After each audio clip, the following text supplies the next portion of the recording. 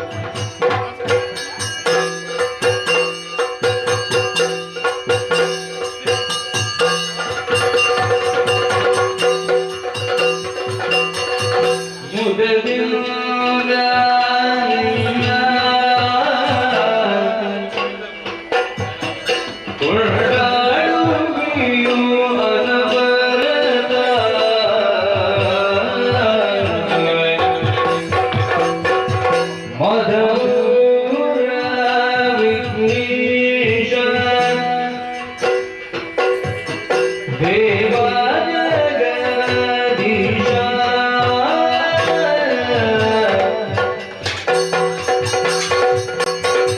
मुगलिंद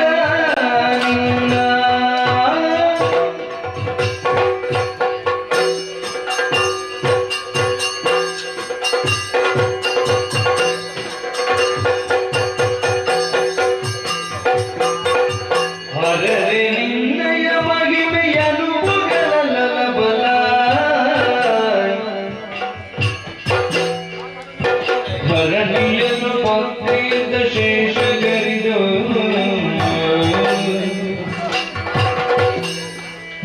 ಭರತ ಕುಮಾರ ಸಕಲ ಗಮಕಿ ಸಾಕಾರ ಧರಿಯುಳು ವಿಶೇಷ ಮಧುಪೂರ ವಿಘ್ನೇಶ ಮುಗದಿಂದ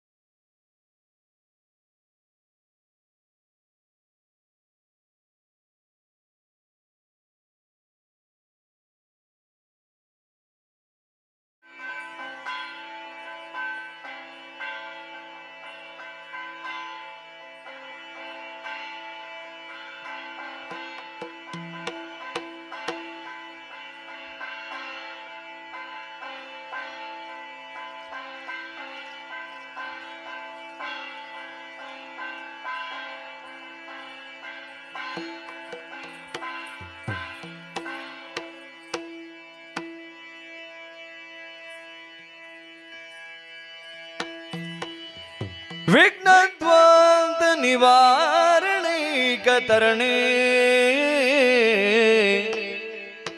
विघ्नाटवी हव्यवा विघ्नव्यापिने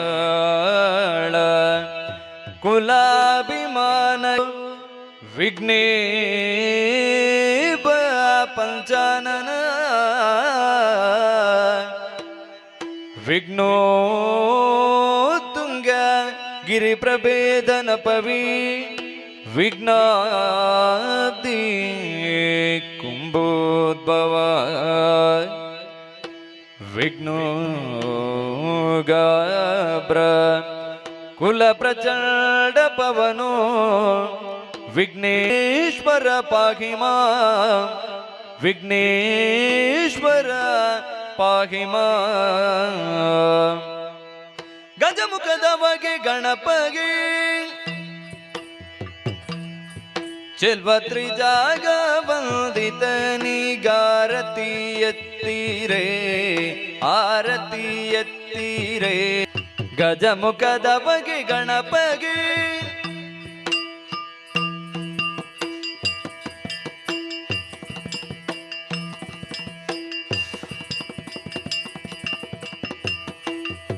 ಕರದೊಳು ಪರಶು ಪಾಶಾಂಕುಶಧಾರಿಗೆ ಹರುಷದಿ ಭಕ್ತರ ಪೊರೆವಗೆ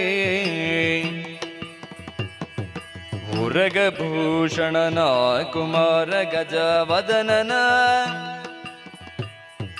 ಚರಣ ಕಮಲಕಾರತಿ ಎತ್ತಿರೆ ಆರತಿ ಎತ್ತಿರೆ ಗಜಮುಖದವಗೆ ಗಣಪಗೆ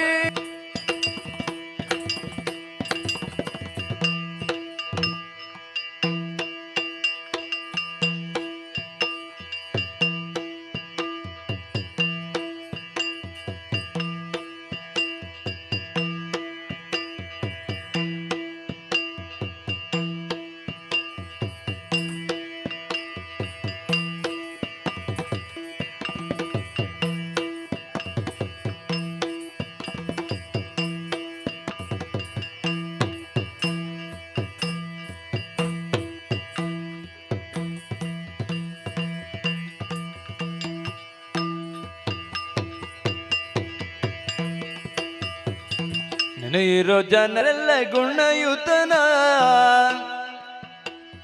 ಘನಮೂರ್ತಿ ಮದವುರ ಗಣನತನ ದೇವರ ದೇವ ಕೃಪಾಕರನ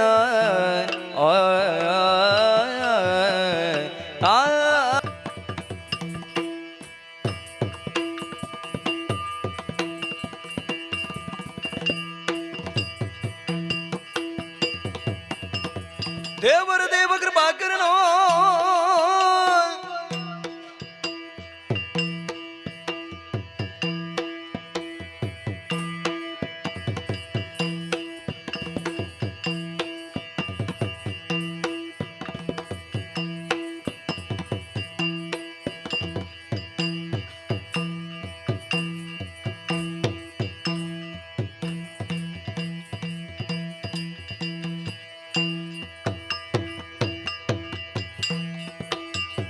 ದೇವರ ದೇವ ಕೃಪಾಕರನ ಪಾವನ ಚರಿತ ಪುಣ್ಯೋದಯನ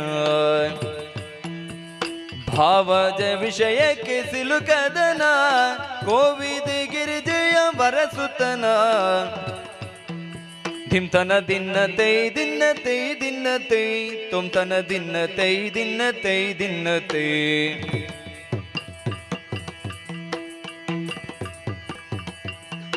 ತತಕ ದಿನತೈ ತತೈ ದಿನತೈ ತತಕ ದಿನತೈ ತತೈ ದಿನತೈ ತೈ ದಿನತಾ ದಿನತೈ ದಿನತಾ ದಿನತೈ ತೈ ತೈ ತೈ ತೈ ತತ್ತ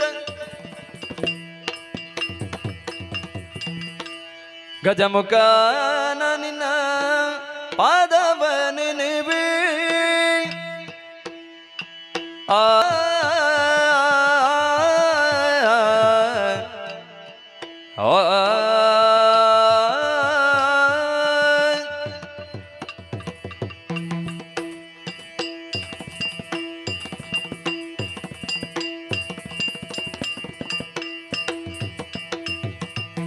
ಗಜಮುಖನ ನಿನ್ನ ಪಾದವನೆನೆವೆ ನಿಜವಾಗಿ ಕರುಣಿಸುವರಗಳ ಪ್ರಭುವೇ ನಿಜವಾಗಿ ಕರುಣಿಸುವರಗಳ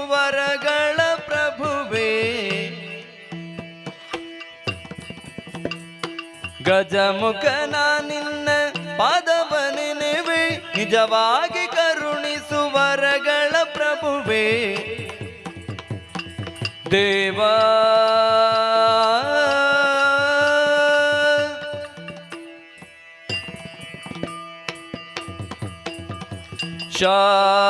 ಶ್ಯಾಮಲವರ್ಣ ವಿಳಂಬಿತ ಸೂತ್ರ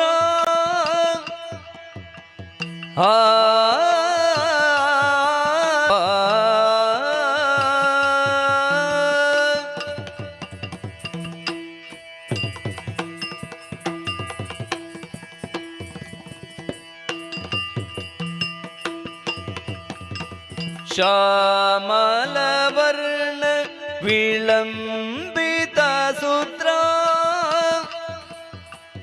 ವಾಮನ ರೂಪ ಮಹೇಶ್ವರ ಪುತ್ರ. ಶ್ಯಾಮಲವರ್ಣ ವಿಳಂಬಿತ ಸೂತ್ರ ವಾಮನ ರೂಪ ಮಹೇಶ್ವರ ಪುತ್ರ.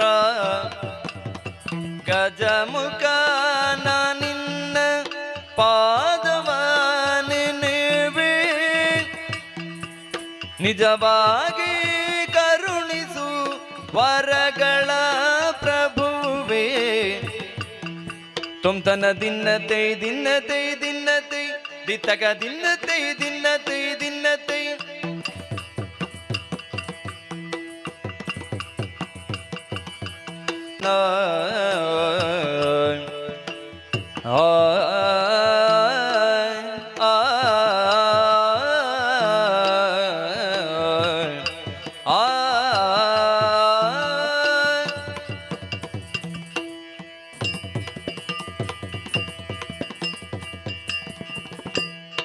ಗುಣ ವಿಶಾಲ ದಯಾ ಸದನ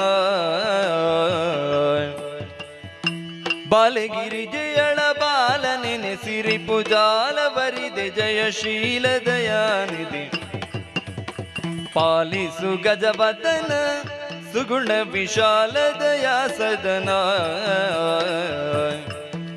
ತುಮ್ತನ ದಿನ್ನತೈ ದಿನ್ನತೈ ದಿನ್ನತೈ ದಿತ್ತಗ ದಿನ್ನತೈ ದಿನ್ನತೈ ದಿನ್ನತೈ.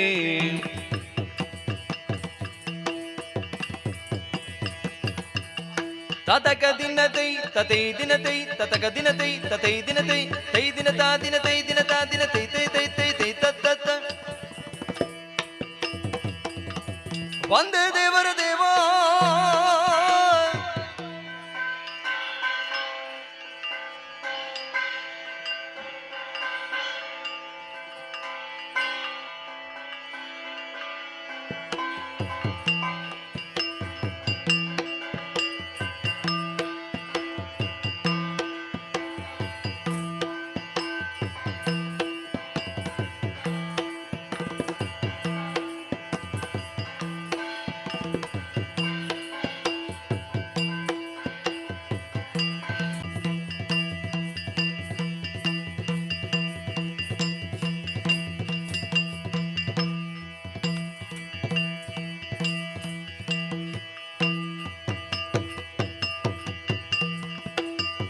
ತೋಂಗ ತೋಂ ತಗತ ದಿನತೈ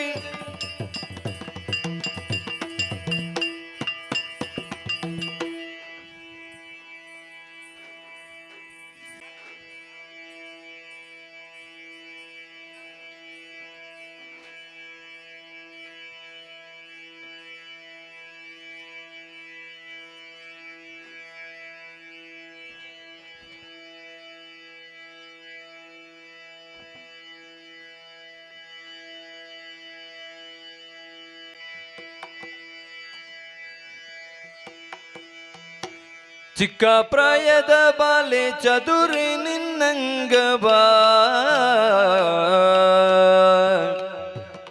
ಒರೆಯಲೇನೆ ಒರೆಯಲೇನೆ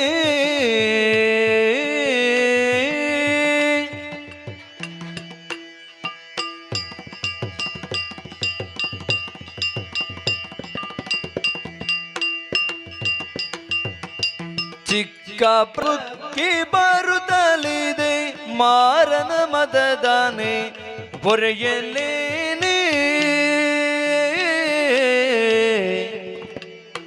ಚಿಕ್ಕ ಪ್ರಾಯದ ಬಾಲೆ ಚದುರಿ ನಿನ್ನಂಗವ ಒರೆಯಲೇನೆ ಒರೆಯಲೇನೆ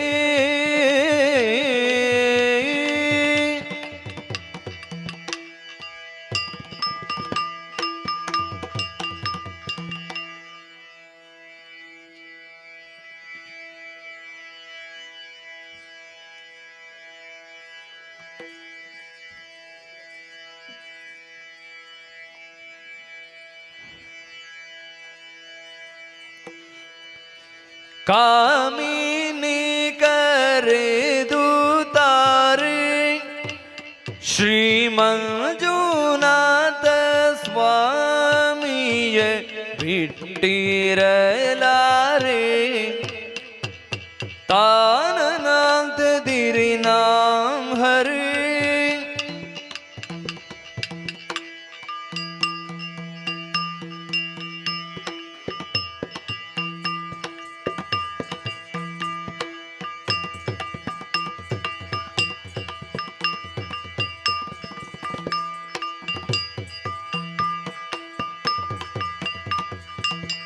ಕಾಮಿನಿ ಕರೆದು ತಾರೆ ಶ್ರೀ ಮಂಜುನಾಥ ಸ್ವಾಮಿಯ ಬಿಟ್ಟಿರಲಾರೆ ಶ್ರೀ ಮಂಜುನಾಥ ಸ್ವಾಮಿಯ ಬಿಟ್ಟಿರಲಾರೆ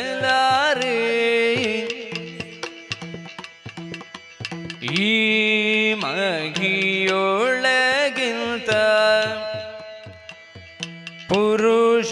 ಪುರುಷನುಳ್ಳನೆ ಕಾಂತಿ ಭೀಮ ಬಲನು ಬಲು ಸಾಮರ್ಥ್ಯನು ಇವ ಭೀಮ ಬಲನು ಬಲು ಸಾಮರ್ಥ್ಯನು ಇವ ಪ್ರೇಮದಿ ಕರೆದರೆ ಕಾಮಿತವೀವನು ಪ್ರೇಮದಿ ಕರೆದರೆ ಕಾಮಿತವೀವನು ಪ್ರೇಮದಿ ಕರೆದರೆ ತಕತ ದಿನತೆ ದಿಮಿತ ದಿನತೆ ದೀಂತ ದಿನತೆ ದಿನತೆ ದಿನತೆ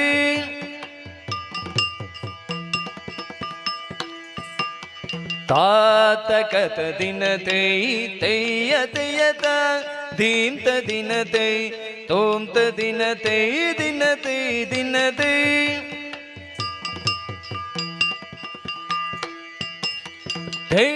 ತಕತ ದಿನತೆ ದಿಮಿತ ದಿನತೆ ತಯ್ಯ ದಿನತೆ ತೋಂತ ದಿನತೆ ದಿನತೆ ದಿನತೆ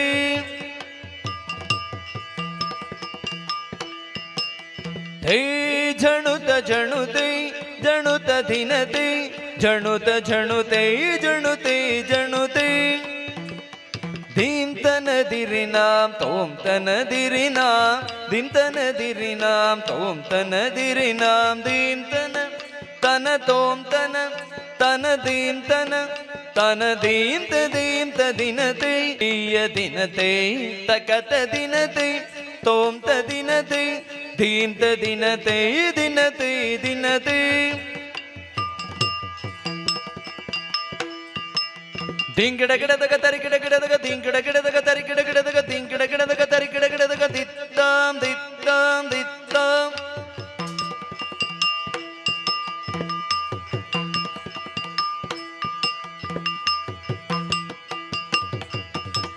ತಾತಕತ ದಿನತೆ ದಿಮಿತ ದಿನತೆ ತಯ್ಯ ದಿನತೆ ದೀಂತ ದಿನತೆ ದಿನತೆ ದಿನತೆ ತಾನನಾಂತ ದಿರಿ ನಾಮ ಹರಿ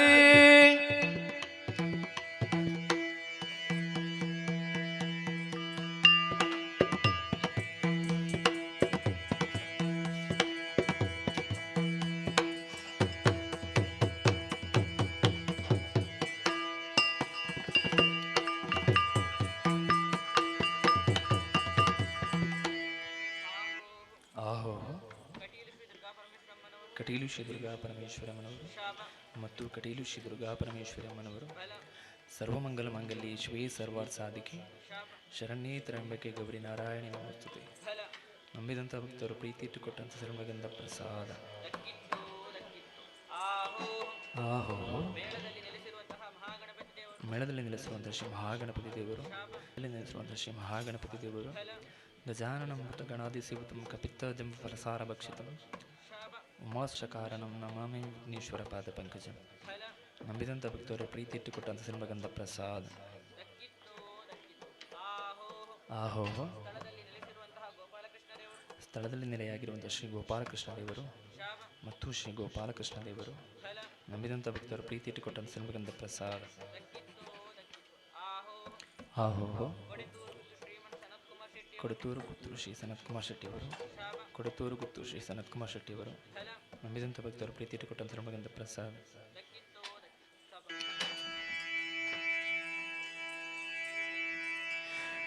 ಮೆಲ್ಲ ಮೆಲ್ಲನೆ ಬಂದನೆ ಮೆಲ್ಲ ಮೆಲ್ಲನೆ ಬಂದನೆ ಗೋಪಮ್ಮ ಕೇಳಿ ಮೆಲ್ಲ ಮೆಲ್ಲನೆ ಬಂದನೆ.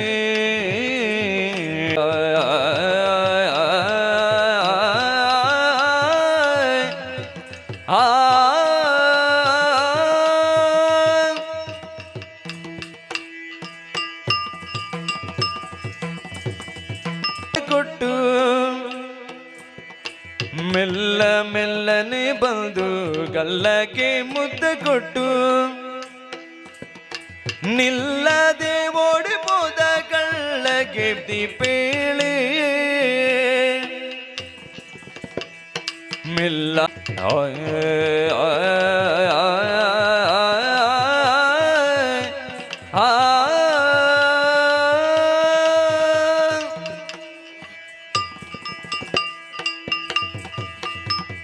ಹಾಲ ಮಾರಲು ಪೋದರೆ ಕಟ್ಟಿದ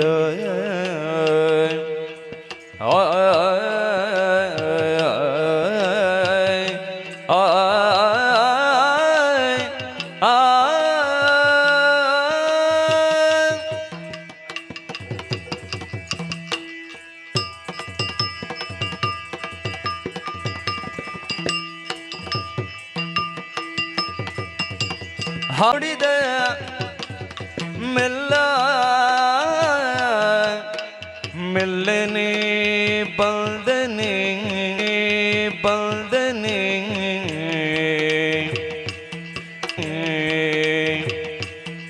ದಿನ ದಿನ ತೈ ದಿನ ತೈ ದಿನ ತೈ ತೊಂದನ ದಿನ ತೈ ದಿನ ತೈ ದಿನ ತೈ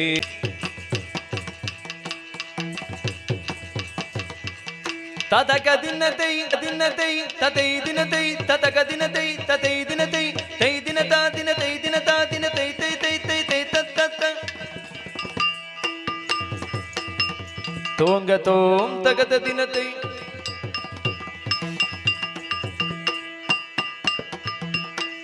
ಹೋಗಿ ಹೇಳಮ್ಮ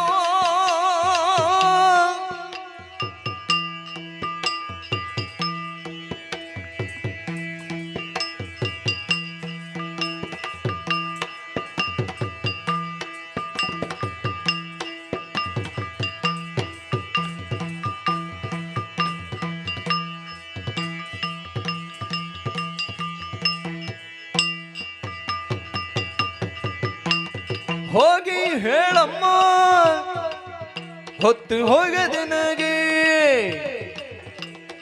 ಆದಿಕೇಶವರಂಗಧಾಮ ಬಾರೋ ಮನೆಗೆ ಹೋಗಿ ಹೇಳಮ್ಮ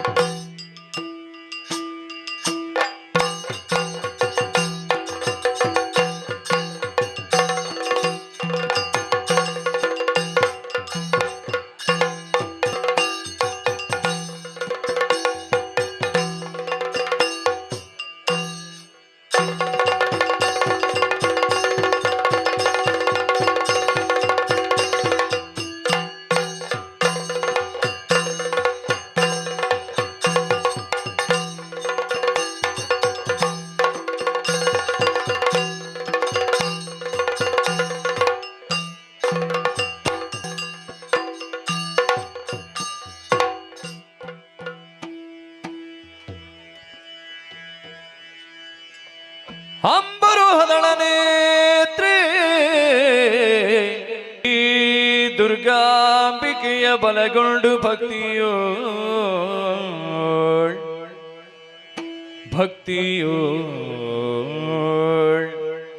ಅಂಬಿಕಾ ಸುತ ವಿಘ್ನರಾಜನ ಪಿರಿದು ಸಂಸ್ತುತಿಸಿ ಅಂಬುನಿಧಿಯಾತ್ಮಜಿಗೆ ಕೈ ಮುಗಿದು ಅಂಬುಜಾಸನವಾಣಿಯರ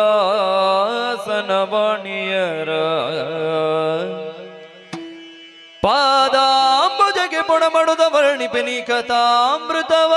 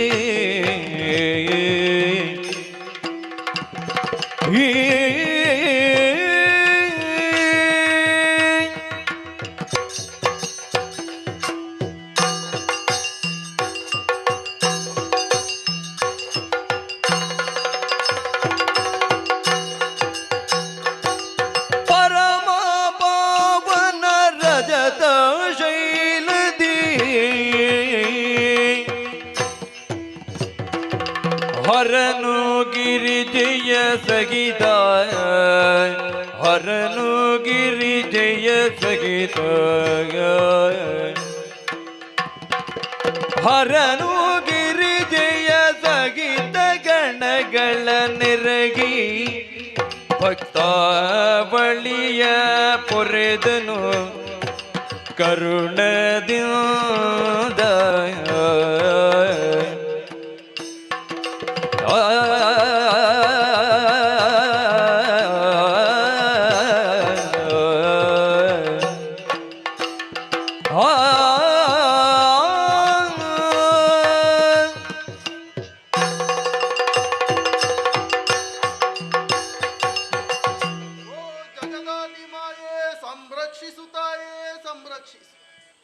ಅಗಜೆ ಪ್ರಾಣೇಶ್ವರ ಪರಮ ಪಾವನವೆನಿಸಿದಂತಹ ಕೈಲಾಸ ಕ್ಷೇತ್ರ ಹಿಮಾಚ್ಛಾದಿತವಾದಂತಹ ಪ್ರದೇಶವೇ ಇದಾದ ಕಾರಣದಿಂದಲೇ ಸೂರ್ಯ ರಶ್ಮಿ ನಮ್ಮ ಹಿಮವನ್ನು ಸೋಂಕಿದ ಕ್ಷಣದಲ್ಲಿ ಉತ್ತಮವಾದಂತಹ ಪ್ರಭೆಯನ್ನು ಹೊರಸೂಸುವುದರ ಮೂಲಕವಾಗಿ ರಜತಗಿರಿ ಎಂಬ ಹಾಗೆ ನಮ್ಮ ಈ ಕೈಲಾಸ ಕ್ಷೇತ್ರ ಪ್ರಪಂಚದಲ್ಲಿ ಪ್ರಖ್ಯಾತಿಯನ್ನು ಪಡೆದದ್ದಿದೆ. ಹೌದು, ಮೂಲದಲ್ಲಿ ಆದರೂ ಆದಿಮಾಯೆಯಿಂದಲೇ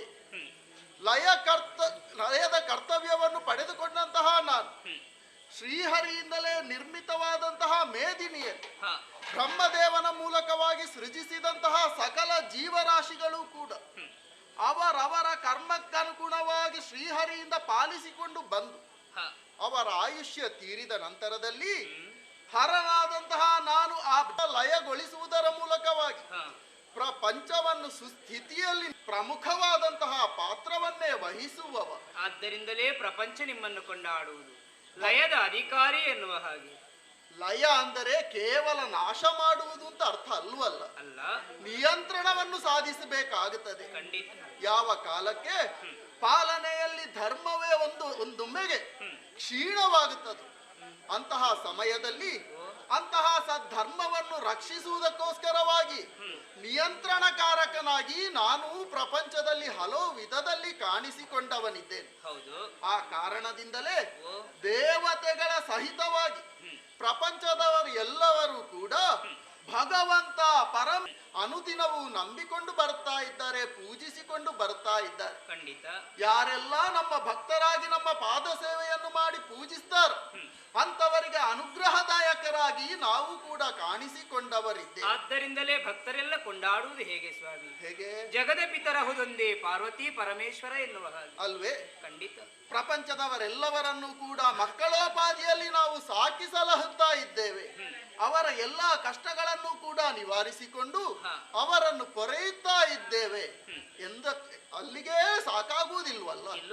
ನಮ್ಮದಾದಂತಹ ಈ ಕೈಲಾಸ ಕ್ಷೇತ್ರದಲ್ಲಿ ನನ್ನ ಅರಸಿಯಾಗಿ ಸದಾ ನನ್ನ ಕಾರ್ಯಗಳಿಗೆ ಸಹಕಾರಿಯಾಗಿ ಒದಗಿ ಬರುವವಳು ನೀನು. ನಿಜ. ಕೇವಲ ನೀನು ಮಾತ್ರವಲ್ಲ, ಅದೆಷ್ಟೋ ಗಣ ಪ್ರಮುಖರು ನಮ್ಮ ಈ ಕೈಲಾಸ ಲೋಕದಲ್ಲಿದ್ದಾರೆ. ಎಂದೆಂದಿಗೂ ಕೂಡ ನನ್ನ ಚರಣ ಸೇವೆಯನ್ನೇ ಮಾಡುತ್ತ ನನ್ನಿಂದಲೇ ಆಜ್ಞಪ್ತರಾಗಿ ನಾನು ಯಾವ ಕಾರ್ಯವನ್ನು ಅವರಲ್ಲಿ ಮಾಡುವುದಕ್ಕೆ ನಿರ್ದೇಶಿಸುತ್ತೇನೆ ಅಂತಹ ಕಾರ್ಯವನ್ನು ನಿಷ್ಠೆಯಿಂದಲೇ ಇದುವರೆಗೆ ನಡೆಸಿಕೊಂಡು ಬಂದವರಿದ್ದಾರೆ. ಅಂತಹ ಗಣ ಪ್ರಮುಖರನ್ನೆಲ್ಲರನ್ನು ನೆರಹಿ ಇಂದಿನ ಈ ಕೈಲಾಸ ಪರ್ವತದಲ್ಲಿ ವೈಭವದಿಂದಲೇ ಸಂತೋಷದಿಂದಲೇ ಕಾಲವನ್ನು ಕಳೆಯುತ್ತಾ ಇರುವವರು ನಾವು. ಹೌದು. ಆದರೆ ಏನು ಸ್ವಾಮಿ? ಕೇವಲ ನಾನು ಯೋಚನೆ ಮಾಡುವುದು ಪ್ರಪಂಚದ ಕುರಿತಾಗಿಯೇ ನಾವು ಯೋಚನೆ ಮಾಡುವುದೇ, ಮತ್ತೆ ಅಥವಾ ನಮ್ಮ ಕುರಿತಾಗಿಯೂ ನಾವು ಸ್ವಲ್ಪ ಯೋಚಿಸಬೇಕೇ ಎಂಬ ಹಾಗೆ. ಏನೇ ಆಗಲಿ, ತಪಸ್ಸಿನ ಮೂಲಕವಾಗಿ ನನ್ನ ಕೈ ಹಿಡಿದವಳು ನೀನು. ಹೌದು. ನನ್ನ ಮನದರಸಿ ಆದವಳು ನೀನು. ಸತಿಯಾದವಳ ಆಸೆಯನ್ನು ಕಾಲಕಾಲಕ್ಕೆ ಬೇಕಾದ ಹಾಗೆ ಪೂರೈಸಿಕೊಡಬೇಕಾದದ್ದು ಪತಿಯ ಕರ್ತವ್ಯ. ಅದೇ ರೀತಿಯಲ್ಲಿ ಇದುವರೆಗೂ ಕೂಡ ನಿನ್ನ ಸರ್ವ ಕಾಮನೆಗಳನ್ನು ಎಂಬಂತಹ ವಿಶ್ವಾಸವನ್ನು ನಾನು ಹೊಂದಿದವನಾಗಿದ್ದರೂ ಕೂಡ ಒಂದೊಮ್ಮೆಗೆ ನನ್ನ ಮನಸ್ಸಿನಲ್ಲಿ ಆದರೂ ಕೂಡ ಕೆಲವೊಂದು ಭಾವನೆಗಳು ಉದ್ಭವಿಸುವುದಕ್ಕೆ ಸಾಧ್ಯತೆ ಉಂಟು. ಇಂದಿನ ದಿವಸ ಈ ಗಣ ಪ್ರಮುಖರೆಲ್ಲರೂ ಅಥವಾ ದೇವತೆಗಳು ಎಲ್ಲರೂ ಬಂದು ನಮ್ಮನ್ನು ಪೂಜಿಸಿದಂತಹ ಕ್ಷಣದಲ್ಲಿ ಅವರನ್ನು ಅನುಗ್ರಹಿಸಿ ಆ ಕಡೆ ನಾನು ಕೇವಲ ನಾವಿಬ್ಬರೇ ಈ ಕ್ಷಣದಲ್ಲಿ ಇಲ್ಲಿರುತ್ತ ಒಂದು ಯೋಚನೆ ಬರುತ್ತದೆ. ಏನು ಗೊತ್ತೇ? ಪಾಲಲೋಚನ ಭಜಕರ ಬೀಳು ಕೊಡುತ್ತಲೀ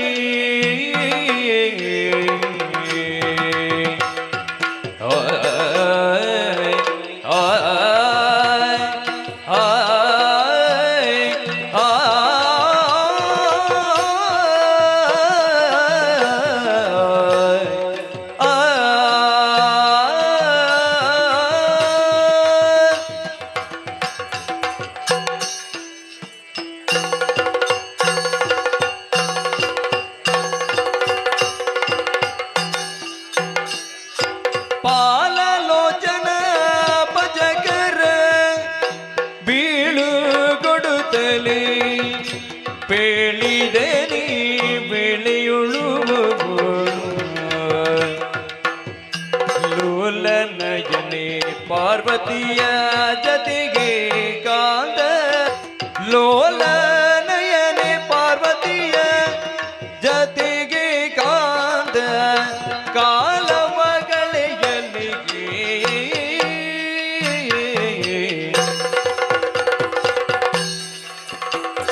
ಪಾಲಲೋಚನ ಭಜಕರ ಬೀಳು ಕೊಡುತ್ತಲೇ ಪೇಳಿದ ನೀ ಬೀಳಿಯುಳುವು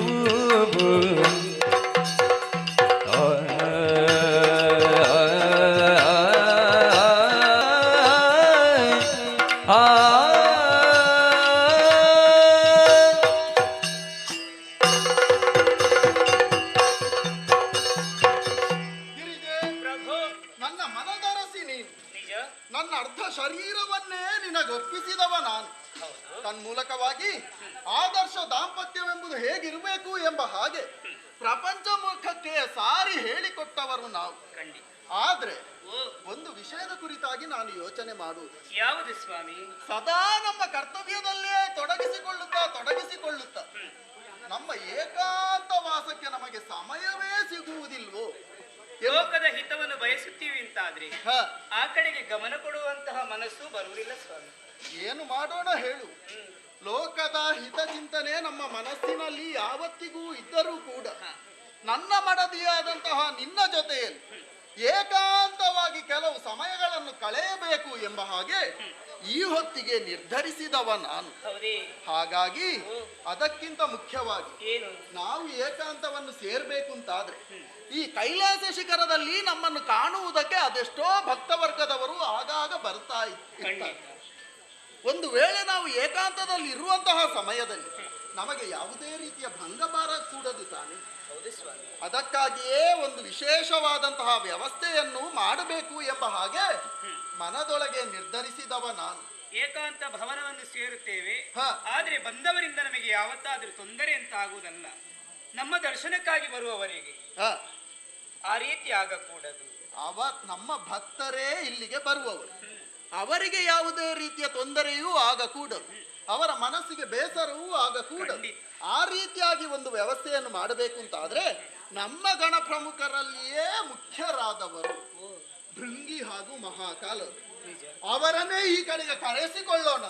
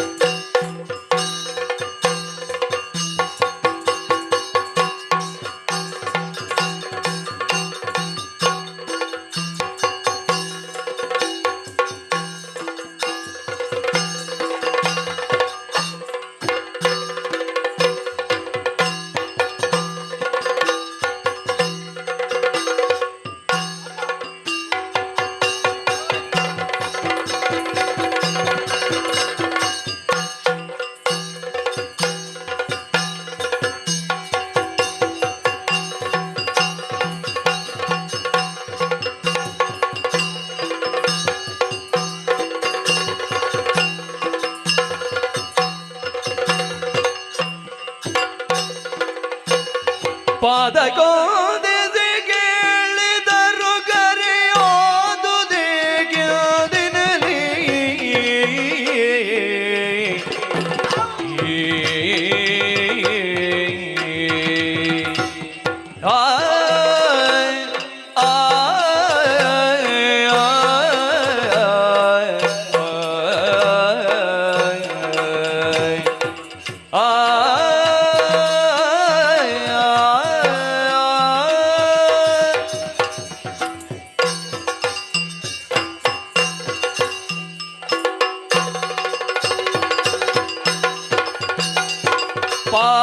ಪಾದಕೋದೆದೆ ಕೇಳಿದರು ಕರೆಯೋದುದೇ ಜ್ಞಾದಿನಲ್ಲಿ ಸಾದರದಿ ಬೇಳಿದರೆ ಗೈಬಿವು ಮೋದದಿಂದ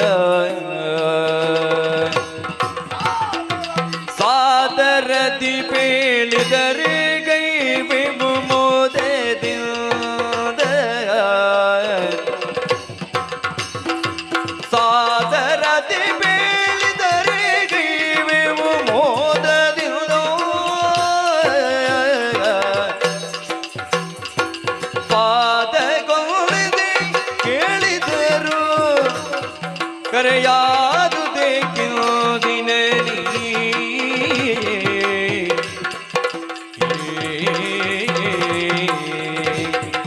ಈ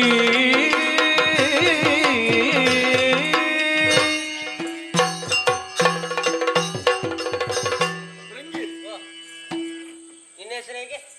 ಅಕ್ಕ, ನನ್ನ ಹೆಸರೇ ನಿನಗೆ ಮರ್ತೋಯ್ತಾ? ನನ್ನದೇ ನೆನಪಾತು ಈಗ. ನೀನು ಭೃಂಗಿ ಮಹಾಕಾಲ. ಆ ಮಹಾಕಾಲ. ನಾನು- ಛೆ, ಎಂತದ? ನಾನು ನನ್ನಷ್ಟಕ್ಕೆ ಇದ್ದೆ, ಆ, ನೀನು ನಿನ್ನಷ್ಟಕ್ಕೆ ಇದ್ದ. ಹೌದೌದು. ಒಮ್ಮೆಲೆ ಬಂದಂತಹ ಕರೆ ಆ ಕರೆ ಆಲಿಸಿದ್ಯಾ ನೀನು? ಅದಕ್ಕೆ ಅಲ್ವಾ ಓಡಿ ಬಂದದ್ದು. ಯಾರ ಕರೆ? ಇವ್ರದ್ದೇ. ಹೌದಲ್ಲ, ನನಗೆ ನನಗೆ ಕೇಳಿಸಿ, ನಿನಗೆ ಕೇಳಿಸಿದ? ಕೇಳಿಸಿದೆ ಸ್ವಲ್ಪ ಸ್ವಲ್ಪ. ಹೌದಾ? ಕಿವಿ ಉಂಟಲ್ಲ, ಕೇಳಿಸಿದೆ. ಕೇಳಿಸಿದೆ. ಹೋಗು ಮಾತಾಡು. ನೀನು ಮಾತಾಡು. ನೀನು ಮಾತಾಡು. ನೀನು ಮಾತಾಡು. ನೀನು ಮಾತಾಡು. ಮೊದಲು ಕರೆ ಕೇಳಿದ್ದು ನಿನಗೆ ಅಲ್ವಾ? ನಿನಗೆ ಕೇಳಿಸ್ಲಿಲ್ವಾ? ನನಗೆ ಮತ್ತೆ ಕೇಳಿಸಿದ್ದು. ಹೌದಾ? ನಾನು ಅದಕ್ಕೆ ಅಲ್ಲ ಹಿಂದಿನಿಂದ ಬಂದದ್ದು. ಹಾಗಾದ್ರೆ ಹೀಗೆ ಮಾಡು, ಹಾ. ಒಟ್ಟಿಗೆ ಮಾತಾಡುವ. ಜನಕ ಜನನಿಯರೇ. ಅಕ್ಕ, ನಿನ್ನದು ಅಧಿಕ ಪ್ರಸಂಗ. ಯಾವುದು? ನಾನು ಜನಕ ಅಂತ ಮಾತ್ರ ಕರೆದದ್ದು. ಹೌದಾ? ಅಮ್ಮ ಇಲ್ವಾ ಒಟ್ಟಿಗೆ? ಅದು ಮತ್ತೆ ಅಲ್ವಾ? ಮತ್ತೆ ಆದ್ರೆ ನೀನು ಒಮ್ಮೆ ಜನಕ ಅಂತ ಕರಿ, ನೀನು ಜನನಿ ಅಂತ ಕರಿ. ಅದು ಮತ್ತೆ ಮತ್ತೆ ಹೌದೌದು. ಅಪ್ಪಯ್ಯ. ಅಮ್ಮ ನೀನು ಕರ್ತೀಯ? ನಾನು ಹೋಗ್ಲಿ ಆರಂಭದಲ್ಲಿ ನಂತರ ನಾವಿಬ್ಬರು ಇಬ್ಬರು ಪಾದ ಕಾಣತರಾಗಿದ್ದೇವೆ. ಗೊತ್ತಲಿಕ್ಕುಂಟ ಶುಭವಾಗಲಿ. ಶುಭವಾಗಲಿ. ಬಹಳ ಸಂತೋಷ ಇಬ್ಬರಲ್ಲೂ. ಹೌದೌದು ಮುಖಭಾವ ನೋಡಂತೆ. ಹೌದು ಆಹಾ ಏನು ಹರ್ಷ, ಏನು ಹರ್ಷ. ಯಾವುದೋ ವಿಶೇಷ ಉಂಟು ಕಾರ್ಯಕ್ರಮ. ಹಾಗಾದ್ರೆ ಈ ಕಾರ್ಯಕ್ರಮಕ್ಕೆ ಬೇಕಾಗಿ ನಮ್ಮಿಬ್ಬರನ್ನು ಕರೆದದ್ದು ಹೇಗೆ?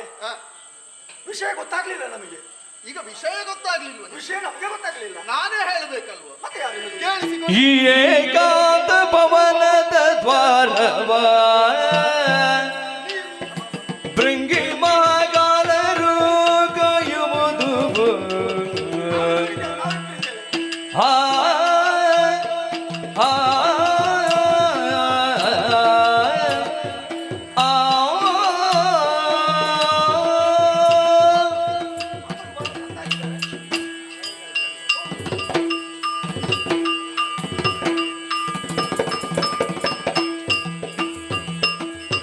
ಏಕಾಂತ ಪವನದ ದ್ವಾರವ ಭೃಂಗಿ ಮಹಾಕಾಲರು ಕಾಯುವುದು ಲೋಕದೊಳಿತಿಗಾನು ಸಂಕಲ್ಪಗೈಯುದ ಲೋಕದೊಳಿತಿಗಾನು ಸಂಕಲ್ಪಗೈಯುದ ಸಾಕಾರಗೊಳಿಸುವೆನು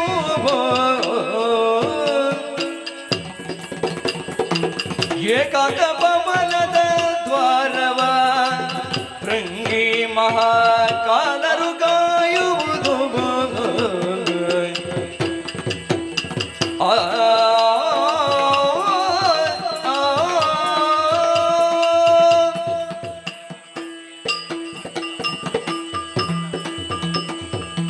ಭೃಂಗಿ ಮಹಾಕಾಲರು ಜನಕ ಸದಾ ನಾನು ಯಾವ ಕರ್ತವ್ಯವನ್ನು ಹೇಳುತ್ತೇನೆ ಅದನ್ನು ನಿಷ್ಠೆಯಿಂದ ನಿರ್ವಹಿಸುವವರು ನೀವು. ನಮ್ಮ ನಿಷ್ಠೆಗೆ ಕಮ್ಮಿ ಇಲ್ಲ. ಇಲ್ಲ ಕೈಲಾಸ ಪರ್ವತದಲ್ಲಿ ಅದೆಷ್ಟೋ ಮಂದಿಗಳು ನಮ್ಮ ದರ್ಶನಕ್ಕಾಗಿ ಆಗಮಿಸುತ್ತಾರೆ. ಅವರಿಗೆ ಬೇಕಾದಂತಹ ರೀತಿಯಲ್ಲಿ ಎಲ್ಲಾ ವ್ಯವಸ್ಥೆಗಳನ್ನು ಕಲ್ಪಿಸಿಕೊಟ್ಟು ಸುಲಲಿತವಾಗಿ ನನ್ನನ್ನು ಪೂಜಿಸುವಲ್ಲಿ ಅರ್ಚಿಸುವಲ್ಲಿ ನೀವು ಸಹಕಾರಿಗಳಾಗಿ ಕಾಣಿಸಿಕೊಳ್ಳುವವರು. ಬಂದವರಿಗೆಲ್ಲ ನಾವೇ ಅಲ್ವಾ ವ್ಯವಸ್ಥೆ ಮಾಡುದು. ಅದು ಬರ್ಲಿಲ್ಲ ಅಲ್ಲ. ಯಾವುದು? ಲಲಿತ ಬರ್ಲೇ ಇಲ್ಲ. ಇವರು ಲಲಿತ ಬಂದದ್ದನ್ನು ಹೇಳುದಲ್ವ? ಲಲಿತ ಯಾವ್ದು ಬಂದದ್ದು? ಯಾರು? ಲಲಿತ ಅಂದ್ರೆ ಹಾಗಲ್ವೋ, ಒಂದು ಒಳ್ಳೆಯ ರೀತಿಯ ವ್ಯವಸ್ಥೆಗಳನ್ನು ಕಲ್ಪಿಸಿಕೊಡುವವರು ನೀವು. ಕಲ್ಪಿಸುವುದು ಅಂತ ಹಾಗೆ ಹೇಳಿದ್ರು.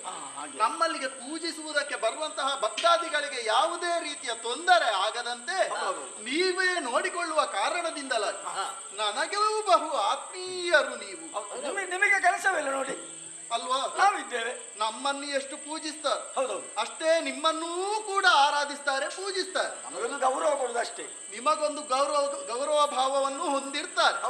ಆದ ಕಾರಣದಿಂದಲೇ ನನ್ನ ಬಳಿಯಲ್ಲಿಯೇ ಸದಾ ಇರುವಂತಹ ನಿಮಗಾದರೂ ಕೂಡ ನನ್ನ ಸೇವೆಯೇ ಮುಖ್ಯ ಕರ್ತವ್ಯವಾಗಿದ್ದರೂ ಇಂದಿನ ದಿವಸ ವಿಶೇಷವಾದಂತಹ ಒಂದು ಹೊಣೆಗಾರಿಕೆಯನ್ನು ನಿಮಗೆ ವಹಿಸಿಕೊಡಬೇಕು. ಅಲ್ಲ, ನಮ್ಮದು ಯಾವತ್ತಿದ್ರು ಸೇವೆ. ಸೇವೆ ಇನ್ನು 4 ದಿವಸ ಎಂತದ್ದು? ಯಾವುದು? ದೇವರು ಮತ್ತೆ ಇಲ್ವಾ ಮಾಡ್ಲಿಕ್ಕೆ? ಅಲ್ಲ, ಸೇವೆ ಉಂಟು. ಮತ್ತೆ ಇವು 4 ದಿವಸ ಉಂಟು. ನಿರಂತರವಾಗಿ ನಮ್ಮ ಸೇವೆಯನ್ನು ಮಾಡುವವರು ನೀವು. ಇವತ್ತು ಸೇವೆ ಉಂಟು ದೇವ್ರೆ. ಅದಕ್ಕೆ ದಿನ ಲೆಕ್ಕ ಉಂಟು ನಿನಗೆ? ಇಲ್ಲ. ನಾನು ಇಷ್ಟೇ ದಿವಸ ಮಾಡುವುದು ಇಲ್ಲ ಇಲ್ಲ ಹಾಗಿಲ್ವಲ್ಲ? ಹಾಗೆ ಯಾಕೆ? ನಮಗೆ ರಜೆ ಉಂಟಾ? ಇಲ್ಲ ಅಲ್ಲ. ಇಲ್ಲಲ್ಲ. ನಿಮಗೆ ರಜೆ ಕೊಡುವವ ಯಾರು? ನೀವೇ ಅಲ್ವಾ? ಇಲ್ಲ. ನಾನು ರಜೆ ಕೊಟ್ರೆ ಮಾತ್ರ ನಿಮಗೆ ಸಿಗುತ್ತದೆ. ಹೌದೌದು. ಇಲ್ಲ ಅಂತಾದ್ರೆ ನಿಮಗೆ ಅದಕ್ಕೆ ಅವಕಾಶವೇ ಇರುವುದಿಲ್ಲ. ಇಂದಿನ ದಿವಸ ನೀವು ಮಾಡಬೇಕಾದಂತಹ ಕೆಲಸ ಏನು? ಅದೇನು ದೇವ್ರೆ? ಲೋಕದ ಒಳಿತಿಗಾಗಿ ಸದಾ ನಾವು ಕರ್ತವ್ಯವನ್ನು ನಿರ್ವಹಿಸುತ್ತೇವೆ. ಅದನ್ನೇ ಸಂಕಲ್ಪಿಸಿಕೊಂಡು ಇಂದಿನ ದಿವಸ ನನ್ನ ಸತಿಯೊಡನೆ ಏಕಾಂತ ವಾಸವನ್ನು ಅನುಭವಿಸಬೇಕು ಎಂಬ ಹಾಗೆ. ದೇವ್ರೆ ಅದನ್ನೆಲ್ಲ ನಮ್ಮಲ್ಲೆಲ್ಲ ಹೇಳುದಲ್ಲ, ಅದನ್ನು ನಮ್ಮಲ್ಲಿ ಹೇಳಲಿಕ್ಕುಂಟ. ನಾವೆಂತ ಮಾಡಿ ಈಗ ಹೇಳಬೇಕೋ ಬೇಡವಾ ಎಂಬ ಹಾಗೆ ನಿರ್ಧಾರ ಮಾಡುವುದು ಯಾರು? ಅಲ್ಲ, ನೀವು ಅದನ್ನೆಲ್ಲ ಹೇಳ್ಬೇಡಿ ನಮ್ಮಲ್ಲಿ. ಸುಮ್ಮನೆ ಹೇಳುವುದರಲ್ಲಿ ತಪ್ಪೇನು? ತಪ್ಪಿಲ್ಲ ತಪ್ಪಿಲ್ಲ. ನೀನೇ ಹೊರಗಿನವರ, ನಿಮ್ಮವ ನಮ್ಮ ಜೊತೆಗೇ ಇರುವವರು. ನಿಮ್ಮಲ್ಲಿ ಹೇಳಿ ನಿಮ್ಮಿಂದಲೇ ಆಗಬೇಕಾದಂತಹ ಕೆಲಸ ಇದು. ಓ, ನೀವು ಏಕಾಂತದಲ್ಲಿ ಇರುವಾಗ ನಮಗೆ ಬೇರೆ ಒಂದು ಕೆಲಸ, ನಿಮಗೆ ಬೇರೆ ಒಂದು ಕೆಲಸ. ಹಾಗೆ ನಮ್ಮ ಏಕಾಂತ ಭವನದ ದ್ವಾರದಲ್ಲಿದ್ದುಕೊಂಡು ಅದರ ರಕ್ಷಣೆಯನ್ನು ಮಾಡುವಂತಹ ಹೊಣೆಗಾರಿಕೆ ನಿಮಗೆ. ನಾನು ಏನು ಅಂತ ಗ್ರಹಿಸಿದೆ. ಈಗ ದ್ವಾರದಲ್ಲಿ ಒಂದು ನಿಲ್ಲಿಕ್ಕೆ ದೊಡ್ಡ ಕೆಲಸವಾಯಿತು ನಮಗೆ. ಏನು? ನಾವು ಯಾವಾಗಲೂ ದ್ವಾರದಲ್ಲೇ. ನಾವು ದೂರದಲ್ಲಿ ಇರುವುದಲ್ಲ. ನಿಮಗೆ ಕಷ್ಟದ ಕೆಲಸ ಕೊಟ್ಟಿದ್ದೇನ ನಾನು ಈ ಕೈಲಾಸದಲ್ಲಿ? ಅದು ಮಹಾ ಅಲ್ಲ ಅಂತ. ಯಾವುದೂ ಕಷ್ಟ ಅಲ್ಲ. ಯಾಕೆ? ನನ್ನ ಅನುಗ್ರಹದಿಂದಲೇ ಎಲ್ಲಾ ಕರ್ತವ್ಯವನ್ನು ನೀವು ಮಾಡುವ ಕಾರಣದಿಂದಲೇ ಯಾವುದೇ ಕೆಲಸ ಆದ್ರೂ ನಿಮಗೆ ಕಷ್ಟ ಅಂತ ಅನಿಸ್ತದೆ ಹೇಳಿ? ಆಗುವುದಕ್ಕೆ ಸಾಧ್ಯವೂ ಇಲ್ಲ. ಆದ ಕಾರಣ ಸತಿಪತಿಯರಾದಂತಹ ನಾವಿಬ್ಬರು ಏಕಾಂತದಲ್ಲಿರುವಂತಹ ಸಮಯದಲ್ಲಿ ಯಾರು ಒಳ ಪ್ರವೇಶಿಸದ ತೆರದಲ್ಲಿ ದ್ವಾರವನ್ನು ರಕ್ಷಣೆ ಮಾಡುವುದು ನಿಮ್ಮ ಹೊಣೆ, ಸರಿತಾನೆ? ನಾವಿದ್ದೇವೆ. ಅಲ್ಲ, ನಿಮ್ಮ ಬಗ್ಗೆ ಧೈರ್ಯ ಉಂಟು ನನಗೆ. ನೀವು ಹೋಗಿ ನಿಮ್ಮದಾಯ್ತು. ಎಲ್ಲಿಗೆ? ಅಲ್ಲ, ನೀವು ಏಕಾಂತಕ್ಕೆ ಹೋಗ್ತೇನೆ, ನೀವು ಹೋಗಿ. ನೀವು ದ್ವಾರದಿಂದ ಹೊರಗಿರ್ಬೇಕು ಅಂತ ಹೇಳಿದ್ರು. ಓ, ನಾವು ಹೊರಗೆ, ನೀವು ದ್ವಾರದ ಹೊರಗೆ, ಅಕ್ಕ ನಾವು ಒಳಗೆ. ನಿನಗೆ ಒಮ್ಮೊಮ್ಮೆ ಏನು ಅಂತಲೇ ಗೊತ್ತಾಗುವುದಿಲ್ಲ. ಒಮ್ಮೊಮ್ಮೆ ಅಂತಲ್ಲ, ಇವತ್ತು ಹೊಸ ಅನುಭವ ಅಲ್ವಾ? ಇಲ್ಲಿಯವರೆಗೆ ನಾನು ಹೀಗೆ ಹೇಳಿದ್ದುಂಟ ಕೈಲಾಸದಲ್ಲಿ? ಇವತ್ತು ಹೊಸ್ತಲ್ವ ನಿಮಗೆ? ಇವತ್ತು ಹೊಸತ್ತಿಂತಹ ಮಾತುಗಳು ಈ ಪರಶಿವನ ಬಾಯಿಯಲ್ಲಿ ಆದ್ರೂ ಬರ್ತಾ ಇರುವುದು. ಈಶ್ವರ ಹೊಸ್ತ ಅಂತ ಅಲ್ಲ, ಈಶ್ವರ ಹೊಸನವಾದದ್ದೇ. ಈ ಸ್ವರ ಮಾತ್ರ ಹೊಸತು ಇವತ್ತು. ಇಂದಿನ ಭಾವ ಹೊಸತಾದ ಕಾರಣದಿಂದಲ ನಿಮಗೆ ಒಂದು ವೇಳೆ ಅಂತ ಅನುಭವ ಆಗಿರಬಹುದು. ಯೋಚನೆ ಮಾಡಬೇಕು. ದ್ವಾರದ ಹೊರಗಡೆ ನೀವಿದ್ದುಕೊಂಡು ರಕ್ಷಿಸುವಂತಹ ಕಾರ್ಯವನ್ನು ಮಾಡಿಕೊಳ್ಳಿ. ಇದು ಶಿವನ ಆಜ್ಞೆ. ಹಾಗಾದ್ರೆ ನೀವು ಒಳಗೆ, ನಾವು ಒಳಗೆ, ನೀವು ನಾವು ಹೊರಗೆ. ಹೊರಗೆ. ನೀನು ಆ ಕಡೆಯಿಂದ ಹೋಗು, ನಾನು ಈ ಕಡೆಯಿಂದ. ಯಾಕೆ ಬಂದದಿಲ್ಲಿಂದ ಏ, ಅಲ್ಲಿ ದ್ವಾರ ಅಲ್ವನ? ಅಲ್ಲಿ ಅಲ್ಲೂ ಬೇಕು ಇಲ್ಲೂ ಬೇಕು, ಆಯ್ತಾ? ನೀನಲ್ಲಿ ನಾನು ಇಲ್ಲಿ, ಆಯ್ತಾ? ನಾವಿದ್ದೇವೆ ದ್ವಾರದಲ್ಲಿ, ಆಯ್ತಾ? ಇದ್ದುಕೊಳ್ಳಿ ಅವರನ್ನು ಎನ್ನುತ್ತವರ ಹರಕಳುಗಿ, ಎನ್ನುತ್ತವರ ಹರಕಳುಗಿ, ಭೂಧರ ತನುಜೆಗಳ ಮೊಗನೋಡಿ ಪ್ರೇಮದಿ, ಭೂಧರ ತನುಜೆಯ ಮೊಗನೋಡಿ ಪ್ರೇಮದಿ, ಅನುನಯದ ಒಳಿಸಿ ಪೇನು ಸರಸದಿಂದು,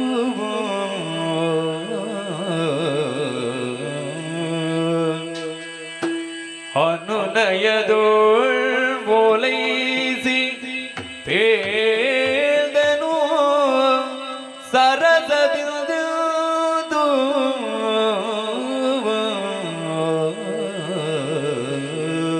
ಓ ಸತಿಯೇ, ಬಾರೆಲೆ ವಿದುವದನೆ ಒಲವಂ ತೋರಲೆ ಕರಿಗಮನೆ, ಒಲವಂ ತೋರಲೆ ಕರಿಗಮನೆ,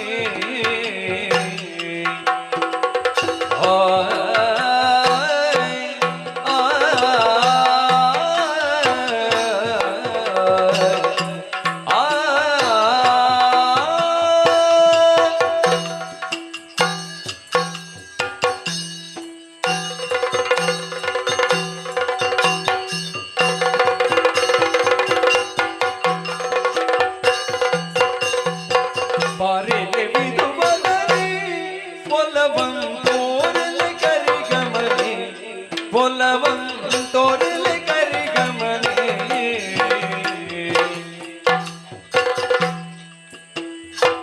ನಿರೆಯ ಮನದ ವಿಚಾರ ಬರೆದು ಬಲು ದೂರ ನಿಲ್ದನಿ ಕಾರಣವರಿಗೆನು, ನಿರೆಯ ಮನದ ವಿಚಾರ ಬರೆದು ಬಲು ದೂರ ನಿಲ್ದನಿ ಕಾರಣವರಿಗೆನು, ಬಾರೆಲೆ ಬಿದು ಬದಲಿ ಒಲವಂ ತೋರಲೆ ಕರಿಗಮನೆ, ಬಾರೆಲೆ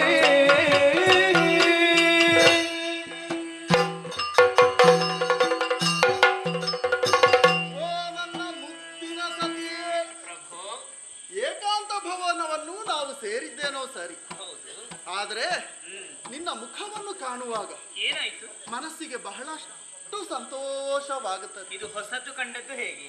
ಹುಣ್ಣಿಮೆಯ ಚಂದಿರನಂತೆ ಶೋಭಿಸುತ್ತಾ ಇರುವಂತಹ ನಿನ್ನ ಮುಖ. ಇದು ಒಳ್ಳೆ ಕಥೆ ಆಯ್ತಲ್ಲ. ಯಾಕೆ? ಆವಾಗ ಮಾತನಾಡುವಂತಹ ನಿಮ್ಮ ಭಾವ ಹ್ಮ್ ಬದಲಾವಣೆಯನ್ನು ಕಂಡವಳು. ಹ ಇವಾಗ ನೀವು ಮಾತನಾಡುವಂತಹ ಧಾಟಿ ಹ್ಮ್. ಬಹಳಷ್ಟು ವ್ಯತ್ಯಾಸ ಸ್ವಾಮಿ. ವ್ಯತ್ಯಾಸ ಕಾಣಲೇಬೇಕು. ಯಾಕೆ? ಏನಾಯ್ತು? ಎಲ್ಲರ ಮುಂಭಾಗದಲ್ಲಿ ಹೆಂಡತಿಯನ್ನು ಹೊಗಳುವುದಕ್ಕೆ ಸಮಯ ಸಿಗುತ್ತದ ಹೇಳು? ನೀವು ಹೊಗಳುವವಳು ಅಲ್ಲ. ಹೊಗಳುವವನು ಅಲ್ಲ. ಆದರೂ ಕೂಡ ನಮ್ಮ ಭಕ್ತಾದಿಗಳ ಮುಂಭಾಗದಲ್ಲಿ ನಾವು ಈ ರೀತಿಯಾಗಿ ಮಾತನಾಡುವುದಕ್ಕೆ ಅವಕಾಶ ಸಿಗುವುದಿಲ್ಲ.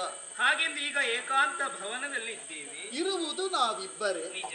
ಆದ ಕಾರಣವೇ ಮನಸ್ಸಿನ ಒಳಗಿನ ಯಾವೆಲ್ಲ ವಿಚಾರಗಳು ಉಂಟು ಅದೆಲ್ಲವನ್ನು ಕೂಡ ನಿನ್ನ ಮುಂಭಾಗದಲ್ಲಿ ಪ್ರಕಟಿಸಬೇಕು ಎಂಬ ಭಾವವನ್ನು ತಳೆದ ಕಾರಣ ಇಂತಹ ಮಾತುಗಳು ಸ್ವಾಭಾವಿಕವಾಗಿ ಬರ್ತಾ ಇರ್ತದೆ. ಧಾರಾಳವಾಗಿ ಆಡಬಹುದು ಸ್ವಾಮಿ.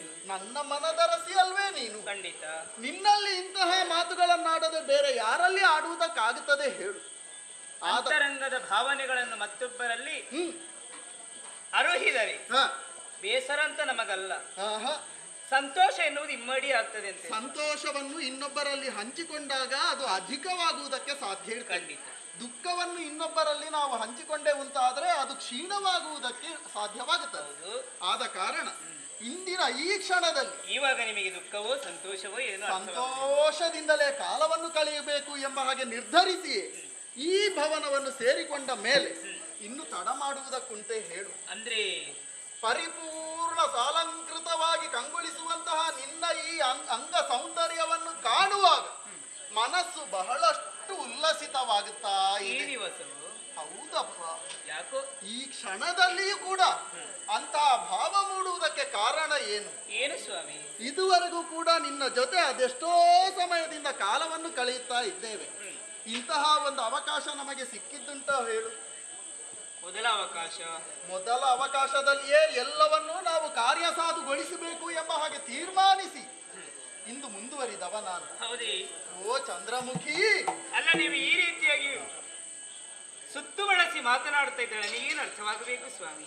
ಅದೇ ಇರುವಂತಹ ವಿಷಯವು ನನ್ನ ಮನಸ್ಸಿನ ಒಳಗೆ ಏನುಂಟು ಎಂಬುದನ್ನು ಚೆನ್ನಾಗಿ ಅರ್ಥವಿಸಿಕೊಳ್ಳುವಂತಹ ಸಾಮರ್ಥ್ಯ ಇರುವಂತಹ ನೀನಾದರೂ ಕೂಡ ಇಂದು ನಾನು ಇಷ್ಟು ಪ್ರೀತಿಯಿಂದ ಪ್ರೇಮದಿಂದ ನಿನ್ನ ಹತ್ತಿರ ಬರ್ತಾ ಇರುವಂತಹ ಸಮಯದಲ್ಲಿ ನನ್ನಿಂದ ಮತ್ತಷ್ಟು ದೂರ ಸರಿಯುತ್ತಾ ಇತ್ತು. ಏನಿದು ನಿನ್ನ ನಾಟಕ? ಅಥವಾ ಈ ರೀತಿಯಾಗಿ ಮಾಡಬೇಕು ಎಂಬ ಹಾಗೆ ನಿರ್ಧರಿಸಿದವಳು ನೀನು? ಬಾರೆ ಸ್ವಾಮಿ, ಬಾರೆ ಹತ್ತಿರ ಬಾ. ಸ್ಮರಣೆ ಬರಿದುದು ನೀ ಸ್ಮರ ಜರಗೆ ತನುವಿದ್ದು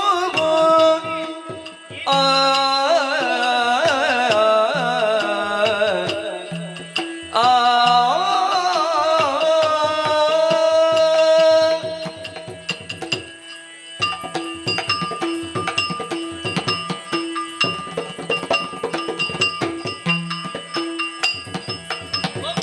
ಸ್ಮರಣೆ ಬರಿದುದು ನೀ ಸ್ಮರ ಜರಗೆ ತನುವಿದ್ದು ಸುರದಕ್ಕೆ ಮನ ಬೆಳಸಿರುವುದು ದರ ಸುರದಕ್ಕೆ ಮನ ಬೆಳಸಿರುವುದು ದರವೇ ಪರಿಹಾಜವು ಜಗವರಿಯಲು ನಗದೆ ಸ್ಮರಣೆ ಬರಿದುದು ನೀ ಸ್ಮರ ಜರಗೆ ತನುವಿದ್ದು ಮರಹರನೇ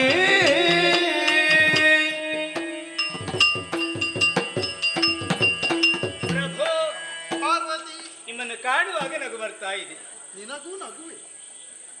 ನನ್ನ ಪತಿದೇವರು ಈ ದಿವಸ ಯಾಕೆ ಈ ರೀತಿಯಾಗಿ ಬದಲಾದ್ರು ಅನ್ನುವಂತಹ ಭಾವಗಳೇ ನನ್ನಲ್ಲಿ ಹುಟ್ಟಿಕೊಳ್ಳುತ್ತಾ ಇದೆ. ನನ್ನ ಅಂತರಂಗದ ಭಾವವನ್ನು ನಿನ್ನ ಮುಂಭಾಗದಲ್ಲಿ ಸರ್ವಸ್ವವನ್ನು ಪ್ರಕಟಪಡಿಸಿದಂತಹ ಸಮಯದಲ್ಲಿ ನೀನು ಸಂತೋಷ ಪಡಬೇಕಿತ್ತು ಸ್ವಾಮಿ. ಆದ್ರೆ ಆಶ್ಚರ್ಯ ಭಾವ ಯಾಕೆ ಅಂತ ಅರ್ಥ ಆಗಿಲ್ಲ ನನಗೆ. ನಿಮ್ಮನ್ನು ಕಂಡು ನೀವು ಈ ರೀತಿಯಾಗಿಯೂ ಬಲಿಯಾಗ್ತೀರಲ್ಲ ಸ್ವಾಮಿ. ಯಾಕೆ ಆಡಿದೆ? ಈ ಹಿಂದಕ್ಕಾದ್ರೂ ನಡೆದಂತ ಪ್ರಕರಣವನ್ನು ನಾವು ಯಾವತ್ತೂ ಮರೆಯುವ ಹಾಗಿಲ್ವಲ್ಲ. ಯಾವುದು? ನನ್ನನ್ನು ವರಿಸಬೇಕು ಅಂತಾದ್ರೆ ಪ್ರಕೃತಿ ಮತ್ತು ಪುರುಷ ಒಂದಾಗುವಂತಹ ಸನ್ನಿವೇಶ ಆಗಬೇಕು ಅಂತಿದ್ರೆ ಅಲ್ಲಿಗೆ ಪ್ರವೇಶ ಆಗಬೇಕಾದ್ದು ಯಾರದ್ದು? ಕಾಮಜನಕನ. ಹೌದಲ್ವೇ? ಕಾಮನದ್ದು. ಅವ ಬರದೇ ಇದ್ರೆ ಯಾವುದೇ ರೀತಿಯಾಗಿ ಎರಡಿದ್ದದ್ದು ಒಂದಾಗುವುದಕ್ಕೆ ಸಾಧ್ಯವೇ ಇಲ್ಲ. ಈ ಪ್ರಪಂಚದಲ್ಲಿ ಎರಡಿದ್ದದ್ದನ್ನು ಒಂದು ಮಾಡುವಂತಹ ಸಾಮರ್ಥ್ಯ ಇರುವುದು ಆ ಮನ್ಮಥನಿಗೆ ಮಾತ್ರ ಅಲ್ವೇ ಸ್ವಾಮಿ? ಅಂತಹ ಸ್ಮರಣನ್ನೇ ನೀವು ನಿಮ್ಮ ಮೂರನೇ ಕಣ್ಣಿನಿಂದ ಸುಟ್ಟು ಭಸ್ಮೀಭೂತಗೊಳಿಸಿದವರಲ್ವೇ ತಾವುಗಳು? ಕ್ರೋಧಗೊಂಡಂತಹ ನಾನು ಅವನನ್ನು ಭಸ್ಮೀಭೂತಗೊಳಿಸಿದ್ದು ಹೌದು. ಸ್ಮರಣನ್ನೇ ಗೆದ್ದಂತಹ ತಾವುಗಳಿವತ್ತು ಅವನ ಬಾಣಕ್ಕೆ ಬಲಿಯಾಗುತ್ತಾ ಇದ್ದೀರಲ್ಲ ಸ್ವಾಮಿ. ಅದನ್ನು ಕಂಡಾಗ್ಲೇ ನಗು ಬರ್ತಾ ಇದೆ. ಯಾಕೆ ನಿಮಗೆಲ್ಲ ಇದು? ಅಯ್ಯೋ, ಕಾಮನನ್ನು ಜಯಿಸಿದವರೇ ಮತ್ತೆ ಕಾಮನ ಬಲೆಗೆ ಸಿಲುಕಿದ್ರು ಅಂತಾದ್ರೆ ಏನರ್ಥ ಸ್ವಾಮಿ? ಇದನ್ನು ಕಂಡ್ರೆ ಲೋಕದ ಜನ ಅಲ್ಲ ಲೋಕ ಕರೀತು ಅಂತಾದ್ರೆ ಲೋಕಕ್ಕೂ ಅಪವಾದ ಬರುವುದಿಲ್ಲವೇ ಸ್ವಾಮಿ? ನಿಮ್ಮನ್ನು ಕಂಡವರು ನಗಾಡುವುದಕ್ಕೆ ಸಾಧ್ಯ ಇಲ್ವೇ? ಯಾರಾದ್ರೂ ನೋಡಿದ್ರೆ ನಗು ಮಾಡುವುದಕ್ಕೆ ಸಾಧ್ಯ ಉಂಟು. ಅಲ್ಲ, ತಿಳಿದಂತಹ ನಾನೇ ನಗುವಂತ ಪರಿಸ್ಥಿತಿ ಹೋದಾಗೆ ಬಂದಿದೆ ಈಗ. ಆದ್ರೆ ಓ, ನೀನೇ ಆಗ ಆಡಿದವ. ಮೂಲದಲ್ಲಿಯೇ ಪ್ರಕೃತಿ ಪುರುಷರ ಸಮಾಗಮವಾಗಬೇಕು, ತನ್ಮೂಲಕವಾಗಿ ಲೋಕ ಕಲ್ಯಾಣವನ್ನು ಸಾಧಿಸುವುದಕ್ಕಾಗುತ್ತದೆ ಎಂಬ ಹಾಗೆ ಈ ಹಿಂದೆಯೇ ತೋರಿಸಿಕೊಟ್ಟವರು ನಾವು. ನಿಜ. ಈಗ ಸಮಾಗಮ ಮತ್ತೊಮ್ಮೆ ಪುನರಾವರ್ತನೆ ಆಗಬೇಕು. ಅದು ಅನಿವಾರ್ಯತೆ ಆಗಿತ್ತು ಸ್ವಾಮಿ. ಕಾರಣ ದ್ರೋಣರನ್ನು ವಧಿಸಬೇಕಾದ್ರೆ ಪ್ರಕೃತಿ ಮತ್ತು ಪುರುಷರು ಒಂದಾಗಲೇಬೇಕಾಯ್ತು. ಅಂದ್ರೆ ಹರಗಿರಿಜೆಯರ ಸಮ್ಮಿಲನ ಆಗಬೇಕಿತ್ತು. ಆ ಮುಖೇನವಾಗಿ ಕುಮಾರನ ಸಂಭವವಾಗಿ ದುಷ್ಟರ ಮರಣವಾಗಲೇಬೇಕಿತ್ತು. ಆದ್ರೆ ಇವತ್ತು ಅದಲ್ವಲ್ಲ. ಹಾಗಲ್ಲದೆ ಇದ್ದರೂ ಕೂಡ ಅಂದು ನಾವು ಮಾಡಿದ್ದು ಕಾಮ್ಯ ಕರ್ಮಕ್ಕನುಗುಣವಾಗಿ. ಇಂದು ಹಾಗಲ್ಲ. ಇಂದು ನಮ್ಮ ಮನಸ್ಸಿನ ಕಾಮನೆಯನ್ನು ಪೂರೈಸಿಕೊಳ್ಳಬೇಕು ಎಂಬಂತಹ ಆಸೆಯಿಂದ ಇಷ್ಟೂ ಮುಂದುವರಿದವ ನಾನು. ನನಗೆ ಮಾತ್ರ ಬಹಳಷ್ಟು ಆಶ್ಚರ್ಯ ಆಗುತ್ತೆ. ಯಾವ ಹೆಂಡತಿಯೇ ಆಗಲಿ, ಗಂಡ ಒಂದು ಬಹಳ ಅಪರೂಪಕ್ಕೆ ಬಂದು ಪ್ರೀತಿಯಿಂದ ಮಾತಾಡಿಸ್ತಾನೆ ಅಂತ ಆದ್ರೆ ಯಾವ ಹೆಂಡತಿಗಾದ್ರೂ ಸಂತೋಷ ಆಗಬೇಕು. ಆದ್ರೆ ನೀನು ಹಾಗಲ್ಲ. ನಾನು ಎಷ್ಟು ಹತ್ತಿರ ಬಂದರೂ ಕೂಡ ಮತ್ತಷ್ಟು ನನ್ನಿಂದ ಹಿಂದೆ ಸರಿಯುತ್ತಾ ಇದ್ದಿ, ದೂರ ಹೋಗುತ್ತಾ ಇದ್ದಿ. ಏನೇ ಎಂದು ನಗುದಿಗ ಗಿರಿಕುಮಾರಿಯ ಯೋಚಿಸಬೇಡ. ಕಾದು ಕೊರಳನು ಪರಸೆಳೆದು ಎಂದು ನಗುದಿಗ ಗಿರಿಕುಮಾರಿಯ ಕಾದು ಕೊರಳನು ಪರಸೆಳೆದು ರತಿಯಾದ ದೋಷವ ಹೊಂದಿ ಪವನದಿ ಹೊರ ಪರದಾಗ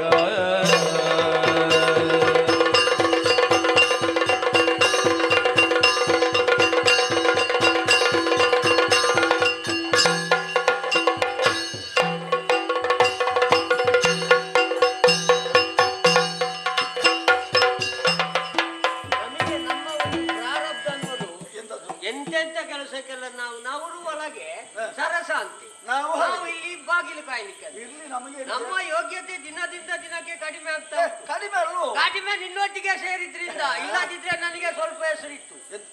ನಿನಗೆ ಹೆಸರಿತ್ತ ಮತ್ತೆ ಹಾಗೆ ಬ್ರಿಂಗಿ ಅಷ್ಟೇ ಅಲ್ವಾ? ಏನೇ ಆಗ್ಲಿ ನಮ್ಮ ಕಾಯಕ ಬಿಡುವ ಹಾಗಿಲ್ಲ. ನಾವಿಲ್ಲೇ ಅಲ್ವ ಸೇವೆ, ದೇವರ ಸೇವೆ. ಆದಿತ್ತು ಮಾಡುವ ನಮಗೇನು ಈಗ ಇದೆಯಲ್ಲ ಸರಿ. ನೋಡು, ಯಾರನ್ನು ಒಳಗೆ ಬಿಡಬೇಡ ಆಯ್ತಾ?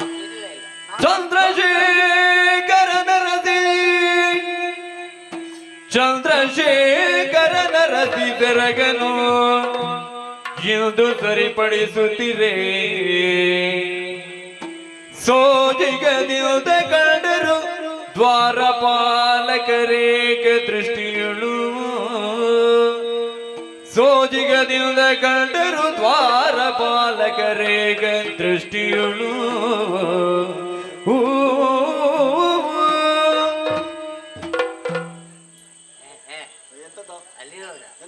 ಅಲ್ಲಿ ನೋಡು. ನಾನು ನೋಡ್ತಾ ಇದ್ದೇನೆ. ಅಮ್ಮನ್ ನೋಡು. ನಾನು ಏಕದೃಷ್ಟಿಯಿಂದ ನೋಡಿದ್ದು. ಅಮ್ಮನ್ ನೋಡ. ಅಮ್ಮ ಅಮ್ಮ ಅಮ್ಮ ಅಪ್ಪಳಾಗಿದೆ. ಏನೋ ಇದು? ಏನಿಲ್ಲ ಮದೆ ಎನ್ನುವ ಬಹುದೊರಲಿ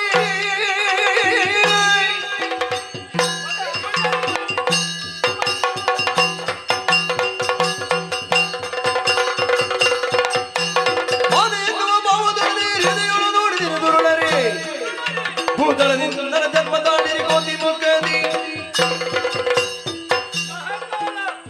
ನಿನ್ನ ಎಂತದ್ದು? ಮಹಾಕಾಲ.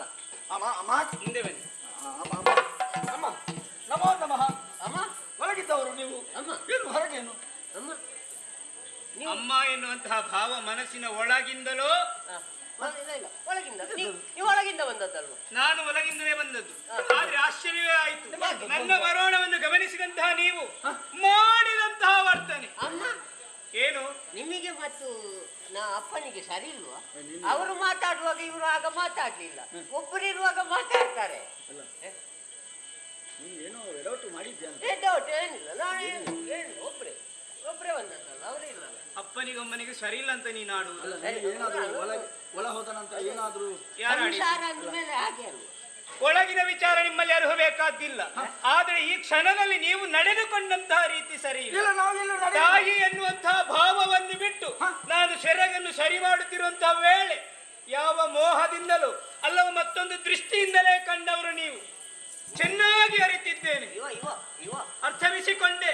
ನಿಮ್ಮಲ್ಲಿ ತಾಯಿ ಎನ್ನುವಂತಹ ಮಮತೆಯವ ಮಮಕಾರವ ಭಾವವೋ ಯಾವುದೂ ಇಲ್ಲದಾಗಿ ಹೋಯಿತಲ್ಲ. ಕೈಲಾಸದಲ್ಲಿದ್ದುಕೊಂಡು ಈ ರೀತಿಯಾದಂತಹ ಕೃತ್ಯವನ್ನು ಎಸಗುವುದಕ್ಕೆ ಮುಂದಾದರೆ ದುಷ್ಟರೇ, ದುಷ್ಟತನವನ್ನೇ ಮುಂದುವರಿಸಿದ್ದೀರಿ ಎನ್ನುವುದು ಸ್ಪಷ್ಟವಾಯಿತು. ನಿಮ್ಮ ಭಾವಕ್ಕೆ ಅನುಗುಣವಾಗಿ ಹೀಗೆ ಈ ಲೋಕದಲ್ಲಿ ಇರಕೂಡದು. ನೀವು ಭೂಲೋಕದಲ್ಲಿ ಕೋತಿ ರೂಪದಿಂದ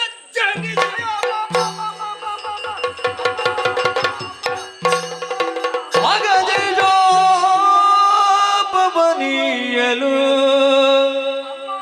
ಉಭಯರು ಗಗನವೇ ಶಿರಗೆರಗಿದದಿ ಅಗಜೆ ಶಾಪವನಿಯಲು ಉಭಯರು ಗಗನವೇ ಶಿರಗೆರಗಿದದಿ ಮಿಗೆ ಕಪರದಿಯ ಸತಿಯ ಪಾದಕ್ಕೆ ನೆಗಗಿ ಶಿರವಾ ಮಿಗೆ ಕಪರ್ದಿಯ ಸತಿಯ ಪಾದಕ್ಕೆ ನೆಗಗಿ ಶಿರವಾ ಏನ ತಪ್ಪಗೈದೆ ಬಿಂದು ನೀನು ಶಪಿಸಿ ಬಿಟ್ಟೆ ತಾಯೇ ಏನ ತಪ್ಪಗೈದೆವು ಜ್ಞಾನ ಶೂನ್ಯಳಾಗಿ ಬಂದೆ ಮಾನವಂತಳೆ ಅಮ್ಮ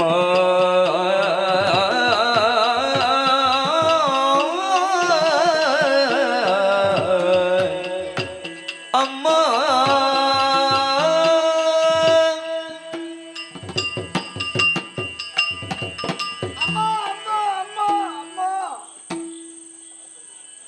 ಯಾಕಮ್ಮ ಈ ರೀತಿ ನಿನಗೆ ಸಿಟ್ಟು?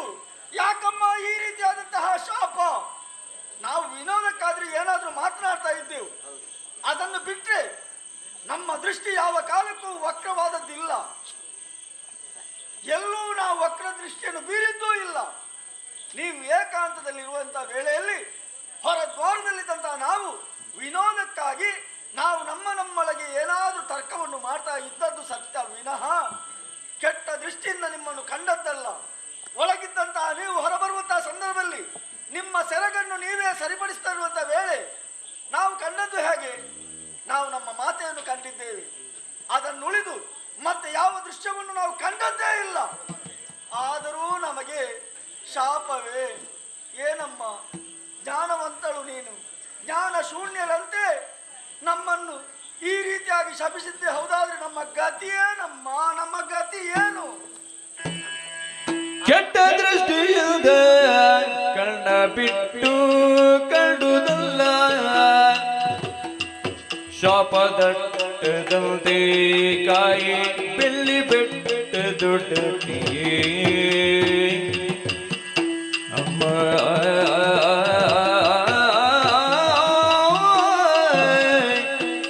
ತಾಯಿ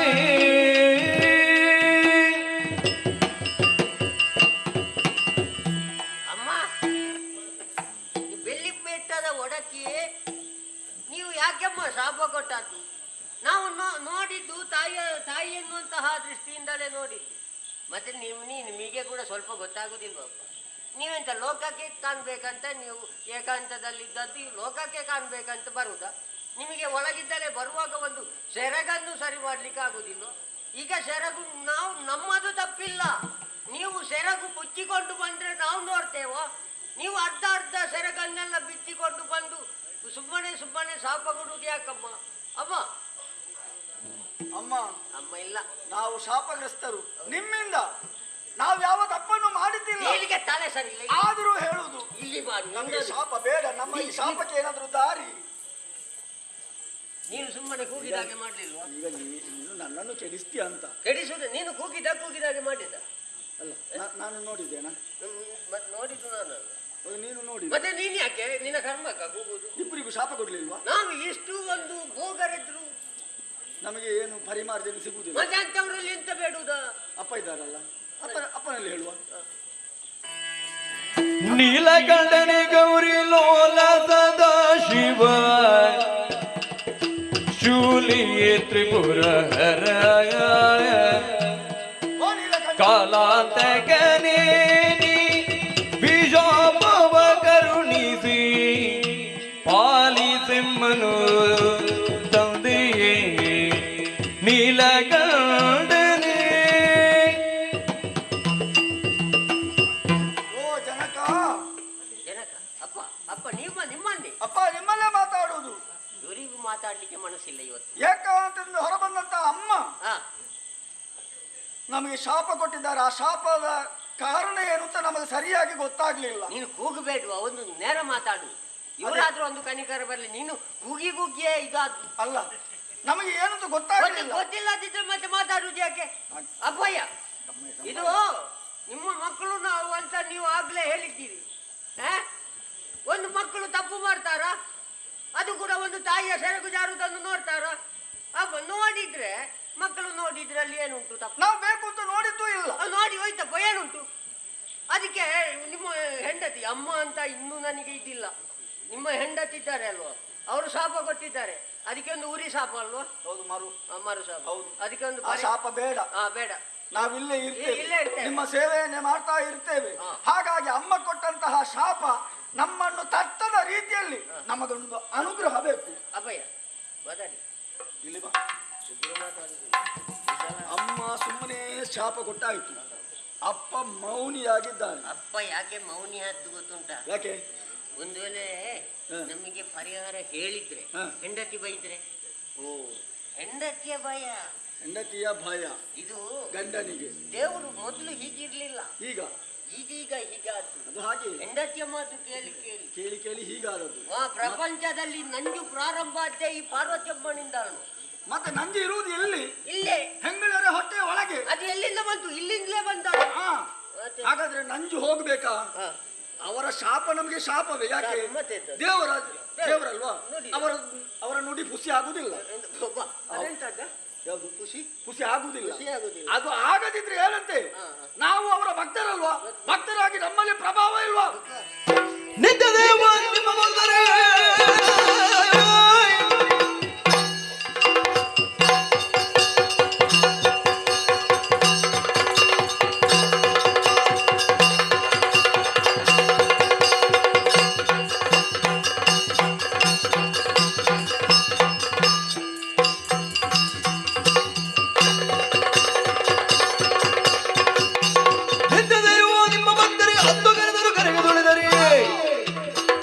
ಲೋಕದಲ್ಲಿ ನೀವು ಜನಿಸಿರಿ ಸತ್ಯವಚನ.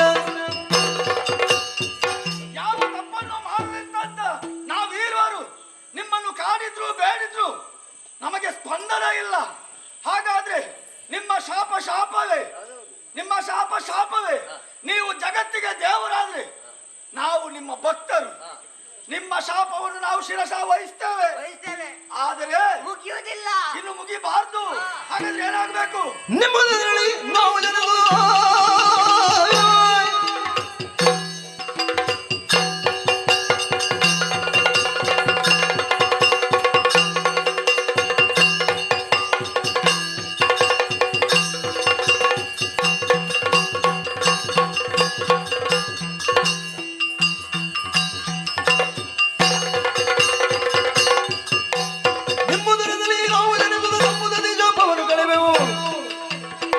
ಬಾಯಿರ ನನಗೆ ಪ್ರತಿ ನುಡಿಯ ಎಂಬದೆಯ.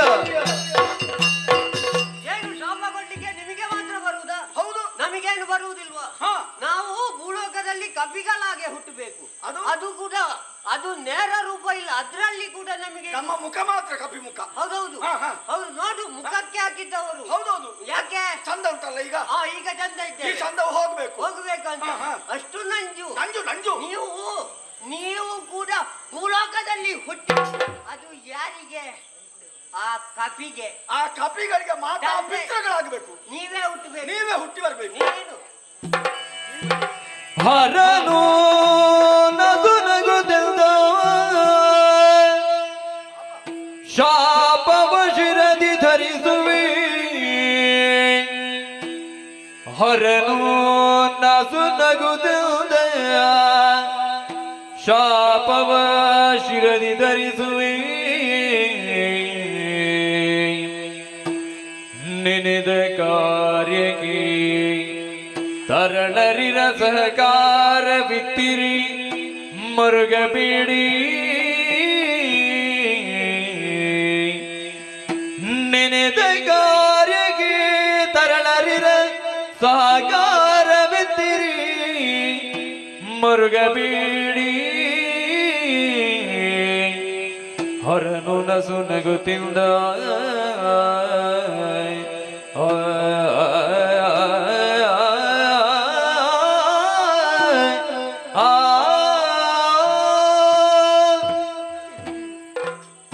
ಪಾರ್ವತಿ, ಪ್ರಭು, ಹೇಗಾಯ್ತು?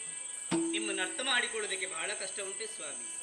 ಆದ್ರೆ ಒಂದು ವಿಚಾರ, ನನ್ನ ಮಕ್ಕಳೇನು ಸತ್ಯ, ಹ, ತಾಯಿಯಾದವಳು ಹ್ಮ್ ಮಗುವಿಗೆ ಹಾಲನ್ನು ಕೊಡುವಾಗ, ಹಾಲು ಉಣಿಸುವಾಗ ಮಗು ಅವಳ ಎದೆಗೆ ಒದೆಯುತ್ತದೆ ಅಂತೆ. ಹ. ಆದ್ರೆ ಕರುಣಾಮಯಿಯಾದಂತಹ ಆಕೆ ಯಾವತ್ತೂ ಅವುಗಳನ್ನು ಶಪಿಸುವುದಕ್ಕುಂಟೆ, ಇಲ್ವೇ ಇಲ್ಲ, ಅಲ್ಲ ನೋವು ಪಡುವುದಕ್ಕೆ ಸಾಧ್ಯ ಉಂಟೆ. ಸಾಧ್ಯವೇ ಇಲ್ವಲ್ಲ. ಆದ್ರೆ ನನ್ನ ಮನಸ್ಸಿನಲ್ಲಿ ಯಾಕೆ ಇಂತಹ ಭಾವನೆಗಳು ಉಂಟಾಯಿತು ಅನ್ನುವುದನ್ನೇ ಅರ್ಥವಿಸದಾಗಿ ಹೋದೆ. ಕಾರಣವೇ ಬೇರುಂಟು ಪಾರ್ವತಿ. ಏನು ಸ್ವಾಮಿ? ಇದೆಲ್ಲವೂ ಕೂಡ ನನ್ನ ಸಂಕಲ್ಪದಂತೆಯೇ ನಡೆಯಬೇಕಾದದ್ದು. ಮತ್ತು ಒಂದು ಸಂಶಯ ಹೆಚ್ಚಾಗುತ್ತಾ ಉಂಟು. ಏನು? ಕಣ್ಣೀರು ಹರಿಸುತ್ತಾ ಪಾದಕೆರಗಿದವರೇ ಇದ್ದಾರೆ, ಕ್ಷಮಿಸಬೇಕು, ಉದ್ಧರಿಸಬೇಕು. ಹ, ಆವಾಗಲಾದ್ರೂ ನಮ್ಮ ಮನಸ್ಸು ಕರಗಲೇ ಇಲ್ಲ. ಹ್ಮ್ ನನ್ನ ವಿಚಾರ ಬಿಡೋಣ. ಹ, ನಿಮ್ಮ ಬಳಿಗೆ ಬಂದರು, ಅಷ್ಟು ಅಂಗಳಾಚಿ ಬೇಡಿದರು, ಹ, ಮೌನದಿಂದಲೇ ಇದ್ದವರು. ಹ್ಮ್ ಯಾಕೆ ಸ್ವಾಮಿ? ಸಂಕಲ್ಪ ಅಷ್ಟು ದೃಢವಾದ ಕಾರಣದಿಂದಲಾಗಿಯೇ ನಾನು ದೃಢಚಿತ್ತನಾಗಿ ಇರಬೇಕಾದಂತಹ ಅನಿವಾರ್ಯತೆ ಒದಗಿ ಬಂತು. ಏನೇ ಆಗಲಿ, ಏನು? ನಮ್ಮ ಮಕ್ಕಳವರು ನಿಜ. ಪ್ರತಿಯಾಗಿ ನಮಗೂ ಶಾಪವಾಕ್ಯವನ್ನು ಆಡಿದವರಿದ್ದಾರೆ. ಕರ್ಮ ಪ್ರಪಂಚದಲ್ಲಿ ನಾವು ಹುಟ್ಟುವುದಿದ್ರೆ ನೀವು ಶಾಪವನ್ನು ಹೊಂದಿಕೊಂಡು ನಮಗೆ ತಂದೆ ತಾಯಿಯರಾಗಿ ನೀವು ಅಲ್ಲಿಯೇ ಕಾಣಿಸಿಕೊಳ್ಳಬೇಕು ಎಂಬ ಹಾಗೆ ನನ್ನ ಸಂಕಲ್ಪ ಏನುಂಟು ಅದಕ್ಕೆ ಸಹಕಾರಿಗಳಾಗಿ ಅವರು ಈ ಸಂದರ್ಭಕ್ಕೆ ಒದಗಿ ಬಂದಿದ್ದಾರೆ ಎನ್ನುವುದಂತೂ ಸುಳ್ಳಲ್ಲ. ಅವರಾಡಿದ ಮಾತು ಸತ್ಯವಾಗಬೇಕು. ನಮ್ಮ ಸಂಕಲ್ಪವೂ ಪೂರೈಕೆ ಆಗಬೇಕು ಅಂತಾದರೆ ಅಂಶಾವತಾರಿಗಳಾಗಿ ನಾವು ಈ ಪ್ರಪಂಚದಲ್ಲಿ ಇನ್ನು ಮುಂದಕ್ಕೆ ಕಾಣಿಸಿಕೊಳ್ಳಬೇಕು. ಯೋಚನೆ ಮಾಡಬೇಡ, ಎಲ್ಲವೂ ಈ ಹರಿಸಂಕಲ್ಪ ಒಳಗಡೆ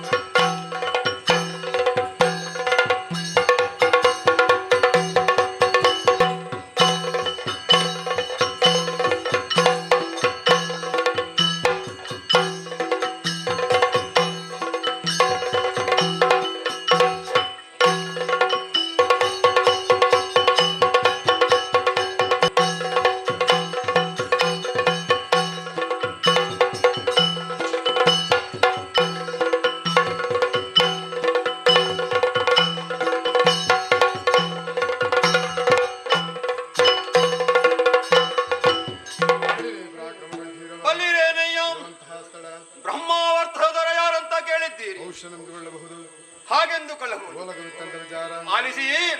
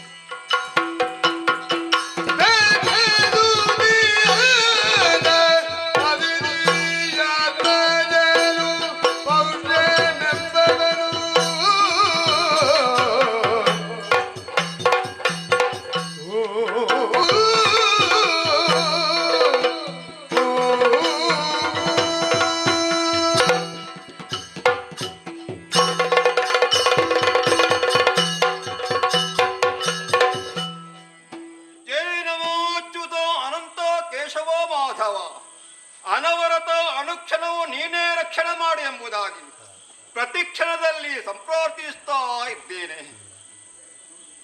ಪದವಿ ಪೂರ್ವಪುಣ್ಯಾನಂ, ಯಾವುದೇ ಒಂದು ಪದವಿಯೊಬ್ಬನಿಗೆ ಪ್ರಾಪ್ತಿಸಿಕೊಳ್ಳಬೇಕಾದೆ ಅದಕ್ಕೆ ಪೂರ್ವಕೃತವಾದ ಪುಣ್ಯ ವಿಷಯದ ಖಂಡಿತ ಬೇಕೇ ಬೇಕು.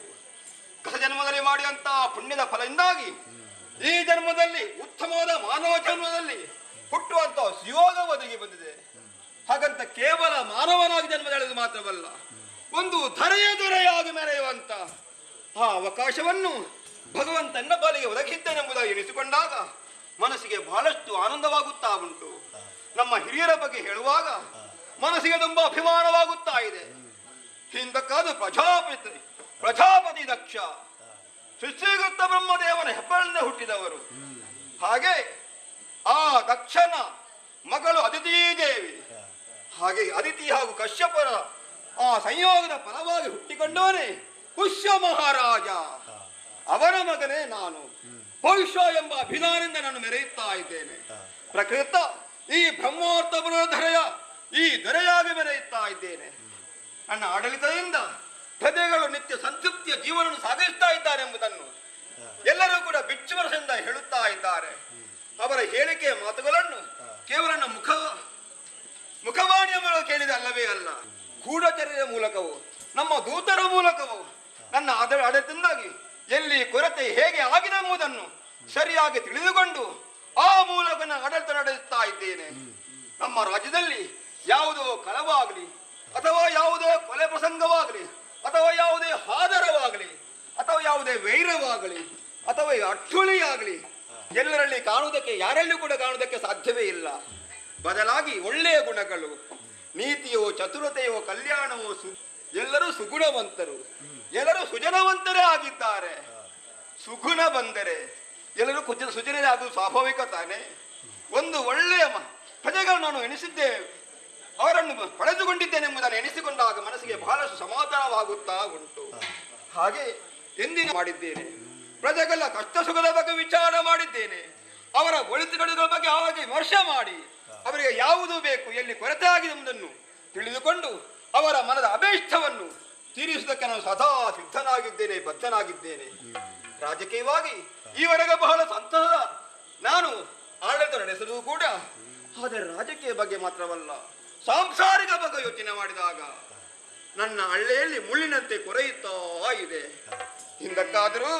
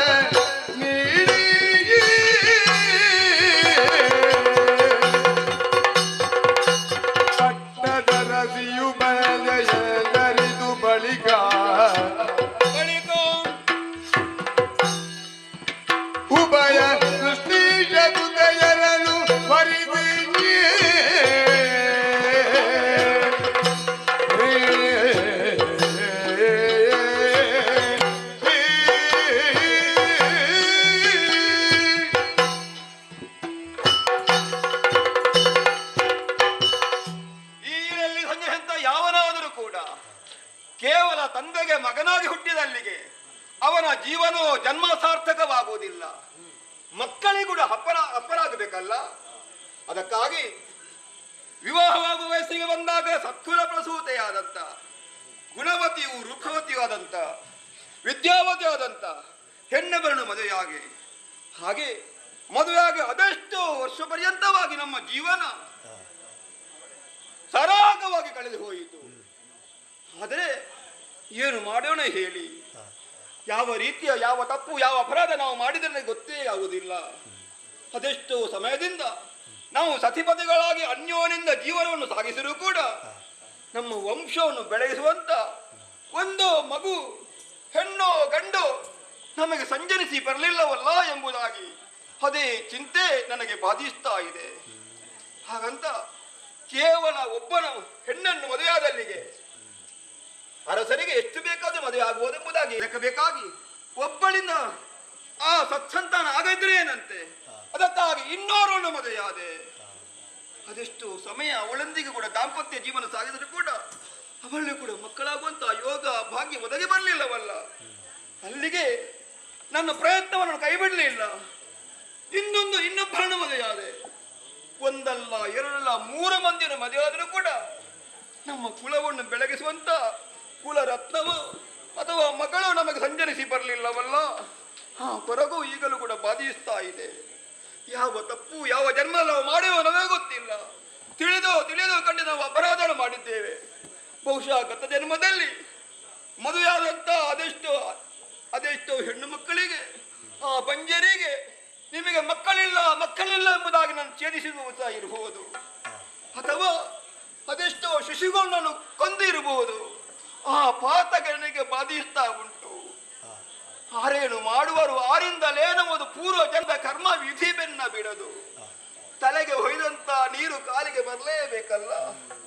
ಹಾಗಂತ ಇಲ್ಲಿಗೆ ಪ್ರಯತ್ನ ಮಾಡುವುದಕ್ಕೆ ಆಗುವುದಿಲ್ಲ. ಕಷ್ಟವೋ ಸುಖವೋ ಯಾವುದಕ್ಕೂ ಬರುವುದು ಕೂಡ ಅದು ಕಲ್ಲು ಮರಗಳ ಮಾತ್ರವಲ್ಲ, ಮನುಷ್ಯನೇ ಬರುವುದು ತಾನೇ. ಅದನ್ನು ದಿಟ್ಟವಾಗಿ ಎದುರಿಸಬೇಕು. ಅದಕ್ಕಾಗಿ ಕೊನೆಗೆ ನಾವು ದೇವರ ಮೊರೆ ಹೋದೆ. ಮನುಷ್ಯ ಪ್ರಯತ್ನಕ್ಕಿಂತ ಮಿಗಿಲಾದ್ದು ದೇವರ ಒಲುಮೆ. ಅದಕ್ಕಾಗಿ ನೇರವಾಗಿ ಪುರವನ್ನು ಬಿಟ್ಟು ಕಾಂತಾರ ಗರ್ಭವನ್ನು ಪ್ರವೇಶ ಮಾಡಿದೆ.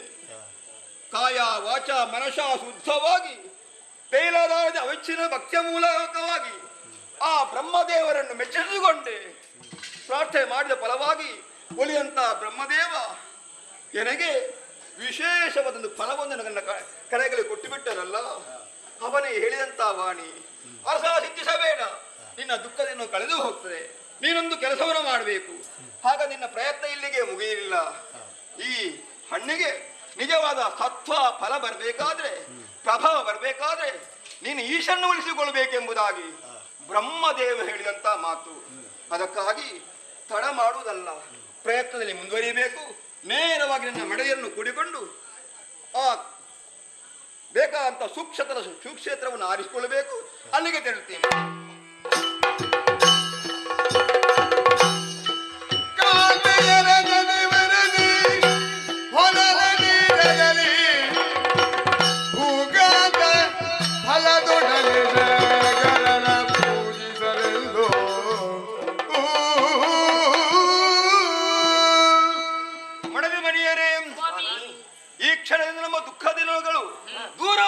ಭಾವಿಸಿಕೊಂಡಿದ್ದೇವೆ. ಈ ಗಳಿಯಿಂದ ನಮ್ಮ ಜೀವನದಲ್ಲಿ ಮಹಾದಿನವಾಗಿ ಬದಲಾಗಬೇಕೆಂಬುದಾಗಿ ನಾವು ಸಂಕಲ್ಪ ಕೂಡ ಮಾಡಿದ್ದೇವೆ. ಬ್ರಹ್ಮದೇವರು ನಮಗೆ ಒಲಿದ ವಿಶೇಷವಾದ ಫಲವನ್ನು ಕೊಟ್ಟಿದ್ದಾನೆ.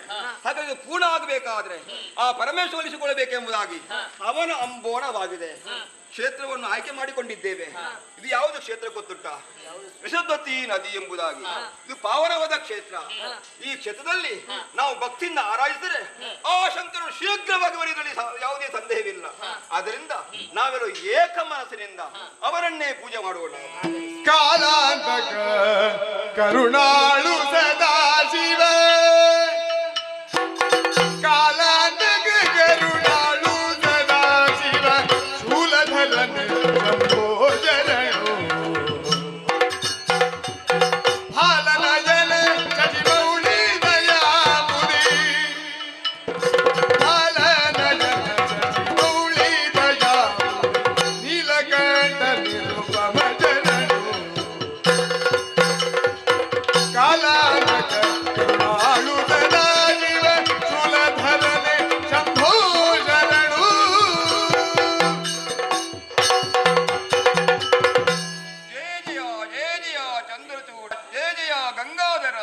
ಜಯ ಜಯ ಗಜಧರ್ಮಾಂಬರಧರ ಜಯ ಜಯ ಜಯ ಜಯ ಜಯ ಜಯ ಗಜಾನನ. ಜಯ ಜಯ ಸಚರಿತನುಭವರನೆ ಮೈದೋತೆ ಸಚ್ಚರಿತನುಭವರನೆ ಮೈದೋತೆ ನವದತಿಯೇ ಇಚ್ಛೆಯೇನುಂಟು ಕೇಳಿದರೆ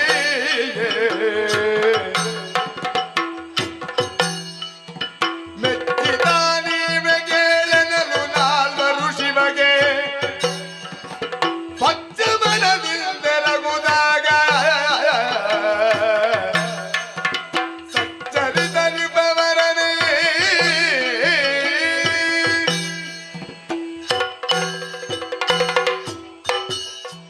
ಕೃಪವರನೇ, ನಿನ್ನ ಅನನ್ಯವಾದಂತಹ ಭಕ್ತಿಗೆ ಮೆಚ್ಚಿದೋ ನಿನ್ನ ಅಕ್ಷಿ ಮುಂಭಾಗದಲ್ಲಿ ಮೈದೋರಿದವನಿದ್ದೇನೆ.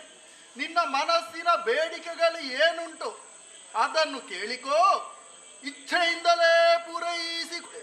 ಪ್ರತ್ಯಕ್ಷನಾದೆಯ ತಂದೆ. ಧನ್ಯನಾದೆ ಧನ್ಯನಾದೆ ಧನ್ಯನಾದೆ. ಇದೋ ನಿನ್ನ ಪುಣ್ಯ ಚರಣೆಗಳು ನಾವೆಲ್ಲರೂ ಅಭಿವಾದನೆ ಅರ್ಪಿಸ್ತಾ ಇದ್ದೇವೆ ಸ್ವಾಮಿ. ಬಹುಕಾಲದೆಮ್ಮ ಬಾಳ ಬಳ್ಳಿಯೊಳದು ಬಹುಕಾಲದೆಮ್ಮ ಬಾಳ ಬಳ್ಳಿಯೊಳದು ಸಿಹಿ ಬಲ ಕಾಣಿಸಲಿದು ಕಹಿ ನೊಂಗಿ ಬಾಳೆವು ಬೊಮ್ಮನಪ್ಪಣಿಲ್ಲ ಕಹಿ ನುಂಗಿ ಬಾಳೆವು ಬೊಮ್ಮನಪ್ಪಣಿಲ್ಲ ಅಹಿಭೂಷಣನ ಪೂಜಿಸಿದೆವು ಬಹುಕಾಲದ ಬಾಳ ಬಳ್ಳಿಯೊಳು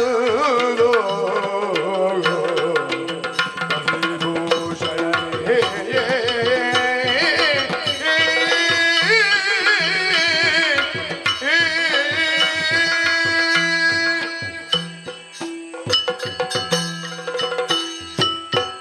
ಪರಮೇಶ್ವರ ಅರಸ, ನಮ್ಮಾದ ಅಭೀಷ್ಟ ಏನೆಂಬುದಾಗಿ ಕೇಳಿ ಅಂತ ನೀನು ಅದನ್ನು ಈಡೇರಿಸುವ ಸಿದ್ಧನಾಗಿ ನಮ್ಮ ಕಣ ಮುಂಭಾಗದಲ್ಲಿ ಮೈದೋರಿದೆಯ ತಂದೆ. ನಿಜ ಪ್ರಭು, ನಿನ್ನ ಕಂಡಾಗ ಒಂದು ರೀತಿ ನಮಗೆ ಮಾತು ಮೂಕವಾಗ್ತಾ ಉಂಟು.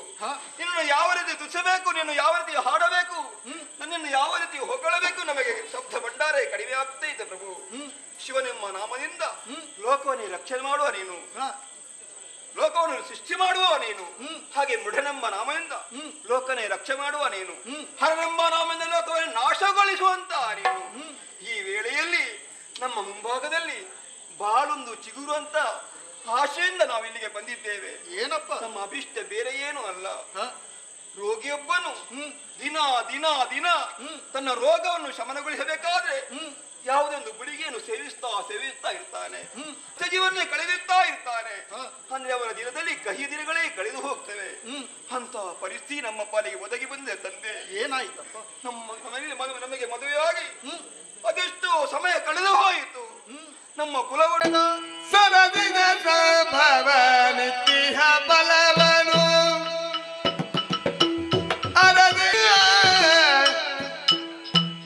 ಅರದಿಯರಿಗೆ ಹದಿ ಬಳಿಕ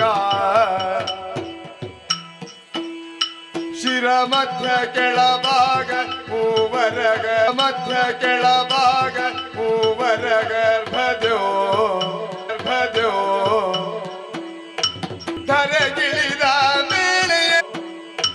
ಧರೆಗಿಳಿದ ಮೇಳೆಯದನು ರದಿಯ ಸಂಭವ ಫಲವನು.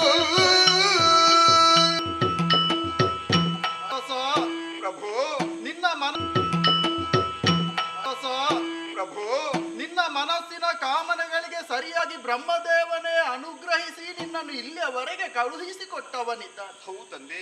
ಪರಶಿವನಿಂದಲೇ ಅದು ಪೂರೈಕೆ ಆಗಬೇಕು ಎಂಬ ಹಾಗೆ ಬ್ರಹ್ಮದೇವನೇ ನಿರ್ಧರಿಸಿದ ಮೇಲೆ ಆ ಕಾರ್ಯವನ್ನು ನಾನು ಮಾಡಬೇಕಾದದ್ದು ನನಗೂ ಅನಿವಾರ್ಯವೇ ಸರಿ. ನನ್ನ ಭಕ್ತನಾಗಿ ತಪಸ್ಸನ್ನಾಚರಿಸುವುದರ ಮೂಲಕವಾಗಿ ನನ್ನನ್ನು ಒಲಿಸಿಕೊಂಡಂತಹ ನಿನ್ನ ಇಷ್ಟಾರ್ಥವನ್ನು ಪೂರೈಸಲು ಸುಗವಾಗಿ ಬ್ರಹ್ಮದೇವನೇ ನಿನಗಿತ್ತಂತಹ ಪುಣ್ಯ ಫಲ ಹ, ಅದಕ್ಕೆ ನನ್ನ ದೃಷ್ಟಿಯು ತಾಕಿದ ಕ್ಷಣದಲ್ಲಿ ಹ, ಅದು 3 ಹೋಳಾಗಿದೆ. ಹ, ನನ್ನ ತೇಜವು ಅದರಲ್ಲಿ ಸೇರಿಕೊಂಡಂತಹ ಪ್ರಭಾವದಿಂದಲಾಗಿ ಹ. ಅದು 3 ವಿಭಾಗಗಳಾಗಿ ವಿಂಗಡಿಸಲ್ಪಟ್ಟಿದೆ. ಆ ಫಲವನ್ನು ನಿನ್ನ 3 ಮಂದಿ ಮಡದಿಯರಿಗೂ ಕೊಡು. ಹ, ನವ ಮಾಸ ಕಳೆದ ಪರ್ಯಂತರ ಹ. ನಿನ್ನ ಮಡದಿಯರು ಉತ್ತಮವಾದಂತಹ ಶಿಶುವೊಂದಕ್ಕೆ ಜನ್ಮವನ್ನು ಕೊಡುವುದಕ್ಕಿದ್ದಾರೆ. ಆದರೆ ಹುಟ್ಟಿ ಬರುವಂತಹ ಶಿಶು ಮಾತ್ರ 3 ಭಾಗಗಳು ಬೇರೆ ಬೇರೆಯಾಗಿಯೇ ಹುಟ್ಟುತ್ತದೆ. ಅಂದ್ರೆ ಒಂದೊಂದು ದೇಹ ಒಂದೊಂದು ಉದರದಲ್ಲಿ ಹುಟ್ಟಿ ಬರ್ತದೆ. ಒಂದು ಮಡದಿಯಲ್ಲಿ ಶಿರೋಭಾಗ, ಹ, ಇನ್ನೊಂದು ಮಡದಿಯಲ್ಲಿ ದೇಹದ ಮಧ್ಯಭಾಗ, ಹ. ಹಾಗೆ ಮಗದೊಂದು ಮಡದಿಯಲ್ಲಿ ದೇಹದ ಕೆಳಭಾಗವು ಉದಿಸಿ ಬರುತ್ತದೆ. ಆ 3 ಭಾಗಗಳನ್ನು ನೀನು ಜೋಡಿಸಬೇಕು. ನೋಡಿಸಿದೆ ಚಂದ್ರಶೇಖರ ಎಂಬ ಹಾಗೆ ಆ ಮಗುವಿಗೆ ನೀನು ಶುಭ ನಾಮಕರಣವನ್ನು ಮಾಡಬೇಕು. ಓಹೋ, ಇನ್ನು ಮುಂದಕ್ಕೆ ನಿಮ್ಮ ಕುಲದ ಕೀರ್ತಿಯನ್ನು ಉದ್ಧರಿಸುವಂತಹ ಸುಪುತ್ರ ಅವನಾಗುತ್ತಾನೆ. ಶುಭವಾಗಲಿ ನಿಮಗೆ. ಜಯ.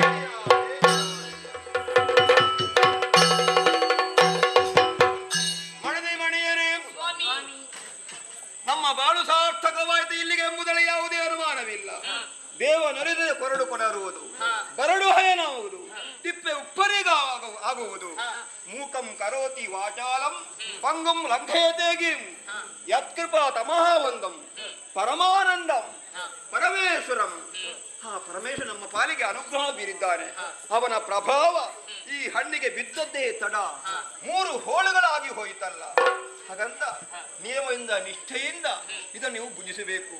ಅದರ ಫಲರೂಪವಾಗಿ ಖಂಡಿತವಾಗಿ ನಮಗೆ ಯೋಗ್ಯನಾದ ಮಕ್ಕಳು ಉದಿಸಿ ಬರ್ತಾನೆಂಬುದೇ ಅನುಮಾನವಿಲ್ಲ.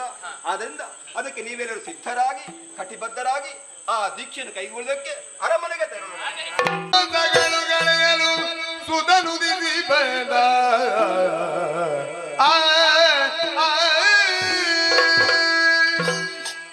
ದೇವರ ವಾಣಿ ಯಾವ ಕಾಲಕ್ಕೂ ಸುಳ್ಳಾಗುವ ಸಾಧ್ಯ ಉಂಟೆ.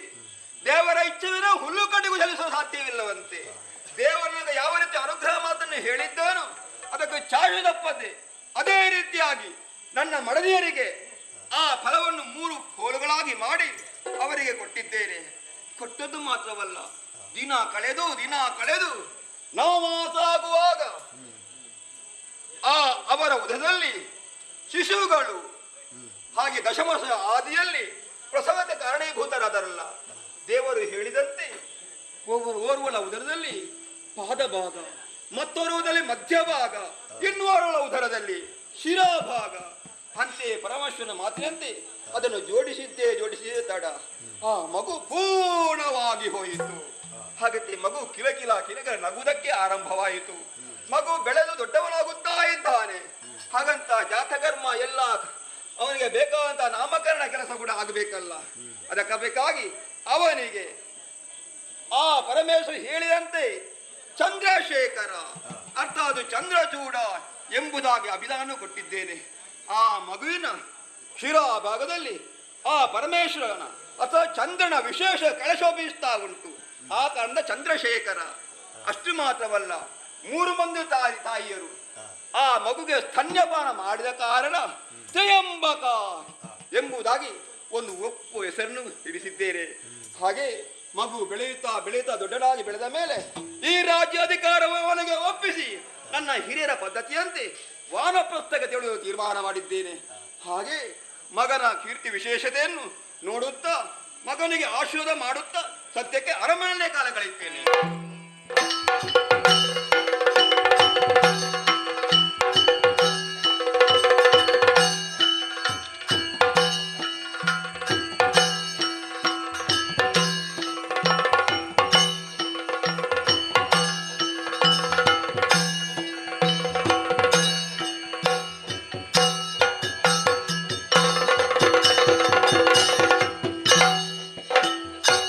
ಪರಮ ವೈಭವ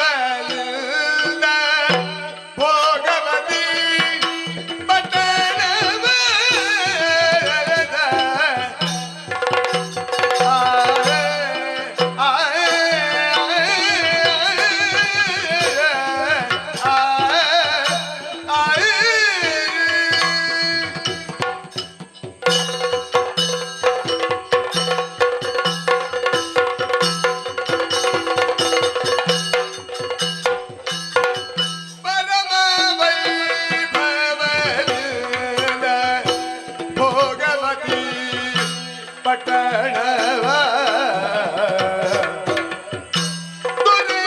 ದೊರೆಯಗುತ್ತೇನು ವರನ ಸದೆಯುವುದು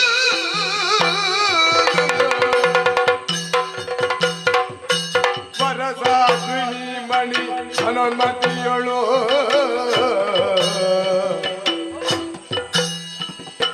ವರಸಾಗ್ನಿ ಮಣಿ ಮನೋನ್ಮತಿಯಳು ಶತಸುತರ ಅರಸ ಪಡೆದರು ಸುತೆಯರಿಲ್ಲ ಶತದುರಗರ ರಸ ಪಡೆದರು ಸುತೆಯರಿಲ್ಲ ಪರಮ ವೈಭವನಿಂದ ಭೋಗವತಿ ಪಟ್ಟಣವ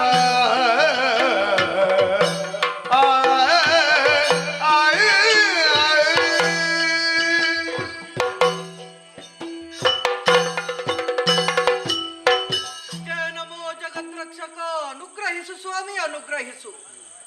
ಭೋಗವತಿ ದೇಶದ ರಾಜ ಕಕುತ್ಸನಿಗೆ ಜಯವಾಗಲಿ ಎನ್ನುವ ಹಾಗೆ ನೆರೆದಂತಹ ದೊಡ್ಡ ಸಭೆಯಲ್ಲಿ ಜಯಘೋಷವನ್ನೇ ಉದ್ಗರಿಸುತ್ತಾ ಇದ್ದಾರೆ. ಇದರಲ್ಲಿಯೇ ತಿಳಿಯುತ್ತಾ ಇದೆ ರಾಜನ ಆಳ್ವಿಕೆಯಂತಹದ್ದು ಎನ್ನುವ ಹಾಗೆ. ಯಥಾ ರಾಜ ತಥಾ ಪ್ರಜ. ತನ್ನ ಪ್ರಜೆಗಳನ್ನು ಮಕ್ಕಳಂತೆ ಕಾಣುವುದರೊಂದಿಗೆ ಪ್ರಜೆಗಳಿಗೆ ಒದಗಿದಂತಹ ಕಷ್ಟವೇನುಂಟು ಅದನ್ನು ಪರಿಹರಿಸುವಲ್ಲಿ ಸಮರ್ಥವಾಗಿದ್ದೇನೆ. ಮಡದಿಯಾದ ಮನೋನ್ಮತಿಯಲ್ಲಿ 100 ಮಂದಿ ಗಂಡು ಮಕ್ಕಳನ್ನು ಪಡೆದಿದ್ದೇನೆ. ಆದರೆ ನಾನು ಆಲೋಚಿಸುತ್ತಾ ಇದ್ದದ್ದು ಅದನ್ನಲ್ಲ, ನನಗೆ ಹೆಣ್ಣು ಮಕ್ಕಳಿಲ್ಲ ಎನ್ನುವ ಚಿಂತೆಯೇ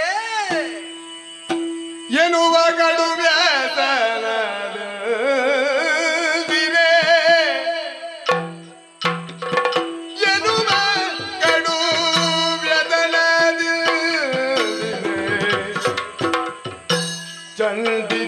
ಚಂಡಿಗೆಯನೊಲಿಸಿ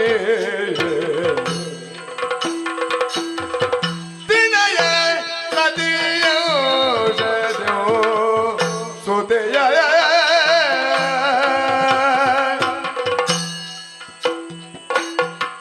ಜನಪ ಪಡೆಯುವುದಲಿ ತಾರಾವತಿ ಎನ್ನುತ್ತ ಅನುನಯದಿ ಪೊರಿದಿದ ಬಳಿಗ ಜನಪ ಪಡೆಯುವುದಲಿ ತಾರಾವತಿ ಎನ್ನುವ ಅನುನಯದಿ ಪೊರೆದಿದ ಬಳಿಗ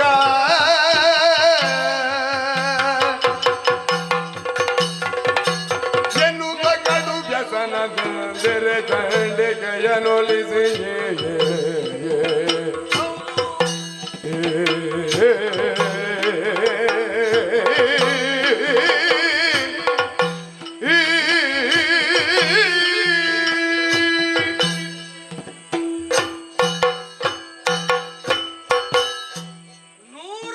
ಗಂಡು ಮಕ್ಕಳಿದ್ದರು ಒಬ್ಬಾಕೆ ಹೆಣ್ಣು ಮಗಳಿಲ್ಲ ಎನ್ನುವಂತಹ ವೇದನೆ ಏನುಂಟು ನನ್ನನ್ನು ಆಳವಾಗಿ ಘಾತಿಸುತ್ತಾ ಇತ್ತು.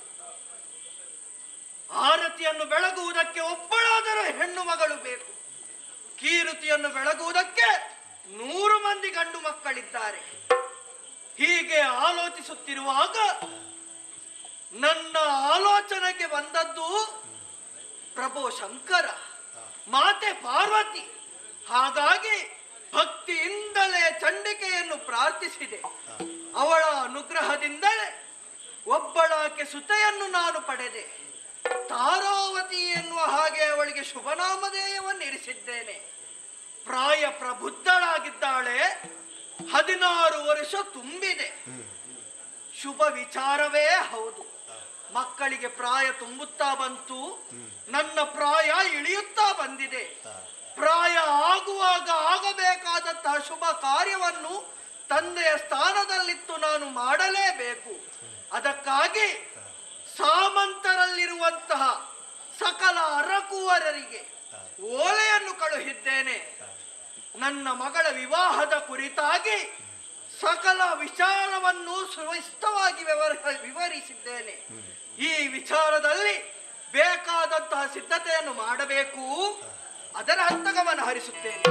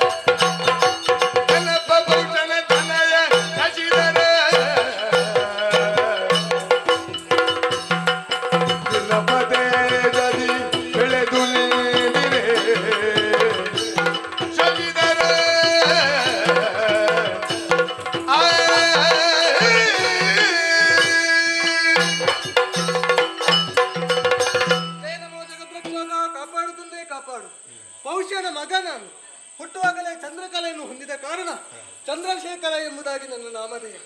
ಅಷ್ಟು ಮಾತ್ರ ಅಲ್ಲ, ಈ ಕರವೀರಪುರದ ಅಧಿಕಾರವನ್ನು ನನಗೆ ತಂದೆಯವರು ಕಟ್ಟಿಕೊಟ್ಟಿದ್ದಾರೆ. ಹಾಗಂತ ಕೆಲವೆಯಲ್ಲೇ ಬೇಕಾದಂತಹ ವಿದ್ಯೆಗಳನ್ನು ನಾನು ಕರಗತ ಮಾಡಿಕೊಂಡಿದ್ದೇನೆ. ಅಷ್ಟಕ್ಕೆ ಸಂತೋಷದಿಂದ ಪ್ರಜೆಗಳನ್ನು ರಾಜ್ಯವನ್ನು ನೋಡಿಕೊಳ್ಳುತ್ತಿರುವಂತಹ ಸಂದರ್ಭದಲ್ಲಿ ಒಂದು ಓಲೆಯೊಂದು ಬಂದು ನಮ್ಮ ಪುರವನ್ನು ಸೇರಿದೆ. ವಿಚಾರ ಏನೆಂದು ತಿಳಿದಾಗ ಭೋಗವತಿ ಪಟ್ಟಣದ ಆ ಕಕುತ್ಸನ ಮಗಳಾದ ತಾರಾವತಿಗೆ ಸ್ವಯಂವರ ನಿಶ್ಚಯವಾಗಿದಂತೆ. ಈ ಸ್ವಯಂವರದಲ್ಲಿ ನಾನೂ ಪಾಲ್ಗೊಳ್ಳಬೇಕು.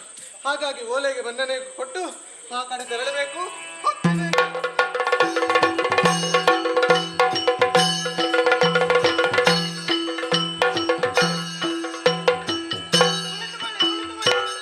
ಸಾಮಂತ ವರ್ಗದವು ಕಪ್ಪವ ಕೈಗೊಳ್ಳುತ್ತ ಭೀಮ ದರ್ಭದರ ಅತಿಶಯದಿ ಮಲ್ಲಿಸುತ್ತ ಆ ಮರದೊಳಗೆ ಮನ್ನಣೆಯರಿದ್ದು ಬಂದಿರ್ಪ ಸರ್ವರನ್ನು ಬದರಿಸುತ್ತ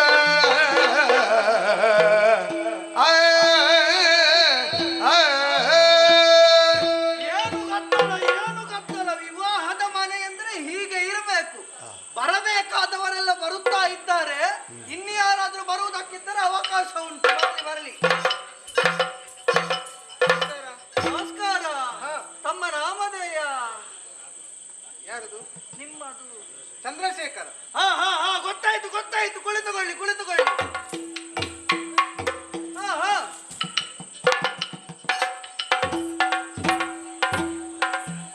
ನಮಸ್ಕಾರ. ನಮಸ್ಕಾರ. ತಮ್ಮ ಊರು? ಹೆಸರು? ಕಾಳಿಂಗದವರು. ಕುಳಿತುಕೊಳ್ಳಿ ಕುಳಿತುಕೊಳ್ಳಿ. ಸರಿ ಸರಿ, ಬರಬೇಕಾದವರು ಎಲ್ಲ ಬಂದಾಯಿತು. ಇನ್ನು ಮುಖ್ಯವಾಗಿ ಬೇಕಾದದ್ದು ನನ್ನ ಮಗಳು ತಾರಾವತಿ.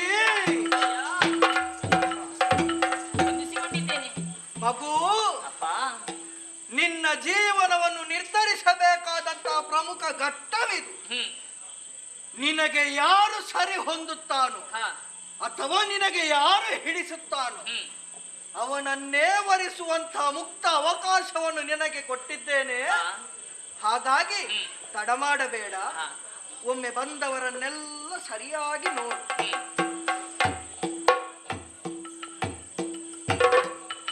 ನಿನಗೆ ಯಾರು ಹಿಡಿಸುತ್ತಾರೋ ಅವರಿಗೆ ಈ ಸುಮಮಾಲೆಯನ್ನು ಹಾಕು.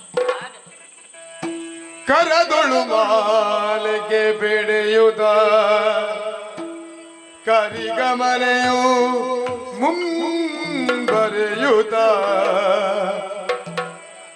ಹಲವರ ನೋಡಲ್ಲ ವರ ಶಶಿಯದಿ ಶೋಭಿಪ ತರುಣ ಮೃಗಾಂಗಧರನ ಬಳಿ ಬರುತ್ತದೆ ನಿಂದಳು ಪದಿಯ ನೋಡಿದಳು ಕಾಂತೆ, ಪದಿಯ ನೋಡಿದಳು ಕಾಂತೆಗೆ ನೋಡಿದಳು ಕಾಂತೆ.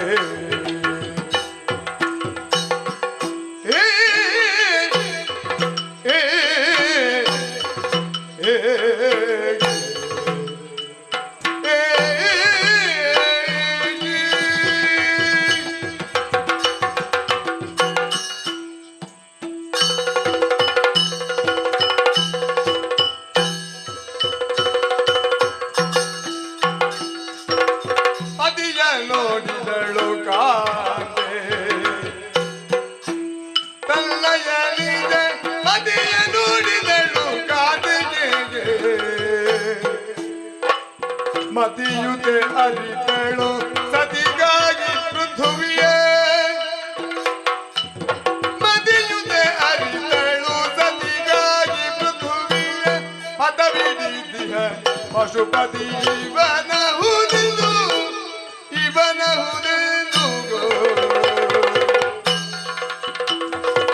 ಪದಿಯ ನೋಡಿದಳು ಕಾದೆ ತನ್ನಯ ನಿಜ ಪದಿಯ ನೋಡಿದಳು ಕಾದೆ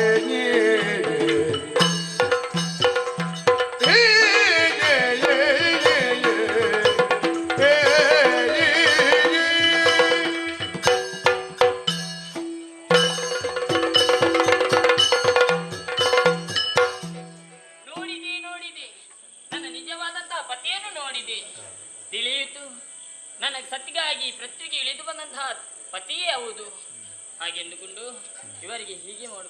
ಕೈಯಲ್ಲಿ ಮಾಲೆ ಉಂಟಲ್ಲ, ಹೂವಿನ ಮಾಲೆ, ಅದನ್ನು ಅವರ ಕೊರಳಿಗೆ ಕೊರಳಿಗೆ ಕುಸುಮಲೋಚನೆ ಮಾಲೆ ಇಕಲು ವಸುಮತೀಶನು ಗೈದ ಲಗ್ನವ ಅತಿ ವಿಭವದಿಲ್ಲ.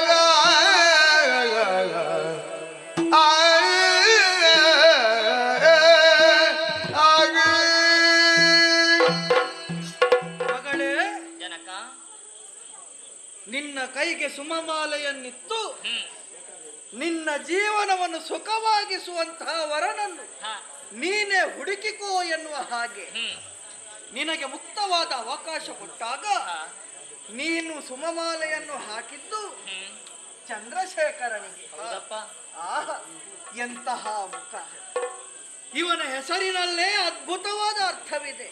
ಸರಿ, ಕಾಲಾಯ ತಸ್ಮೈ ನಮಃ. ಕಾಲವನ್ನು ಮೀರುವುದಕ್ಕೆ ಸಾಧ್ಯವೇ ಇಲ್ಲ. ಆತನ ಇಚ್ಛೆ ಇಲ್ಲದೆ ಒಂದು ಹುಲ್ಲು ಕಡ್ಡಿಯು ಕೂಡ ಅಲುಗಾಡುವುದಕ್ಕೆ ಸಾಧ್ಯವಿಲ್ಲ. ಮಗಳೇ, ಹೆಣ್ಣಿನ ಜೀವನವೆನ್ನುವುದು ದೀಪದಂತೆ ಸುತ್ತಲೂ ಪ್ರಕಾಶವನ್ನು ನೀಡುತ್ತಾ ತನ್ನ ಮೂಲದಲ್ಲಿ ಕತ್ತಲೆ ಎನ್ನುವಂತಹ ಕಷ್ಟವನ್ನು ಅರಗಿಸಿಕೊಳ್ಳುವಂತಹ ಶಕ್ತಿ ಆ ಹೆಣ್ಣಿಗಿರುತ್ತದೆ. ಹಾಗಾಗಿ ಒಬ್ಬಾಕೆ ತಂದೆಗೆ ಮಗಳಾಗಿ, ಗಂಡನಿಗೆ ಪತ್ನಿಯಾಗಿ, ಒಂದು ಮಗುವಿಗೆ ತಾಯಿಯಾಗಿ, ಮೊಮ್ಮಗನಿಗೆ ಅಜ್ಜಿಯಾಗಿ ಪಾತ್ರವನ್ನು ನಿರ್ವಹಿಸುವಂತಹ ಮಹತ್ ಕಾರ್ಯ ನಿನ್ನಲ್ಲಿದೆ. ಎರಡು ಮನೆಗಳನ್ನು ಕಾಯುವುದಾಗಲಿ ಬೆಳಗುವುದಾಗಲಿ ನಿನ್ನ ಕೈಯಲ್ಲಿದೆ. ಇನ್ನು ಮುಂದಕ್ಕೆ ನೀನು ಹೋಗುವುದೇ ನಿನಗೆ ಮನೆ. ಅಲ್ಲಿಂದ ಹಿಂದಕ್ಕೆ ಬರುವ ಹಾಗಿಲ್ಲ ಕಂದ. ಹೋಗುವ ಕಾಲಕ್ಕೆ ತಗ್ಗಿ ಬಗ್ಗಿ ನಡೆಯುವಂತಹ ಗುಣಗಳನ್ನು ನೀನು ಅಳವಡಿಸಿಕೊಳ್ಳಬೇಕು. ಹೋಗು ಮಗ, ನಿಮ್ಮ ವಿವಾಹ ಜೀವನ ಸುಖಮಯವಾಗಿರಲಿ, ಒಳ್ಳೆಯದಾಗಲಿ.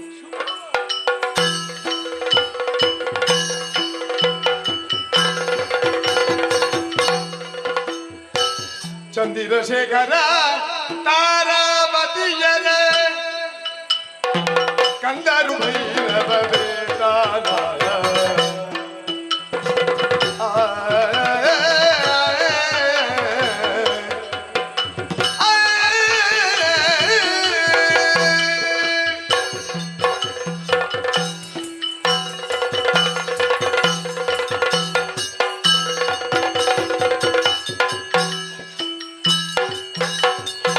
ಚಂದಿರಶೇಖರ ತಾರಾವತಿಯರ ಕಂದರು ಭೈರವ ಬೇತಾಳ ಹೊಂದಿರಿಗೆ ವಿಮುಖವೀರುದ ಬದುಳು ಹೊಂದಿರಗ ವಿಮುಖವೀರುದ ಬದುಳು ಹೊಂದಿದಿ ಮನವನುಗಾರ ಚಂದಿರಶೇಖರ ತಾರಾವತಿಯರ ಕಂದರು ಭೈರವ ಬೇತಾಳ. ಅಮ್ಮ ಭೈರವ, ಅಣ್ಣ ನೋಡಿದ್ಯಾ ನಮ್ಮ ಪುರವನ್ನು? ಹೌದೌದು, ಕರವೀರಪುರ. ಕರವೀರ. ಆಳ್ವಿಕೆಯನ್ನು ಮಾಡಿಕೊಂಡು ಬರುವವರು ನಮ್ಮಪ್ಪ ಚಂದ್ರಶೇಖರ, ಹೌದು, ಮಾತೆ ತಾರಾವತಿ. ನಿಜ. ಅವರೀರುವರ ದಾಂಪತ್ಯದ ಫಲವೋ ಎಂಬಂತೆ ಹಾ. ಉದಿಸಿ ಬಂದಂತಹ ವೀರರೀರುವರು ನಾವು. ಹೌದೌದು, ನೀನು ಭೈರವ, ಭೈರವ. ನಾನು ವೇತಾಳ. ವೇತಾಳ. ಎಂತ ಹೆಸರು ಕೂಡ ಒಳ್ಳೆ ಹೆಸರು, ಒಳ್ಳೆ ವಿದ್ಯಾ ಬುದ್ಧಿ ಹಾ. ಎಲ್ಲವೂ ನಮ್ಮನ್ನು ಆವರಿಸುವಂತೆ ಹೌದು. ಅನುಗ್ರಹಿಸಿದವರು ನಮ್ಮ ಅಪ್ಪ ಅಮ್ಮ. ಹೌದು, ಹಾಗೆ ಇಷ್ಟೇ ಅನುಗ್ರಹ ಅಲ್ಲ, ವಿಶೇಷವಾದಂತಹ ಅನುಗ್ರಹ. ಗುರುಗಳು ಕೊಟ್ಟ ಮುನಿಭವನಿರ್ದ ಗಂಬೋದರನೆ ಬಲಿ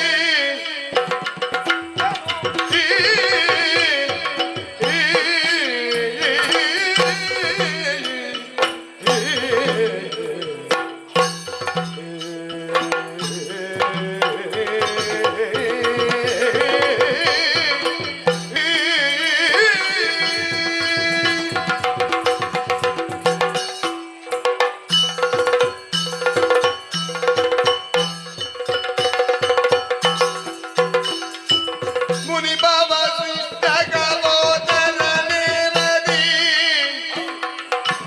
ಬಣಗಣ್ಣನ ಅನುಗ್ರಹ ಪಡೆದೋದು ಘನ ಜೀವ ಗಣವನು ಸೇರುವ ಯೋಗ್ಯತೆ ಘನ ಜೀವ ಗಣವನು ಸೇರುವ ಯೋಗ್ಯತೆಯನ್ನು ಸಂಪಾದಿಸುತ್ತಿರಲದು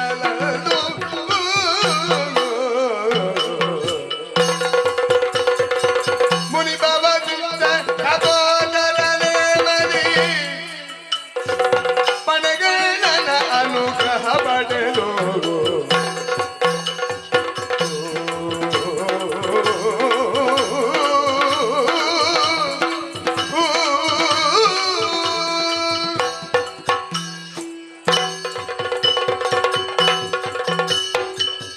ಅಣ್ಣ.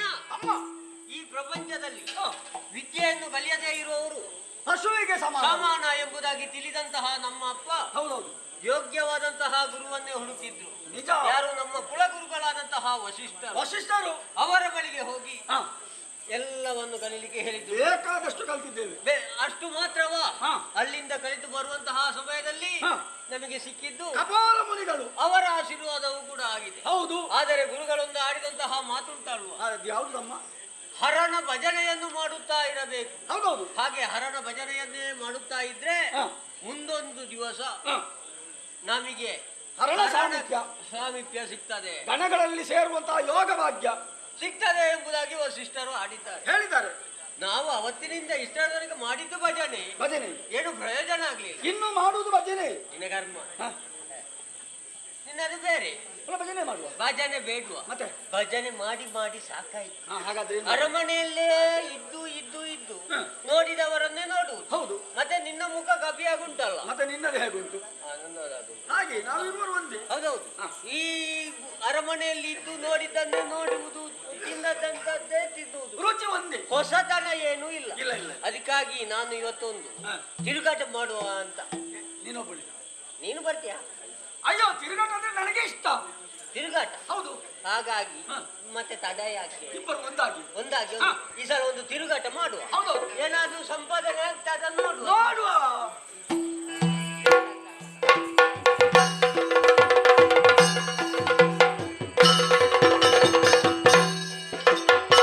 ಸುರಭಿಸದೆ ಕಾಮಧೇನು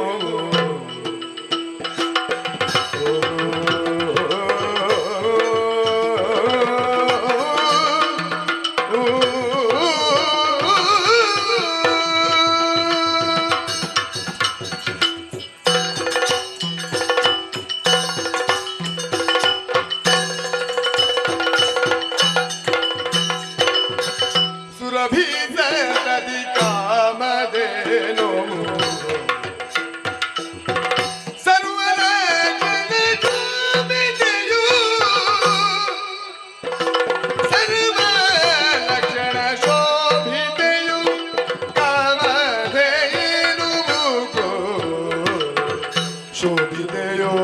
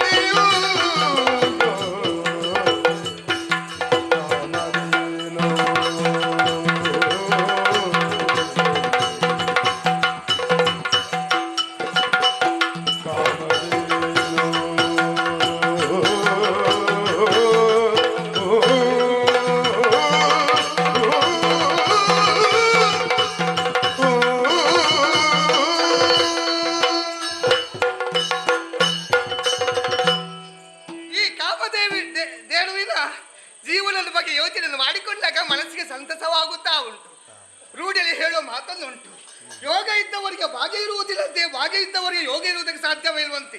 ಆದರೆ ಈ ಕಾಮಧೇನುವಿಗೆ ಎಲ್ಲವೂ ಉಂಟೆ ಅಂತ ಹೇಳಿದ್ರು ತಪ್ಪಾಗುವುದಕ್ಕೆ ಸಾಧ್ಯವೇ ಇಲ್ಲ ನೋಡಿ.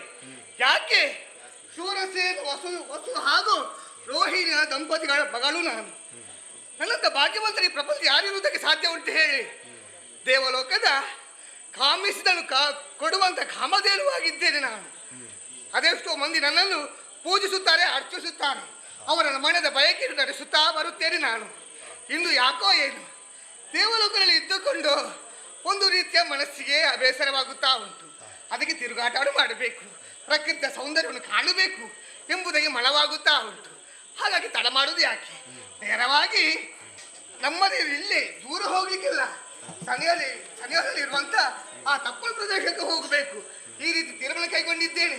ತಡ ಮಾಡುವುದು ಯಾಕೆ, ನೇರವಾಗಿ ಅತ್ತಗಳಿಗೆ ನಡೆಯುತ್ತೇನೆ.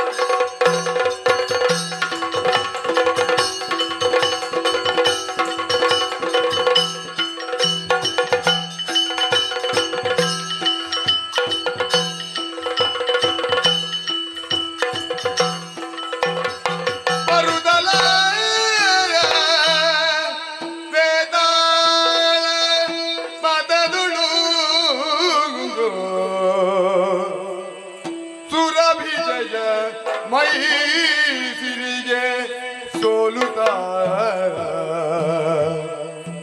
ಸುರಭಿಜಯ ಮೈಸಿರಿಗೆ ಸೋಲುತ್ತ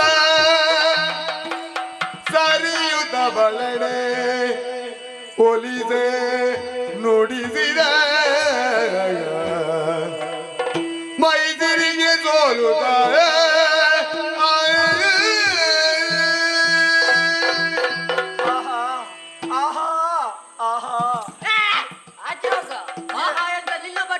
ನನ್ನ ಬಟ್ಟೆ ಮುಟ್ಟು ಬೇಡ. ಏನು ಅಂದ, ಏನು ಚಂದ, ನೀನೇನು ಇವತ್ತು ನೋಡುದ ನನ್ನ?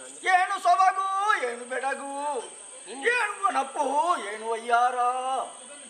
ತಲೆ ಸರಿ ಇಲ್ವಾ? ತಲೆ ಸರಿ ಉಂಟು, ಮತ್ತೆ ಹೊಗಲುದು ಯಾಕೆ ಯಾರನ್ನು? ನನ್ನೇನು ಯಾವಾಗ್ಲೂ ಕಬ್ಬಿಮುಖ ಅಂತ ಹೇಳ್ತಿ, ಇವತ್ತು ಹೊಗಳ್ತಾ ಇತ್ತು. ಹೋಗಿ ನಾನು ನಿನ್ನನ್ನು ಹೊಗಳಿದ್ದ. ಮತ್ತೆ ಯಾರನ್ನು? ನಿನ್ನನ್ನು ಹೊಗಳಿಕ್ಕೆ ನಿನ್ನಲ್ಲಿ ಏನು ಉಂಟು ಅಂತ ಬೇಕಲ್ಲ. ಮತ್ತೆ ಒಬ್ಬನೇ ಹೊಗಳ್ತಾ ಇದ್ದಿ, ಹುಚ್ಚ? ನಿನ್ನನ್ನಲ್ಲ. ಮತ್ತೆ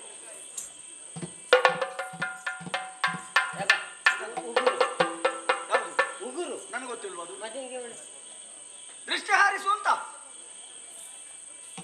ಗೊತ್ತಾಯ್ತಾ? ಗೊತ್ತಾಯ್ತಾ? ನಾನು ನೋಡ್ಲೇ ಇಲ್ಲ. ಈಗ ನೋಡಿದ್ದೆ. ನೋಡಿದ್ಯಾ? ಅದೇ ಅದನ್ನು ನೋಡಿ ನನಗೆ ಹೀಗಾದ್ದು. ಅದಕ್ಕೆ ಹೀಗೆ ಮಾಡಿ. ಹೌದೌದೌದೌದು. ಅಲ್ಲೇ ಉಂಟಲ್ಲ ಇಂಥದ್ದು, ಅದನ್ನು ಮುಟ್ಬಹುದು. ಒಮ್ಮೆಲೆ ಹೋಗಿ ಮುಟ್ಲಿಕ್ಕೆ ಆಗ್ತದ?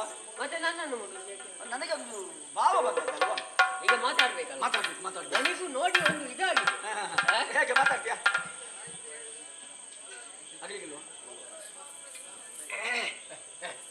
ಎಂತದ್ದು? ಏನ್ ನನಗೆ ಹೆಣ್ಣು ಕೆಮ್ಮಲ್ವ? ಮತ್ತೆ ಹೆಣ್ಣು ಮಕ್ಕಳಲ್ಲಿ ಮಾತಾಡಿ ಅಭ್ಯಾಸ ಉಂಟಾ? ಇಲ್ವಾ? ಇಲ್ಲ. ನೀನು ಮಾತಾಡ್ಲಿಲ್ಲ?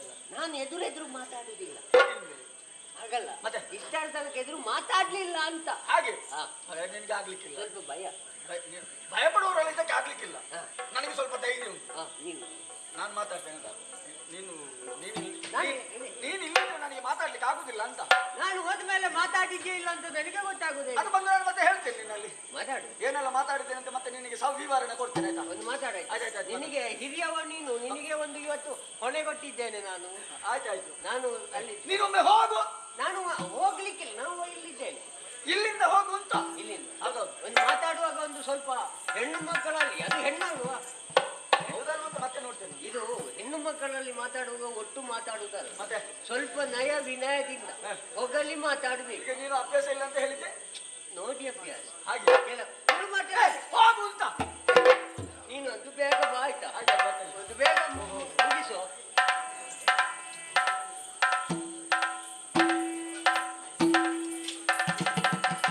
ಬೇಗ ಮಾತಾಡಿ ಬಾ. ಪುಣ್ಯಾತ್ಮ, ಒಮ್ಮೆ ಹೋಗು ಪುಣ್ಯಾತ್ಮ. ನಾನು ಅಲ್ಲಿ ಕಾಯ್ತಾ ಇದ್ದೇನೆ. ನೀನು ರಸಭಂಗ ಮಾಡ್ತೀಯ ಅಂತ? ಇಲ್ಲ, ಹೋಗು.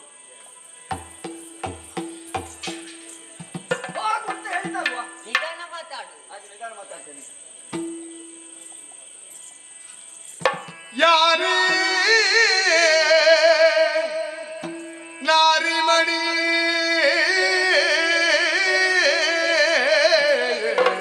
ನೀ ಯಾರೇ? ಯಾರ ನಾರಿ ಮಣಿಯೇ ನೀನು ಮಾರತದಿ ಸಮಾನ ಚೆಲುವು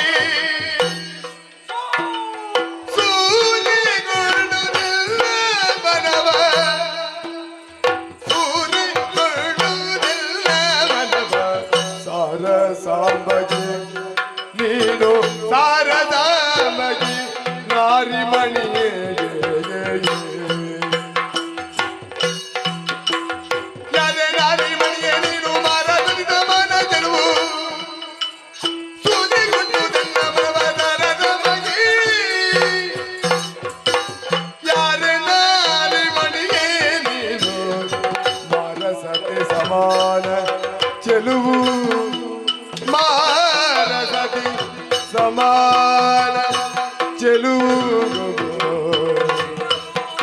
ಯಾರೇ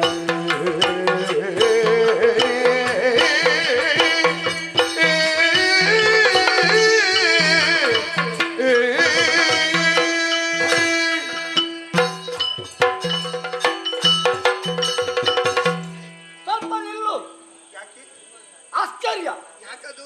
ಇಷ್ಟರವರೆಗೆ ಇಂಥದ್ದನ್ನು ನಾನು ಕಂಡದ್ದೇ ಇಲ್ಲ. ಅಂದ್ರೆ ಇದು ಹೊಸತು. ಅಂದ್ರೆ ಆ ರೀತಿ ಕಾಣುತ್ತಾ ಇದ್ದೇನೆ. ಹೌದು, ವಿಶೇಷ ವಿಶೇಷ. ಹೌದಾ? ಹೌದು. ಅದೆಷ್ಟೋ ಹೆಣ್ಮಕ್ಕಳನ್ನು ನನ್ನ ಊರಿನಲ್ಲಿ ಕಂಡಿದ್ದೇನೆ. ಓಹೋ, ಆದ್ರೆ ಏನು ಈ ರೀತಿಯಾದಂತಹ ರೂಪು, ಲಾವಣ್ಯ ಇದನ್ನು ನಾನು ಕಂಡದ್ದೇ ಇಲ್ಲ. ಹಾಗಾಗಿ ನಿನ್ನಲ್ಲಿ ಕೆಲವೊಂದು ಪ್ರಶ್ನೆ. ನನ್ನಲ್ಲಿ ಹೌದು. ಯಾವುದಿಲ್ಲ ಅದು. ಯಾರೇ ನೀನು? ಅಷ್ಟು ಮಾತ್ರ ಅಲ್ಲ, ಮತ್ತೆ ಯಾವ ಲೋಕ ನಿನ್ನದ್ದು? ನಿನ್ನ ರೂಪ ಲಾವಣ್ಯವನ್ನು ಕಾಣುವಾಗ ಹೇಳುವುದನ್ನು ಕೇಳಿದ್ದೇನೆ. ಯಾವುದು? ಮಾರನ ಅರಸಿದ್ದಾಳಂತೆ ರತಿ. ಅವಳ ರೂಪವನ್ನೇ ಹೋಲುವಂತಹ ರೂಪ ನಿನ್ನದ್ದು. ಓಹೋ, ಅವಳಿಗೆ ಎಣೆ ಮತ್ತೊಬ್ಬರಿಲ್ಲ. ಆದ್ರೆ ಈಗ ಆಲೋಚನೆ ಮಾಡಿದ್ರೆ ಯಾವುದು? ಅವಳನ್ನು ದರದರಳಿ ಎಳೆತರಬೇಕು, ನಿನ್ನ ಕಾಲಿಗೆ ಕಟ್ಟಬೇಕು. ಯಾಕೆ? ಅಂತಹ ಸೌಂದರ್ಯ ರಾಶಿ ಅಂತ. ಅಂದ್ರೆ ಕಾಣುವುದಕ್ಕೆ ಆ ರೀತಿ ಕಾಣುತ್ತಾ ಇದ್ದೆ. ಹೌದೌದು. ಹಾಗಾದ್ರೆ ಇಂತಹ ರೂಪರಾಶಿಯನ್ನು ಹೊಂದಿದಂತಹ ನೀನು ಯಾರು? ಯಾವ ಲೋಕ? ಎಲ್ಲಿಂದ ಬಂದೆ? ವಿಚಾರವನ್ನು ಎನ್ನಲ್ಲಿ ಅರ್ಹುವೆಯ? ಪರಿಚಯವನ್ನು ಕೇಳುತ್ತಾ ಇದ್ದೆ. ಹೌದೌದೌದು. ಎನದು ನಾಚುತ ಎದಳೆ ನಾಚುತ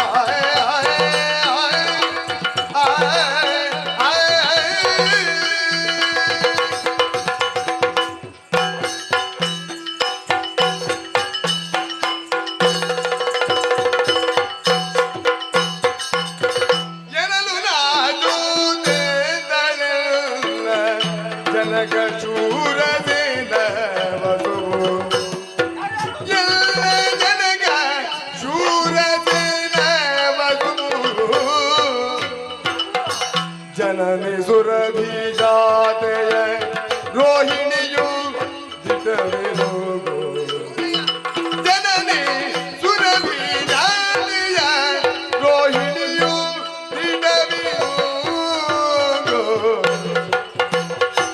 ಕಾಮಿತ ಬಲ್ಲೀವನಾರೆ ಕಾಮಧೇನು ಪೆಸರುಗು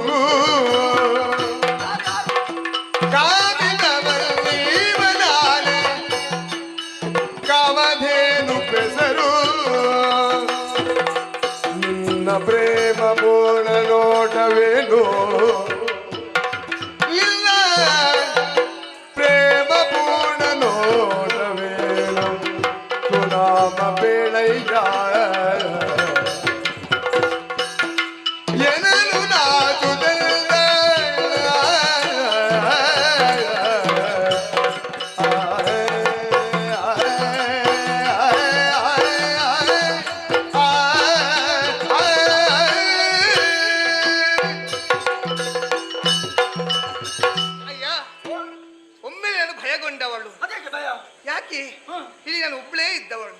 ನೇರವಾಗಿ ನೀನು ಬಂದೆ ನೋಡು. ಹೌದು.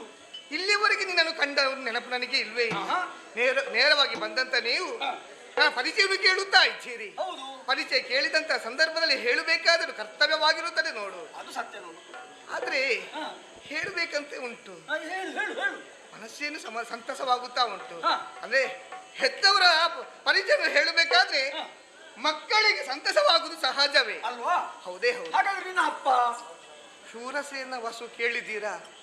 ಶೂರಸೇನು ವಸು? ಹೌದು, ಅವರ ಮಗಳು. ಅವರ ಮಗಳು? ಹೌದು. ತಾಯಿ ಸುರಭಿ ಜಾತೆಯಾದಂತ ರೋಹಿಣಿ ಎನ್ನ ತಾಯಿ. ಓ, ರೋಹಿಣಿಯ ಮಗಳ ನೀನು? ಪರಿಚಯ ಅಲ್ಲ, ಕೇಳಿದಷ್ಟೇ. ಅವರ ಮಗಳು ನಾನು. ಇದು ನಿನ್ನ ಹೆಸರು? ಕಾಮಧೇನು ಎಂದ್ರೆ ನಾನೇ. ಕಾಮಧೇನು? ಹೌದಪ್ಪ. ನೀನು ಇರುವುದಿಲ್ಲಿ? ಸುರಲೋಕದಲ್ಲಿ. ಮೇಲ್ಲೋಕ? ಹೌದಪ್ಪ, ದೇವಲೋಕದಲ್ಲಿ ಇರುವುದು. ಕಾಮಿಸಿದವರಿಗೆ ಯಾವುದನ್ನು ಕೊಡುವಳು ನಾನೇ ಆಗಿದ್ದೇನೆ. ಓ, ಕಾಮಿಸಿದವರಿಗೆ ನೀಡುವಂತಹ ಕಾಮಧೇನು ನಾನೇ. ಹೌದಪ್ಪ. ಮನಸ್ಸಿಗಾದಂತ ಬೇಸರವನ್ನು ಕಳೆಯಬೇಕು ಎನ್ನುವಂತ ಕಾರಣಕ್ಕಾಗಿ ಇತ್ತ ಕಡೆಗೆ ಬಂದವಳು ನಾನು. ಇನ್ನೇನು ನನ್ನ ಪರಿಚಯ ಪರಿಚಯವನ್ನು ಹೇಳಿದ ಬಳಿಕ ಹೋಗಬೇಕೆಂಬುದಾಗಿ ಯೋಚನೆಯನ್ನು ಮಾಡಿದಾಗ ನಿಮ್ಮನ್ನು ಕಾಣುವಾಗ ನಿಮ್ಮ ಪರಿಚಯವನ್ನು ಕೇಳಬೇಕೆಂಬುದಾಗಿ ಮನವಾಗುತ್ತಾ ಉಂಟು. ನನ್ನ ಪರಿಚಯ ಹೌದೇ ಹೌದು. ಹಾಗಾಗಿ ನಿಮ್ಮಲ್ಲಿ ಕೇಳುತ್ತಾ ಇದ್ದೇನೆ, ನೀವು ಯಾರು, ಎಲ್ಲಿಂದ ಬಂದವರು, ನಿಮ್ಮ ತಂದೆ ತಾಯಿಗಳು ಅಂದ್ರೆ ಯಾರು? ಜೊತೆಯಲ್ಲಿ ಏನೋ ನಿಮ್ಮನ್ನು ಕಾಣುವಾಗ ಓರೆ ನೋಟದಲ್ಲಿ ನನಗೆ ನೋಡುತ್ತಾ ಇದ್ದೀರಿ. ಅದು ಆರಂಭದಲ್ಲೇ ನನ್ನ ನೋಟ ಓರೆ. ಹೌದಾ? ಈ ರೀತಿಯ ನೋಟ ಯಾಕೆ ಎಂಬುದು ನಾನು ಅರಿಯದೇ ಹೋಗಿದ್ದೇನೆ. ಹಾಗಾಗಿ ಕೇಳುತ್ತಾ ಇದ್ದೇನೆ, ನಿಮ್ಮ ಪರಿಚಯ ಹೇಳುವುದರ ಜೊತೆಯಲ್ಲಿ ಈ ರೀತಿಯಾದ ಓರೆ ನೋಟ ಯಾಕೆ ಎಂಬುದು ಗೊತ್ತಾಗಿಲ್ಲ. ದೊರೆ ಕುಮಾರ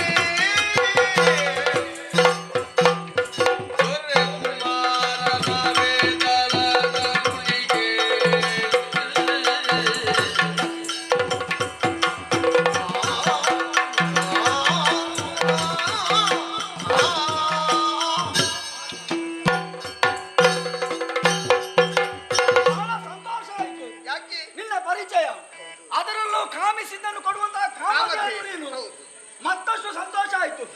ಈಗ ನನ್ನ ಪರಿಚಯ ಕೇಳುವುದ ನೀನು? ನೀನು ತಿರುಗಾಟಕ್ಕೆ ಹೊರಟದ್ದ? ಹೌದಪ್ಪ. ನೀನು ಮೇರು ಪರ್ವತದಿಂದ ಇಳ್ತದ ಈಗ? ಹೌದು. ಅಲ್ಲಿ ಕೆಳಗೆ ನೋಡು ಊರು ಕಾಣ್ತದ? ಊರು ಯಾವ್ದು ಗೊತ್ತಾಗ್ಲಿಲ್ವಾ? ಅದುವೇ ಕರವೀರಪುರ. ಮತ್ತೆ ಆ ಪುರದ ಅರಸ ಚಂದ್ರಶೇಖರ ಅಂದ್ರೆ ನನ್ನ ಅಪ್ಪ. ತಾರಾದೇವಿ ಇದ್ದಾಳೆ, ತಾರಾವತಿ ಅಮ್ಮ. ಅಮ್ಮ ನನಗೊಬ್ಬ ತಮ್ಮ ಇದ್ದಾನೆ. ಹೌದಾ? ಅವ ನನ್ನ ಜೊತೆಯಲ್ಲಿದ್ದಾನೆ. ಓ ಅಲ್ಲಿದ್ದಾನೆ, ಬದಿಯಲ್ಲಿದ್ದಾನೆ. ಮುಂದೆ ಬರುವುದಿಲ್ವಾ? ಅಲ್ಲ, ನಾನು ಅವನನ್ನು ನಾನೇ ಕಳುಹಿಸಿದ್ದು ಬೇಡ ಅಂತ. ಯಾಕಂದ್ರೆ ನೀನು ಒಬ್ಬಳೇ ಇರುವುದಲ್ಲ, ಮತ್ತೆ ಹೆದರಿದ್ರಿ ನೀನು. ಅವ ಭೈರವ, ನಾನು ವೇತಾಳ. ನನ್ನ ಹೆಸರು ವೇತಾಳ. ನನ್ನ ಹೆಸರು ನಮಗೂ ಹಾಗೆ ಅರಮನೆಯಲ್ಲೇ ಇದ್ದು ಉಂಟಲ್ಲ, ಏನು ಸುಖ ಕಾಣಲಿಲ್ಲ. ಹಾಗೆ ತಿರುಗಾಟಕ್ಕೆ ಹೊರಟದ್ದು. ಹೌದೇ? ಬರುವಂತ ದಾರಿಯಲ್ಲಿ ನಿನ್ನನ್ನು ಕಂಡಾಯ್ತು. ಕಂಡ ಕ್ಷಣದಲ್ಲಿ ನನ್ನ ನೋಟ ಓರೆ ಆಯ್ತು. ಈ ಓರ ನೋಟ ನಾನು ಯಾಕೆ ಬೀರಿದ್ದು ಅಂತ ಗೊತ್ತಾಯ್ತಾ? ಆಗದಿನ ನೋಡುತ್ತಾ ಇದ್ದೇನೆ, ಯಾಕೆ ಎಂಬುದು ಗೊತ್ತಾಗಿಲ್ಲ. ಕಾಮಧೇನು. ಓ, ಕಾರಣ ಉಂಟು. ಏನು? ನಿನ್ನ ಮೇಲೆ ನನಗೆ ಮನಸ್ಸಾಗಿದೆ ಅಂತ ಗೊತ್ತಾಗ್ಲಿಲ್ವಾ? ನಿನ್ನ ಅಂಗ ಸುಖವನ್ನು ಬಯಸಿದ್ದೇನೆ, ಹಾಗಾಗಿ ಕಾಮಿತವನ್ನು ನೀಡುವಂತ ಕಾಮಧೇನು ಅಲ್ಲ, ಆ ಕಾಮಿತವನ್ನು ಈಡೇರಿಸುವೆಯಾ?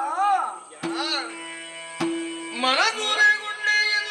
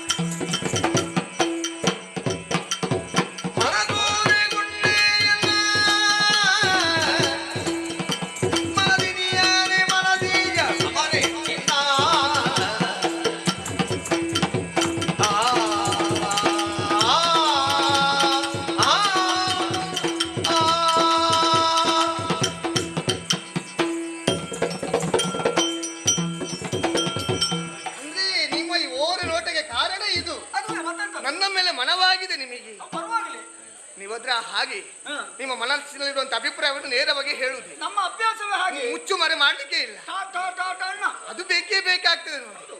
ಹಾಗಂತ ಹೇಳಿ ಹೆಣ್ಣು ಮಕ್ಕಳು ಆ ರೀತಿ ಅಲ್ವೇ ಅಲ್ಲ ನೋಡಿ, ಸಂಕೋಚ. ಹೌದಪ್ಪ, ಅಂದ್ರೆ ನಾಚಿಕೆ ಅನ್ನೋದು ಇದ್ದೇ ಇರುತ್ತದೆ. ಭದ್ರಕೋಟೆ ಅದು. ಹೌದೇ ಹೌದು, ಅದನ್ನು ದಾಟಿ ಹೋಗಬಾರ್ದು.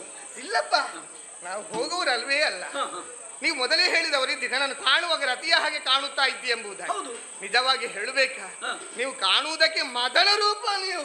ಈಗ ನಾನು ಹೌದು, ಅಷ್ಟು ಚಂದ ಇದ್ದೇನಾ? ಹೌದಪ್ಪ. ಮತ್ತೆ ಕೆಲವರು ಹೇಳ್ತಾರೆ ನಿನ್ನ ಮುಖ ನೋಡುವಾಗ ಮಂಗನನ್ನು ನೋಡಿದಾಗ ಆಗ್ತದಂತ. ಹೇಳುವರು ಹೇಳಿ, ಆದ್ರೆ ನನ್ನ ಕಾರಣಿಗೆ ನೀವು ಆ ರೀತಿಯಾಗಿ ಕಾಣುತ್ತಾ ಇದ್ದೀರಿ. ಹೌದಾ? ಹೌದೇ ಹೌದು.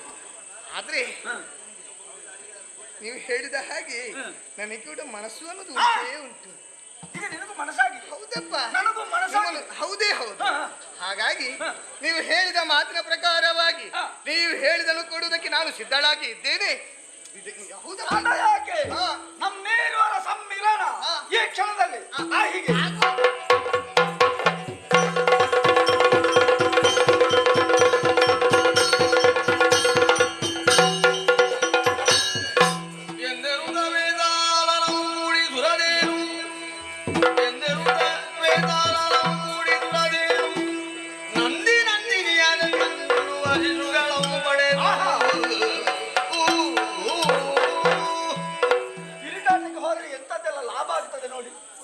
ತಿರುಗಾಟಕ್ಕೆ ಹೋದ ದೆಸೆಯಿಂದಲಾಗಿ ಕಾಮದೇವರನ್ನು ಕಂಡದ್ದು ನಾನು. ಅವಳನ್ನು ಬಯಸಿದ್ದು ನಾನು, ಒಪ್ಪಿದ್ದು ಅವಳು ಒಪ್ಪಿದ್ದು. ನಮ್ಮೇರುವರ ಸಮಾಗಮದಿಂದ ಹುಟ್ಟಿದಂತಹ 2 ಮಕ್ಕಳು, ಒಂದು ಗಂಡು ಒಂದು ಹೆಣ್ಣು. ಗಂಡಿಗೆ ನಂದಿ, ಹೆಣ್ಣಿಗೆ ನಂದಿನಿ ನಾಮಕರಣವನ್ನು ಮಾಡಿದ್ದೇನೆ. ಸುಖ ಜೀವನ ನೋಡುವ ಏನಾಗ್ತಾರಂತ.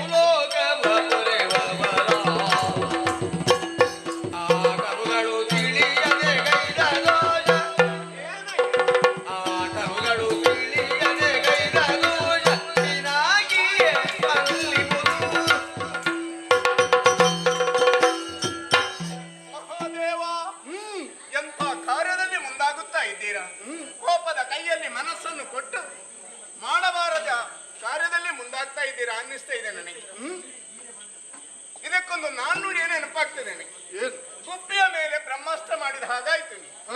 ಇನ್ನೊಂದು ವಿಷಯ, ಬೇಲಿ ಹಾಕುವುದಕ್ಕೆ ಹೊಲವನ್ನು ಕಾಯುವುದಕ್ಕೆ. ಅದೇ ಬೇಲಿಯದ್ದು ಹೊಲವನ್ನು ತಿಂದ್ರೆ ಹೊಲವನ್ನು ರಕ್ಷಣೆ ಮಾಡುವವರು ಯಾರು? ಹಾಗಾಯಿತು ನೀವು ಮಾಡಿದ ಕಾರ್ಯ. ಏನೋ ತಿಳಿಯದೆ ಮಾಡಿದ ಅಪರಾಧವನ್ನು ಮಹಾದೊಡ್ಡ ಕಾರ್ಯ ಅಂತ ಇಷ್ಟು ಕೋಪದಲ್ಲಿ ಹೋಗಿದ್ದೀರಾ ನೀವು. ಕೋಪಕ್ಕೆ ಹೋದ್ರಿಂದ ನೋಡಿ ಪ್ರಪಂಚದ ಮುಂದೆ ದೃಷ್ಟಿ ಹಾಯಿಸಿ ನೋಡಿ, ಅಲ್ಲೋಲ ಕಲ್ಲೋಲವಾಗುತ್ತಾ ಇದೆ ಪ್ರಪಂಚ. ಎಂತ ಆಹಾಕಾರ ಎಬ್ಬಿಸುವ ನೀವು ರಕ್ಷಿಸಬೇಕಾದವರು ಭಕ್ಷಿಸ್ತಾ ಇದ್ದೀರಲ್ಲ, ಇದು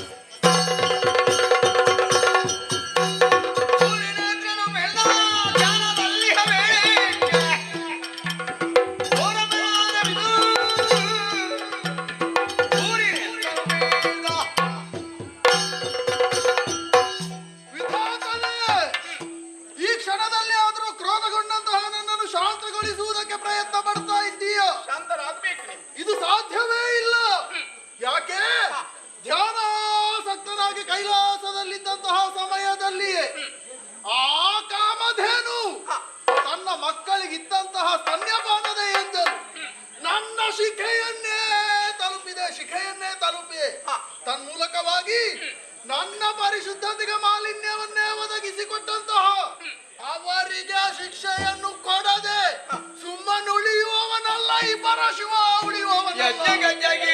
ಸಹಕಾರಿಯ ದುರದೇನೋ ಸುಜ್ಜಳ ರೋಮ ರೋಮಗಳು ನಿರ್ಜಲ ನದಿ ನೆಲೆಗೊಳ್ಳಿವೆ, ನಿರ್ಜಲ ನದಿ ನೆಲೆಗೊಳ್ಳಿವೆ. ಕರುಗಳ ಅಜ್ಞಾನ ತಪ್ಪನು ಜರಿಯು ಯಜ್ಞಗಜ್ಜಗೆ ಸಾಗಾರಿ.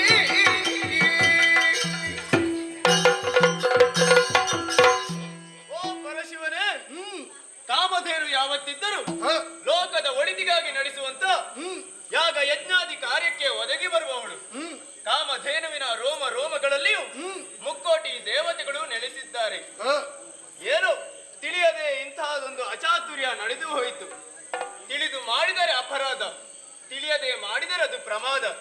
ತಿಳಿಯದೆ ಮಾಡಿದಂತ ಈ ಪ್ರಮಾದವನ್ನು ಮನ್ನಿಸಿ ನೀನು ಶಾಂತನಾಗಬೇಕು ದೇವರೇ. ತಪ್ಪು ಮಾಡಿದವರೇ ಕಾಲಿಗೆರಗುತ್ತಲ್ವೇ? ಹಾಲುಗಲ್ಲದ ಎಳೆಯ ಜಿಸುಗಳ ಮೇಲೆ ಮುನಿವೆಯ ದೇವ,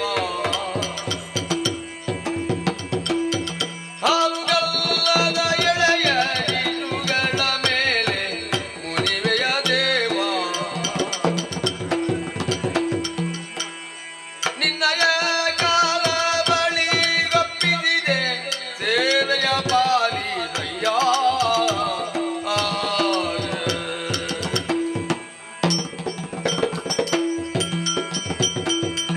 ದೇವರೇ ಶಾಂತರಾಗಬೇಕು ನೀವು. ಎಂತಹ ಕಾರ್ಯಗಳು ಮಾಡೋಕೆ ಮುಂದುವರಿಯುತ್ತಾ ಇದ್ದೀರಿ ನೀವು. ಸಣ್ಣ ಮಕ್ಕಳು ಇದು ಎರಡುಗಳು, ಏನು ಅರಿಯದಂತ ಮುಗ್ಧ ಮಕ್ಕಳು ಇದು. ಇನ್ನು ಏನು ತಿಳಿಯದಂತ ಈ ಮಕ್ಕಳ ಮೇಲೆ ಈ ರೀತಿಯ ಕೋಪವನ್ನು ಮಾಡುವುದು ಸರಿಯಾಗ್ತದೆ ಹೇಳಿ? ಇದು ಅರಿಯದೆ ಮಾಡಿದಂತಹ ತಪ್ಪು ಇದು. ಈ ಎರಡು ಮಕ್ಕಳನ್ನು ನಿಮ್ಮ ಕಾಲಪುರಲು ಇರಿಸಿದ್ದೇನೆ. ಆ ಮಕ್ಕಳಿಗೆ ಏನು ಮಾಡಬೇಕು ನೀವೇ, ಅದಕ್ಕೆ ಪರಿಹಾರವನ್ನು ನೀವೇ ಕೊಡಬೇಕು. ಕೈ ಮುಗಿದು ಬೇಡಿಕೊಳ್ಳುತ್ತಾ ಇದ್ದೀರಿ ದೇವರೇ. ಜನರಿಗಳಲ್ಲಿ ಮುಂಗೊಲಿದೆ ನಂದಿಯು ಎನಗೆ ವಾಹನವಾಗಿರಲಿ. ಜನರಿಗಳಲ್ಲಿ ಮುಂಗೊಲಿದೆ ನಂದಿಯು ಎನಗೆ ವಾಹನವಾಗಿರಲಿ. ನಂದಿಯು ನಾಗದೊಳೆಂದು ಹರಬಲಿ ಜ್ಞಾನಿಯಾದೆ. ಕಾಮಧೇನುವೆ, ನಿನ್ನ ಮಕ್ಕಳಿಗೋಸ್ಕರವಾಗಿ ನೀನೇ ಕಣ್ಣೀರನ್ನೇ ಸುರಿಸುತ್ತಾ ನನ್ನ ಪಾದವನ್ನೇ ತೊಳೆಯುತ್ತಾ ಇದ್ದೀಯ. ಅಷ್ಟು ಮಾತ್ರವಲ್ಲ, ಆ ಶಿಶುಗಳು ಎರಡನ್ನೂ ಕೂಡ ನನ್ನ ಪಾದ ಮೂಲದಲ್ಲಿಯೇ ಸಮರ್ಪಿಸಿದವಳಿದ್ದೀಯ. ಹೌದು, ಶಾಂತನಾಗಿದ್ದೇನೆ, ಯೋಚಿಸಬೇಡ. ನಿನ್ನ ಮಗನಾದಂತಹ ಆ ನಂದಿ ಇನ್ನು ಮುಂದಕ್ಕೆ ನಿರತವು ನನ್ನ ವಾಹನವಾಗಿದ್ದುಕೊಂಡು ಕೈಲಾಸದಲ್ಲಿಯೇ ನೆಲೆಯಾಗಿರಲಿ. ಅಷ್ಟು ಮಾತ್ರವೇ ಅಲ್ಲ, ಮತ್ತೆ ಇನ್ನೊಂದು ಮಗು ಉಂಟು, ಹೆಣ್ಣು ಶಿಶು, ನಂದಿನಿ ಎಂಬವಳು. ಅವಳು ಇನ್ನು ಮುಂದಕ್ಕೆ ಲೋಕ ಕಲ್ಯಾಣಾರ್ಥವಾಗಿ ಸುರಲೋಕದಲ್ಲಿಯೇ ನೆಲೆಯಾಗಿರಲಿ. ಅಷ್ಟು ಮಾತ್ರವಲ್ಲ, ಧರೆಯಲ್ಲಿ ಯಾವ ಬ್ರಾಹ್ಮಣೋತ್ತಮರು ಋಷಿಮುನಿಗಳು ಯಾಗ ಯಜ್ಞಾದಿಗಳನ್ನು ಆಚರಿಸುತ್ತಾರೆ ಅವೆಲ್ಲದಕ್ಕೂ ಕೂಡ ಸಹಕಾರಿಯಾಗಿದ್ದುಕೊಂಡು ತನ್ಮೂಲಕವಾಗಿ ಕಾರ್ಯವನ್ನು ನಿರ್ವಹಿಸಲಿ. ಅಷ್ಟು ಮಾತ್ರ ಸಾಕಾಗುವುದಿಲ್ಲ, ಮತ್ತೆ ನಿನ್ನ ಸತ್ವ ಗುಣಗಳು ಏನುಂಟೋ ಎಲ್ಲವನ್ನು ಕೂಡ ಇನ್ನು ಮುಂದಕ್ಕ ಆ ನಂದಿನಿಗೆ ಧಾರೆ ಎರೆಯುವುದಕ್ಕಿದ್ದೇನೆ. ತನ್ಮೂಲಕವಾಗಿ ಪ್ರಪಂಚದಲ್ಲಿ ಪೂಜ್ಯಲೆಂದೆನಿಸಿಕೊಳ್ಳುತ್ತಾಳೆ. ಸಂತೋಷ ತಾನೇ? ಕಾಮಧೇನು ನಗುತ್ತಲೆಂದಳು ವ್ಯೋಮಕೇಶನೇ ಕಪಟ ಕೋಪದಿ. ಪಾಮರರಿಗೊಲಿದಿದ್ದೆ ಉನ್ನತ ಸ್ನಾನಮಾನಗಳ, ಪಾಮರರಿಗೊಲಿದಿದ್ದೆ ಉನ್ನತ ಸ್ಥಾನಮಾನಗಳ. ನಾಮರೆಯ ವಿಭು ನಿನ್ನ ನಿಜ ಕರುಣಾಮೃತದ ಪ್ರಕರಣದಿ ಪಾವನ ರಾಮಗಳು ನೆಲೆಸಿದೆಯ ಸಾರ್ಥಕ ಭಾವವೆನಗಿಹುದು, ಸಾರ್ಥಕ ಭಾವವೆನಗಿಹುದು. ಪರಮಾತ್ಮ, ಕಾಮಧೇನು, ಈಗ ನನಗೆ ನಗು ಬರುತ್ತಾ ಉಂಟು. ಯಾಕೆ? ನಿಮ್ಮ ಕಪಟ ನಾಟಕವನ್ನು ಕಂಡಾಗ ನಗು ಬರುತ್ತಾ ಉಂಟು ಸ್ವಾಮಿ. ಅಂದ್ರೆ ಈ ಸಂದರ್ಭದಲ್ಲಿ ಮಕ್ಕಳನ್ನು ನೀವೇ ಕಾಯಬೇಕೆಂಬುದು ನಿಮ್ಮ ಕಾಲಪುಟದಲ್ಲಿ ನಿಲ್ಲಿಸಿದಂತಹ ಸಂದರ್ಭ. ನನ್ನ ಮಕ್ಕಳಿಗೆ ನೀವು ದೊರಕಿಸಿದಂತಹ ಸ್ಥಾನವಾದರೆ ಯಾವುದು? ಒಂದು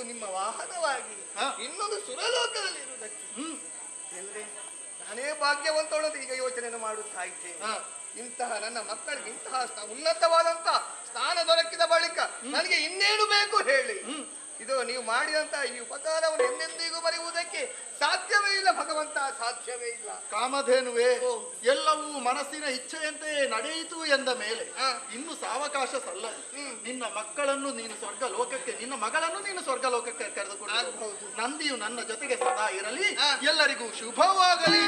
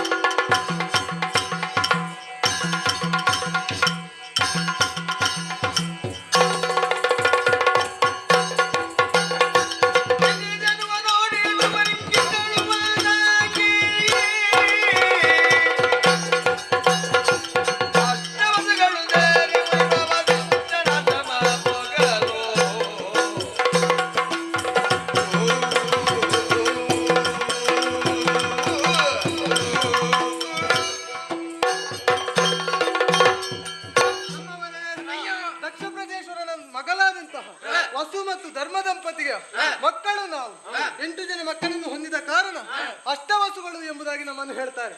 ಹಾಗಂತ ಸಾಗರಕ್ಕೆ ಸಾಗರವೇ ಸಾಟಿ, ಆಕಾಶಕ್ಕೆ ಆಕಾಶವೇ ಸಾಟಿ, ನಮಗೆ ನಾವೇ ಸಾಟಿ. ಹಾಗಿರುವಾಗ ದೇವಲೋಕದಂತಹ ದೇವತೆಗಳಿಗೆ ಏನು ಗೌರವ ಉಂಟು ಅದೇ ಗೌರವ ನಮಿಗೂ ಉಂಟು. ಹಾಗಂತ ನಮ್ಮನ್ನು ಪ್ರಚಾರಕ್ಕೆ ಕಲಿಸುವವರು ಸ್ವಲ್ಪ ಕಡಿಮೆ ಆಗಿದೆ. ಮತ್ತೊಂದು ವಿಚಾರ ಉಂಟು, ನಮಗೆ ಎಲ್ಲಿ ಪ್ರಚಾರ ಸಿಗುವುದಿಲ್ವೋ ಅಲ್ಲಿ ಪ್ರಚಾರವನ್ನು ನಾವೇ ಗಿಟ್ಟಿಸಿಕೊಳ್ಳಬೇಕು. ಹಾಗಂತ ಭೂಲೋಕ ಸಂಚಾರಕ್ಕೆ ಹೊರಟವರು ನಾವು. ಆದ್ರೆ ನನ್ನ ಮಡದಿಯ ಮುಖವನ್ನು ನೋಡುವುದು ಎಂದಿನ ಹಾಗೆ ಇಲ್ಲ. ಆನಂದವು ಕಂದಿ ಹೋಗಿದೆ. ಏನಾಯ್ತೆ ಸ್ವಾಮಿ? ಹಾ, ವಿಚಾರ ಉಂಟು. ಏನು ವಿಚಾರ? ಈ ಹೊತ್ತಿನಲ್ಲಿ ಸುತ್ತಕ್ಕೆ ಮುಂದಾಗಿ ಬರ್ತಾ ಇರುವ ಸಂದರ್ಭ ನೋಡಿ ಅಂತೆ ಏನಾಯ್ತು? ಕಣ್ಣಿಗೊಂದು ಅಚ್ಚರಿ ಗೊತ್ತಿಸ್ತಾ ಉಂಟು. ಏನು ಅಚ್ಚರಿ? ಆ ದೇನವನ್ನು ಗಮನಿಸ್ತಾ ಇದ್ದೀರಾ? ಅಂತಹ ದೇನನ್ನು ಇಷ್ಟರಲ್ಲಿ ಕಂಡವಳು ನಾನಲ್ಲ. ಆಶ್ರಮದಲ್ಲಿ? ಹೌದು. ಆ ದೇನಿನ ವಿಶೇಷತೆ ಏನು, ಅದೇನೆಂಬುದು ನನಗೆ ತಿಳಿಸುವಿರಾ? ವರಾಂಗಿ ಕೇಳು.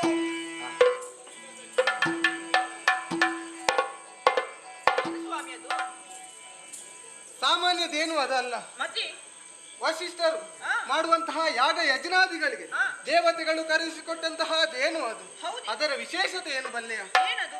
ಆ ದೇನುವಿನ ಹಾಲನ್ನು ಕುಡಿದರೆ ಸಾಮಾನ್ಯ ಮನುಜರೇ 10 ವರುಷಗಳ ಕಾಲ ಮೇಲ್ಪಟ್ಟು ಬದುಕಿ ಉಳಿಯುತ್ತಾರಂತೆ. ಅಷ್ಟು ಮಾತ್ರ ಅಲ್ಲ, ಯಾವುದೇ ಒಂದು ರೋಗ ರುಜಿನಗಳು ಅವರ ದೇಹವನ್ನು ಆವರಿಸುವುದಿಲ್ಲವಂತೆ. ಹಾಗಂತ ವಸಿಷ್ಠರ ಆಶ್ರಮದಲ್ಲಿ ಕಾಲ ಕಾಲಕ್ಕೆ ಸರಿಯಾಗಿ ಷಡ್ರೋಪಯುಕ್ತವಾದಂತಹ ಭೋಜನವನ್ನು ಸಿದ್ಧಪಡಿಸುವುದು ಆ ದೇನು. ಹಾಗಿರುವಾಗ ಅಷ್ಟು ವೈಶಿಷ್ಟ್ಯತೆಯನ್ನು ಆ ದೇನು ಹೊಂದಿದೆ. ಅದು ಹೊಂದಿದೆ. ಅಚ್ಚರಿಯಾನು ಸ್ನೇಹಿತೆಯನ್ನು ತಾನೆನೆದಿಂತು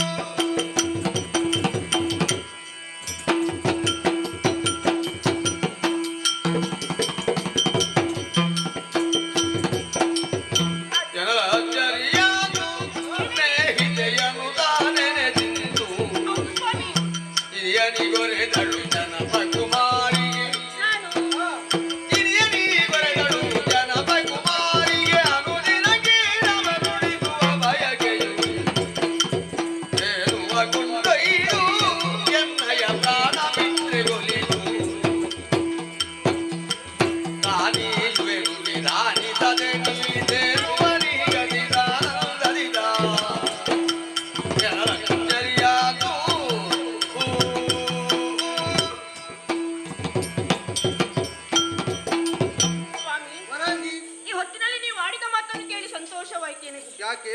ಕಾರಣ ಉಂಟು. ಇಷ್ಟದವರೆಗೆ ಏನು ಕೇಳಿದರೂ ಈಡೇರಿಸಿದವರು ಹೌದು. ಆದರೆ ಈ ಸಂದರ್ಭದಲ್ಲಿ ಅನ್ನೋದೊಂದು ಮನದ ಆಸೆ. ಏನು? ಯಾಕೆ ಹೇಳಿ? ಕಾರಣ ಉಂಟು. ಏನು ಕಾರಣ? ಆ ದೇವನ ಬಗ್ಗೆ ಕೇಳಿ ನನಗೆ ಅಚ್ಚರಿಯೇ ಉಂಟಾಯಿತು, ಸಂತೋಷವೂ ಆಯಿತು. ಯಾಕೆ? ಕಾರಣ ಸ್ವಾಮಿ, ನನ್ನ ಮನದಲ್ಲಿ ಆಸೆ ಎಂಬುದುಂಟು, ಅದು ನಿಮ್ಮ ಬಳಿ ಹೇಳುತ್ತೇನೆ. ಏನು ಆಸೆ? ಏನೆಂದರೆ ನನ್ನ ಒಬ್ಬಳು ಪ್ರಾಣ ಸ್ನೇಹಿತೆ ಒಬ್ಬಳಿದ್ದಾಳೆ. ಓಹೋ, ಜಿತಾವತಿ ಎನ್ನುವ ಹಾಗೆ. ಅವಳ ಆರೋಗ್ಯದ ಬಗ್ಗೆ ನಿಮಗೆ ತಿಳಿದು ನಾನು ಹೇಳಿದ್ದೀನಿ. ಅದರ ಬಗ್ಗೆ ನಾನು ಯೋಚನೆ ಮಾಡುವಾಗ ಈ ದೇನವನ್ನು ಕರೆದುಕೊಂಡು ಅವಳ ಬಳಿಗೆ ಹೋದಂತಾದರೆ, ಇವಳ ಹಾಲನ್ನು ಅವಳಿಗೆ ಎರಗಿದಂತಾದರೆ ಅವನ ಜೀವನದಲ್ಲಿ ಸ್ವಲ್ಪವಾದರೂ ಏರುಪೇರಾಗಬಹುದಲ್ವೇ, ಸಂತೋಷದಿಂದ ದಿನವನ್ನು ಕಳೆಯಬಹುದಲ್ವೇ. ಹಾಗಾಗಿ ಅದೇನುವನ್ನು ನಾವು ಕರೆದುಕೊಂಡು ಹೋಗೋಣ ಸ್ವಾಮಿ. ಅರಸಿ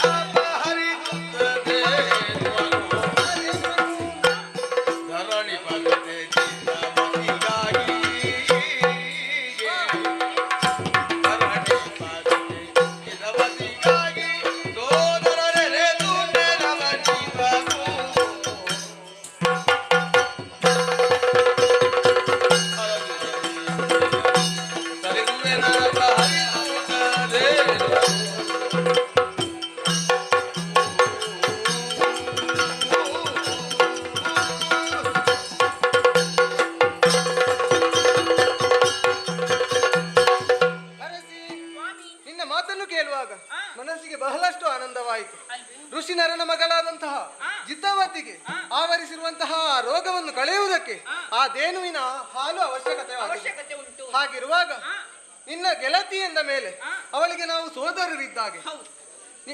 ಹಾಗೆ ಅಂತ ಹೆಂಡತಿಯ ಆಸೆಯನ್ನು ತೀರಿಸಬೇಕಾದವಳು ಗಂಡನಾಗಿ ನಮ್ಮ ಕರ್ತವ್ಯ. ಹಾಗಿರುವಾಗ ಆ ದೇನುವನ್ನು ತರುವುದು ಒಳ್ಳೆಯದು. ಹಾಗಂತ ನಮ್ಮವರ ಅಭಿಪ್ರಾಯ ಒಂದು ಕೇಳಬೇಕಲ್ವಾ? ಏನು ಮಾಡೋಣ?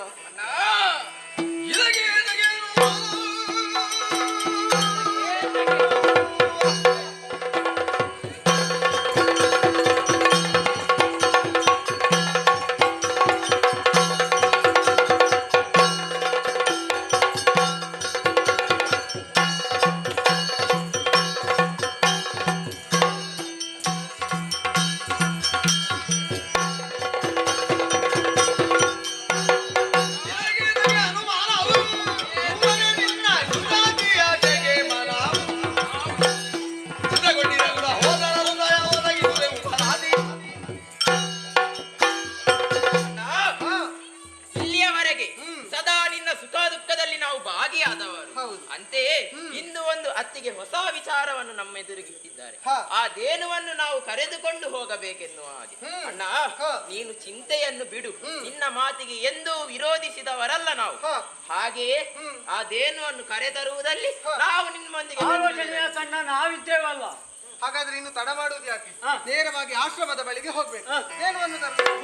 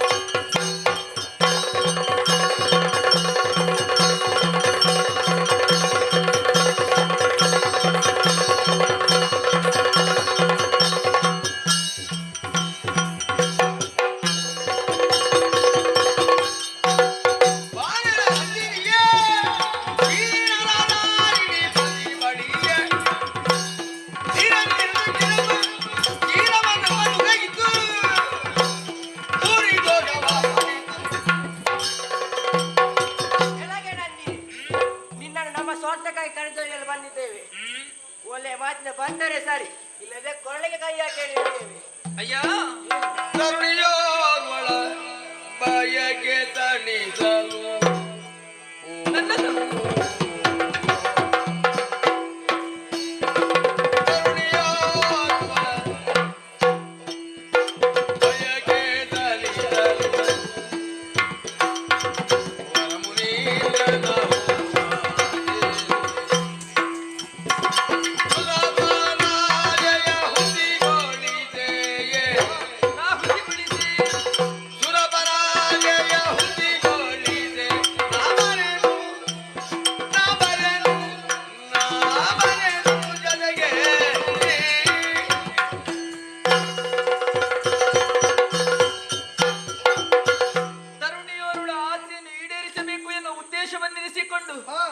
ನಂದಿನಿಯಾದಂತಹ ನನ್ನನ್ನೇ ಎಳೆದೊಯ್ಯುವುದಕ್ಕಾಗಿ ಮುಂದಾಗುತ್ತಾ ಇದ್ದೀರಿ ನೀವು. ಆದರೆ ನಾನು ಈ ಆಶ್ರಮದಲ್ಲಿರುವುದು ಸುರಪ್ಪನ ಆಜ್ಞೆಯಂತೆ. ಮುನಿಗಳು ಮಾಡುವಂತಹ ಯಾಗ ಯಜನಾದಿ ಸತ್ಕಾರ್ಯಕ್ಕೆ ಒದಗಿ ಬರಬೇಕು ನಾನು ಎನ್ನುವ ಕಾರಣಕ್ಕೆ ಬೇಕಾಗಿ ಈ ಆಶ್ರಮದಲ್ಲಿ ಇರುವವಳು ನಾನು. ಹಾಗಾಗಿ ಸುರಪ್ಪನ ಆಜ್ಞೆಯನ್ನು ಯಾವ ಕಾಲಕ್ಕೂ ಹುಸಿಗೊಳಿಸುವವಳಲ್ಲ. ನಿಮ್ಮ ಮಾತಿಗೆ ಒಡಂಬಟ್ಟು ನಿಮ್ಮೊಳಗೆ ಬರುವುದಿಲ್ಲ. ತೆರಳಬಹುದು, ನೀವು ತೆರಳಬಹುದು. ಬರದಿದೆ ಬರದಿದೆ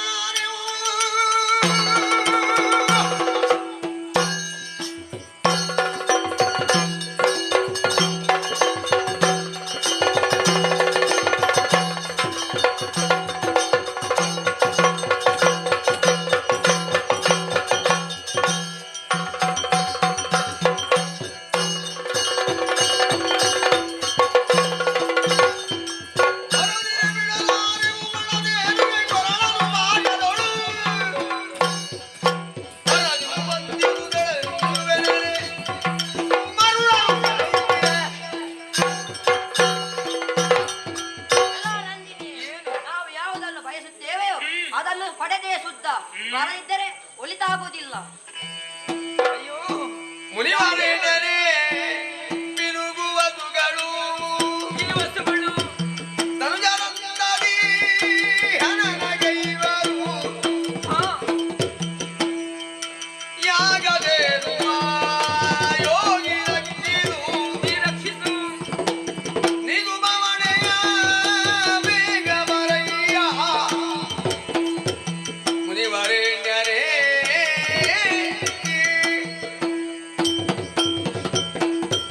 ಓ ಮುನಿವರೇಣ್ಯರೇ, ಈ ಭಿನುಗು ವಸುಗಳೆಲ್ಲ ನನ್ನನ್ನು ಕರೆದೊಯ್ಯುವುದಕ್ಕಾಗಿ ಮುಂಬರುತ್ತಾ ಇದ್ದಾರೆ. ಧನುಜರಂತೆ ಇವರೆಲ್ಲ ನನ್ನ ಮೈ ಮೇಲಿರುವುದಕ್ಕೆ ಮುಂದಾಗುತ್ತಾ ಇದ್ದಾರೆ. ಬರಲಾರೆ ಎನ್ನುವ ಹಾಗೆ ಹೇಳಿದರೆ ನನ್ನ ಮಾತನ್ನೇ ತಿರಸ್ಕರಿಸುತ್ತಾ ಮುಂದುವರಿಯುತ್ತಾರೆ ಅಂತ ಆದ್ರೆ ನನ್ನನ್ನು ರಕ್ಷಿಸಬೇಕಾದವ ಯಾರು? ದೇವೇಂದ್ರ ನಿನ್ನ ಕೈಗೆ ಒಪ್ಪಿಸುವಂತಹ ಸಂದರ್ಭದಲ್ಲಿ ಆಡಿದಂತಹ ಮಾತು, ಇವಳ ಹೊಣೆಗಾರಿಕೆ ನಿನಗಿದೆ ಎನ್ನುವ ಹಾಗೆ. ಹಾಗಿರುವಾಗ ವಶಿಷ್ಠ ಮುನಿಗಳಾದಂತಹ ನೀವೇ ನನ್ನನ್ನು ಕಾಪಾಡಬೇಕೇ ಹೊರತು ಅನ್ಯರಲ್ಲಿ ನಾನು ಯಾರಲ್ಲಿ ದೂರುವುದಕ್ಕಿದೆ? ಮುನಿವರ ಆರಿಗೊರೆದರು ಎಂಬ ತಡೆಯುವ ಆರಿಗೊರೆದರು ಎಂಬ ತಡೆಯುವ ಧೀರರ್ಯಾರೆಲೆ ಯಾರು ಇದ್ರಿ? ಆರಿಗೊರೆದರು ಎಂಬ ತಡೆಯುವ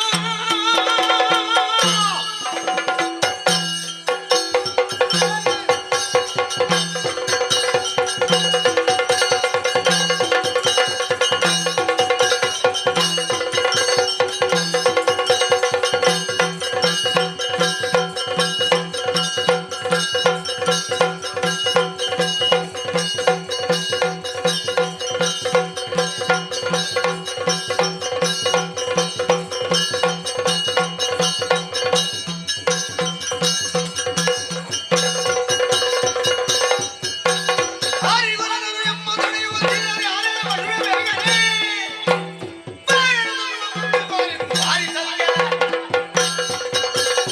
ನಮ್ಮವರೇ, ಎಷ್ಟು ಸಾಮದಿಂದ ಕರೆದರೂ ಕೂಡ ನಮ್ಮ ಜೊತೆ ಇವಳು ಬರುವುದಿಲ್ಲ. ಶುದ್ಧ ನಂದಿನಿ ಅಂತ ಇವಳನ್ನು ಹೇಗೆ ಬರಿಸಬೇಕು ಅಂತ ನನಗೆ ಗೊತ್ತುಂಟು. ಆ ಮುಳ್ಳಿನ ಕೋಲಲ್ಲಿ ಅದರಿಂದ ಬಾರಿಸುವಾಗ ಬರಿದಿದೆ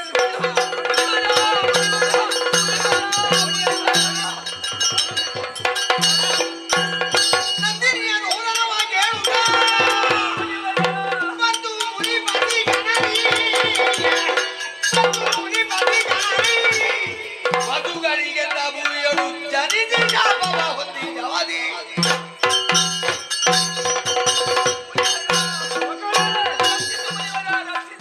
ಯಾಕೆ ಕಣ್ಣೀರು ಸುರಿಸುತ್ತೀರ ಮಗ? ಇವರೆಲ್ಲ ಹೇಳಿದವರಿಗೆ ಮುಂದುವರಿಯುತ್ತಾ ಇದ್ದಾರೆ. ನನ್ನನ್ನು ನೀನೇ ರಕ್ಷಿಸಬೇಕು, ರಕ್ಷಿಸಬೇಕು. ಅವರು ಈ ರೀತಿ ಉಪದ್ರ ಕೊಡ್ತಾರ, ಕಷ್ಟ ಕೊಡ್ತಾರ.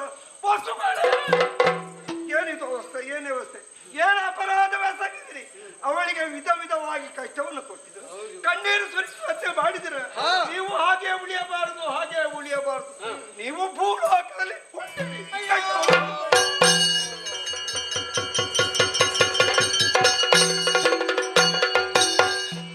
ಮನಿದು ಮುನಿವರನೇ ಅಪರಾಧವ ಸನ್ನುತ ಸುಜರಿತನೇ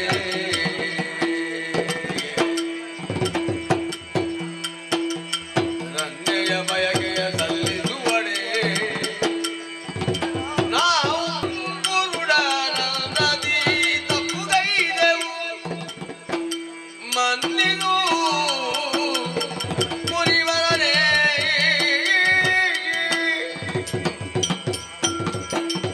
ಮುನಿವರನೇ, ಮನ್ನಿಸು ಮನ್ನಿಸು. ಏನು ದೇವತೆಗಳಂತಹ ನಾವೇ ಇಂತಹ ತಪ್ಪು ದಾರಿಯಲ್ಲಿ ಪ್ರವೇಶಿಸುವುದಕ್ಕೆ ಬಲವಾದ ಕಾರಣ ಉಂಟು. ಏನು ಕಾರಣ? ನನ್ನ ಮಡದಿಯ ಗೆಳತಿಗೆ ಒಂದು ರೋಗ ಆವರಿಸಿತ್ತು ದೇವ. ಆ ರೋಗವನ್ನು ಕಳೆಯುವುದಕ್ಕೆ ಈ ದೇವಿನ ಹಾಲು ಅವಶ್ಯಕವಾಗಿತ್ತು. ಹಾಗಾಗಿ ಈ ದೇನವನ್ನು ನಾವು ಬಯಸಿ ಬಂದವರು. ಈ ಹೊತ್ತಿಗೆ ಕಣ್ಣಿದ್ದು ಕುರುಡರಾಗಿ, ಬಾಯಿದ್ದು ಮೂಗರಾಗಿ, ಕಿವಿಯಿದ್ದು ಕಿವುಡರಾಗಿ ವರ್ತಿಸಿದೆವು ದೇವ. ಹಾಗಂತ ಕೋಪಗೊಂಡಂತ ನೀವು ನಮ್ಮನ್ನು ಶಪಿಸಿಯೇ ಬಿಟ್ಟಿದ್ದೀರಿ ದೇವ. ನಮ್ಮನ್ನು ಮನ್ನಿಸಬೇಕು. ವಸುಗಳೇ ಮುಂದಾಗೆ ವಸುಗಳೇ ವಸುಗಳೇ ಮುಂದಾಗೆ ಜನ್ಮವ ನೀವು ರಸೆಯಳು ತಡೆಯಲಿಗೆ ವ್ಯಸನವ ಬಳದಿ ತಿರಗಳ ಕಾಲ ವ್ಯಸನವ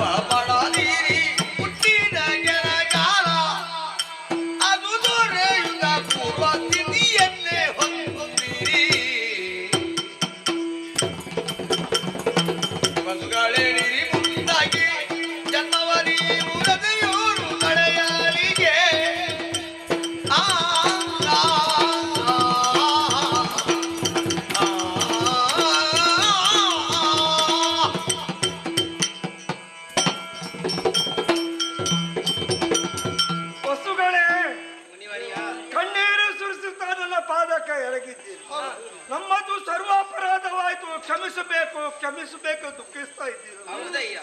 ನಿಮ್ಮ ಕಣ್ಣೀರಿಗೆ ಕಾರಣ ಈಗ ನಾನೇ ಆಗಿದ್ದೇನೆ. ಈ ಬಗ್ಗೆ ಯೋಚಿಸಬೇಕಾಗಿಲ್ಲ. ಸುಖವನ್ನು ಅನುಭವಿಸಂತ ನಾವು ಭೂಲೋಕ ಹುಟ್ಟಬೇಕಲ್ಲ, ಕಷ್ಟವನ್ನು ಅನುಭವಿಸಬೇಕಲ್ಲ ಎಂದು ದುಃಖಿಸ್ತಾ ಇದ್ದೀರಲ್ಲ. ನೀವು ಹುಟ್ಟುವುದು ಹುಟ್ಟಲೇಬೇಕು. ಆದ್ರೆ ಒಂದು ವಿಷಯ, ನೀವು ಯಾವಾಗಲೂ ಅಲ್ಪಾವಶ್ಯಾಗಿ ಉಳಿಯುವುದಕ್ಕೆ ಸಾಧ್ಯ, ಹೆಚ್ಚು ಸಮಯ ಬದುಕುವುದಕ್ಕೆ ಸಾಧ್ಯ ಇಲ್ಲ. ಆದುದರಿಂದ ನಿಮ್ಮ ಆಯುಷ್ಯ ಮುಗಿದ ಕ್ಷಣ ನಿಮ್ಮ ಕ್ರಮವನ್ನು ಸೇರುವುದಕ್ಕಿಂತ ಅಲ್ಲಿಗೆ ಹೋಗಿರು. ಆದ್ರೆ ನಿನಗೊಂದು ಮಾತು, ನೀನು ಏನು ಮಾಡಿದ ಅಪರಾಧವನ್ನು ಅಪರಾಧ ಎಸದಿಗೆಲ್ಲ ನನ್ನಿಗೆ ವಿಧ ವಿಧವಾದ ಕಷ್ಟವನ್ನು ಕೊಟ್ಟಿಲ್ಲ. ಮುಳ್ಳಿನ ಕೋಲಿನಿಂದ ರಕ್ತವನ್ನು ಸುರಿಸಿದೆ, ರಕ್ತವನ್ನು ಹರಿಸಿದೆ. ನೀನು ಮಾಡಿದ ಅಪರಾಧಕ್ಕಾಗಿ ನೀನು ಕಷ್ಟವನ್ನು ಅನುಭವಿಸಬೇಕು. ಆದ್ರೆ ಒಂದು ವಿಷಯ, ನೀನು ಹುಟ್ಟಿ ಬೆಳೆದ್ರು ನೀನು ಕಡೆ ತನಕ ಬದುಕಲೇಬೇಕು. ಅಂದ್ರೆ ಆಯುಷ್ಯ ಮುಗಿಯೋ ತನಕ, ನಿನ್ನ ಪ್ರಾಣ ಹೋಗುವ ತನಕ ಮುಳ್ಳಿನಿಂದಲೇ ಕಚ್ಚಿಸಿಕೊಂಡು ಜೀವನ ಕಳೆಯಬೇಕು.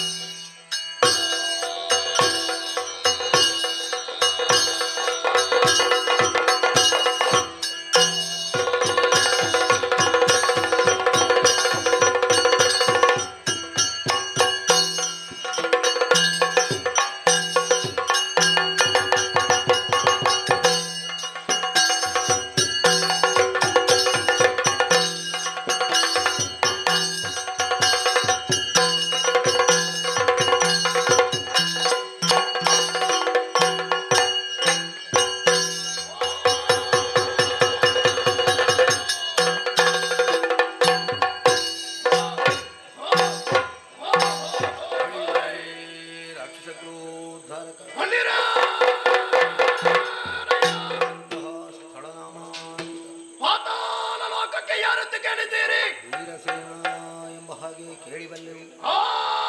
ಗೆದ್ದುಕೊಳ್ಳಬಹುದು. ಓಲಗವನ್ನು ಕೊಟ್ಟಂತಹ ಕಾರ್ಯಕಾರಣಗಳು ಅನೇಕ ವಿಧ ಆಲಿಸಿ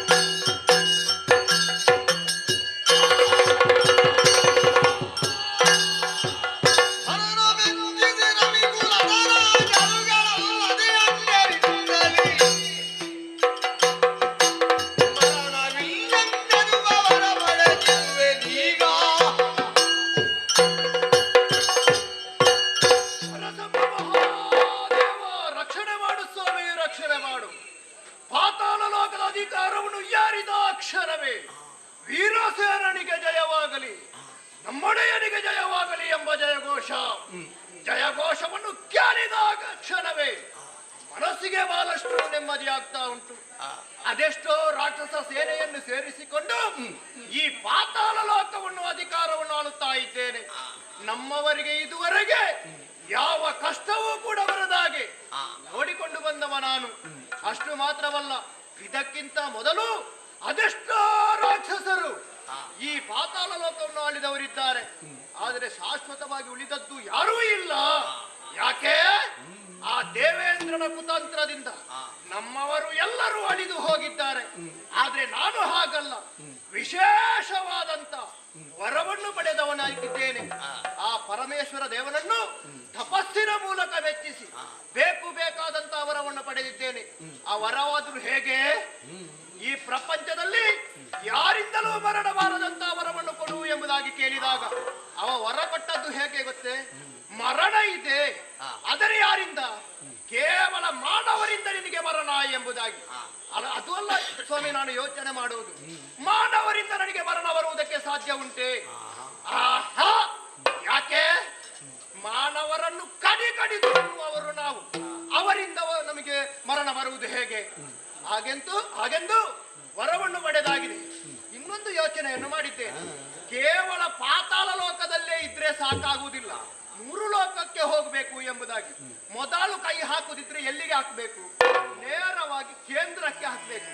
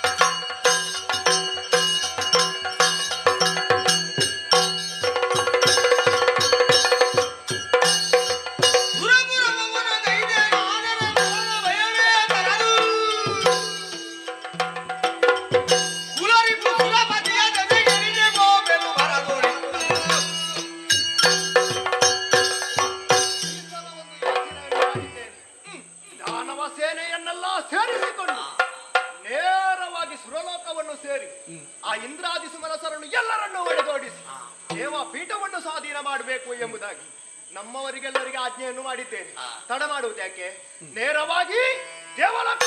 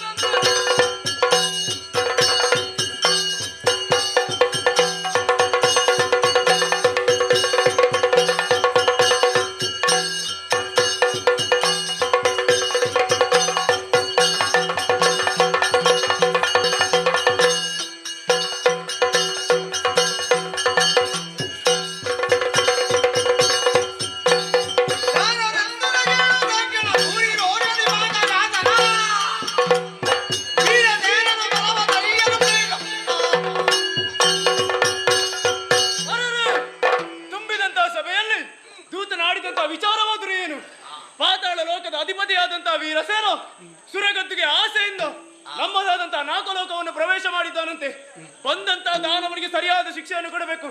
ಅದಕ್ಕಾಗಿ ಐರಾವತವನ್ನು ಏರಿ ವಜ್ರಾಯುಧವನ್ನು ಹಿಡಿದುಕೊಂಡು ಆ ದ್ರೋಣನನ್ನು ಎದುರಿಸುವುದಕ್ಕಾಗಿ ಮುಂದುವರಿತೇವೆ.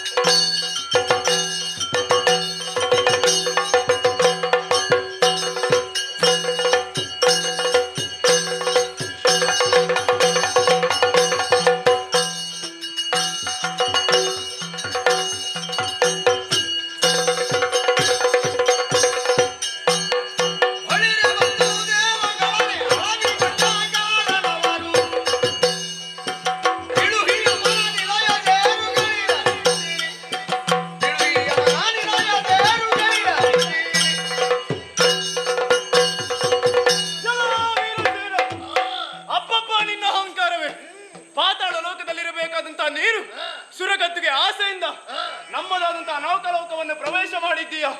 ನಿನ್ನಂತಹ ದಾನವರು ಈ ನಾಲ್ಕಲೋಕಕ್ಕೆ ಬರುವುದೇನು ಹೊಸದಲ್ಲ. ಈ ಹಿಂದೆ ಅದೆಷ್ಟೋ ದಾನವರೆಲ್ಲಿಗೆ ದಾಳಿಯನ್ನು ಮಾಡಿ ಯಮನ ಆಲಯವನ್ನು ಸೇರಿದ್ದಾರೆ. ಹಾಗಿರುವಾಗ ನೀನು ನಮ್ಮ ಯೋಗ್ಯತೆಯನ್ನು ತಿಳಿಯದೆ ಬಂದಿದ್ದೀಯ. ನೀನು ಬಂದ ಬಗೆ ಹೇಗಾಯ್ತು ಗೊತ್ತೇ? ರಾತ್ರಿ ಕಂಡ ಬಾವಿಯಲ್ಲಿ ಹಗಲು ಬಿದ್ದ ಹಾಗಾಯ್ತು. ಬದುಕುವ ಆಸೆ ಇದೆ ಅಂತಾದರೆ ಇಲ್ಲಿಂದ ಓಡಿ ಹೋಗು, ಇಲ್ಲದಿದ್ದರೆ ನಿನ್ನನ್ನು ಶೈವಿನಿಗೆ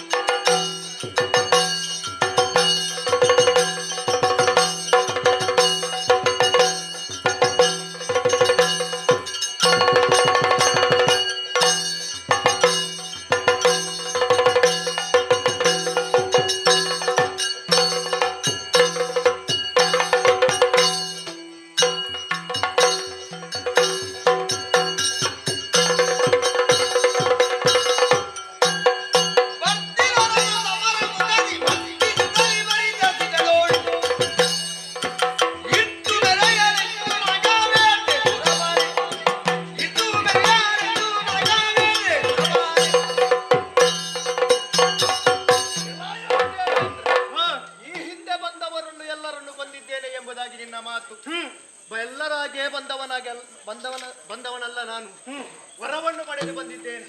ಹೌದೇನೋ? ಸುರಲೋಕ ಸ್ವಾಧೀನ ಮಾಡುವುದಕ್ಕಾಗಿಯೇ ಬಂದವ. ವಜ್ರಾಯುಧವನ್ನು ಕೈಯಲ್ಲಿ ಹಿಡಿದು ಗಜವನ್ನು ಏರಿಕೊಂಡು ಸುರಕ್ಕೆ ಮುಂದಾದೆಯ. ಏನು ಪೆಟ್ಟು ಬಿದ್ದು ಸಾಹಿತ್ಯ? ಯಾರು ಮರ್ಯಾದೆಯಾಗಿ ಸ್ವರ್ಗದ ಅಧಿಕಾರವನ್ನು ನನ್ನ ಪಾಲಿಗೆ ಬಿಟ್ಟು ಕೊಟ್ಟರೆ ಲೇಸು, ಇಲ್ಲದಿದ್ದರೆ ನಿನ್ನ ಎದೆಗೆ ಬೆಟ್ಟಿದ್ದೇನೆ.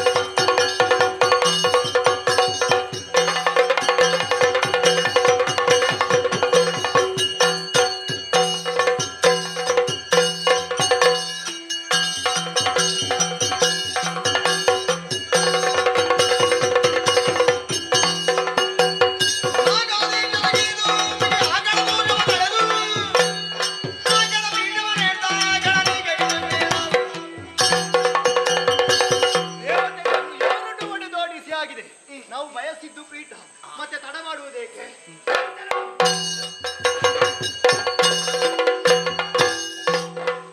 ಪೀಠವನ್ನು ಏರಿಯಾಗಿದೆ. ಎಲ್ಲರ ಜಯಘೋಷವನ್ನು ಕೇಳುವಾಗ ಸಂತೋಷವಾಯಿತು. ಇನ್ನು 3 ಲೋಕವು ಕೂಡ ಈ ವೀರಶೇನನದ್ದೇ ಆಗಿದೆ. ಇನ್ನು ಇಲ್ಲೇ ಉಳಿಯುವುದಲ್ಲ. ಇಲ್ಲಿದ್ರೆ ನಾವು ತಿನ್ನುವುದಾದ್ರೂ ಏನು? ಭೂಲೋಕದಲ್ಲಿ ಮಾಡುವಂತಹ ಯಾಗ ಯಜ್ಞದ ಹೊಗೆಯನ್ನೇ ತಿನ್ಬೇಕಷ್ಟೇ. ಇಲ್ಲಿ ಅಂತೂ ನಮಗೆ ಆಗುವುದಿಲ್ಲ. ನಮಗೆ ಏನು ತಿನ್ಬೇಕು ಅಂತಾದ್ರೆ ಭೂಲೋಕಕ್ಕೆ ಪಾತಾಳ ಲೋಕಕ್ಕೆ ಹೋಗ್ಬೇಕು. ಮತ್ತೆ ತಡವೇ ಆಡುವುದೇಕೆ? ಬೇಕಾದಾಗೊಮ್ಮೆ ಬರುವುದಿಲ್ಲಿಗೆ. ನೋಡ ಪಾತಾಳ ಲೋಕವನ್ನು ಸೇರಿಕೊಳ್ಳೋಣ.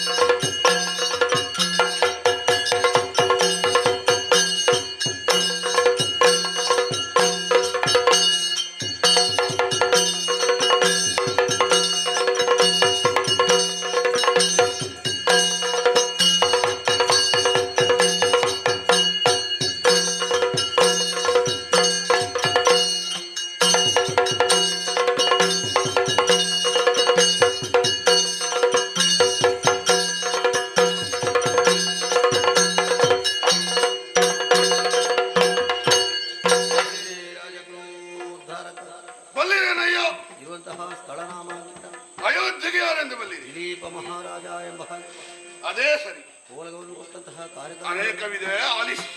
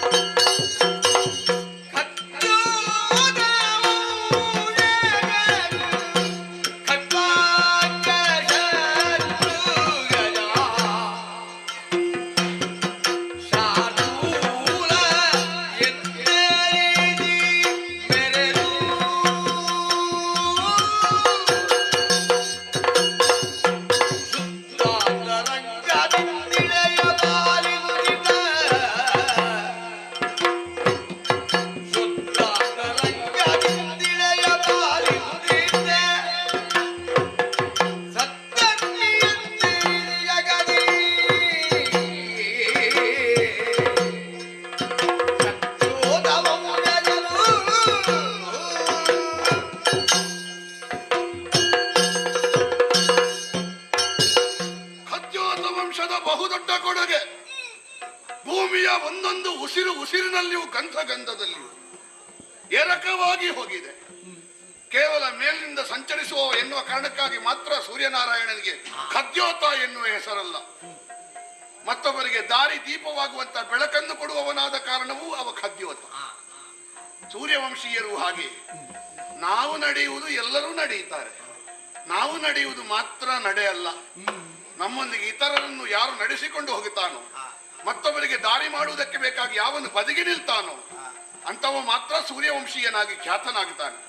ಸೂರ್ಯನನ್ನು ನೋಡಿದ್ರೆ ಎಷ್ಟು ಎತ್ತರಕ್ಕೆ ಹೋಗುತ್ತಾನೋ ಅಷ್ಟು ಸಣ್ಣವನಾಗಿ ಕಾಣ್ತಾನೆ. ಸಣ್ಣವನಾಗಿ ಕಾಣುವವನಿಗೆ ಮಾತ್ರ ಎತ್ತರಕ್ಕೆ ಹೋಗುವುದಕ್ಕಾಗುವುದು.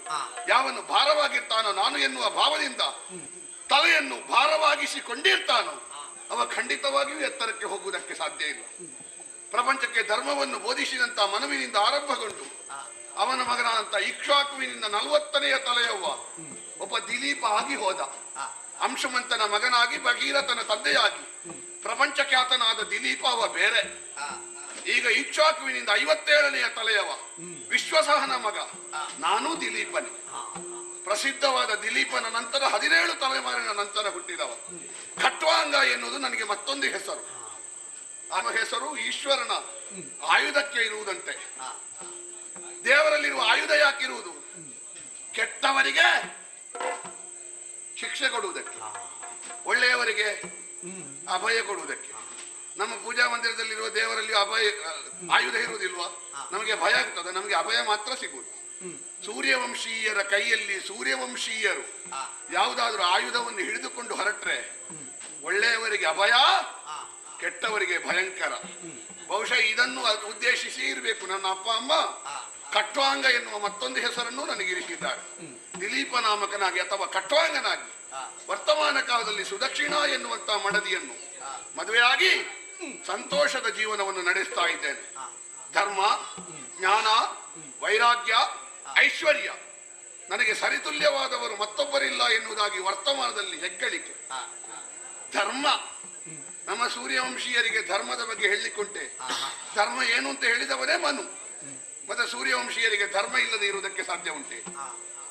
ಜ್ಞಾನವಂತನಾಗಿ ಲೋಕಕ್ಕೆಲ್ಲ ಶಾಸ್ತ್ರವನ್ನು ಹೇಳಿದವ. ಈ ಪ್ರಪಂಚದಲ್ಲಿ ಧರ್ಮದಲ್ಲಿ ಹೇಗೆ ನಡೆಯಬೇಕು ಎನ್ನುವುದಕ್ಕೆ ಒಬ್ಬೊಬ್ಬರು ಆದರ್ಶವಾಗಿದ್ದಾರೆ. ವೈರಾಗ್ಯ, ನಮ್ಮ ಹಿರಿಯರು ಒಬ್ಬ 30,000 ವರ್ಷ ಅಂತೆ, ಮತ್ತೊಬ್ಬ 30,000 ವರ್ಷ ಅಂತೆ, ಮತ್ತೊಬ್ಬ 60,000 ವರ್ಷ ಅಂತೆ. ಸಗರ ಪುತ್ರರಿಗೆ ಸದ್ಗತಿ ಸಿಗುವುದಕ್ಕೆ ಬೇಕಾಗಿ ತಪಸ್ಸನ್ನು ಆಚರಿಸಿದ ವೈರಾಗ್ಯ ಎಷ್ಟು ದೊಡ್ಡದು ಅಲ್ಲ. 1000 ಅಶ್ವಮೇಧಗಳನ್ನು ಮಾಡಿದ ಸಗರನ ಐಶ್ವರ್ಯ ಎಷ್ಟು ದೊಡ್ಡದು. ಜ್ಞಾನದಲ್ಲಿ ಇರಲಿ, ಧರ್ಮದಲ್ಲಿ ಇರಲಿ, ವೈರಾಗ್ಯದಲ್ಲಿ ಇರಲಿ, ಐಶ್ವರ್ಯದಲ್ಲಿ ಇರಲಿ, ಪ್ರಪಂಚಕ್ಕೆ ಸೂರ್ಯವಂಶೀಯರು ಬಹು ಎತ್ತರದಲ್ಲಿದ್ದಾರೆ. ಅವರ ಆ ಪರಂಪರೆಯಲ್ಲಿ ಬೆಳೆದು ಬಂದು ಈಗ ವರ್ತಮಾನದಲ್ಲಿ ಆಳುತ್ತಿರುವ ನಾನು ಒಂದೊಂದು ಹೆಜ್ಜೆ ಇಡುವಾಗಲೂ 10 ಸಲ ಯೋಚನೆ ಮಾಡಬೇಕಾಗ್ತದೆ. ಸೂರ್ಯವಂಶೀಯರ ಖ್ಯಾತಿಗೆ ಉಂಟಾಗಕೂಡದು ಎನ್ನುವ ಪ್ರಜ್ಞೆಯನ್ನು ಇರಿಸಿಕೊಂಡೇ ನಡೆಯನ್ನಿಡಬೇಕಾದಂತ ಸಮಯದಲ್ಲಿ ದೇವೇಂದ್ರನ ಸೂತನಾದ ಮಾತಲಿ ಬಂದು ಹೇಳಿದ ಮಾತು ಕೇಳುವಾಗ ನಮಗೊಂದು ಕರ್ತವ್ಯ ಮುಂದುಂಟಲ್ಲ.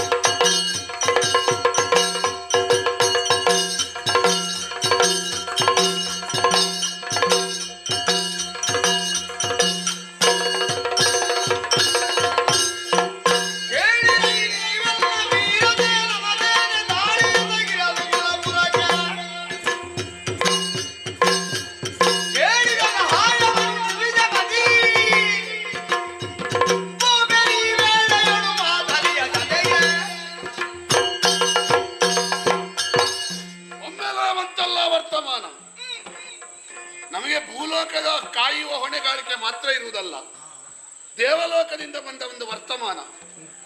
ಏನದು? ಇಂದ್ರಲೋಕದ ಮೇಲೆ ವೀರಸೇನ ನಾಮಕನಾದ ಖಳನ ದಾಳಿಯಂತೆ. ಅವನನ್ನು ಹೊಡೆದೊಡಿಸಬೇಕು ಎಂದಾದ್ರೆ ನಾನೇ ಮುಂದಾಗಬೇಕು ಎನ್ನುವುದಾಗಿ ಇಂದ್ರನೇ ಮಾತಲಿಯ ಮೂಲಕ ಹೇಳಿ ಕಳುಹಿಸಿದ್ದಾನೆ. ದೇವಲೋಕ, ಭೂಲೋಕ, ಪಾತಾಳ, ಇದು 3 ಸರಪಣಿಯ ಕೊಂಡಿ ಹಾಗಿರುವುದು. ಒಂದು ಕೊಂಡಿ ಕಳಚಿದ್ರೆ ಎಲ್ಲವೂ ಬಿತ್ತು ಅಂತ ಅರ್ಥ. ಆ ಕೊಂಡಿ ಉಳಿಬೇಕು ಎಂದಾದ್ರೆ ಒಬ್ಬರಿಗೊಬ್ಬರು ಸಹಕಾರ ಮಾಡುವುದು ಕ್ರಮವೇ. ಭೂಲೋಕದಲ್ಲಿ ಧರ್ಮ ತಪ್ಪಿದ್ರೆ ದೇವಲೋಕದವರು, ದೇವಲೋಕದಲ್ಲಿ ಏನಾದರೂ ಧರ್ಮ ಗ್ಲಾನಿ ಆದ್ರೆ ಭೂಲೋಕದವರು ಒಬ್ಬರಿಗೊಬ್ಬರು ಸಹಾಯ ಆಗಬೇಕಾದಂತ ಸ್ಥಿತಿ ಯಾವತ್ತೂ ಸಜ್ಜನರಿಗೆ ಸ್ಪಷ್ಟವಾಗಿ ಗೊತ್ತಿರಬೇಕು. ನಮ್ಮಿಂದ ಸಹಾಯ ಕೇಳಿದ್ದಾನೆ ಅಂತ ಆದ್ರೆ ದೇವೇಂದ್ರನಿಗೆ ಕೂಡದೆ ಕೇಳಿದ್ದಾನೆ ಅಂತ ನಾನು ಭಾವಿಸುವುದಿಲ್ಲ. ನಾವೊಂದು ಪ್ರಕಾಶಕ್ಕೆ ಬರುವುದಕ್ಕೆ ಅವಕಾಶವನ್ನು ದೇವರೇ ಕಲ್ಪಿಸಿದ್ದಾರೆ ಅಂತ ಭಾವಿಸ್ತೇನೆ. ಹಾಗಾಗಿ ತಡ ಮಾಡುವುದಲ್ಲ, ಮಾತಲಿಯನ್ನು ಸೇರಿಸಿಕೊಂಡು ಸುರಲೋಕದತ್ತ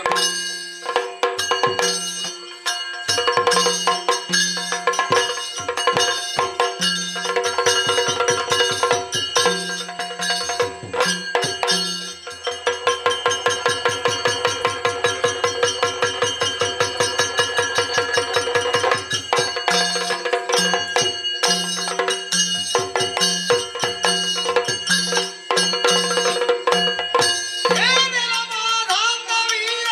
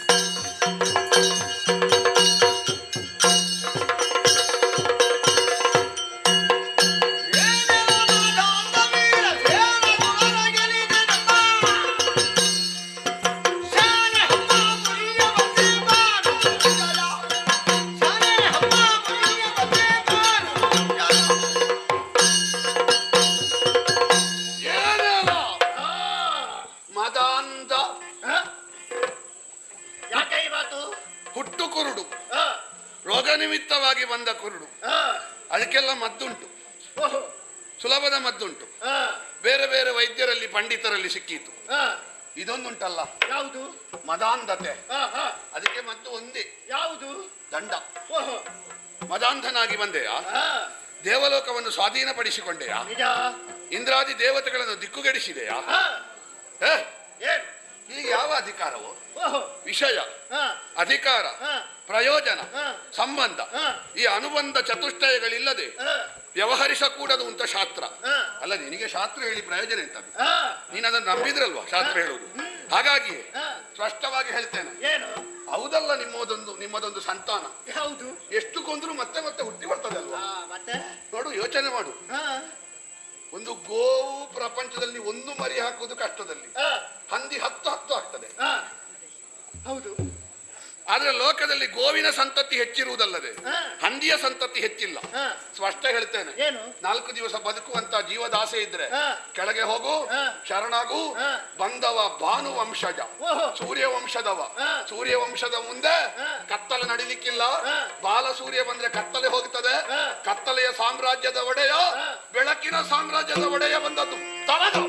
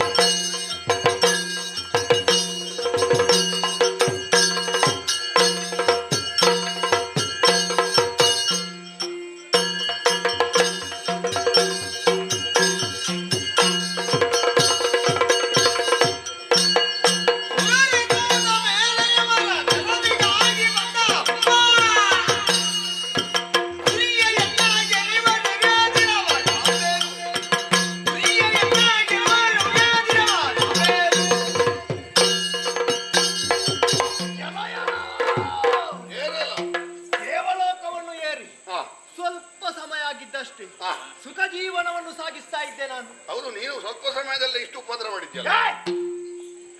ಈ ಹೊತ್ತಾಗುವಾಗ ನಿನಗೆ ಸುಖ ಇರುವಾಗ ಊರಿನವರಿಗೆಲ್ಲ ಎಷ್ಟು ಉಪದ್ರ ಆಗಿದೆ ಅಂತ ನೋಡಿದ್ಯಾ ನೀನು? ನೀನು ನೋಡುವಾಗ ದೇವೇಂದ್ರನ ಪಕ್ಷವಾಗಿ ಬಂದವ ಅಂತ ಗೊತ್ತಾಯ್ತು. ಹೌದು.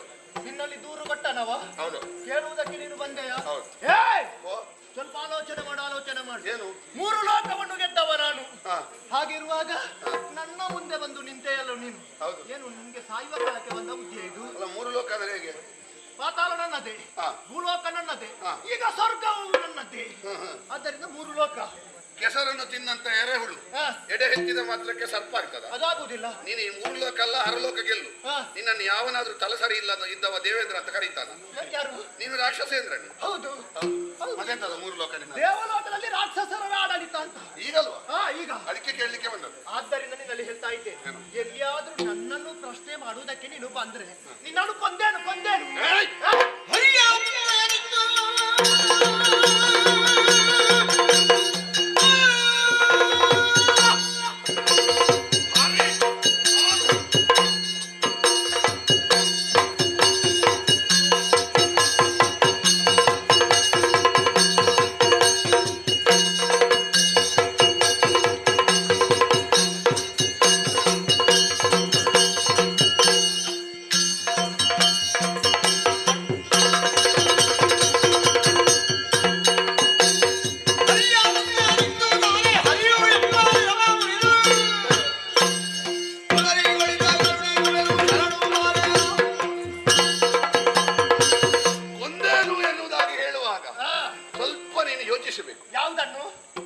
ಸಿಂಹದ ಗುಹೆಯ ಮುಂಭಾಗದಲ್ಲಿ ಗುಳ್ಳೆ ನರಿ ಹೋಗಿ ಸಿಂಹವೇ ನಿನ್ನನ್ನು ಕೊಲ್ತೇನೆ ಎನ್ನುವುದಾಗಿ ಹೇಳಿದ್ರೆ ಏನಾದೀತು? ಅಲ್ಲ, ಏನಾದೀತು? ಗುಳ್ಳೆ ನರಿ ಸಿಂಹವನ್ನು ಕೊಂದೀತ? ಅದು ಕೊಲ್ಲಿಕ್ಕೆ ಉಂಟಾ? ಇದು ಹಾಗೆ. ಯಾರು ಗುಳ್ಳೆ ನರಿ? ನೀನೇ. ಯಾರು? ನಾನು. ಹೌದು. ನಾನೊಂದು ಗುಳ್ಳೆ ನರಿಯಾಗಿ ನಿನಗೆ ಕಾಣ್ತಾ ಇದ್ದೇನೆ. ಕಾಣುದೆಂತದ್ದು? ನೀನು ನನಗೆ ಹೇಳ್ತಿ ಆಲೋಚಿಸು ಅಂತ. ನೀನು ಸ್ವಲ್ಪ ಆಲೋಚಿಸು. ಯಾವುದನ್ನು? ನಿನಗೆ ವರ ಹೇಗೆ? ಮಾನವರಿಂದ ಮರಣ. ಹೌದಾ? ಮತ್ತೆ ನಾನು ಯಾರು? ನೀನು ಮಾನವನ. ಈಗ ಆಲೋಚಿಸಬೇಕಾದ್ದು ನಾನಾ ನೀನ? ನಿನಗೆ ತಲಸರಿ ಉಂಟಾ? ನನ್ನಲ್ಲಿ ಹೇಳ್ತಿ ಗುರುಲೋಕದ ಒಡೆಯನನ್ನು ಕೆಣಕಲಿಕ್ಕೆ ಬಂದಿದ್ದಿ ಅಂತ. ಮಾನವನಿಂದ ಮರಣ ಅಂತ ಗೊತ್ತಿದ್ದು ನೀನು ಕೆಣಕ್ತಿ ಎಂದಾದ್ರೆ ಅರ್ಥ ಎಂತದ್ದು? ಎದುರಿಟ್ಟಂತಹ ವಿಷದ ಭಾಂಡವನ್ನು ಹೇಗೆ ಕಹಿ ಉಂಟಾ ಸಿಹಿ ಉಂಟಾ ಅಂತ ಕುಡಿದು ನೋಡ್ಲಿಕ್ಕೆ ಹೊರಟಿದ್ದೀನಿ ನೀನು. ಕುಡಿದ್ರೆ ಕಹಿ ಉಂಟಾ ಸಿಹಿ ಉಂಟಾ ಅಂತ ನೀನು ಹೇಳುದಲ್ಲ, ನೋಡಿದವರು ಹೇಳುದ ಹೌದಾ ಅಂತ. ಅನುಭವಕ್ಕೆ ಸಿಗ್ತದೆ ಎನ್ನುವುದಾಗಿ ಯಾವುದನ್ನಾದ್ರೂ ನಮಗೆ ಜೀರ್ಣ ಮಾಡ್ಲಿಕ್ಕೆ ಸಾಧ್ಯ ಇಲ್ಲದನ್ನು ಅನುಭವ ಮಾಡ್ಲಿಕ್ಕೆ ಹೊರಡ್ತೇನೆ ಅಂತಾದ್ರೆ ಆ ಅನುಭವ ಅವನ ಪತನಕ್ಕೆ ಕಾರಣ ಆಗ್ತದೆ, ಪರಿಣಾಮದಲ್ಲಿ ನಾಶಕ್ಕೆ ಕಾರಣ ಆಗ್ತದೆ. ಬಂದವ ಸಿರುವ ನೀನ್ ನಿಂತವ ಗುಳ್ಳೆದಾರಿ ಅಥವಾ ಕುರಿಮಾರಿ, ಸ್ಪಷ್ಟ ಹೇಳ್ತೇನೆ, ಕಾಲಿಗೆ ಬೀಳು, ತಪ್ಪಾಯ್ತು ಅಂತ ಕೇಳು, ಬದುಕೊಂಡು.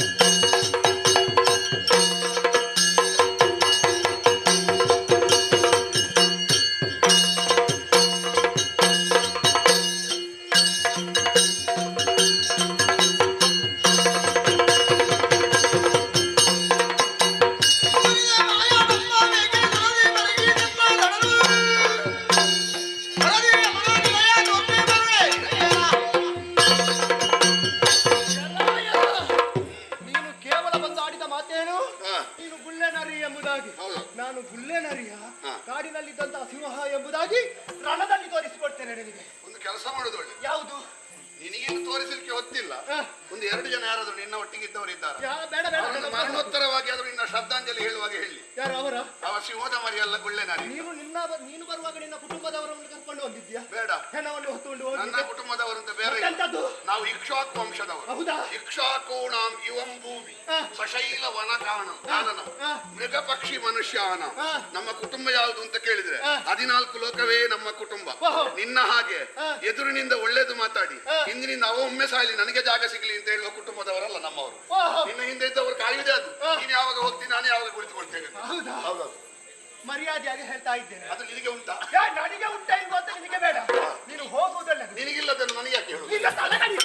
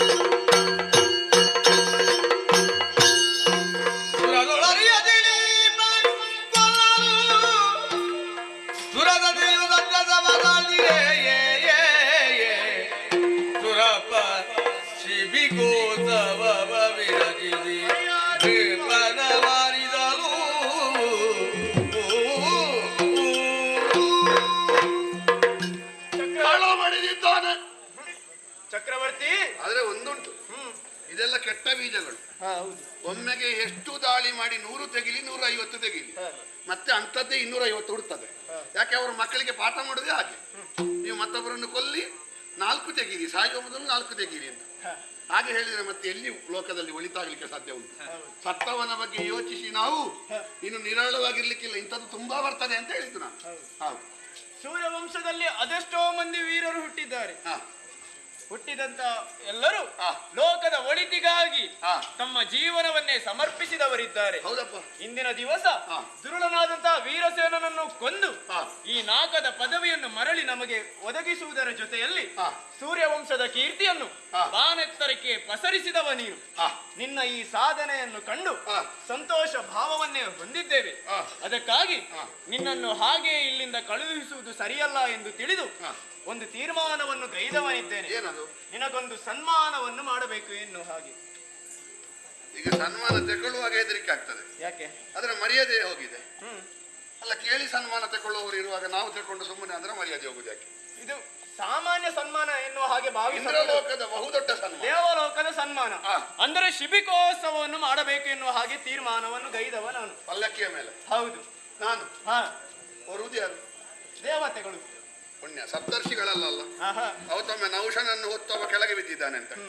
ನನ್ನನ್ನು ಹಾಗೆ ಮಾಡ್ಲಿಕ್ಕಿಲ್ಲ, ಅವನ ಹಾಗೆ ಕೆಟ್ಟ ಭಾವನೆಯನ್ನು ಇರಿಸಿಕೊಂಡು ಬಂದದ್ದು ಅಲ್ಲ ನಾನು. ಹೌದು. ನೀವಾಗಿ ಕೊಡ್ತೀರಿ ಎಂದಾದ್ರೆ ನಾನು ತಿರಸ್ಕರಿಸಿದ ಅಹಂಕಾರ ಆಗ್ತದೆ.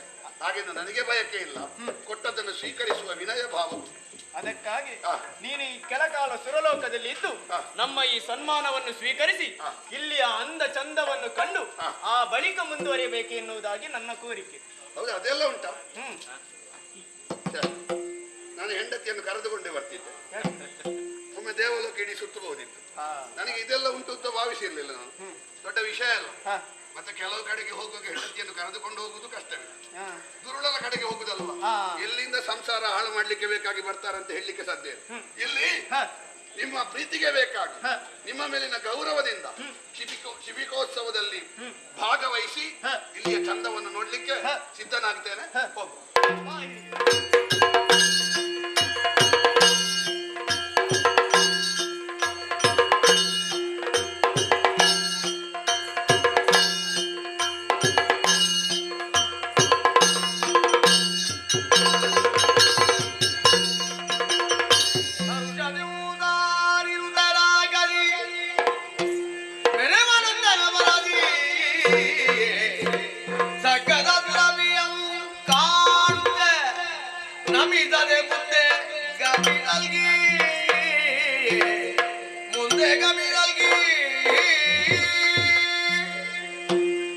ನನಗೆ ಕೆಲವೊಮ್ಮೆ ನಗು ಬರುವುದು.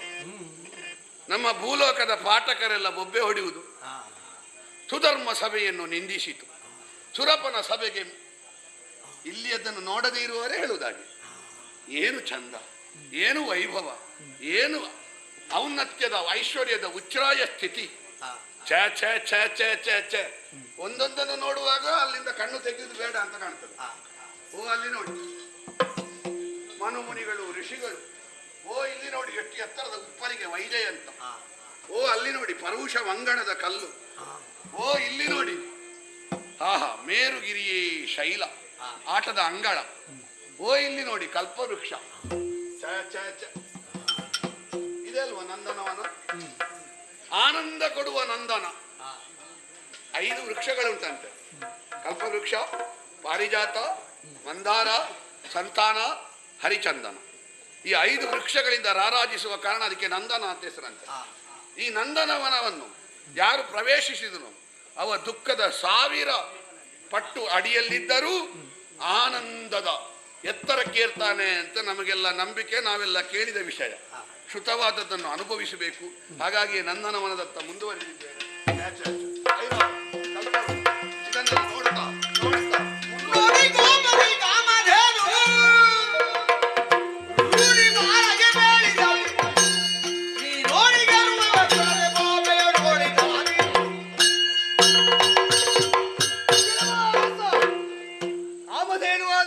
ಕುಳಿತುಕೊಂಡಂತಹ ಸಂದರ್ಭ ನನ್ನನ್ನು ಲೆಕ್ಕಿಸದೆ ನೇರವಾಗಿ ಹೊರಟು ಹೋಗುತ್ತಾ ಇದ್ಯಲ್ವಾ?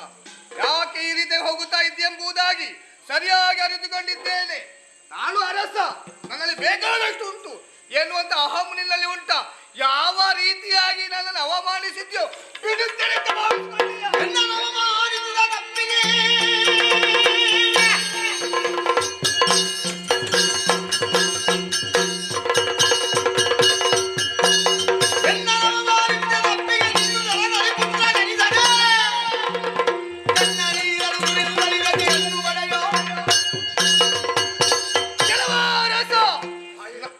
ನನ್ನನ್ನು ಅವಮಾನಿಸಿ ನೇರವಾಗಿ ಹೊರಡೆ ಹೋಗುತ್ತಾ ಇದ್ಯಾ? ಹೊರಟಂತ ನಿನ್ನನ್ನು ಸುಮ್ಮನೆ ಬಿಡುತ್ತೇನೆ ಅಂತ ಭಾವಿಸಿಕೊಂಡೆಯ? ಇದೋ ಕಾಮಧೇನುವಿಗೆ ಸಿಟ್ಟು ಬಂದ್ರೆ ಏನು ಮಾಡುತ್ತಾಳೆಂಬುದಾಗಿ ಸರಿಯಾಗಿ ಅರಿತುಕೋ. ಇದೋ ಈಗ ಕೊಡುತ್ತಾ ಇದ್ದೇನೆ ಪಾಪ. ಯಾವ ರೀತಿಯಾಗಿ ಮುಂದಕ್ಕೆ ನಿನಗೆ ಸಂತಾನ ಭಾಗ್ಯ ಎಲ್ಲದೇ ಹೋಗಲಿ. ಅಷ್ಟು ಮಾತ್ರವಲ್ಲ,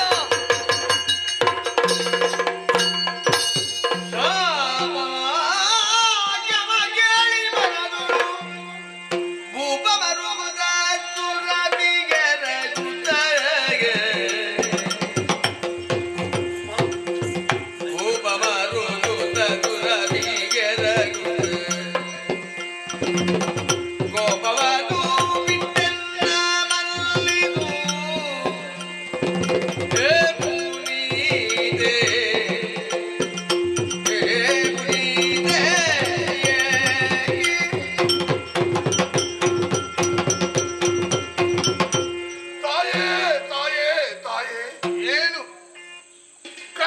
ಸಮುದ್ರ ನೀನು ಕಟುಕರನ್ನಾದರೂ ಕರುಣೆಯಿಂದ ಕಾಣಬಲ್ಲ.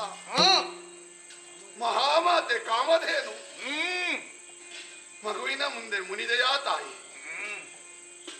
ನಿರ್ಲಕ್ಷಿಸಿದ್ದು ಹೌದಮ್ಮ, ಆದರೆ ಪ್ರಜ್ಞಾಪೂರ್ವಕವಾಗಿ ನಿರ್ಲಕ್ಷಿಸಿದ್ದು ಅಲ್ಲ ತಾಯಿ. ಮತ್ತೇನು? ನಂದನ ವನದಲ್ಲಿ ತಿರುಗುವಂತಹ ಸಂದರ್ಭದಲ್ಲಿ ಇಲ್ಲಿರುವಂತಹ ಸುವಸ್ತುಗಳನ್ನು, ಇಲ್ಲಿರುವ ವೈಭವವನ್ನು ನೋಡುತ್ತಾ ನೋಡುತ್ತಾ ನಿನಗೆ ನಮಿಸುವಲ್ಲಿ ನಾನು ಹಿಂದುಳಿದೆ ತಾಯೇ, ಹಿಂದುಳಿದೆ. ಸಂತತಿಯ ಬಗ್ಗೆ ಬಹಳವಾದಂತಹ ಗೌರವ ಇರುವವ ನಾನು. ನನ್ನ ಜೀವನದಲ್ಲಿ ಅದೆಷ್ಟೋ ಯಜ್ಞಗಳನ್ನು ಮಾಡಿದ್ದೇನೆ, ಅದೆಷ್ಟೋ ಬ್ರಾಹ್ಮಣರಿಗೆ ಗೋದಾನವನ್ನು ಮಾಡಿದ್ದೇನೆ. ದಾನದಲ್ಲಿ, ಯಜ್ಞದಲ್ಲಿ, ಅದರೊಂದಿಗೆ ಅನ್ನದಾನದಲ್ಲಿ ಯಾವಾಗಲೂ ಮುಂದಿರುವ ದಿಲೀಪ. ನನ್ನ ರಾಜ್ಯದಲ್ಲಿ ಮೊಳಗುವಂತಹ ಶಬ್ದಗಳು, ಒಂದು ಕ್ಷಾತ್ರದ ಧನುಷ್ಟೇಂಕಾರ, ಮತ್ತೊಂದು ಬಂದವರಿಗೆ ದಾನ ಕೊಡಿ ಎನ್ನುವಂತ ಔದಾರ್ಯದ ಮಾತು, ಇನ್ನೊಂದು ದೇವರನ್ನು ಭಜಿಸಿ ಎನ್ನುವಂತ ಧಾರ್ಮಿಕವಾದಂತಹ ಉಪದೇಶ. ಈ ಮೂರು ಯಾವಾಗಲೂ ಘಂಟಾಘೋಷವಾಗಿ ಮೊಳಗುತ್ತಾ ಇರುವ ದಿಲೀಪನ ಊರಿನಲ್ಲಿ ಅದೆಲ್ಲದರ ನೇತಾರನಾಗಿ, ನಾಯಕನಾಗಿರುವಂತಹ ನಾನು, ಗೋ ಸಂತತಿಗೆ ಶಿಖರಪ್ರಾಯಳಾಗಿರುವಂತಹ ಔನ್ನತ್ಯವನ್ನು ಹೊಂದಿರುವಂತಹ ನಿನ್ನನ್ನು ಅಲಕ್ಷಿಸಿಯೇನೇ ತಾಯಿ, ಅಲಕ್ಷಿಸಿಯೇನೆ. ನನ್ನ ಮೇಲೆ ಇಷ್ಟು ದೊಡ್ಡದಾದಂತಹ ಶಾಪವನ್ನು ಕೊಟ್ಟೆ ಎಂದಾದ್ರೆ ಇಡೀ ಸೂರ್ಯವಂಶಕ್ಕೆ ಮುಂದೆ ಸಂತಾನವಿಲ್ಲದೆ ಇರುವಂತಹ, ಪಿತೃ ಪರಂಪರೆಗೆ ಸದ್ಗತಿ ಕೊಡದೆ ಇರುವಂತಹ ಒಂದು ಸ್ಥಿತಿ ಬಂದ್ರೆ, ಸೂರ್ಯವಂಶೀಯರಿಗೆ ಅನುಗ್ರಹ ಮಾಡುವಂತಹ ದೇವಕುಲದಲ್ಲಿರುವಂತಹ ನಿನಗಾದ್ರೂ ಸಮಾಧಾನ ಆಗ್ತದೆಯೇ ತಾಯಿ? ಮಕ್ಕಳಿಲ್ಲದೆ ನರಕದಲ್ಲಿ ಬೀಳುವುದು, ದೇವಲೋಕದ ಯಾವುದೋ ಒಂದು ಕಂಟಕ ಬಂದ ವೇಳೆಯಲ್ಲಿ ರಾಕ್ಷಸನನ್ನು ಕೊಂದು ದೇವೇಂದ್ರನಿಗೆ ಸಹಾಯ ಮಾಡಿದ್ದಕ್ಕೆ ನನಗೆ ದೇವಲೋಕದಿಂದ ಸಿಗುವ ಪ್ರಶಸ್ತಿ ಸಂತಾನವಿಹೀನತೆ ತಾಯಿ, ಸಂತಾನವಿಹೀನತೆ.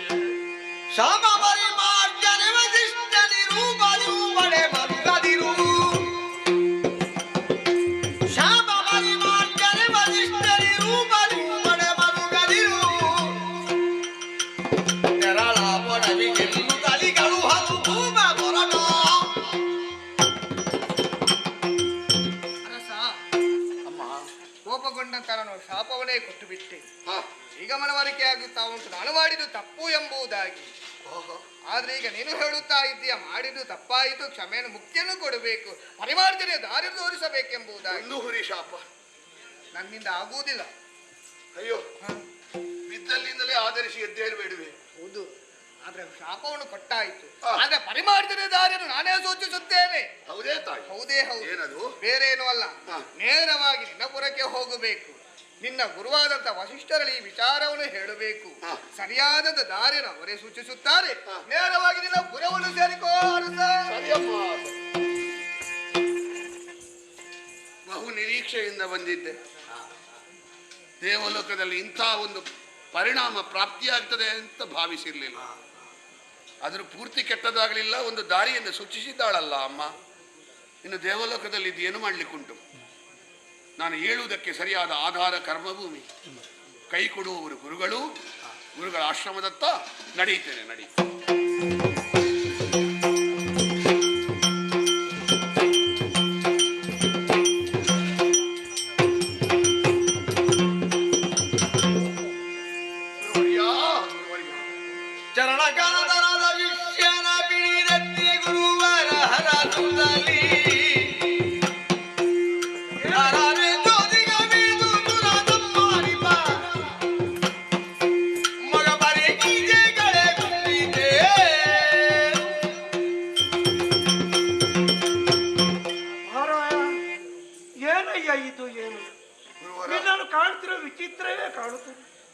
ನಿನ್ನನ್ನು ಎತ್ತಿ ಹರಿಸಿದ್ದೇನೆ, ಶುಭವಾಗಲಿ ನಿನಗೆ, ಶುಭವಾಗಲಿ. ಆದರೆ ನೀನು ದೇವಲೋಕಕ್ಕೆ ಹೋದವ, ಇದ್ದ ದೇವತೆಗಳ ಕಷ್ಟವನ್ನು ದೂರಗೊಳಿಸಿದವ, ರಕ್ಕಸರನ್ನ ಕೊಂದವ, ಅಷ್ಟು ಮಾತ್ರ ಸನ್ಮಾನಿತರಾಗಿ ಬಂದವ. ಇಂದು ನೋಡಿದ್ರೆ ವಿಶೇಷವೇ ತೋರ್ತದೆಯಲ್ಲ, ಮುಖ ಬಾಡಿ ಬಸವಳಿದು ಹೋಗಿದೆ, ಕಣ್ಣೀರು ಸುರಿಸುತ್ತದೆ, ಏನೋ ವ್ಯತೆ ಬಾಧಿಸಿದೆ. ಏನಯ್ಯ, ಏನಾಯ್ತು ನೀನು ಹೇಳು? ಗುರುದೇವ ಬೇಳಾಲೆ ಸುರಭಿಯ ಗಣಿಗಲಿ. ಗುರುದೇವ ಬೇಳಾಲೆ ಸುರಭಿಯ ಗಣಿಗಲಿ. ತೆರಳು ಶಪಿಸಿದರು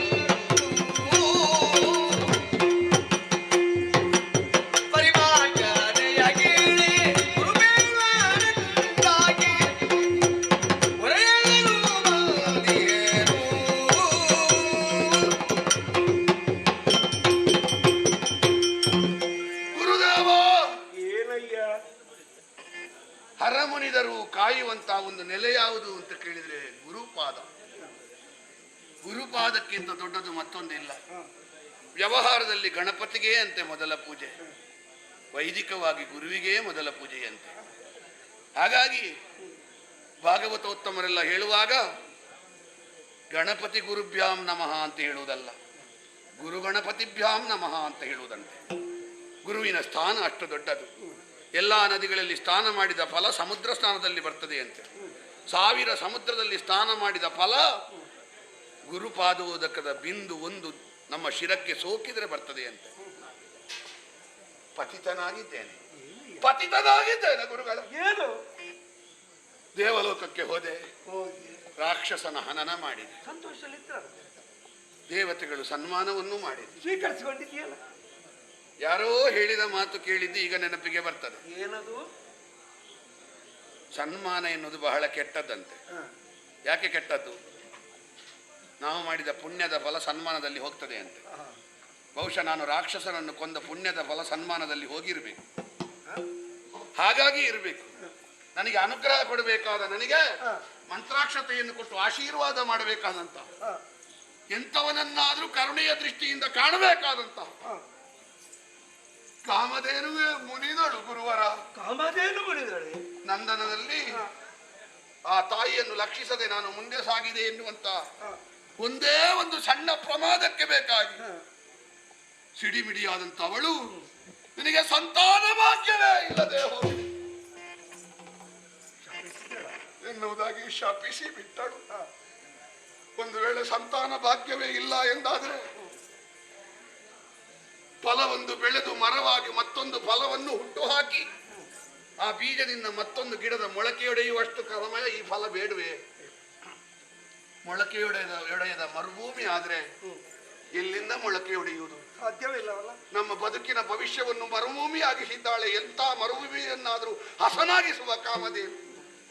ಏನು ಮಾಡ್ಲಿ ತಾಯೇ ಅಂತ ಅವಳ ಪಾದಪುಟದಲ್ಲಿ ಬಿದ್ರೆ ಎರಗಿ ದಾರಿ ತೋರಿಸಿದ್ದಾಳೆ. ನಿವೃತ್ತಿ ಹೇಳಲಿಲ್ಲ. ದಾರಿ ಇಲ್ಲಿ ಉಂಟು ಎನ್ನುವುದಾಗಿ ನಿಮ್ಮ ಕಡೆಗೆ ತೋರಿಸಿದ್ದಾಳೆ. ಆದ್ರೆ ನಿವೃತ್ತಿಯನ್ನು ನೀವೇ ಹೇಳಬೇಕು ಅಂತ ಹೇಳಿದ್ದಾಳೆ. ಗುರುವರ, ಬಿದ್ದದ್ದು ಸೋಲಲ್ಲ ಅಂತೆ, ಬಿದ್ದಲ್ಲಿಂದ ಏಳದೇ ಇರುವುದು ಸೋಲಂತೆ. ಬಿದ್ದಲ್ಲಿಂದ ಏಳದೇ ಇರುವಷ್ಟು ನಿತ್ರಾಣಿ ಆಗಿದ್ದೇನೆ. ನೀವೇ ಕೈಗೊಂಡು ಎಬ್ಬಿಸಬೇಕು. ನೀವೇ ಭೂಮಿ ಬಾಲಕ ಮರುಗದಿರು, ಭೂಮಿ ಬಾಲಕ ಮರುಗದಿರುನಿ, ಮರುಗದಿರುನಿ ಕಾಮಧೇನು ಜಾತಿ ನಂದಿರಿ, ನಂದಿಲಿ ಕಾಮಧೇನು ಹೋಮಧೇನು ವೆರಿದುದ ಎನ್ನ ಜಲನುಳಿರುದಿಹಳು, ತಾಮಸವ ತ್ಯಜಿಸುತ್ತಲಿ ನಿನ್ನಯ ಭಾವೆಯಳ ಜೊತೆ ಎರಗುತ್ತ, ನಿನ್ನಯ ಭಾವೆಯಳ ಜೊತೆ ಬೆರೆಸುತ್ತಾಚಿಯ ಗೋವಯದಿ ನಿರ್ಮಾಲ್ಯ ದೇವೆಯ ಗೈದು ಭೂಮಿ ಪಾಲಕ ಮರುಗದಿರು.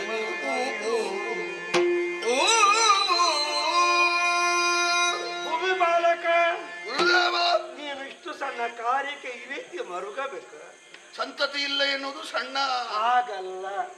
ಅದಕ್ಕೆ ಎಲ್ಲ ಬೇರೆ ಕಾರ್ಯಗಳು ಇರ್ತದೆ. ಕಣ್ಣೀರು ಸುರಿಸ್ತಾ ಇರಿ, ಇವನು ಗತೆ ಬಾಧಿಸ್ತಾ ಉಂಟು. ಇಂಥ ಸಮಸ್ಯೆ ಈ ಹಿಂದೆಯೂ ಬಂದಿದೆ ಅಂತ. ಹೌದಾ? ಹೌದು. ಸೌದಾಸ ನಾಮಕನಾದವನಿಗಿಂತ ಪರಿಸ್ಥಿತಿ ಬಂದಾಗ ನೀವೇ ಪರಿಹಾರ ಮಾಡಿದ್ದಂತೆ. ಕಷ್ಟವು ಬರುವುದು ಸಹಜವೇ. ಅದನ್ನು ತಿದ್ದಿಕೊಳ್ಳಬೇಕಾದ್ರೆ ನಮ್ಮ ಕರ್ತವ್ಯ, ಪರಿಹಾರವನ್ನು ಹುಡುಕಬೇಕಾದ್ರು ನಮ್ಮ ಕರ್ತವ್ಯ. ಈ ಬಗ್ಗೆ ಯೋಚನೆಗಳೆಲ್ಲ ಬಿಟ್ಟು ಬಿಡು. ಆದ್ರೆ ನೀನು ಮಾಡಬೇಕಾದ ಕರ್ತವ್ಯ ಇದು ಹಾಗೆ ಉಳಿದೆ. ಕಾಮಧೇನುವಿನ ಮಗಳಾಗಿರುವ ನಂದಿನಿಯು ನನ್ನ ಆಶ್ರಮದಲ್ಲೇ ಇದ್ದಾಳೆ. ಯಾಗ ಯಜನಾದಿಗಳನ್ನು ಮಾಡುವುದಕ್ಕಾಗಿ ದೇವೇಂದ್ರನೇ ಕೊಟ್ಟು ಕಳಿಸಿದ್ದಾನೆ. ಅವಳ ದೆಸೆಯಿಂದ ಯಾಗ ಯಜನೆಯನ್ನು ಮಾಡುತ್ತಾ ಇದ್ದೇನೆ. ಅಷ್ಟು ಮಾತ್ರವಲ್ಲ, ನೀನು ನೇರವಾಗಿ ನೀನು ಒಬ್ಬನಾಗಿ ಅಲ್ಲ, ನಿನ್ನ ಮಡದಿಯನ್ನು ಕೂಡಿಕೊಂಡು ಅವಳ ಬಳಿಗೆ ಹೋಗ್ಬೇಕು. ಅಷ್ಟು ಮಾತ್ರ ಗೋಮಯ ಮೊದಲಾದ ನಿರ್ಮಾಲ್ಯ ಕೆಲಸವನ್ನು ನೀನು ಮಾಡಿದೆ ಆದರೆ ನಿನ್ನ ಕಷ್ಟಗಳ ಪರಿಹರಿಸ ಅವಳಿಂದ ಹರಸುತ್ತೆ. ಗುರುದೇವ, ಮುಂದಿನ ದಾರಿ ಏನು ಎನ್ನುವುದಾಗಿ ಗೊತ್ತಿಲ್ಲದೆ ಕತ್ತಲೆಯಲ್ಲಿರುವಾಗ ಬೆಳಕು ತೋರಿಸುವ ಗುರುವಾದಂತಹ ನೀವು ಒಳ್ಳೆಯ ಬೆಳಕನ್ನು ತೋರಿಸಿದ್ದೀರಿ. ಎಲ್ಲಿದ್ದಾಳೆ ಗುರುಗಳೇ ನಂದಿನಿ?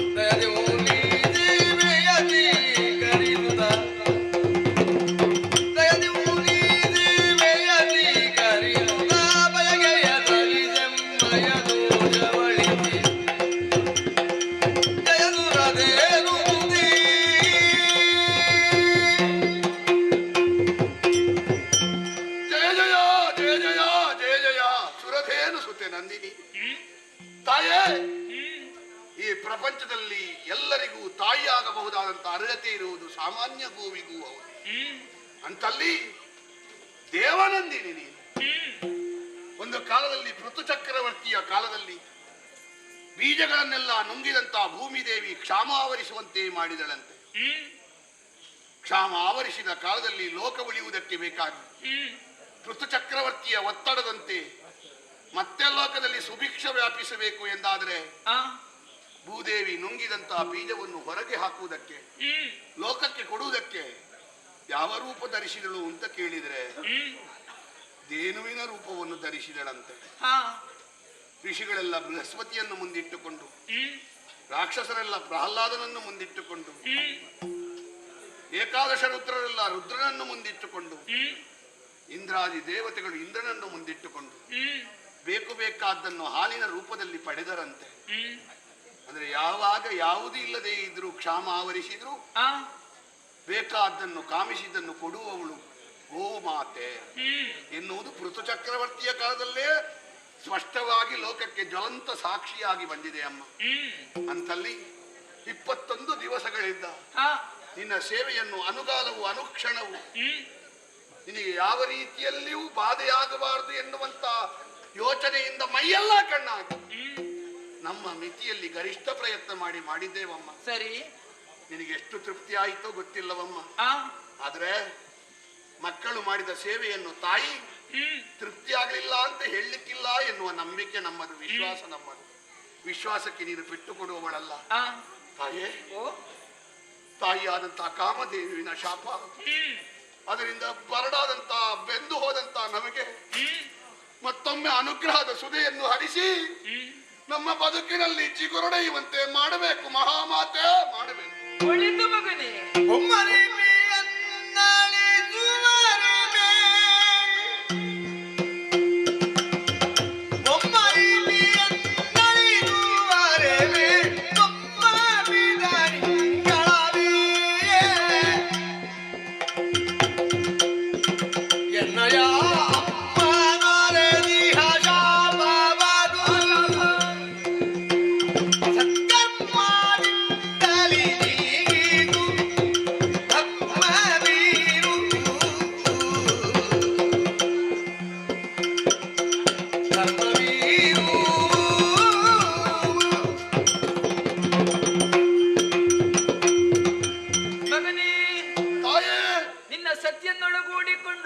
ಅನವರತವು ನನ್ನ ಸೇವೆಯನ್ನೇ ಮಾಡುತ್ತಾ ಬಂದವ ನೀನು. ಗುರುಪದೇಶ 21 ದಿವಸದಲ್ಲಿ ಗಳಿಗೆಯು ಬಿಟ್ಟಿರದೆ ನನ್ನ ಸೇವೆಯನ್ನು ಮಾಡುತ್ತಾ ಬಂದವ ನೀನು.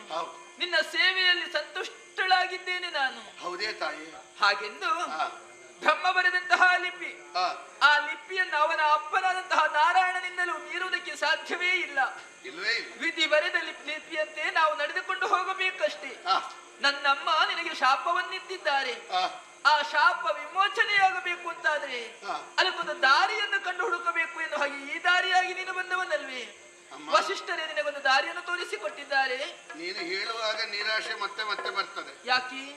ಬ್ರಹ್ಮ ಬರೆದದ್ದನ್ನು ಅವನ ಅಪ್ಪನಿಗೂ ತಿದ್ದಲಿಕ್ಕೆ ಆಗುದಿಲ್ಲ ಅಂತ ಹೇಳುವ ಹಿಂದಿನ ಆಶೆ ಎಂತದ್ದು? ಮಗ ಬರೆದದ್ದನ್ನೇ ಅಪ್ಪ ತಿದ್ದುದಿಲ್ಲ, ಅಮ್ಮ ಕೊಟ್ಟ ಶಾಪವನ್ನು ಮಗಳು ಸರಿ ಮಾಡ್ಲಿಕ್ಕೆ ಆಗುದಿಲ್ಲ ಅಂತ ಓರೆಯಾಗಿ ಹೇಳುವುದಲ್ಲ. ಖಂಡಿತ ಅಲ್ಲ.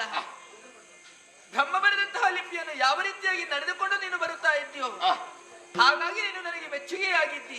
ಇಷ್ಟರವರೆಗೆ ಅದೇ ರೀತಿಯಾಗಿ ನಡೆದುಕೊಂಡು ಬಂದವ ನೀನು.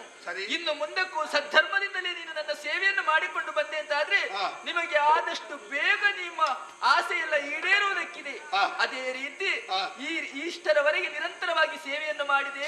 ಇನ್ನು ಮುಂದಕ್ಕೂ ನನ್ನ ಸೇವೆಯನ್ನು ಮಾಡುತ್ತಾ ಬಂದೆ ಅಂತಾದ್ರೆ, ನಾನು ಹೋದಲ್ಲಿ ಬಂದಲ್ಲಿ ನನ್ನ ಜೊತೆಗಿದ್ದು ನನ್ನನ್ನು ಸೇವಿಸುತ್ತಾ ಬಂದೆ ಅಂತಾದ್ರೆ ನಿಮ್ಮ ಕಷ್ಟವೆಲ್ಲ ಆದಷ್ಟು ಬೇಗ ದೂರವಾಗುವುದಕ್ಕಿದೆ. ನಾನು ಹಿಮಗಿರಿಯ ತಪ್ಪಲಲ್ಲಿ ಮುಂದುವರಿಯುವುದಕ್ಕಿದ್ದೇನೆ. ನನ್ನ ಹಿಂದಿನಿಂದ ನೀವು ಜೊತೆಯಾಗಿ ಬರಬೇಕು. ಆ ಕಡೆಗೆ ನಡೆಯೋಣ. ಮತ್ತೆ ಇವಳು ಇಲ್ಲೇ ಇರ್ತಾಳೆ, ನಿಮ್ಮೊಂದಿಗೆ ನಾನು ಬರ್ತೇನೆ. ನಡೆ.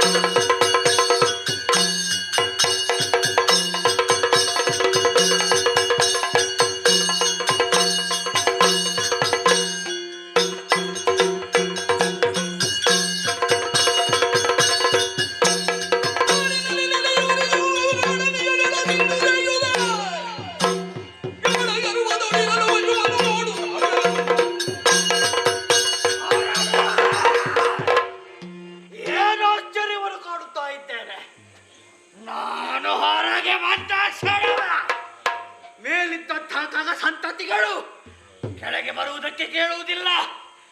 ಒಳಗೆ ಓಡಿದಂತಹ ಪ್ರಾಣಿಗಳು ಹೊರಗೆ ಬರುವುದಕ್ಕೆ ಕೇಳುವುದಿಲ್ಲ. ಯಾಕೆ? ನಾನು ಮೃಗರಾಜ. ಆದರೆ ನನಗೆ ಹಸಿವು ಅಧಿಕವಾಗುತ್ತಾ ಇದೆ. ಏನದು ಏನದು ಏನದು?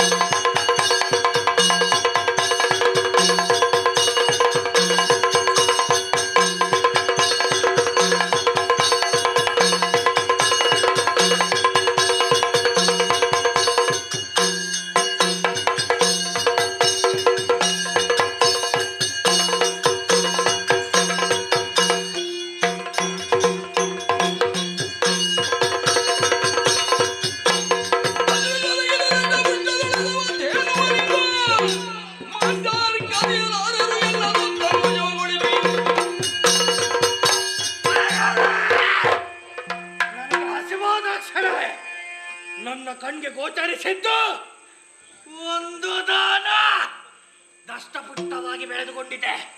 ಸರಿ ಸರಿ, ನನ್ನ ಹಸಿವೆಗೆ ಇದೇ ಮತ್ತು ಆಕ್ರಮಿಸುತ್ತಾರೆ.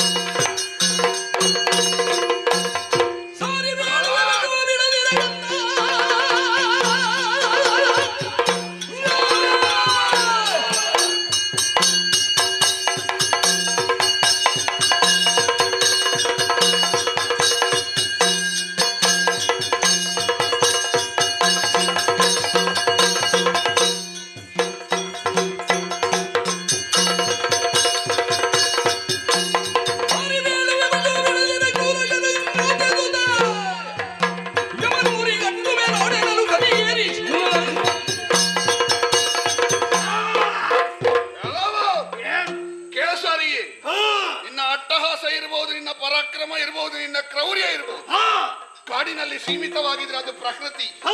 ಆದ್ರೆ ಯಾವುದು ಆಹಾರ ಅಲ್ವೋ ಅದರ ಮೇಲೆ ಕೈ ಹಾಕಿ ನಮ್ಮ ಭಾವನೆಯ ಮೇಲೆ ನೀನು ಹಲ್ಲೆ ಮಾಡಿದೆ ಎಂದಾದ್ರೆ ಅದು ವಿಕೃತಿ. ಸೂರ್ಯವಂಶೀಯರ ವಿಕೃತಿಯನ್ನು ಸಹಿಸಿಕೊಳ್ಳುವವರಲ್ಲ. ಒಳ್ಳೆ ಮಾತಿನಲ್ಲಿ ಹೇಳ್ತೇನೆ, ತಾಯಿಯ ಮೇಲೆ ಕೈ ಹಾಕಿದ್ಯಲ್ವೋ ಬಿಡ್ತೀಯಾ? ಕ್ರೂರ ಶರ ಬಿಟ್ಟು ಯಮನೂರಿಗೆ ಕಳುಹಿಸಬೇಕು.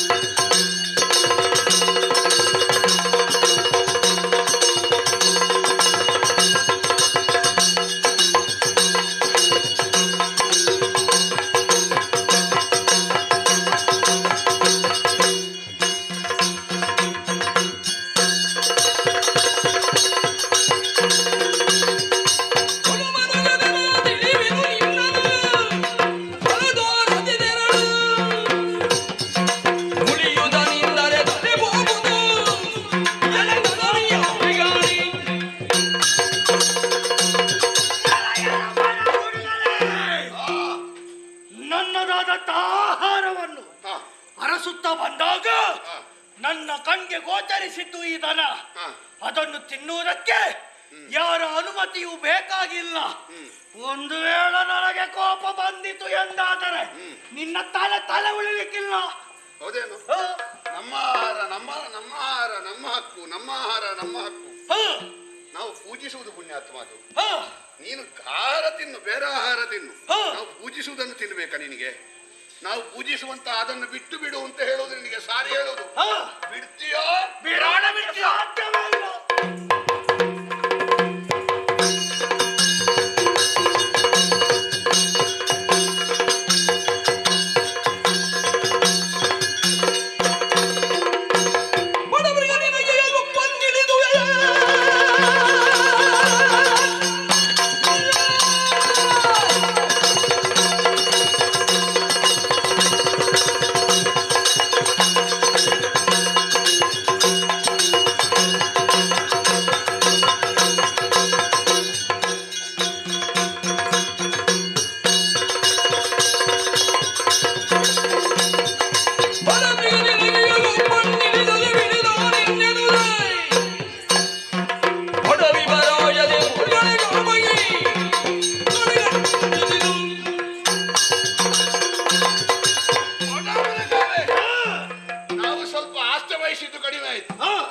ಸಾಮಾನ್ಯ ಸಿಂಹ ಎನ್ನುವುದಾಗಿ ಸಾಮಾನ್ಯ ಶರಗಳನ್ನು ಬಿಟ್ಟರೆ ವಿಜೃಂಭಿಸ್ತೀಯ. ನನ್ನಲ್ಲಿ ಸಾಮಾನ್ಯ ಶರ ಮಾತ್ರ ಇರುವುದಲ್ಲ, ಬೇರೆ ಎಂತದುಂಟು? ಧನುರ್ವೇದವನ್ನು ಕರಗತ ಮಾಡಿಕೊಂಡವ, ಮಂತ್ರಾಸ್ತ್ರವನ್ನು ಆಗುವುದಿಲ್ವಾ? ಆಗುವುದಿಲ್ವಾ? ಬಡವಿಗವೆನ್ನು ತಲೆ ಚರ್ಯತೆಯ ಎಲ್ಲನು ಬಡವಿ ಬಗೆರುವುದಲಿ ಬಡವಿ ಬಗೆರುವುದಲಿ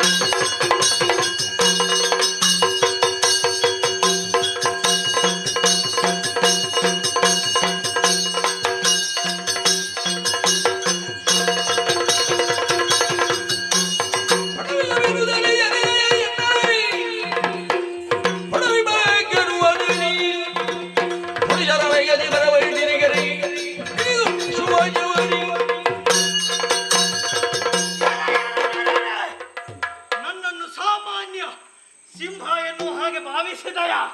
ನಿನ್ನಲ್ಲಿರುವಂತಹ ಶರಗಳನ್ನೆಲ್ಲ ಪ್ರಯೋಗಿಸುವುದಕ್ಕೆ ಮುಂದಾದೆ. ಏನು ಶರಗಳು ಬರುವುದಿಲ್ಲವೇ? ಅಥವಾ ನಿನ್ನ ಶಕ್ತಿ ಕುಂದಿ ಹೋಯಿತೆ? ನಿನ್ನಲ್ಲಿ ಏನೆಲ್ಲ ವಿದ್ಯೆ ಇಟ್ಟು ಪ್ರಯೋಗಿಸು. ವನಮೃಗೇಂದ್ರನ ನುಡಿಯ ಕೇಳುತ್ತ ಮನದೊಳಗೆ ಗಡು ನೊಂದು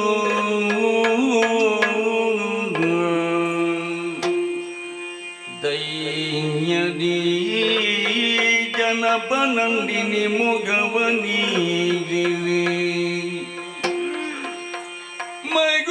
ಮಗುಳಿಗರಿಗಿಂದ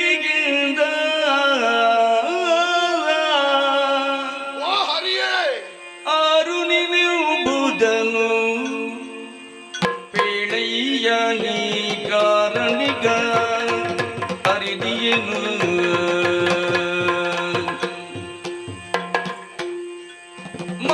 ಮಾರರಿಯದಿ ಹೋರಿದೆ ಎನ್ನಳು ಮಾರರಿಯದಿ ಹೋರಿದೆ ಎನ್ನಳು ಗಾರು ಗಿಡದಿ ದಂದೂರ ಬೊಪ್ಪಿದೆ ಆರು ನಿಲುಬುದನು ಪೇಳೆಯ ಕಾರಣಿಗೆ ಅರಿದಿಯನು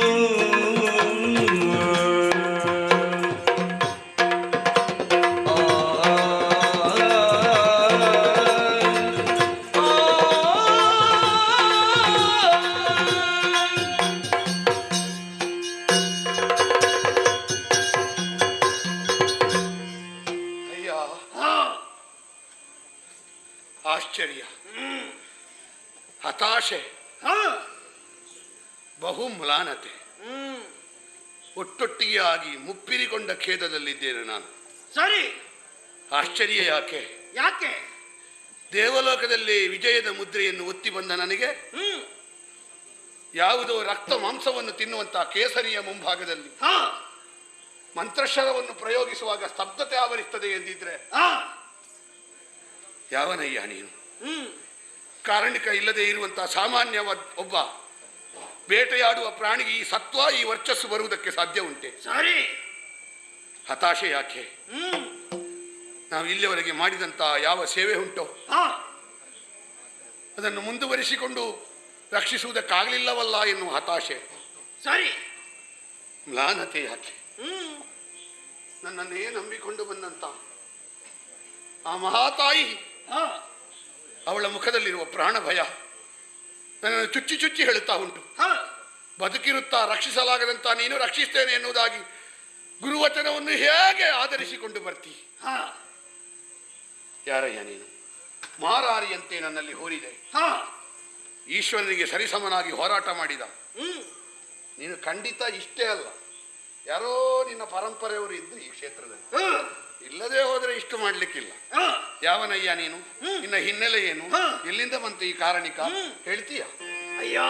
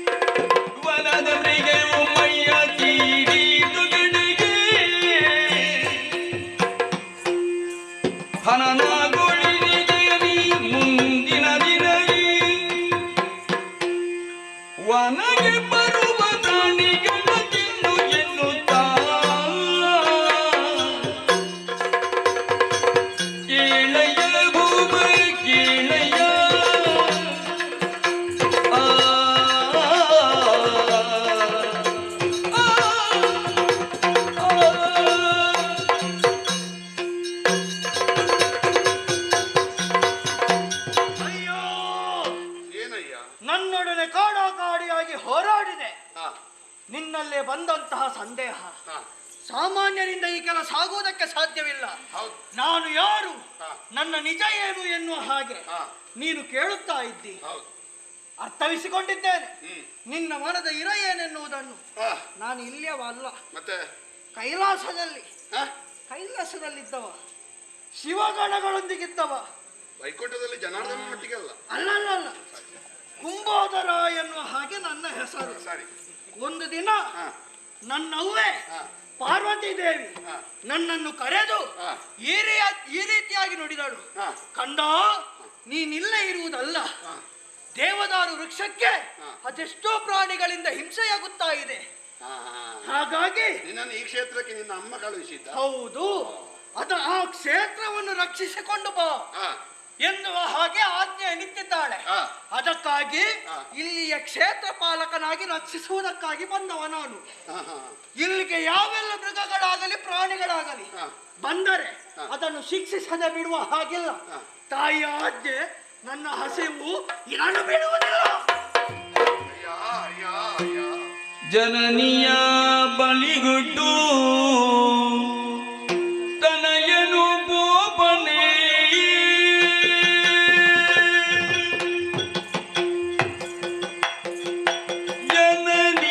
ಬಲಿಗುಟ್ಟು ತನಯನು ಗೋಪನಿ ಜನಗಾಯ ನಿನಗೊಂಬಿಸುವೆನು ಜನಪತಿ ಬಗು ಇರಿದಲ್ಲ ಮಾತೆಯ ಮುಂದೆ ಜನಪತಿ ಬಗು ಇರಿದಲ್ಲ ಮಾತೆಯ ಮುಂದೆ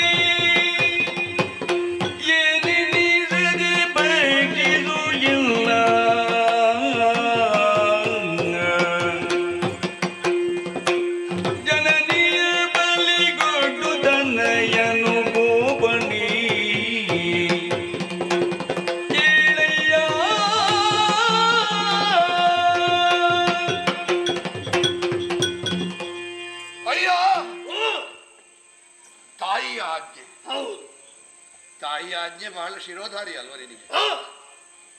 ಯಾರು ಬಂದರೂ ಬಿಡಕೂಡದು ಎನ್ನುವುದಾಗಿದ್ದ ಆಜ್ಞೆಯನ್ನು ಮಾತೇ ಇಲ್ಲ. ಅಕ್ಷರ ಪಾಲಿಸುವುದಕ್ಕೆ ಬೇಕಾಗಿ ಏನೂ ಪಟಳ ಮಾಡದೇ ಇರುವಂತ ಈ ದೇನು ಬಂದರೂ ಶಿಕ್ಷಿಸುವುದಕ್ಕೆ ಮನ ಬರ್ತದೆ. ಹಾಗಾದ್ರೆ ತಾಯಿಗೆ ಎಷ್ಟು ಗೌರವ ಕೊಡಬೇಕು ಅಂತ ನಿನ್ನನ್ನು ನೋಡಿದವರೇ ಉಳಿದವರು ಕಲಿತುಕೊಳ್ಳಬೇಡುವ. ಹೆತ್ತ ತಾಯಿ ಹೆತ್ತಂತ ಮಗುವಿಗೆ ಮಾತ್ರ ತಾಯಿ, ಆದರೆ ಗೋಮಾತೆ ಮಗುವಿಗೆ ಮಾತ್ರ ತಾಯಿ ಅಲ್ಲ. ಪ್ರಪಂಚದಲ್ಲಿ ಯಾರು ಹೆತ್ತ ಮಗುವಿಗೂ ಅವಳೇ ತಾಯಿ. ತಾಯಿ ಆದವಳು ಕೆಲವು ಸಮಯ ತನ್ನ ಎದೆ ಹಾಲನ್ನು ಕೊಟ್ಟಾಳು. ಸರಿ. ಆದರೆ ತನ್ನ ಕರುವಿಗೆ ಕೊಡುವಲ್ಲಿಯೂ ಕಡಿಮೆ ಮಾಡಿ ಊರಿನ ಸಜ್ಜನರಿಗೆಲ್ಲ ಹಸು ಉಳಿಯುವುದಕ್ಕೆ ಬೇಕಾಗಿ ಹಾಲು ಕೊಡುವವಳು ಹಸು. ಅವಳಲ್ಲದೆ ಮತ್ತೆ ಮಾತೆ ಯಾರಿದ್ದಾರೆ ಈ ಪ್ರಪಂಚಕ್ಕೆ? ಆರ್ಷೇಯ ವಾಕ್ಯ ಒಂದುಂಟು, ಜನನಿ ಜನ್ಮಭೂಮಿಶ್ಚ ಜಾಹ್ನವೀ ಚ ಜನಾರ್ದನ ಜನಕ ಪಂಚಮಶ್ಚೈವ ಜಕಾರೋ ಪಂಚದುರ್ಲಭ. ಜನನಿ, ಜನ್ಮಭೂಮಿ, ಜಾಹ್ನವಿ, ಜನಾರ್ದನ, ಜನಕ, ಈ 5 ಜಕಾರಗಳು ನಾವು ನಿಂತಲ್ಲಿ ಕೈ ಮುಗಿಯುವಂತ ನಮ್ಮ ಆರಾಧ್ಯ ಸ್ಥಾನಗಳು. ಸರಿ. ಅದಕ್ಕೆ ಬೇಕಾಗಿ ನಮ್ಮ ಪ್ರಾಣವನ್ನು, ನಮ್ಮ ಬದುಕನ್ನು, ನಮ್ಮ ಎಲ್ಲ ಐಶ್ವರ್ಯವನ್ನು, ನಮ್ಮ ಮುಕ್ತಿಯನ್ನಾದರೂ ಬಿಡಬಹುದು. ಆ 5 ಜಕಾರಗಳಿಗೆ ವಿರುದ್ಧ ನಿಂತು ಮೋಕ್ಷಕ್ಕೆ ಹೋಗ್ತೇನೆ ಅಂತ ಬಯಸಿದ್ರು ಮೋಕ್ಷಕ್ಕೆ ಹೋಗಲಿಕ್ಕೆ ಸಾಧ್ಯ ಇಲ್ಲ. ನನ್ನ ತಾಯಿಯನ್ನು ನೀನು ಕೊಲ್ತೇನೆ ಅಂತ ಹೇಳ್ತಾ ಇದ್ದಿ. ತಾಯಿಯನ್ನು ಬಿಟ್ಟು ತನಯನಾದವ ಹೋದ್ರೆ ಅವ ತನಯನ ಅದಾನೆ. ತಾಯಿ ಬೇಕಾದ್ರೆ ಸಾಯಿಲಿ ಅಂತ ಹೋದವ ಮಗನಾದಾನೆ. ಆಗುವುದಿಲ್ಲವಲ್ಲ. 2 ಕಾರಣಕ್ಕೆ ಅವಳನ್ನು ಬಲಿ ಕೊಡುವುದಕ್ಕಾಗುವುದಿಲ್ಲ. ಯಾವ ಕಾರಣಕ್ಕೆ? ಯಾವುದು? ಒಂದು, ಇಷ್ಟು ಸಮಯ ಸೇವೆ ಮಾಡಿದಂತ ನಾನು ಗುರು ಆಜ್ಞೆಯನ್ನು ಪಾಲಿಸಬೇಕು ಎಂದಾದರೆ ಅವಳನ್ನು ರಕ್ಷಿಸಲೇಬೇಕು. ಸರಿ. ಗುರು ಪರಂಪರೆ. ಇನ್ನೊಂದು ಪಿತೃ ಪರಂಪರೆ. ಯಾವುದೋ ಒಂದು ಸಾಮಾನ್ಯ ತಿರಿಯಕ್ಕಂತೂ ಪಾರಿವಾಳ ಬಂದು ನನ್ನನ್ನು ಗಿಡುಗ ತಿಂತದೆ ಅಂತ ಹೇಳುವಾಗ ತನ್ನ ತೊಡೆಯ ಮಾಂಸವನ್ನು ಕಡಿದು ತಕ್ಕಡಿಗೆ ಹಾಕಿದ ಶಿಬಿಯ ನಂತರ ಹುಟ್ಟಿದ ಪರಂಪರೆ ನಮ್ಮದು.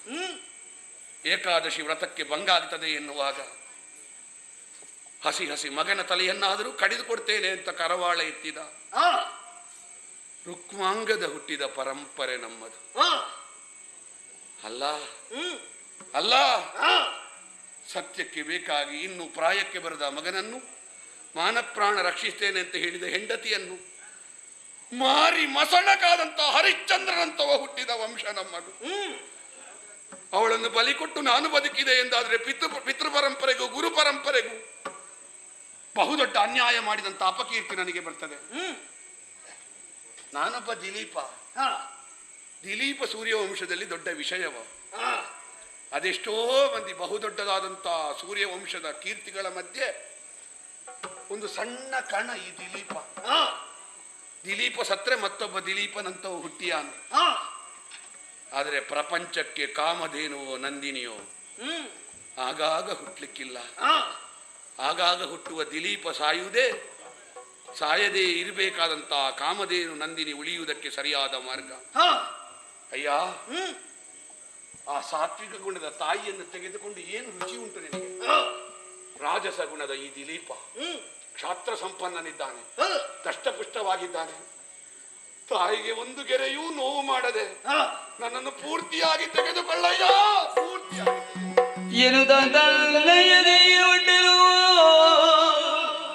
ವನದ ರಾಜನು ಬಜುವನು ಬಿರಿ ಅನಾಲಯನರಿಗೆ ಋಣೆ ಮಡೆಯಲ್ಲೆನುದೇ ಮರೆಯಾದ.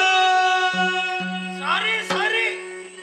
ದಿಲೀಪ ಎಷ್ಟು ಮಂದಿಗೆ ದೀಪವಾಗಿದ್ದಾನೆ ಎನ್ನುವುದನ್ನು ಇನ್ನು ಮುಂದಕ್ಕೆ ನೋಡಿ.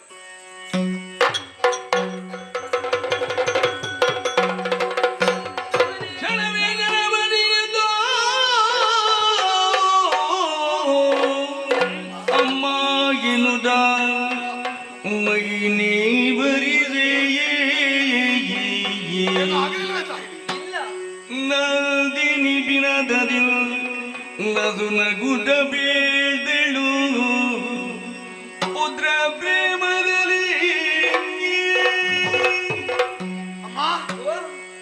ಏನೂ ಆಗ್ಲಿಲ್ಲ ನನಗೆ. ನನ್ನನ್ನು ತಿನ್ನದೆ ಆ ಸಿಂಹ ನಿನಗೇನಾದ್ರೂ ಗಾಯ ಮಾಡೀತೋ ಅಂತ ನಾನು ಆತಂಕದಿಂದ ನೋಡಿದ್ರೆ ನೀನು ನಗು ನಗುತ್ತಾ ಇದ್ದಿ. ನಮ್ಮನ್ನು ಹರಿದು ತಿನ್ನುವಂತ ಸಿಂಹ ಕಾಣುತ್ತಾ ಇಲ್ಲ. ಏನಮ್ಮ ಇದು ಮಾಯ, ಏನಮ್ಮ ಇದು ವಿಚಿತ್ರ. ಮಗನೇ ಪಳ್ಳಿ ಪಳ್ಳಿ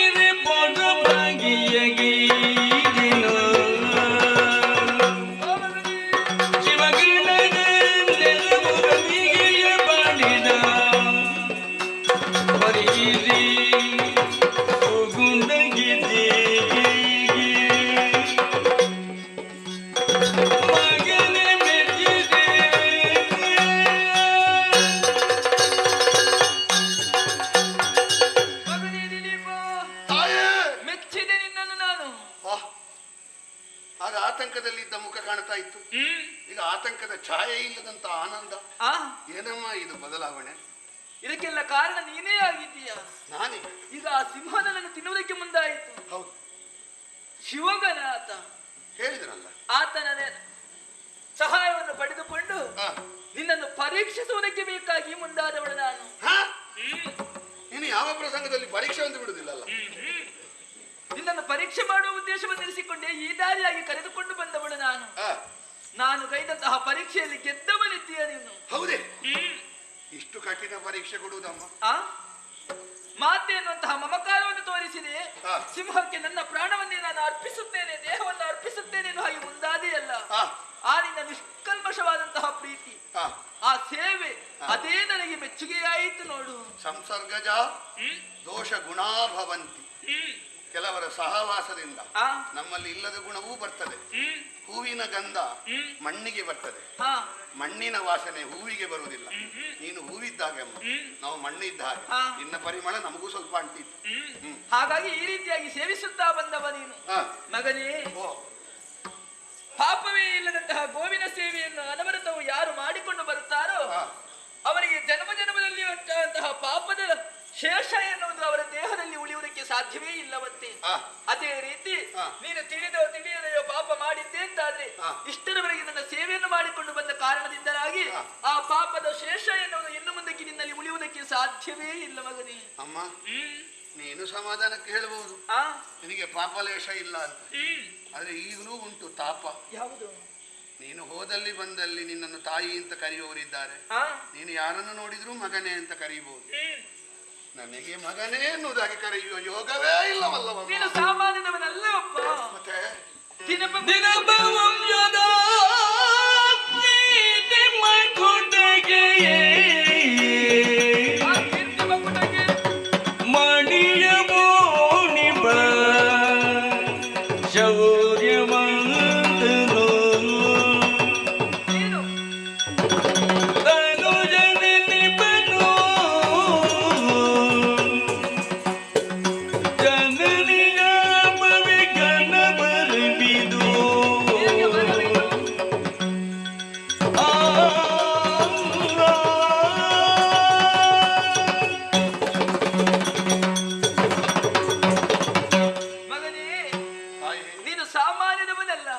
ಸೂರ್ಯವಂಶದಲ್ಲಿ ಹುಟ್ಟಿ ಬಂದವ ನೀನು. ಶೌರ್ಯವಂತನೂ ಹೌದು. ಸೂರ್ಯವಂಶ ಎನ್ನುವಂತಹ ಕೀರ್ತಿ ಮಕುಟಕ್ಕೆ ಇನ್ನೊಂದು ಮಣಿಯನ್ನು ಪೋಣಿಸುವುದಕ್ಕೆ ಮುಂದಾದವ ನೀನು. ಅಂತಹ ಸಾಮರ್ಥ್ಯವನ್ನು ಹೊಂದಿದಂತಹ ನೀನು ಸಾಮಾನ್ಯ ಎನ್ನುವ ಹಾಗೆ ಹೇಳಿಕೊಳ್ಳುವುದರಲ್ಲಿ ಆದರೂ ಅಪುತ್ರವಂತನಾಗಿ ಉಳಿದ್ರೆ ಮೇಲ್ಲೋಕದಲ್ಲಿ ಸ್ಥಾನವಿಲ್ಲವಲ್ಲ. ನನ್ನ ಅಮ್ಮ ಕೊಟ್ಟಂತಹ ಶಾಪವದು. ಆ ಶಾಪ ನಿನಗೆ ಈಗ ವರವಾಗಿ ಪರಿಣಮಿಸುವುದಕ್ಕೆ ಕಾರಣ ಉಂಟು. ಅದೇಗೆ? ನನ್ನನ್ನು ಸೇವಿಸುತ್ತಾ ಬಂದವನಲ್ವೇ ನೀನು? ಹೌದು. ಇನ್ನು ಉದಯ ಕಾಲದಲ್ಲಿ ಇತ್ತು ನನ್ನದಾದಂತಹ ಕ್ಷೀರವನ್ನು ನೀನು ನಿನ್ನ ಸತಿಯು ಕುಡಿದಿರಿ ಅಂತಾದ್ರೆ ಮುಂದಕ್ಕೆ ನಿನ್ನ ಸತಿಯ ಉದರದಲ್ಲಿ ಪುತ್ರನೊಬ್ಬ ಜನಿಸುವುದಕ್ಕಿದ್ದಾನೆ. ಆತನಿಗೆ ರಘು ಎನ್ನುವಂತಹ ಹೆಸರನ್ನು ಇರಿಸಿ ಸಾಕಿ ಸಲಹಿಕೊಂಡು ಬಂದೆ ಅಂತಾದ್ರೆ ಮುಂದಕ್ಕೆ ನಿಮಗೆ ಒಳಿತಾಗುವುದಕ್ಕಿದೆ. ನಿಮ್ಮ ಲೋಕ ಕೀರ್ತಿಯು ಬೆಳಗುವುದಕ್ಕೆ ಸಾಧ್ಯ ಉಂಟು ಮಗನೇ. ನಮ್ಮ ವಂಶಕ್ಕೆ ಹೆಸರು ಕೊಡುವ ಮಗನೊಬ್ಬ ಜನಿಸುವುದಕ್ಕೆ ಇಲ್ಲಿವರೆಗೆ ಸೂರ್ಯವಂಶ ಅಂತ ಇದ್ದದ್ದು ಅವನ ಕಾರಣದಿಂದ ರಘುವಂಶವಾಗುತ್ತದೆ. ತಾಯಿ, ಒಂದು ಸಮಾಧಾನ ಆಯ್ತು. ಬಹುಶಃ ನಾನು ಮಕ್ಕಳನ್ನು ಪಡೀತಿದ್ರೆ 100ರಲ್ಲಿ 100ನೇ ಆಗಿ ಯಾವುದೋ ಮಗುವನ್ನು ಪಡೀತಿದ್ದೆ. ವಂಶವನ್ನೇ ಬೆಳಗುವ ಮಗುವನ್ನು ಪಡಿಬೇಕಾದ್ರೆ ನಿನ್ನ ಸೇವೆ ಮಾಡಬೇಕಾಯ್ತು. ನಿನ್ನ ಸೇವೆ ಮಾಡಬೇಕಾದಂತ ಅನಿವಾರ್ಯತೆ ಬಂದದ್ದು ಯಾಕೆ? ನಿನ್ನ ತಾಯಿ ಶಾಪ ಕೊಟ್ಟ ಕಾರಣದಿಂದ. ಯಾವನಲ್ಲಿ ನಿಜವಾದ ಸಜ್ಜನಿಕೆ ಆಸ್ತಿಕ್ಯ ಇರ್ತದೋ ಅವನಿಗೆ ಸಿಕ್ಕಿದ ಶಾಪವಾದರೂ ವರ ಆಗುತ್ತದೆ. ಈಗ ನಿನ್ನ ಕ್ಷೀರ ಸಿಗುವುದಕ್ಕೆ ಕಾರಣ ಏನು? ನಿನ್ನ ತಾಯಿಯ ಶಾಪ, ತಾಯಿ ಕೊಟ್ಟಂತಹ ಶಾಪ. ದುರ್ವಾಸನ ಕೊಟ್ಟ ಶಾಪ ಅಮೃತ ಸಿಗುವುದಕ್ಕೆ ಕಾರಣವಾಯ್ತಂತೆ. ಮತ್ತೆ ನಿನ್ನ ತಾಯಿ ಕೊಟ್ಟ ಶಾಪ ಕ್ಷೀರ ಸಿಗುವುದಕ್ಕೆ ಕಾರಣವಾದದ್ದು ವಿಶೇಷವೇ? ಇನ್ನೊಂದು ಅರ್ಥ ಆಯ್ತಮ್ಮ. ನಾನು ದೇವತೆಗಳಿಗೆ ಸಹಾಯ ಮಾಡಿ ಒಂದು ರೀತಿಯಲ್ಲಿ ದೇವ ಪೂಜೆ ಮಾಡಿದೆ, ಪರಿಣಾಮದಲ್ಲಿ ನನಗೆ ಸಿಕ್ಕಿದ್ದು ಶಾಪ. ಗೋ ಪೂಜೆ ಮಾಡಿದೆ, ಪರಿಣಾಮದಲ್ಲಿ ಸಿಕ್ಕಿದ್ದು ವರ. ದೇವ ಪೂಜೆಗಿಂತಲೂ ಗೋ ಪೂಜೆ ಹೆಚ್ಚು ಅಂತ ಈ ಪ್ರಸಂಗದಲ್ಲಿ ನನಗೆ ಅರ್ಥ ಆಯ್ತಮ್ಮ. ಗೋ ಪೂಜೆಯ ಮಹತ್ವ ಏನು ಅಂತ ನನ್ನ ಜೀವನದಲ್ಲಿ ಅನುಭವಕ್ಕೆ ಬಂತಮ್ಮ. ಯಾವನ್ನು ಗೋ ಪೂಜೆ ಮಾಡ್ತಾನೋ ಅವ ಬೇರೆ ದೇವ ಪೂಜೆ ಮಾಡಬೇಕಾದ್ದೇ ಇಲ್ಲ. 33 ಕೋಟಿ ದೇವತೆಗಳ ಸಾನ್ನಿಧ್ಯ ನೀನು. ಹಾಗಾಗಿ ನಿನ್ನ ಪೂಜೆ ಮಾಡಿದಲ್ಲಿ ಎಲ್ಲಾ ದೇವತೆಗಳ ಪೂಜೆ ಮಾಡಿದಾಗ ಆಯ್ತು. ಆ ಸಂತೋಷದಿಂದ ಹೆಂಡತಿಗೂ ಈ ಸಂತೋಷದ ವಿಷಯ. ನಮಗಿನ್ನು ಮಗನನ್ನು ನೋಡಿ ವಿಶ್ರಾಂತಿಯಲ್ಲಿ ಇರುವುದೇ ಕೆಲಸ. ನಿನಗೆ ಬಹುಶಃ ಕೆಲಸ ಮುಗಿಲಿಲ್ಲ ಅಂತ ಕಾಣ್ತದೆ. ನಿನಗೆ ಅದರಲ್ಲಿ ಸಂತೋಷ.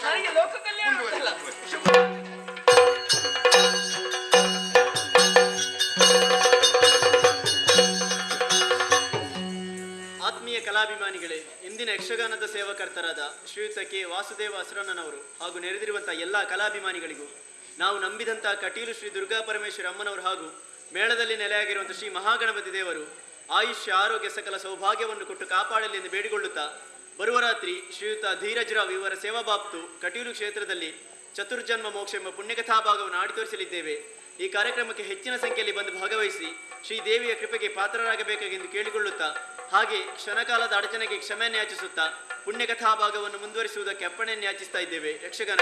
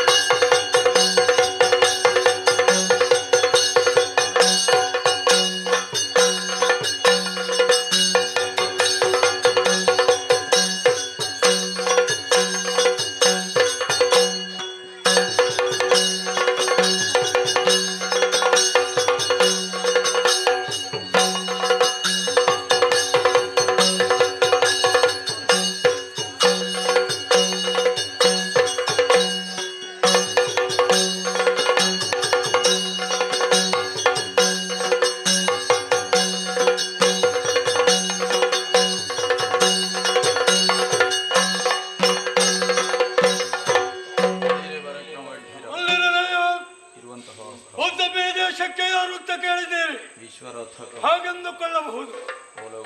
ಅನೇಕ ವಿಧ ಮೆರೆಯುವುದೇ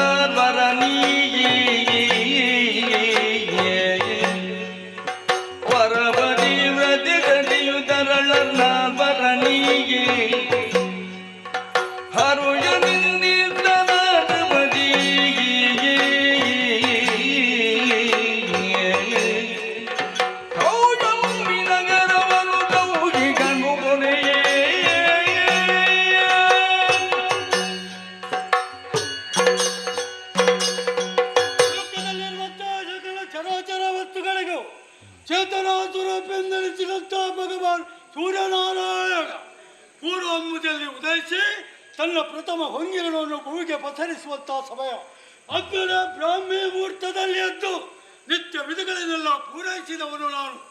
ಮುತ್ತಿನ ಉಂಗುರ ಪಟ್ಟದ ಕತ್ತಿಯನ್ನು ಕೈಯಲ್ಲಿ ಧಾರಣೆ ಮಾಡಿ ಸಿಂಹವಿಷ್ಟರ ಏರಿ ಕುಳಿತಿರುವಂತಹ ಸಮಯ. ಒಮ್ಮಿಂದ ಮೇಲೆ ನಮ್ಮ ಪ್ರಜಾವರ್ಗದವರು ಅವರವರು ಕುಳಿತಿರುವಂಥ ಆಸನದಿಂದ ಮೇಲೆದ್ದು ನಮ್ಮ ಒಡೆಯರಿಗೆ ಜಯವಾಗಲಿ ಶುಭವಾಗಲಿ ಜಯಘೋಷವನ್ನೇ ಹಾಕುತ್ತಾ ಇದ್ದಾರೆ. ಕೇಳಿ ಮನಸ್ಸಿಗೆ ಬಹಳಷ್ಟು ಹರ್ಷವಾಯಿತು. ಇಂಥ ಮಾತನ್ನು ಜೀವನದಲ್ಲಿ ಕೇಳಬೇಕು ಅಂತಾದ್ರೆ ಯೋಗವೂ ಬೇಕು, ಭಾಗ್ಯವೂ ಬೇಕು. ಅಂತ ಯೋಗ ಭಾಗ್ಯ ನನ್ನ ಪಾಲಿಗೆ ಇದ್ದುದರಿಂದಲೇ ವರ್ತಮಾನ ಕಾಲದಲ್ಲಿ ಕೌಸಲ್ಯ ದೇಶದ ಅರಸ ಅಂದರೆ ವಿಶ್ವರಥ ಅರ್ಥಾತ್ ಕೌಶಿಕನಾಗಿ ಮೆರೀತಾ ಇರುವವನು ನಾನಾಗಿದ್ದೇನೆ. ಒಂದೊಮ್ಮೆಗೆ ನಮ್ಮಪ್ಪ ಗಾದಿ ಮಹಾರಾಜರು ಇಲ್ಲಿ ಆಳ್ವಿಕೆಯನ್ನು ಮಾಡ್ತಾ ಇದ್ರು. ಪ್ರಾಯ ಬಂದಾಗ ಸಮಯಕ್ಕೆ ಸರಿಯಾಗಿ ಇಲ್ಲಿ ಅಧಿಕಾರವನ್ನು ನನಗೆ ಹಸ್ತಾಂತರಿಸಿದ್ದಲ್ಲದೆ ವಾನಪ್ರಸ್ಥಕ್ಕೆ ಹೊರಟು ಹೋದವರಿದ್ದಾರೆ. ಅಧಿಕಾರ ಸಿಕ್ಕಿದ ಕ್ಷಣವೇ ನಮ್ಮ ಪ್ರಜಾವರ್ಗದವರನ್ನು ಮಕ್ಕಳ ಉಪಾಧಿಯಲ್ಲಿ ಕಂಡುಕೊಂಡದ್ದಲ್ಲದೆ ಸತ್ಯ ಧರ್ಮ ನ್ಯಾಯ ನಿಷ್ಠೆಯಿಂದ ಆಳ್ವಿಕೆಯನ್ನು ಮಾಡ್ತಾ ಬಂದಿದ್ದೇನೆ. ಧನಬಲ ಜನಬಲ ಸೇನಾಬಲ ಸಂಪತ್ತಿನ ಬಲ ದೇಹ ಬಲ ಎಲ್ಲವೂ ಇದ್ದರೂ ಕೂಡ ತನ್ನ ಜೀವನದಲ್ಲಿ ಒಂದು ಮಾತ್ರ ಕಡಿಮೆಯಾಗಿತ್ತು. ಅಂದರೆ ಸಾಂಸಾರಿಕದ ಬಗ್ಗೆ ಆಲೋಚನೆ ಮಾಡ್ತಾ ಇರುವುದು. ನಾನು ಸಿಂಹಾಸನವನ್ನು ಏರುವಂಥ ಸಮಯ ವಾಮಭಾಗ ಬೈದಾಗಿತ್ತು. ಅದನ್ನು ತುಂಬಿಸಬೇಕು ಅಂತ ತೀರ್ಮಾನ ಮಾಡಿದೆ. ನನ್ನ ಯೋಗ್ಯತೆಗೆ ಅಂತಸ್ತಿಗೆ ಸಮಾನತೆ ಉಳ್ಳಂತ ಹೆಣ್ಣೊಬ್ಬಳನ್ನು ಮದುವೆ ಆಗಬೇಕು ಅಂತ ತೀರ್ಮಾನ ಮಾಡಿ ಅಳುವುದೊಂದೇ ಅನ್ನುವಂಥ ಹೆಣ್ಣನ್ನು ಮದುವೆಯಾದೆ. ನಮ್ಮಿರುವರ ದಾಂಪತ್ಯ ಜೀವನದ ಪ್ರತಿಫಲವು ಎಂಬತ್ತೇ ಒಬ್ಬರಲ್ಲ ಇಬ್ಬರಲ್ಲ 5 ಮಂದಿ ಗಂಡು ಮಕ್ಕಳು ಹುಟ್ಟಿಕೊಂಡವರಿದ್ದಾರೆ. ಕುಶ, ಕರಂದಾಮ, ಸುರತ, ಆಮೇಲೆ ಲೋಹಿತನಾಯನ, ಸೌರಮ್ಮ, ಈ 5 ಮಂದಿಗಳ ಬಾಲ ಲೀಲೆಯನ್ನು ಕಂಡು ಒಂದೊಮ್ಮೆಗೆ ಸಂತೋಷಗೊಂಡವನು ನಾನಿದ್ದೇನೆ. ಇದಕ್ಕಿಂತ ಸುಖ ಸಂಪತ್ತು ನನಗೆ ಬೇರೆ ಯಾವುದಿದೆ? ಇದೇ ದೊಡ್ಡದು ಅಂತ ಭಾವಿಸಿ ಸಂತೋಷದಿಂದ ಜೀವನವನ್ನು ಸಾಗಿಸ್ತಾ ಇದ್ದೇನೆ. ಯಾರದು ಯಾರದು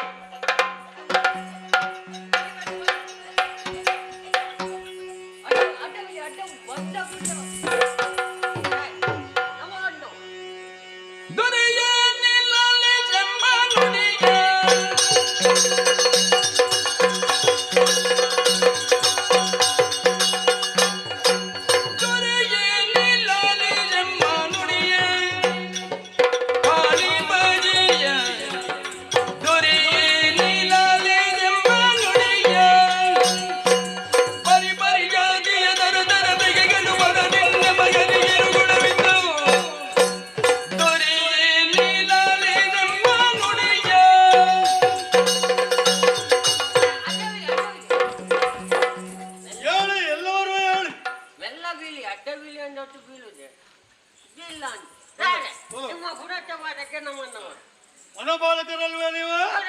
ಏನು ಬಂದಿರಿ? ಬರ್ಲಿಕ್ಕೆ ಅಲ್ಲಿ ಬಿಡ್ಲಿಲ್ಲಲ್ಲ, ಯಾರು? ಆಗಲೇ ಬಂದಲ್ಲಿ ಕಾಯ್ತಾ ಇದ್ದೆ. ಸಭೆ ನಡೀತಿರುವಂತ ಸಮಯ, ನಾನು ಆಜ್ಞೆ ಕೊಟ್ಟಾಗ ಮಾತ್ರ ಒಳಗೆ ಬರಬೇಕು. ಅಪ್ಪಣೆ ಇಲ್ಲದೆ ಒಳಗೆ ಪ್ರವೇಶ ಇಲ್ಲ. ಹಾಗೆ ಈಗ ಓಡೋಡಿ ಬಂದದ್ದು. ಏನು ಬಂದಿರಿ? ಸಮಸ್ಯೆ. ಯಾರಿಗೆ? ನಮಗೆ. ಅಂದರೆ ಅವತ್ತೆಲ್ಲ ಸಮಸ್ಯೆ ಬಂತಂತ ಇಲ್ಲಿಗೆ ಬರುವಾಗ ನೀವೇ ಹೇಳಿದ್ದಲ್ವ, ಇಲ್ಲಿ ನಿಲ್ಬೇಡಿ ಗುಡ್ಡಕ್ಕೆ ಹೋಗಿ ಅಂತ. ಯಾಕಂದ್ರೆ ಇಲ್ಲೇ ಇರುವುದಲ್ಲ, ಕಾಡಿನಲ್ಲಿ ಬಹಳಷ್ಟು ಜಾಗ ಇದೆ, ದುಡಿದು ತಿನ್ನಬೇಕು. ಹೇಳಿ ಬೇಕಾದಷ್ಟು ಜಾಗವನ್ನು ನಿಮಗೆ ದಾನ ರೂಪದಲ್ಲಿ ಕೊಟ್ಟಿದ್ದೇನೆ. ಏನು ಮಾಡಿದ್ರಿ? ನೋಡುವಾಗ ರಾಯರಲ್ಲಿ ಕೃಷಿ ಮಾಡುವ ಹಾಗೆ ಇಲ್ಲ, ಸಮತಟ್ಟು ಮಾಡಬೇಕು. ನಾವು ನಮ್ಮ ಹೆಂಡತಿ ಮಕ್ಕಳು ಎನ್ನುವ ಬೇಡು ಭಾವ ಇಲ್ಲದೆ ಸಮತಟ್ಟು ಮಾಡಿದ್ದೆವು. ಹೇಗೆ? ತೊಂದರೆ ಇಲ್ಲ, ಹೊರಲಾಡಿ ಹೊರಲಾಡಿ ದುಡಿಯುವುದು. ದುಡಿಯುವುದು ಮಣ್ಣಿನಲ್ಲಿ. ಕೈ ಕೆಸರಾದ್ರೆ ಬಾಯಿ ಮೊಸರು. ಬಾಯಿ ಕೆಸರಲ್ಲ, ಬಾಯಿ ಮೊಸರು. ಹಾಗಾಗಿದೆ ಈಗ. ಸ್ವಲ್ಪ ಬದಲಾವಣೆ ಆಗಿದೆ, ನಿನಗೆ ಗೊತ್ತಿಲ್ಲ ಅಷ್ಟೇ. ನಾನು ಓದ್ಲಿಲ್ಲ, ಯಾರಾದ್ರೂ ಹೇಳುವುದನ್ನು ಕೇಳಿ ಹೇಳುವುದು. ಸಮತಟ್ಟು ಮಾಡಿರಿ. ನಾವು ನಿರಾಕ್ಷರ ಕುಸ್ತಿ ಅಲ್ವಾ, ವಿದ್ಯೆ ಇಲ್ಲದವರು. ವಿದ್ಯೆ ಇಲ್ಲದವರು. ಏನು ಮಾಡುವುದಂತ ಯೋಚನೆ ಮಾಡುವಾಗ ನಮ್ಮಲ್ಲಿ ಏನಿಲ್ಲ. ಇದ್ದದ್ದೇನಾಯ್ತು? ಎಂತದಿಲ್ಲಲ್ಲ. ಎಂತದ್ದು ಇಲ್ಲ, ಇದ್ದದ್ದೇನಾಯ್ತು? ಕೃಷಿ ಮಾಡ್ಬೇಕಿದ್ರೆ ಬೀಜ ಬೇಡುವ. ಹಾಗೆ ಅದು ಬೇಕು, ಅದು ಬೇಕು. ನಮ್ಮಲ್ಲಿ ಇಲ್ಲ. ಹೊಸ ಮಣ್ಣಿನಲ್ಲಿ ಕೃಷಿ ಮಾಡುವುದಕ್ಕಾಗುತ್ತದ? ಮೊದಲಿಗೆ ಅದಕ್ಕೆ ಏನು ಮಾಡಿದ್ದೀರಿ? ನಾವು ಬೇರೆಯವರಲ್ಲಿ ತೆಕೊಂಡೆವು, ತೆಕೊಂಡು ಎಲ್ಲ ಬೀಜ ಬಿತ್ತಿದೆವು. ಬಿತ್ತಿದ ಕೂಡಲೇ ಸ್ಪೆಷಲ್ ಬಂತು, ಎಲ್ಲ ಫಸಲು ಬಂತು ರಾಯರೇ. ಇನ್ನು ನಾವೆಲ್ಲ ತಿಂದು ನೆಮ್ಮದಿಯಾಗಿರುವ, ನಿಮಗೆ ಸ್ವಲ್ಪ ತಂದು ಕೊಡುವ ಅಂತ ಇದ್ದೆವು. ಇಲ್ಲ ಅಂತ ಈಗ ಇಲ್ಲ. ಯಾವುದಿಲ್ಲ, ಇದ್ದದ್ದೇನಾಯ್ತು ಅಂತ ಕೇಳಿದಲ್ವ? ನಾವು ಬೆಳಿಗ್ಗೆ ಎದ್ದು ನೋಡುವಾಗ ಇರುವುದೇ ಇಲ್ಲ. ಇಟ್ಟದ್ದಲ್ಲಿ ಇಟ್ಟ ಅದಲ್ಲ ಮತ್ತೆ ಗಿಡದಲ್ಲಿ ಇದ್ದದ್ದಲ್ಲ. ಆ ಗಿಡದಲ್ಲಿ ಇದ್ದದ್ದು ಬೆಳಿಗಾಗುವಾಗ ಇಲ್ಲ ಇಲ್ಲ. ಏನಾಯ್ತು? ಏನೋ ಕಲ್ಲಕಾಕರ ಅಂತ ನೋಡುವಾಗಲ್ಲ. ಮತ್ತೆ ಪ್ರಾಣಿ ಪ್ರಾಣಿ ಗಿಡದಲ್ಲಿದ್ದನ್ನು ಕೊಯ್ತದೆ. ಕೊಯ್ಯುವುದಲ್ಲ, ಅದು ಬರುವುದು. ಬಂದು ಕೊಯ್ಲಿಕ್ಕಿಲ್ಲ, ಮತ್ತೆ ತಿನ್ನುವುದು. ತಿನ್ನುವುದು. ಯಾವ ಮೃಗ ಅಂತ ನೋಡ್ಬೇಕಂತ ನೋಡುವಾಗ ಹಲವು ಮೃಗ ಎಲ್ಲ ಬರ್ತದೆ. ಯಾವುದೆಲ್ಲ? ಹಂದಿ, ಶುಕರ. ಅದು ಎರಡು ಒಂದೇ. ಈ ಸಲ ಒಂದೇ ಆಗಿದೆ. ಹೌದೌದು. ಮೊದಲು ಒಂದೇ, ಈಗಲೂ ಒಂದೇ. ಒಂದೇ. ಆನೆ ಮತ್ತೆ ಆನೆ ಬರ್ತದೆ, ಸಿಂಹ ಬರ್ತದೆ. ಸಿಂಹ ಬರ್ತದೆ, ಹುಲಿ ಬರ್ತದೆ. ಹುಲಿ ಬರುವಾಗ ಒಟ್ಟಿಗೆ ಶಾರ್ದೂಲ ಬರ್ತದೆ. ಇದೆಲ್ಲ ಬರ್ತದೆ. ನಾವು ಬೆಳೆಸಿದ ಕೃಷಿಯನ್ನೆಲ್ಲ ತಿಂತಾರೆ. ನಾವು ಒಂದು ತೀರ್ಮಾನ ಮಾಡಿದ್ದೇವೆ, ಇವತ್ತಿಗೆ ಕೊನೆ. ಯಾವುದು? ಕೃಷಿ ಮಾಡುವುದು. ಮತ್ತೇನು ಮಾಡ್ತೀರಿ? ಬೇರೆ ಊರಿಗೆ ಹೋಗ್ಬೇಕಂತ ಬಂದದ್ದು. ಹೋಗುವಾಗ ನಿಮ್ಮಲ್ಲಿ ಒಂದು ವಿಷಯ ತಿಳಿಸಿ ಹೋಗುವಂತ ಬಂದಿದ್ದೇವೆ. ಗಂಟು ಮುಟ್ಟೆ ಉಂಟು, ನಾವು ಹೋಗ್ತೇವೆ.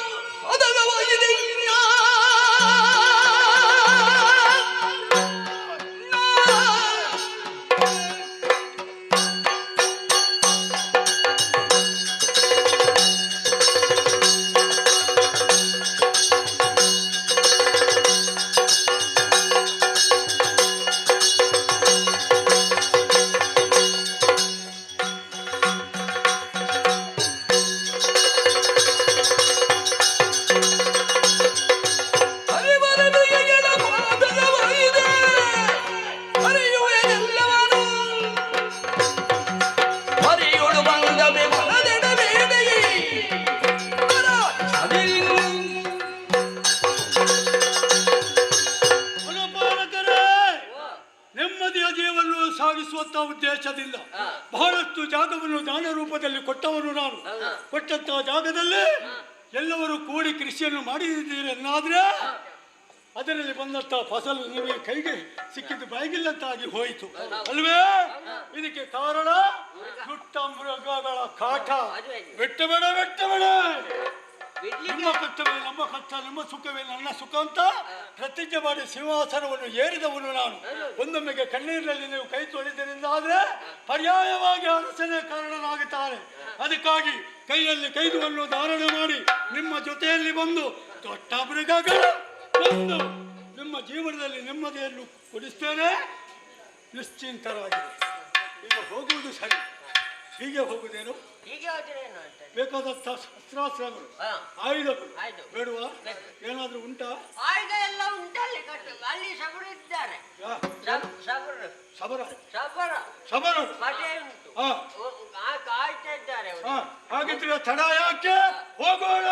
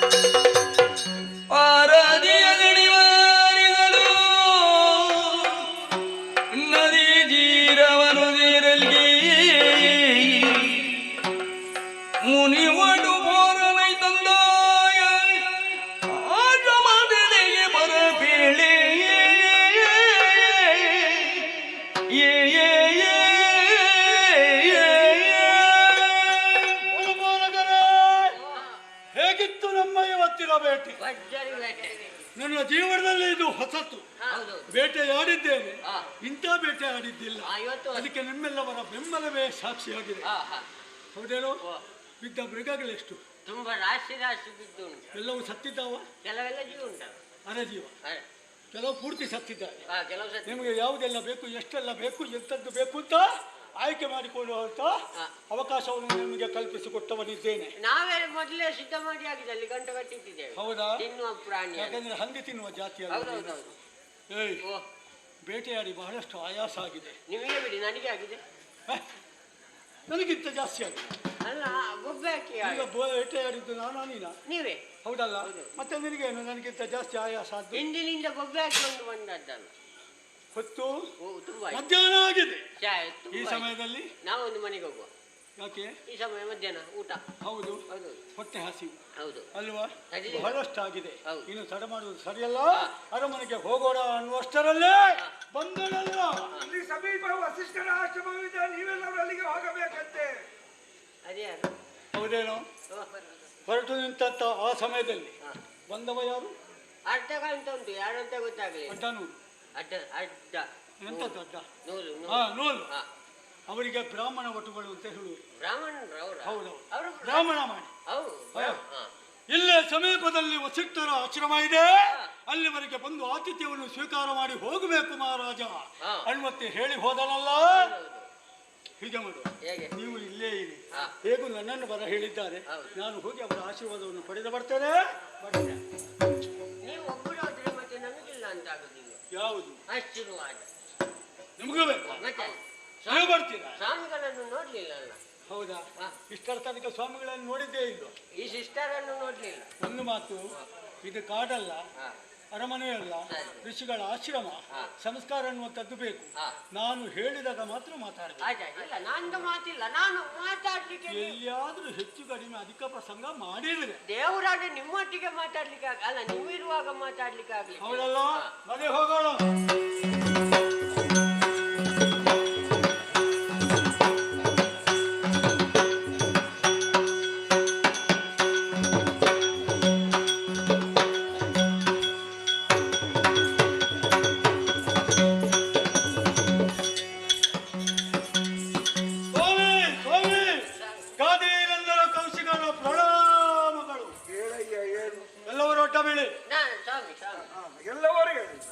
ಬಾಯಲ್ಲಿ ಏನಾದ್ರೂ ಹೇಳ ಸ್ವಲ್ಪ. ಸ್ವಾಮಿ, ಮಹಾನು ಸಿಗಲ್ಲ. ಮಹಾನು ಸಿಗಲ್ಲ. ಮಹಾನ್ ಸಿಗಲ್ಲ. ನಮನ್ ನಮ. ನಿನ್ನ ಭಕ್ತಿಯಲ್ಲಿ ನಾನು ಕಾಪಾಡ. ಹಾಗೂ ನಮಸ್ಕಾರ ಮಾಡಿದ್ವಿ. ಅದು ನಮ ನಮ ಅಂದ್ರೆ ಎಂತದ್ದು? ನಮನ್ ನಮ. ನಮೋ ನಮಃ. ನಮನ್ ನಮ. ಎಲಗೆ ಬೀಳಿಗೆ ಹೊಂದಿಲ್ಲ, ಸೆಕೆಂಡ್ ಉಂಟಲ್ಲ. ಸ್ವಾಮಿ, ಬೇಟೆಯಾಡುವುದಕ್ಕೆ ಬಂದವರು ನಾನು. ಅರಮನೆಗೆ ಹೊರಟು ನಿಂತಿರುವಂತಹ ಸಮಯದಲ್ಲಿ ಶಿಷ್ಯ ಆಗಿರಬೇಕು, ಬರಬೇಕು, ಆತಿಥ್ಯವನ್ನು ಪಡೆಯಬೇಕು ಅಂತ ಬಂದಿದ್ದೇವೆ. ಆಶೀರ್ವಾದಿಸಿ ಕಳಿಸಿಕೊಡ. ತಡೆ ತಡೆ, ಸ್ವಲ್ಪ ತಡೆ. ನೀನು ಒಬ್ಬನಾಗಿ ಬಂದುದಲ್ಲ, ಬೇಟೆಗೆಂದು ಬಂದವನಲ್ವ ನೀನು. ಆದುದನ್ನು ಇವರೆಲ್ಲ ದೊಡ್ಡ ಬಸ ಪಡೆದು ಸಹಸ್ರ ಸಂಖ್ಯೆಯಲ್ಲಿ ನಾವು ಬಂದಿದ್ದೇವೆ. ನಾನು ಒಬ್ಬನೇ ಅಲ್ಲ, ಆಶ್ರಮ ವಾಸಿಗಳು. ನೀವು ದೈವಾನುಗ್ರಹ ಮಾಡುವುದಕ್ಕೆ ಕಷ್ಟ ಆಗಲಿಕ್ಕೆ ಇಲ್ಲವೇ ಸ್ವಾಮಿ? ದೈವಾನುಗ್ರಹದ ನಿಮ್ಮನ್ನೆಲ್ಲ ತೃಪ್ತಿಪಡಿಸಿ ನಿಮ್ಮ ಧೈರ್ಯ ನನಗುಂಟು. ಎಲ್ಲರೂ ಭೋಜನವನ್ನು ತೀರಿಸಿ ಆಮೇಲೆ ನಿಮ್ಮ ಪ್ರದತ್ತ ಹೋಗಿ. ಹೌದಾ? ಇಲ್ಲಿ ಊಟ ಉಂಟಲ್ಲ. ಊಟ ಅಂದ್ರೆ ಜೀವ ಬಿಡುದೇನೋ? ಊಟ ಅಂದ್ರೆ ಜೀವ ನಾನು ಬೇಡ ಅಂತ ಹೇಳಿದೆ.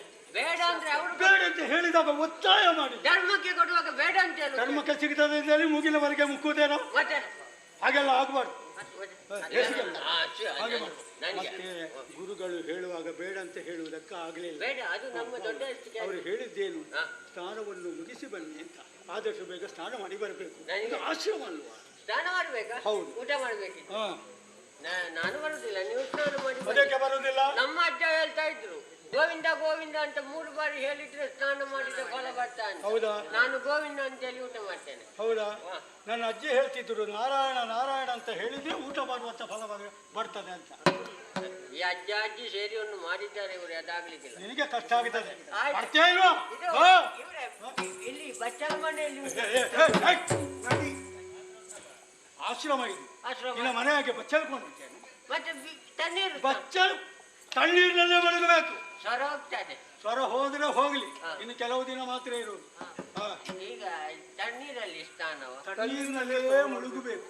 ನಾನು ಮುಳುಗುವಾಗ ನಿನಗೇನು ಸಂಕಟ ಮುಳುಗುವುದಕ್ಕೆ? ಎಲ್ಲಿ ಎಲ್ಲಿ ಓ ಇಲ್ಲೇ ಹರಿಯುತ್ತಾ ಇದ್ದಾಳೆ. ಯಾರು ನದಿ ಉಂಟು. ಹೌದು ಬನ್ನಿ ಬನ್ನಿ. ನದಿಯಲ್ಲಿ ಮುಳುಗಿ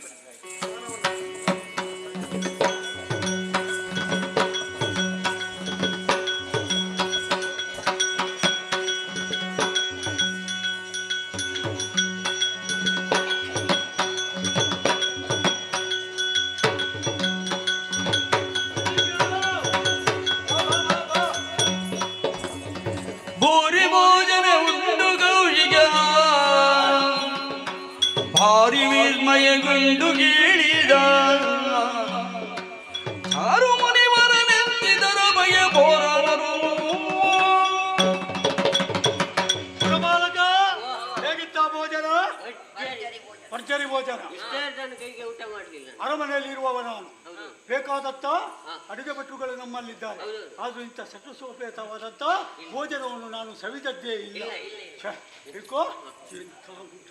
ಭಯಂಕರ ಪರಿಮಳ. ಪರಿಮಳ ಆಗ ಊಟ ಮಾಡಿದ್ದು ಈಗ ಪರಿಮಳ ಹೋಗ್ಲಿಲ್ಲ ಕೈಯದ್ದು. ಹೌದಾ? ಭಯಂಕರ ಉಂಟು. ಇಲ್ಲಿ ಬಾ, ಇಲ್ಲಿ ಬಾ. ನನಗೊಂದು ಅನುಮಾನ. ಸ್ನಾನವನ್ನು ವಿರಚಿಸಿ ಬನ್ನಿ ಅಂತ ಹೇಳಿದ್ದೆ. ಹೋಗಿ ಬರುವಷ್ಟರಲ್ಲಿ ಸಹಸ್ರ ಸಂಖ್ಯೆಯಲ್ಲಿ ನಾವಿದ್ದೇವೆ.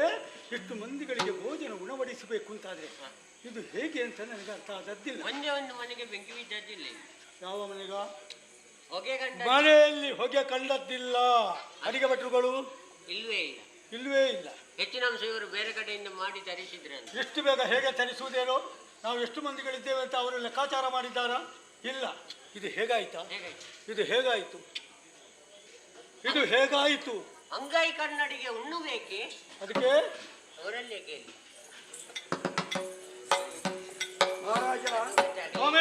ಮನೆಯಲ್ಲಿ ಭ್ರಷ್ಟಾನ ಭೋಜನ ಉಂಟು ತೃಪ್ತಿ ಬರುವ ಅಂತ ಉಪಚಾರ ಇಲ್ಲಿ ಏನು ತೃಪ್ತಿ ಆಯ್ತು ನಿಮಗೆಲ್ಲ. ಹೆಚ್ಚು ಮಂದಿಗಳಿಗೆ ಉಣಬಡಿಸಿದವರು ನೀವು ಕ್ಷಣಾರ್ಥದಲ್ಲಿ ಇದು ಹೇಗೆ ಅಂತ ನನಗೆ ತಿಳಿದದ್ದಿಲ್ಲ. ತಿಳಿಯಬಡಿಸುವ ಮುಂದೆ ಸುರಬನಿತಿಯ ಸುರಬಿಂದಿ ತೆರದರ ಜಗರ ದೂಡ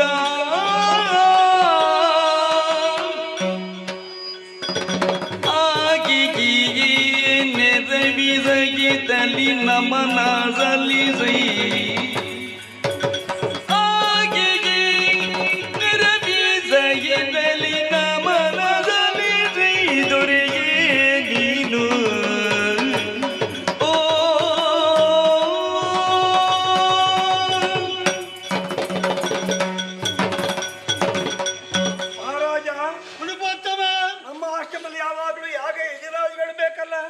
ಅದಕ್ಕೆ ಸಲಕರಣೆಗಳು ಬೇಕಲ್ಲ. ಆದೂ ತರದ್ರೆ ದೇವೇಂದ್ರ ನಂದಿನಿಯನ್ನು ಕೊಟ್ಟು ಕಳಿಸಿದ್ದಾರೆ. ಅವರ ದೇಶ ಇದ್ದ ಎಲ್ಲ ನಿಮ್ಮ ತೃಪ್ತಿ ನಿಮಗೆ ಕೊಟ್ಟು ಕಳುಹಿಸಿದ್ದು ಯಾಗ ಮಾಡುವುದಕ್ಕಾಗಿ ಅಂತ ಕೇಳಬಹುದೇ? ಯಾಗವನ್ನು ಮಾಡುವುದಕ್ಕೆ ಅಂದಲ್ಲ ಮತ್ತೆ ಜನಗೆ ಗೋವಂಗನ ಸಾಗಿರುವೆ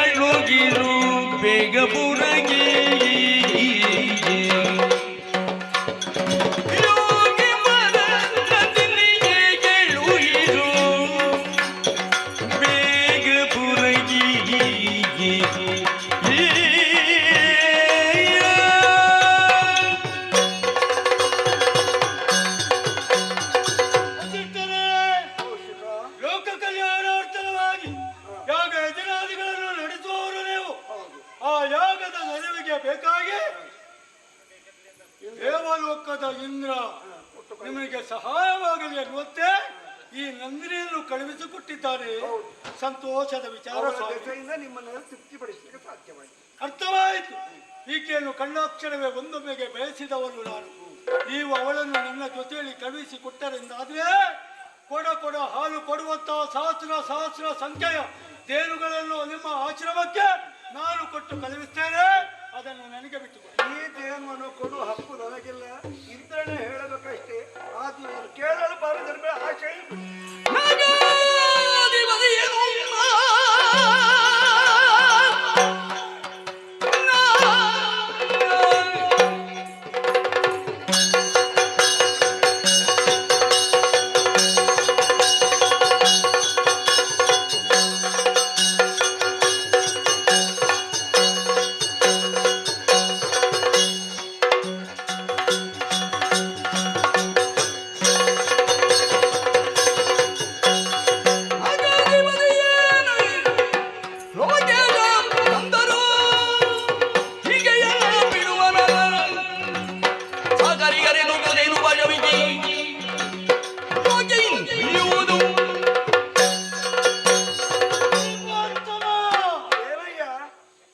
ಸಾಮದಿಂದ ಕೇಳಿದೆ, ದಾನ ರೂಪವಾಗಿ ಬೇಡಿದೆ, ವೇದವನ್ನು ಕಲ್ಪಿಸಿದೆ.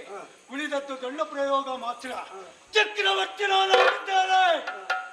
ಯಾವನೇ ಚಕ್ರವರ್ತಿ ಅದರ ಅಧೀನಕ್ಕೆ ಒಳಪಟ್ಟಂತಹ ಕ್ಷೇತ್ರದಲ್ಲಿ ಒಳ್ಳೆ ಸುವಸ್ತುಗಳಿದ್ರೆ ಅದು ಅವನಿಗೆ ಸೇರತಕ್ಕದ್ದು, ಬರಬೇಕಾದದ್ದು. ಅದನ್ನು ಚಕ್ರವರ್ತಿಯಾಗಿ ನಿಮ್ಮಲ್ಲಿ ಕೇಳ್ತಾ ಇದ್ದೇನೆ. ಆ ನಂದಿನಿಯನ್ನು ನನ್ನ ಜೊತೆಯಲ್ಲಿ ಕಳುಹಿಸಿ ಕೊಟ್ಟರೆ ಒಳಿತು, ಹೊರದಿದ್ರೆ ಬಲಾತ್ಕಾರ ಮಾಡುವ ಹಕ್ಕು ನನಗಿಲ್ಲವಯ್ಯ. ನೀನು ಕೇಳಲು ಬಾರದಯ್ಯ. ಅನಪಾಲಕರೇ, ಮುಖ ನೋಡುವುದೇನು? ಇನ್ನು ಮುಂದೆ ಆಲೋಚನೆ ಮಾಡಿದೆ. ಇಲ್ಲಿರುವಂತಹ ನಂದಿನಿಯನ್ನು ಅರಮನೆಗೆ ತಲ್ಲಿ.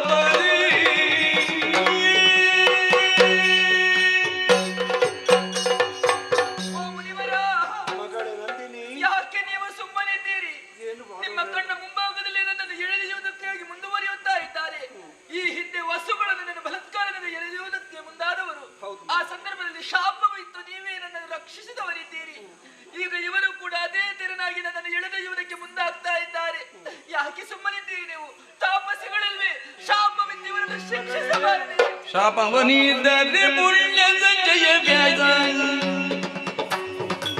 ಬಲಿಗಪ್ಪುವುದು ಭೂಪನದ ಮನಿದ ನೀದ ಮದ್ದಳು ತಾಯಿ ಕೋಪಿಸದಿರು ಎನ್ನೋಡು.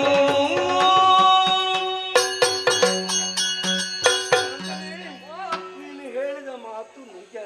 ಅವರಿಗೆ ಶಾಪ ಕೊಡಬಾರದೆ ಎಂಬುದು ಮಹಾ ತಪಸ್ವಿಗಳು ನಾವು ಇಷ್ಟರ ಇರ್ತಾರೆ. ಶಾಪವನ್ನು ಕೊಟ್ಟುದಾದ್ರೆ ಇಷ್ಟರ ತನಕ ಬಾರಿದ ಈ ಶಕ್ತಿ ಎಲ್ಲ ವ್ಯಯವಾಗುವುದಕ್ಕೆ ಸಾಧ್ಯ. ಆದುದರಿಂದ ನನ್ನಿಂದ ಏನು ಮಾಡೋದಕ್ಕೂ ಸಾಧ್ಯ ಇಲ್ಲ ಬಂಗ. ನಿನ್ನ ರಕ್ಷಣೆಯನ್ನು ನೀನು ಮಾಡುವುದಿಲ್ಲ. ಸಮರ್ಥಳು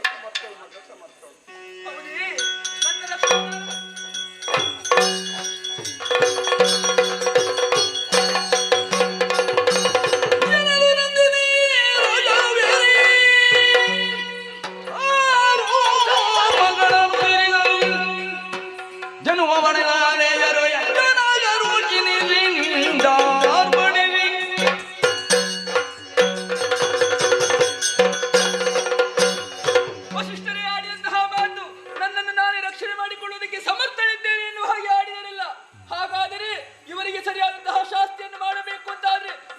ದೇಹವನ್ನು ಕೊಡಿ ಮ್ಲೇಂಚರು ಯಕ್ಷ ನಾಗರನ್ನು ಸೃಷ್ಟಿ ಮಾಡುತ್ತೇವೆ.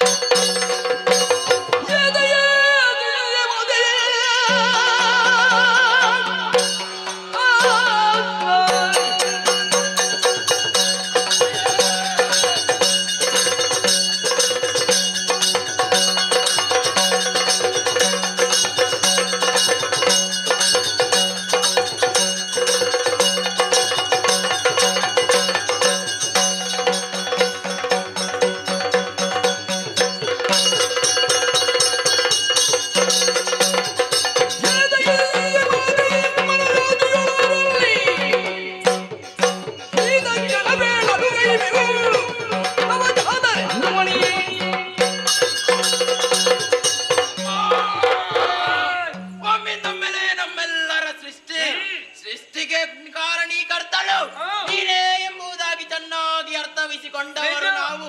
ತಾಯೇ, ನಮ್ಮ ಸೃಷ್ಟಿಗೆ ಕಾರಣವೇನು? ತಿಳಿಸು.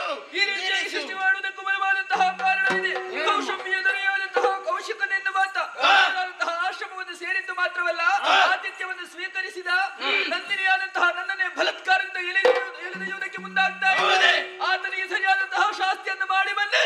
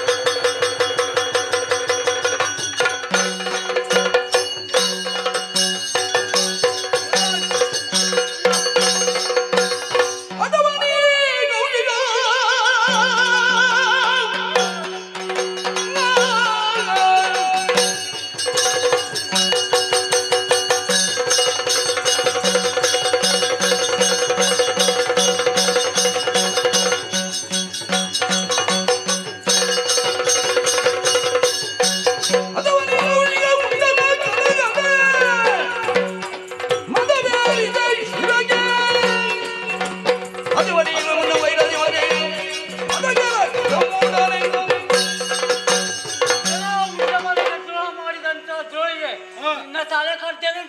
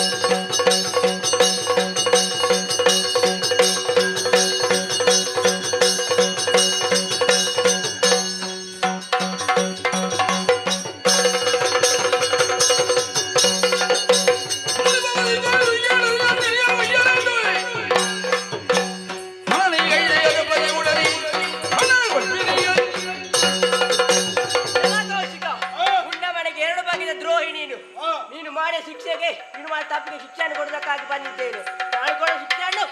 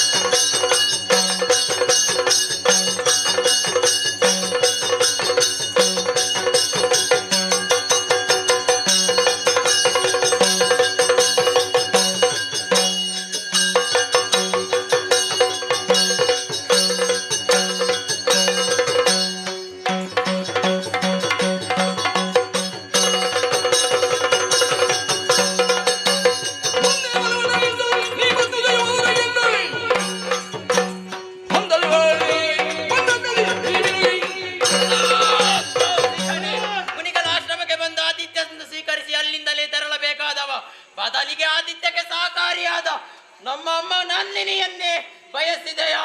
ಎಲ್ಲವೋ ದುಷ್ಟ, ಇದು ನಿನಗೆ ಕೊನೆಯ ಕಾಲ.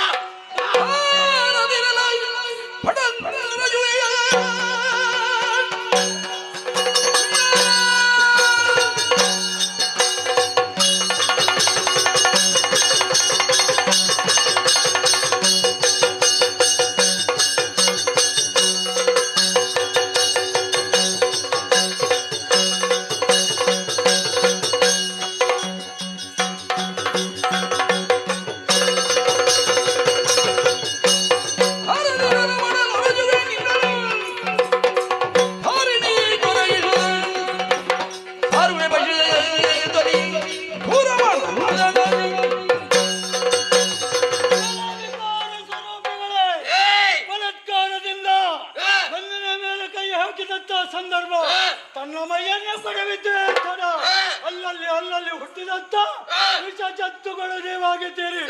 ಏನು ಮಾಡೋಣ? ಯುದ್ಧ ಕ್ಷೇತ್ರದಲ್ಲಿ ನನ್ನ ಮಕ್ಕಳನ್ನು ಕೊಂದದ್ದಲ್ಲದೆ ಇವಾಗ ಎದೆಗೆ ಇಟ್ಟುಕೊಳ್ಳುತ್ತ ಮಾರಿ ಸಂತಾನಗಳು ನೀವಾಗಿದ್ದೀರಿ. ನಿಮ್ಮ ಎಲ್ಲವರನ್ನು ಮುಗಿಸುವಾಗ ಯಾವ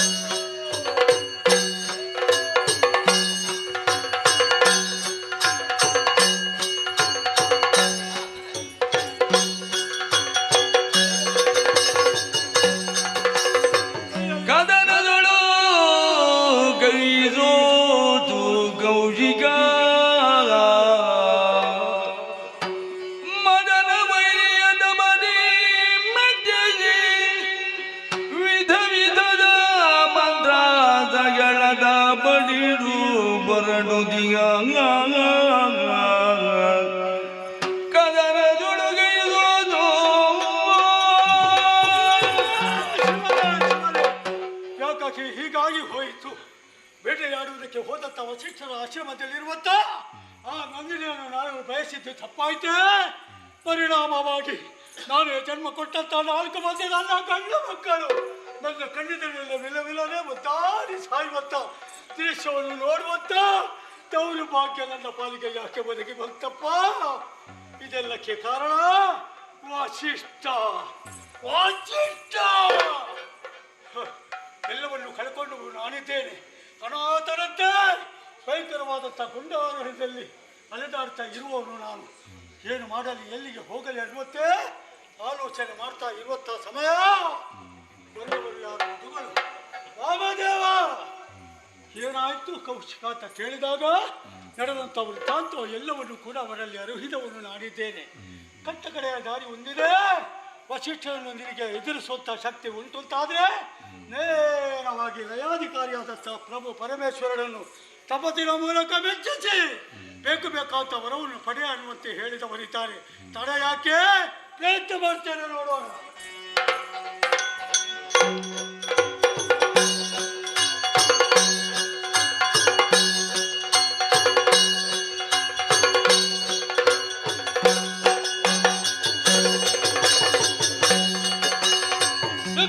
ತಪಸ್ಸಿನ ಮೂಲಕ ಮೆಚ್ಚಿಸಿ ಒಲಿಸಿಕೊಂಡವನು ನಾನು. ತತ್ತಕ್ಷರಾದಂಥ ಪ್ರಭು ಶಂಕರ ವಿರೋಧಿಯನ್ನು ಎದುರಿಸುವುದಕ್ಕೆ ಬೇಕಾಗಿ ಪಾಶುಪತಾಸ್ತ್ರವನ್ನು ಕೊಟ್ಟವರಿದ್ದಾರೆ. ಜೊತೆಯಲ್ಲಿ ಪ್ರಾತಃ ಕಾಲದಲ್ಲಿ ನೀನು ಎದ್ದು ಸ್ನಾನವನ್ನು ವಿರಚಿಸಿ ಎಂದಾದರೆ ಆಶ್ಚರ್ಯದಲ್ಲೇ ನಿನ್ನ ಮೂಡಿಗೆಯಲ್ಲಿ ಬೇಕಾದಂಥ ಮಂತ್ರಾಸ್ತ್ರಗಳು ತುಂಬಿಕೊಳ್ಳುವುದಕ್ಕೆ ಸಾಧ್ಯ ಅಂತ ಹೇಳಿದ್ದೆ. ತಡ ಶುಚಿ ಮುಗಿತಾನಾದೆ. ನೋಡಿದರೆ ಮೂಡಿಗೆಯಲ್ಲಿ ಬಹಳಷ್ಟು ಅಸ್ತ್ರಗಳನ್ನು ಕಂಡವನು ನಾನು. ಇನ್ಯಾಕೆ ತಡ?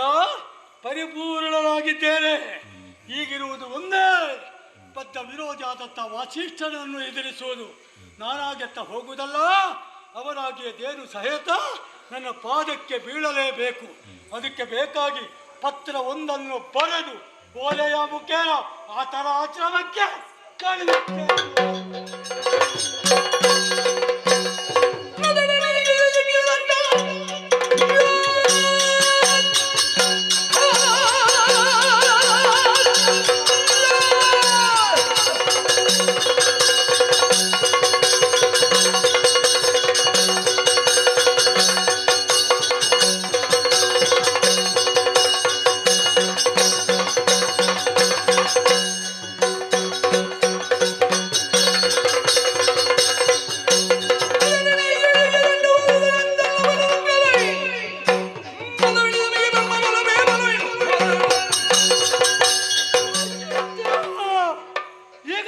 ಈಗ ಬರ್ತಾನೆ ದೇನು ನನ್ನ ಕೈವಶವಾಗುತ್ತದೆ ಅಲ್ವತ್ತೆ. ಅದೆಷ್ಟೋ ಹೊತ್ತಿನಿಂದ ಕಾದುದಿದ್ದವರು ನಾನು. ಆದರೆ ವಸಿಷ್ಠ ಕಂಡತ್ತಿಲ್ಲ. ದೇನು ಅಂತೂ ನನ್ನಲ್ಲಿಗೆ ಬಂದದ್ದೇ ಇಲ್ಲ. ಹಾಗಿದ್ರೆ ಇವನಿಗೆ ಅಹಂಕಾರ ತಲೆಗೆ ಅಡರಿ ಹೋಗಿದೆ. ಅದನ್ನು ಹೇಗೆ ಇಳಿಸಬೇಕು ಅನ್ನುವಂಥದ್ದು ನನಗುಂಟು. ಅದಕ್ಕೆ ಬೇಕಾಗಿ ಈಗಿಂದೀಗಲೇ ಆತ ಆಶ್ರಮದತ್ತ ಸಾಗಬೇಕು. ನಡೀತೇನೆ.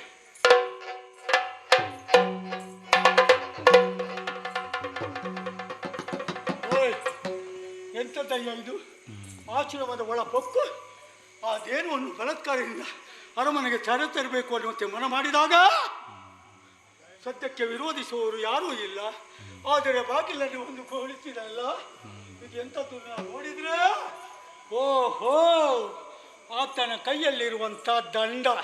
ನನ್ನ ಪಾಲಿಗೆ ಇದು ಒಂದು ರೀತಿಯ ದಂಡನೆ.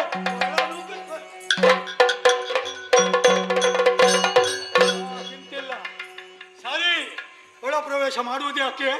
ಬೇಕಾದತ್ತ ಶಸ್ತ್ರಾಸ್ತ್ರಗಳು ನನ್ನ ಇದೆ ಕೈಯಲ್ಲಿದೆ ಅಲ್ಲ. ಒಂದೊಮ್ಮೆಗೆ ಅಗ್ನಾಸ್ತ್ರವನ್ನು ಪ್ರಯೋಗಿಸಿದ್ದೇನೆಂದಾದರೆ ಆಶ್ರಮಕ್ಕೆ ಕುಳಿತುಕೊಳ್ಳುವುದಕ್ಕೆ ಮನೆ ಇಲ್ಲ ಅಂತ ಆಗಬೇಕು. ಅದಕ್ಕಾಗಿ ಆತನ ಆಶ್ರಮಕ್ಕೆ ಅಗ್ನಾಸ್ತ್ರವನ್ನು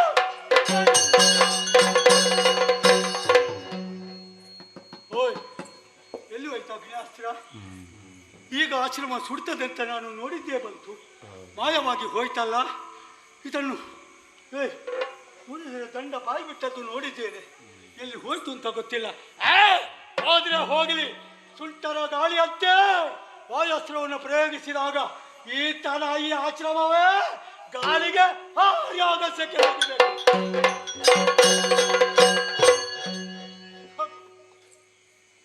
ಇದು ಪ್ರಯೋಜನಕ್ಕೆ ಬಾರದೆ ಹೋಯ್ತಲ್ಲ.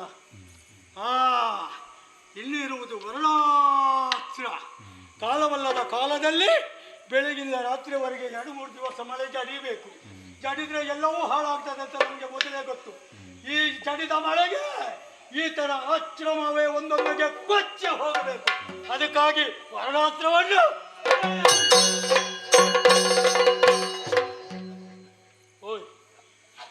ಹುಡುಗಿಗೆ ಕೈ ಹಾಕಿ ನೋಡಿದ್ರೆ ಎಲ್ಲ ಬರಿದಾಯ್ತಲ್ಲ, ಇನ್ನು ಏನೂ ಇಲ್ಲ.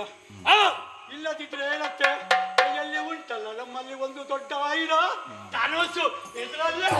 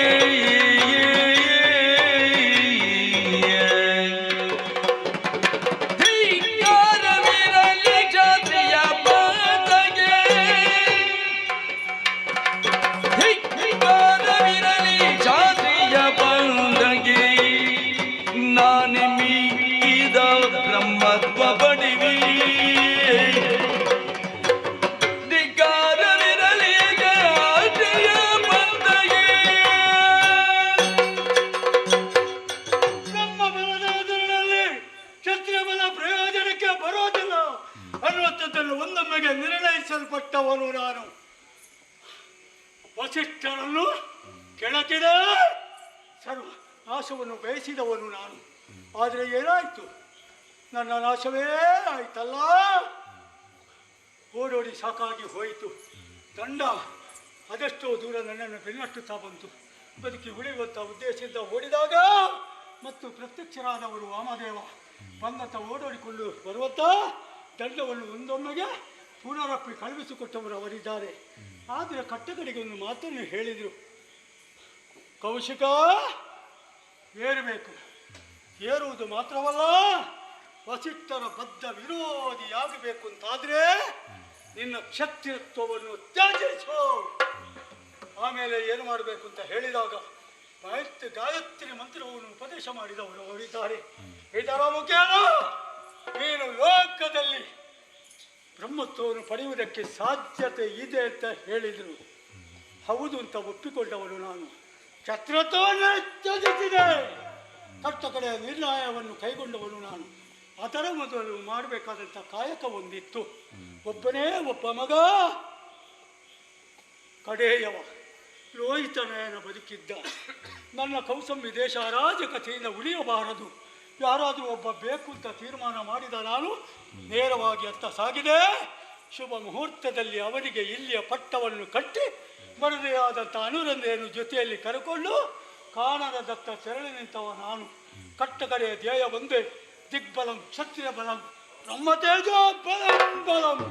ಇನ್ನು ಮುಂದಕ್ಕೆ ಕೌಶಿಕ ಬ್ರಹ್ಮರ್ಷಿ ಆಗುತ್ತಾನೆ, ಬ್ರಹ್ಮರ್ಷಿ ಆಗುತ್ತಾನೆ, ಬ್ರಹ್ಮರ್ಷಿ ಆಗುತ್ತಾನೆ.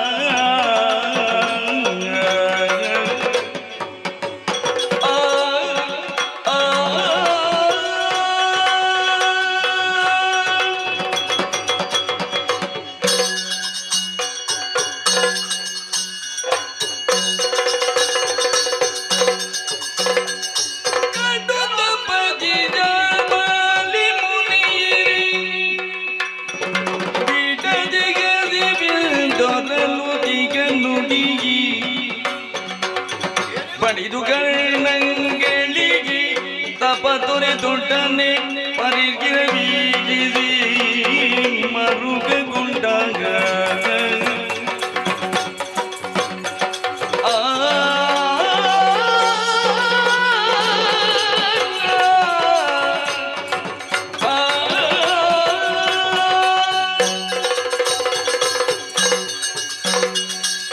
ಮನಸ್ಸು, ವಾಕು, ತನು ಈ ಕರಣತ್ರಯಗಳು ಮನುಷ್ಯನದ್ದಾದಂತಹ ಬುದ್ಧಿಯ ವಿಕಾರಕ್ಕೋ ಅಥವಾ ಸುಖ ದುಃಖಾದಿ ಭಾವಗಳಿಗೆ ಮೂರ್ತ ಕಾರಣಗಳಾಗಿರ್ತದೆ. ಅದರ ಶುದ್ಧಿಯಿಂದಲೇ ಪರಸ್ಪರಾನಂದವನ್ನು ಸಾಧಿಸಬೇಕು ಎನ್ನುವುದಕ್ಕಾಗಿಯೇ ಮನಸ್ಸನ್ನು ಮನದೊಳಗಿರಿಸಿ ಸುಗುಣ ವಿಶ್ವದ ಭವ ಸಂಕಷ್ಟಗಳಿಗೆ ಸಿಲುಕದ ತಪೋನಿರತನಾದವನು ಜಾಬಾಲಿ. ಒಮ್ಮಿಂದೊಮ್ಮೆಲೆ ತಪಸ್ಸಿನ ಆವರಣದಿಂದಲೇ ಬಹಿರ್ಮುಖನಾದ. ಯಾಕೆ ಹೀಗಾಯಿತು? ಏಕಾಗ್ರತೆಯ ಕೊರತೆಯೇ? ಅಲ್ಲವೇ ಅಲ್ಲ. ನನ್ನ ಅಂತರಂಗದೊಳಗಿಂದಲೇ ಯಾವುದೋ ಒಂದು ನೋವು ನನ್ನನ್ನು ಸೆಳೆದಂತಹ ಅನುಭವ. ಕಣ್ತೆರೆದಾಗ ನೋಡುವುದೇನು? ಪ್ರಪಂಚವೇ ಬದಲಾದಂತಹ ಸ್ಥಿತಿಯಲ್ಲಿ. ಇದಕ್ಕೆ ಕಾರಣ ಏನು ಎನ್ನುವ ಹಾಗೆ ಜ್ಞಾನದೃಷ್ಟಿಯಿಂದ ಒಮ್ಮೆ ನೋಡಿದರೆ ಏಕವೀರಾದ್ರಿಯನಾಥನಾದಂತಹ ಅರುಣದಾನವ ಮಾಡುತ್ತಿರುವಂತಹ ಅಪಕೃತ್ಯಗಳಿಂದಲಾಗಿಯೇ ಕುಪಿತನಾದಂತಹ ಸುರಪ ಇಳೆಗೆ ಮಳೆಯನ್ನು ಸುರಿಸದೆ ತನ್ನ ಪೌರುಷವನ್ನೇ ಮೆರೆದಾಡುತ್ತಾ ಇದ್ದಾನಲ್ಲ. ಅದಕ್ಕಾಗಿಯೇ ಇರಬೇಕು. ಕಂಗೆಟ್ಟಿದೆ ಈ ಭೂಮಿ. ಹಸಿದ ಒಡಲಿನಿಂದ ಕಂಗೆಟ್ಟಂತಹ ಅದೆಷ್ಟೋ ಮಂದಿಗಳು ಧರಾಶಾಯಿಯಾಗಿದ್ದಾರೆ. ಇವರನ್ನು ಉಳಿಸುವಲ್ಲಿ ಸಂಕಟ ಪಡುತ್ತಿರುವವರು ಯಾರು? ವರಮುನಿಯೇ ದಬವೆದಗಿಯನ್ನಯ ಗರುಳ ಗುಡಿಗಳ ನುಳಿಸುವ ವರಮುನಿಯೇ ದಬವೆದಗಿಯನ್ನಯ ಗರುಳ ಗುಡಿಗಳ ನುಳಿಸಿಯೇ ಒಡಲನು ಬರದಿದಣಿರಿ ದೊರೆವದರಣಿಗಿ ಶಿರವ ಬಾಗುದ ನಡೆರನು ಹೊರಗೆ ಜಬದಿ ಅರಣಿಗೆ ಗಿರವ ಬಾಗುದ ನಡೆದನು ಹೊರಗೆ ಜಬದಿ ವರಮುನಿಯೇ ತಮವದಗಿಯಲ್ಲಯ ಕರುಳ ಗುಡಿಗಳ ನುಳಿರು ಓ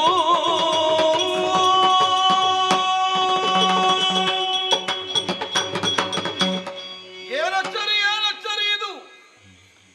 ಬಸಿದೊಡಲ ನೆಲಸಿರಿಯು ಕಂಗೆಟ್ಟು ಹೋಗಿದೆ, ಬಳಲಿ ಬೆಂಡ ಆಗಿದೆ, ಬರಡಾದ ಭೂಮಿಯಾಗಿದೆ ಎಂದಾದರೆ ಸರ್ವರನ್ನು ಪಾಲಿಸಬೇಕಾದಂತಹ ನಾನಿಂದು ಸಂಕಷ್ಟ ಪಡುತ್ತಿದ್ದೇನೆ ಎನ್ನುವ ಹಾಗೆ ನಮ್ಮನ್ನು ಕಾಣಿಸುತ್ತಿರುವಂತಹ ಅಥವಾ ಈ ಪ್ರಪಂಚಕ್ಕೆ ನಮ್ಮನ್ನು ಕಾಣಿಸಿದಂತಹ ವಸುಂಧರ ದೇವಿಯೇ ಅಳುತ್ತಿದ್ದಾಳೆ ಎಂದಾದರೆ ಈ ಇಳೆಯಲ್ಲಿ ಜನ್ಮವನ್ನು ಹೊಂದಿದಂತಹ ನಮ್ಮ ಬದುಕಿನಲ್ಲಿ ಏನು ಫಲ ಉಂಟು? ಒಂದಲ್ಲ ಎರಡಲ್ಲ ಅದೆಷ್ಟೋ ಸಂವತ್ಸರಗಳು ದಾಟಿ ಹೋಗಿರಬೇಕು. ಲೋಕ ಕಲ್ಯಾಣಾರ್ಥವಾಗಿ ಬದುಕನ್ನೆಸಗುತ್ತಿರುವಂತಹ ನಮ್ಮಂತಹ ತಾಪಸ್ಸಿಗಳು ಇದನ್ನೆಲ್ಲ ಮೂಲದಲ್ಲಿಯೇ ಕಂಡುಕೊಳ್ಳಬೇಕಿತ್ತು. ಆದರೆ ಅರಿವಿಗೆ ಬಾರದೇ ಹೋಯಿತಲ್ಲ. ನಮ್ಮನ್ನು ಹೊರುವಂತಹ ವಸುಂಧರೆಯೇ ನಮ್ಮ ಮಂದಿಗಳನ್ನು ಸಲಹುವುದಕ್ಕಾಗುವುದಿಲ್ಲ ಎನ್ನುವ ಹಾಗೆ ಸಂಕಟ ಪಡುತ್ತಿದ್ದಾಳೆ ಎಂದಾದರೆ ಮಕ್ಕಳಾದಂತಹ ನಾವು ಇದ್ದು ಏನು ಫಲ? ಮಕ್ಕಳನ್ನು ಹೇಗಾದರೂ ಉಳಿಸಿಕೊಳ್ಳಬೇಕು ಎನ್ನುವ ಹಾಗೆ ಆಕ್ರಂದ ನಗೆಯುತ್ತಿರುವಂತಹ ಮಾತೆಯ ಕಣ್ಣೀರನ್ನು ಒರೆಸುವಲ್ಲಿ ಈ ಜಾಬಾಲಿ ಮುಂದುವರಿಯಲೇಬೇಕಾಗಿದೆ. ಹೌದು, ಯಾವ ಇಳೆಗೆ ಮಳೆ ಸುರಿಸದೆ ಆ ಇಂದ್ರ ಕುಪಿತನಾಗಿದ್ದಾನೆಯೋ ಅವನಿಂದಲೇ ಬೇಡಿ ಬಡೆದು ಇದೇ ಇಳೆಯಲ್ಲಿ ಯಾಗ ಯಜನಾದಿಗಳನ್ನು ನಾವು ನಡೆಸಲೇಬೇಕು. ಕುಂಬಿಲಿಗೆ ಕಾಲಿಡುವುದಕ್ಕಾಗುವುದಿಲ್ಲ, ಸುಡುತ್ತಾ ಇದೆ ನಮ್ಮ ಪಾದಗಳು. ಹಾಗಾದರೆ ವಸುಂಧರಾ ತಾಯಿಯ ಅಂತರಂಗ ಎಷ್ಟು ಸುಡುತ್ತಿರಬೇಕು, ಎಷ್ಟು ಸುಡುತ್ತಿರಬೇಕು. ತಂಪನ್ನು ಒದಗಿಸಲೇಬೇಕು ಈ ಇಳೆಗೆ. ಮತ್ತದೇ ಸೌಂದರ್ಯದಿಂದ ವಿಜೃಂಭಿಸಲೇಬೇಕು ಈ ಮಾತೆ. ಅದಕ್ಕಾಗಿ ಯೋಗಾರೂಢನಾಗಿ ಸ್ವರ್ಗಾರೋಹಣ ಮಾಡುತ್ತೇನೆ.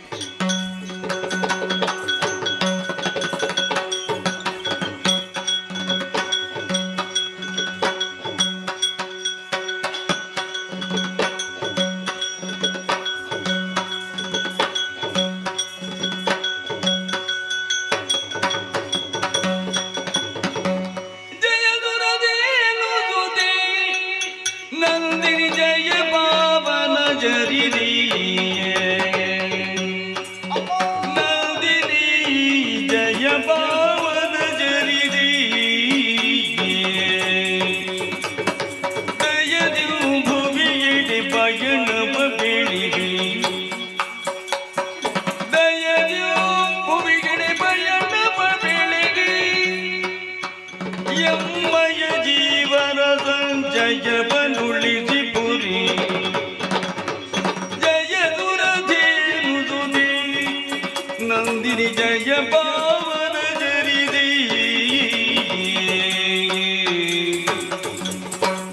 ಜಯ ಜಯ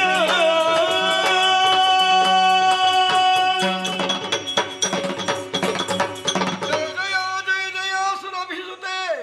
ಓ ನಂದಿನಿ ತಾಯೇ, ಇದೋ ನಿನ್ನ ಪವಿತ್ರವಾದಂತಹ ಚರಣಗಳಿಗೆ ಜಾವಾಳಿಯ ಪ್ರಣಾಮಗಳು.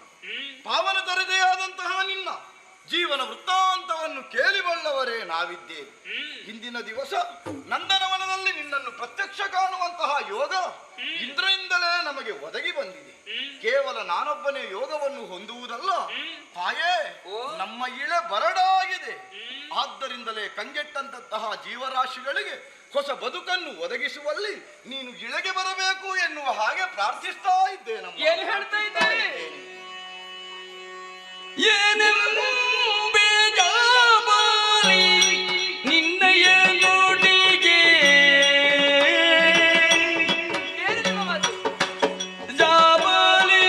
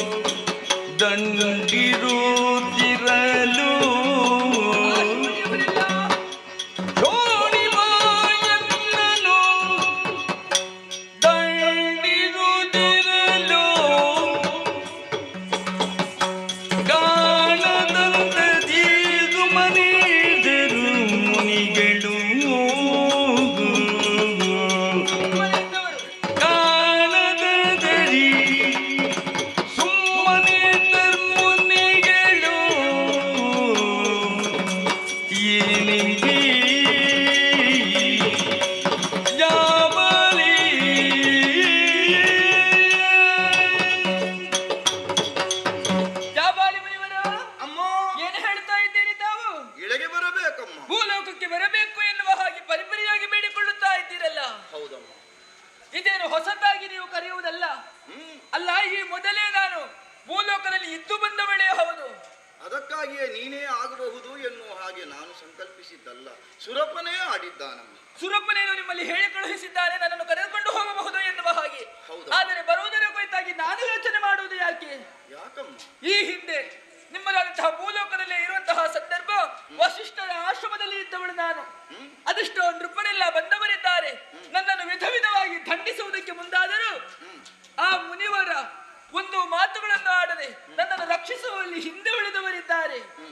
ಹಾಗಿರುವಾಗ ಈಗ ನಾನು ಬರಬೇಕು ಎನ್ನುವ ಹಾಗೆ ನೀವು ಕರೆಯುವುದಕ್ಕೆ ಬಂದಿದ್ದೀರಲ್ಲ, ನಿಮ್ಮದಾದಂತಹ ಭೂಲೋಕಕ್ಕೆ ನಾನು ಮನಿಬೋದಮ್ಮ ಎಮ್ಮವರ ದೌಟಗಳ ಮನಿದು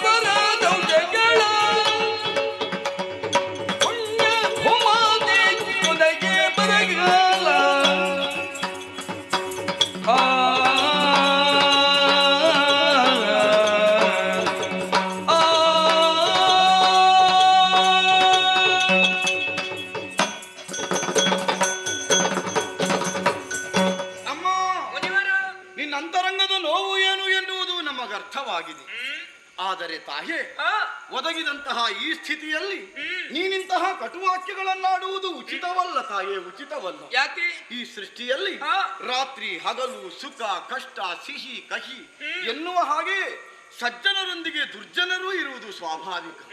ಆದರೆ ದುಷ್ಕೃತ್ಯಗಳನ್ನೆಸಗುತ್ತಾ ಮಂದಬುದ್ಧಿಯವರು ಮೆರೆದಾಗ ಧರ್ಮವನ್ನು ಉದ್ಧರಿಸುವುದಕ್ಕಾಗಿ ಭಗವತ್ ತತ್ವವೇ ಭುವಿಗಿಳಿದಂತಹ ಸಂದರ್ಭಗಳು ನೀನೇನು ತಿಳಿಯದೇ ಇರುವುದಲ್ಲ.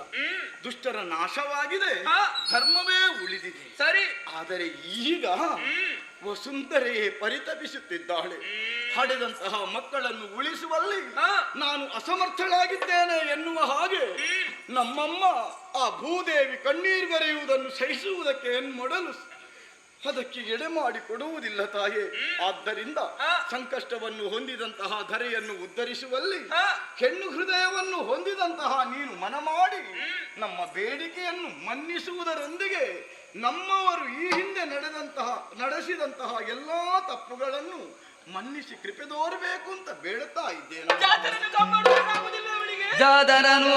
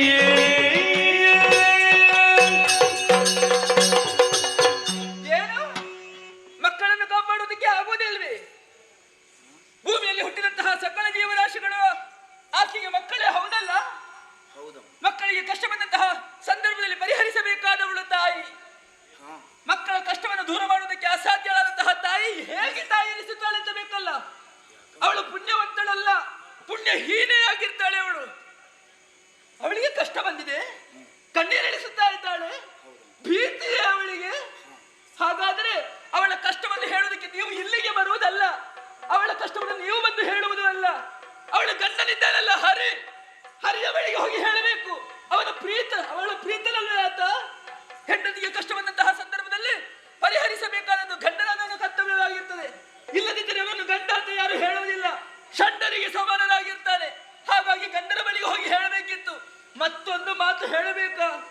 ನಿಮ್ಮಲ್ಲಿರುವವರು ಮಾನವರು ದಾನವರಿಗಿಂತ ಕೀಳಾಗಿ ವರ್ತಿಸುತ್ತಾ ಇದ್ದಾರೆ. ಅಂತವರು ತುಂಬಿದಂತಹ ನೆಲೆಗೆ ನಾನು ಬರಬೇಕಾ? ನೀವು ಬಂದ ದಾರಿ ಗೊತ್ತುಂಟಲ್ಲ ನಿಮಗೆ, ತೆರಳಬಹುದು ಬಡ ಜೋಗಿ.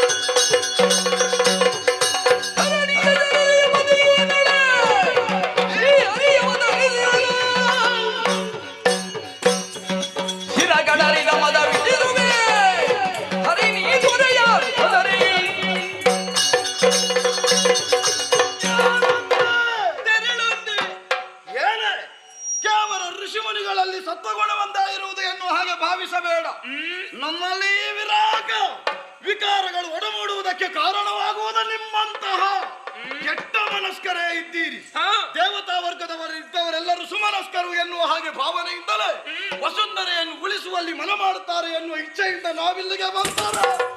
ಏನಂದೆ, ಪರಮ ಭಾವನೆಯಾದಂತಹ ಭೂಮಿಯನ್ನು ನೀನು ಜರೆದೆಯ ಉಳಿಸುವಲ್ಲಿ ಹರಿ ಇದ್ದಾನೆ ಎನ್ನುವ ಹಾಗೆ ಹರಿಯನ್ನೇ ತುಚ್ಛವಾಗಿ ಮಾಡುವಂತೆ ನೀನು ಮುಂದುವರಿಯುತ್ತೀಂದಾದ್ರೆ ಹರಿಯ ಕುರಿತಾದಂತಹ ವಿಶೇಷಣಗಳು ನಿನಗೆ ಗೊತ್ತೇ ಇಲ್ಲ. ದಶವೇ ಮೊದಲಾಗಿ ದಶ ಅವತಾರಗಳನ್ನು ಎತ್ತುವುದಕ್ಕಾಗಿಯೇ ಧರ್ಮೋದ್ಧಾರಕ್ಕಾಗಿ ಆಯ್ಕೆ ಮಾಡಿದಂತಹ ಭೂಮಿ ಅದು ಪರಮ ಪಾವನವಾದದು. ಏನೋ ಸಂಕಷ್ಟ ಸ್ಥಿತಿಯಲ್ಲಿದೆ ನಮ್ಮಂತವರು ಮಾಡಿದಂತಹ ಕೇಡಿನಿಂದ ಎನ್ನುವ ಕಾರಣಕ್ಕಾಗಿ ಎಸಗಿದಂತಹ ಅಪರಾಧಗಳು ನಿನ್ನ ಪಾದಮೂಲದಲ್ಲಿ ಮನ್ನಿಸಿ ಎನ್ನುವ ಹಾಗೆ ಬೇಡುತ್ತಾ ಇಷ್ಟೊಂದು ವಿನೀತ ಭಾವವನ್ನು ಹೊಂದಿದ್ರೆ ನೀನೇನಂದ ಪ್ರೀತನಾದಂತಹ ಹರಿ ಅಹಂಕಾರವನ್ನು ಹೊಂದಿದಂತಹ ನೀನೆತ್ತರದಲ್ಲಿ ಇರಕೂಡದು. ಯಾವ ಹರಿಯನ್ನು ನೀನು ಜರೆದೆಯೋ, ಯಾವ ವಸುಂಧರೆಗೆ ಬಾರ ಎನ್ನುವ ಹಾಗೆ ಪಟಕಾಗಿ ಎನ್ನುವ ಹಾಗೆ ನನ್ನನ್ನು ಹೀಗಳೆದೆಯ ಅಂತಹ ಪುಣ್ಯ ಭೂಮಿಗೆ ನೀನು ತೊರೆಯಾಗಿ ಹರಿ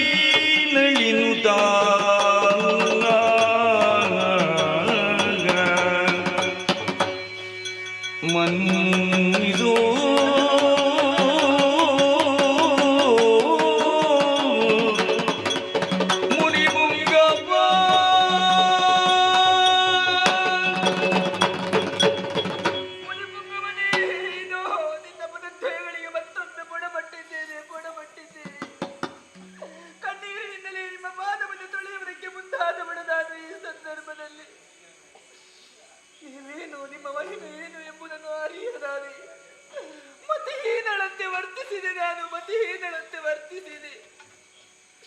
ಇದಕ್ಕೆಲ್ಲ ಕಾರಣ ಸುರಲೋಕದಲ್ಲಿದ್ದೇನೆ ಎನ್ನುವಂತಹ ಹಮ್ಮನ್ನು ತಲೆಗಡರಿತ್ತೋ ಏನು.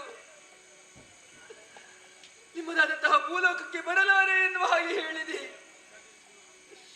ಪವಿತ್ರವಾದಂತಹ ಭೂದೇವಿಯನ್ನೇ ತುಚ್ಛವಾಗಿ ಮಾತನಾಡಿದೆ, ನಿಂದಿಸಿದೆ. ಕಾರಣ ಈ ಮೊದಲೇ ಭೂಲೋಕದಲ್ಲಿದ್ದು ಅದೆಷ್ಟೋ ಕಷ್ಟಗಳನ್ನು ಅನುಭವಿಸಿದವಳು ನಾನಿದ್ದೇನೆ. ಆ ಕಷ್ಟಪಟ್ಟ ಕಾರಣದಿಂದಲಾಗಿ ಅಂತಹ ಮಾತುಗಳೆಲ್ಲ ನನ್ನ ಬಾಯಿಂದ ಹೊರಬಂತೋ ಏನು. ಆದರೆ ಬರಲಾರೆ ಎನ್ನುವ ಹಾಗೆ ಹೇಳಿದಾಗ ಕುಪಿತರಾದಂತಹ ನೀವು ಶಾಪವನ್ನೇ ಎತ್ತಿರಲ್ಲ, ತ್ವರೆಯಾಗಿ ಹರಿದು ಬರಬೇಕು ಎನ್ನುವ ಹಾಗೆ ಶಪಿಸಿಯೇ ಬಿಟ್ಟಿರಲ್ಲ ತಂದೆ. ಇದು ನನಗುಳಿದ್ದೇನೆ, ನನ್ನ ದಾರಿಯ ನನಗೆ ಕಾಣುತ್ತಾ ಇಲ್ಲ. ನಿಮ್ಮ ಪಾದ ಮೂಲದಲ್ಲಿ ಬಿದ್ದು ಬೇಡುತ್ತಾ ಇದ್ದೇನೆ. ನನಗೆ ಶಾಪದಿಂದ ಪರಿಮಾತಿನಿಂದ ತೋರಿಸಿಕೊಡಬೇಕು, ನನ್ನನ್ನು ಉದ್ಧರಿಸಬೇಕು. ಮಗಳನಿ ಮರುಗದಿರೋ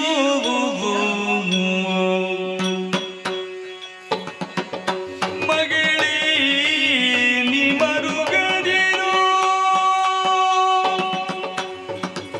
ಶಾಪವನು ಹಿಂದೆಗೆ ಎಲ್ಲರಿ ಆದರೂ ಶಾಪವನು ಹಿಂದೆಗೆ ಎಲ್ಲರೇನಾದರೂ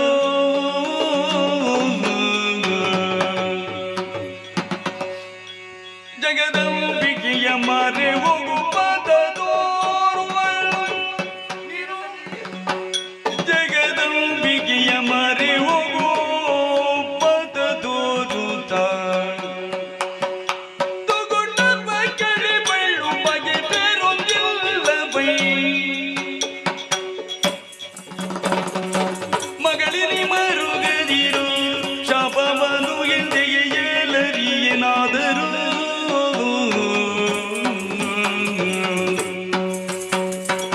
ಮಗಳೇ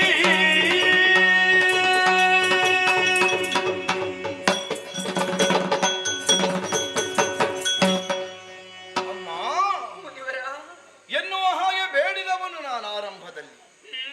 ಹರ್ತಳಾಗಿ ಒದಗಿದಂತಹ ಸ್ಥಿತಿ, ಕಣ್ಣೀರುಗರೆಯುತ್ತಾ ನನ್ನ ಪಾದವನ್ನೇ ಆಶ್ರಯಿಸುವಂತಹ ಸ್ಥಿತಿ ನಿನಗೆ ಒದಗುವ ಹಾಗೆ ಮಾಡಿತ್ತಲ್ಲ.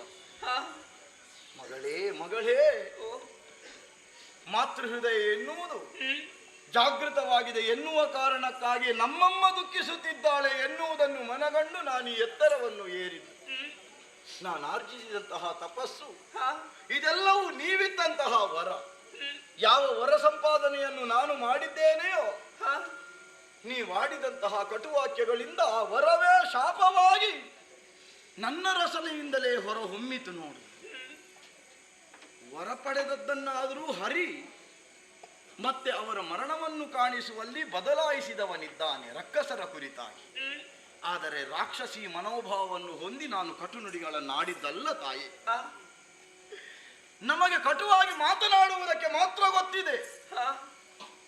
ಅದೇ ಮಾತನ್ನು ಹಿಂಪಡೆಯುವುದಕ್ಕೆ ನಮ್ಮಿಂದ ಸಾಧ್ಯವೇ ಇಲ್ಲ ತಾಯಿ, ಸಾಧ್ಯವೇ ಇಲ್ಲ. ಅಂದರೆ ಮುನಿಯಾದವನು ಯಾವತ್ತೂ ಕೋಪಿಷ್ಠನಾದ್ರೆ ಅವ ಹೀನನಾಗುತ್ತಾನೆ ಎನ್ನುವುದೇ ಅರ್ಥ.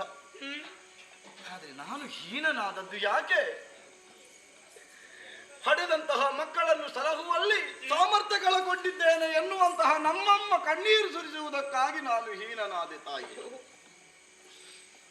ಅವಳ ದುಃಖ ನಿವಾರಿಸುವಲ್ಲಿ ಹೆಣ್ಣೊಬ್ಬಳಾದಂತಹ ನೀನೇ ಬರಬೇಕು ಎನ್ನುವುದು ಅವಳ ಸಂಕಲ್ಪವೇ ಇರಬೇಕು, ಅವಳ ಸಂಕಲ್ಪವೇ ಇರಬೇಕು. ನೀನು ಹರಿಯನ್ನು ಜರಿದೆ ತಾಯಿ, ಹರಿಯನ್ನು ಜರಿದೆ. ಅವನು ವಿಶ್ವಕ್ಕೇ ದೇವನಿದ್ದಾನೆ. ವಾಸುದೇವನ ಸಂಕಲ್ಪವನ್ನು ಯಾರು ಬಲ್ಲವರು ತಾಯಿ, ಯಾರು ಬಲ್ಲವರು ಹೇಳು? ಬರೆಯುವವಳು ಅವಳೊಬ್ಬಳೆ. ಆ ವಾಸುದೇವನಿಗೂ ತಾಯಿಯಾದವಳು ಜಗದಂಬಿಕೆ. ಜಗದಂಬಿಕೆ ಅವಳೇ ರಕ್ಷಿಸುತ್ತಾಳೆ. ನಮ್ಮೆಲ್ಲರ ಕಣ್ಣೀರನ್ನು ಒರೆಸುವುದಕ್ಕಾಗಿ ನದಿಯಾಗಿ ಹರಿದು ಬಾರದು.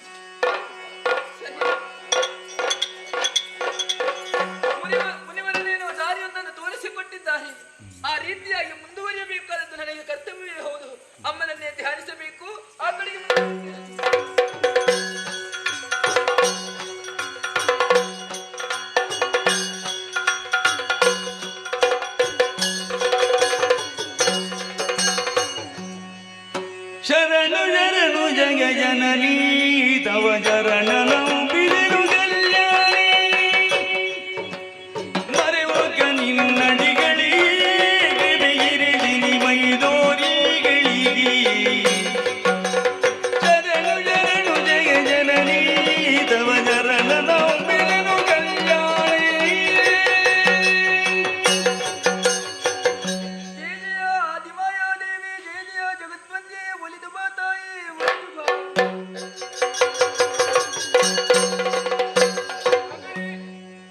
ಒಲಿದಿಯ ನೆಲೆಗಂತ ಎನ್ನನು ಸೆಳೆದಿಯ ಸ್ತುತಿಯಿಂದ ಎನ್ನನು ಸೆಳೆದಿಯ ಸ್ತುತಿಯಿಂದ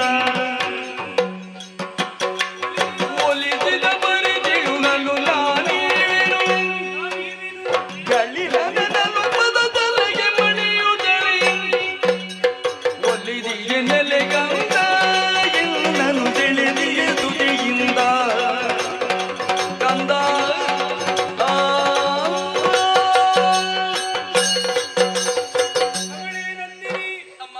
ಅನನ್ಯ ಭಕ್ತಿಯಿಂದಲೇ ನನ್ನನ್ನು ಪ್ರಾರ್ಥಿಸಿಕೊಂಡವಳೇ ಇದ್ದೀಯ. ನಿನ್ನ ಭಕ್ತಿಗೆ ಮೆಚ್ಚಿ ಪ್ರಕಟಗೊಂಡವಳಿದ್ದೇನೆ. ಮನದ ವಾಂಚೆಯನ್ನು ಹೇಳು, ಈಡೇರಿಸಿಕೊಡುತ್ತೇನೆ. ಧನ್ಯಳಾದ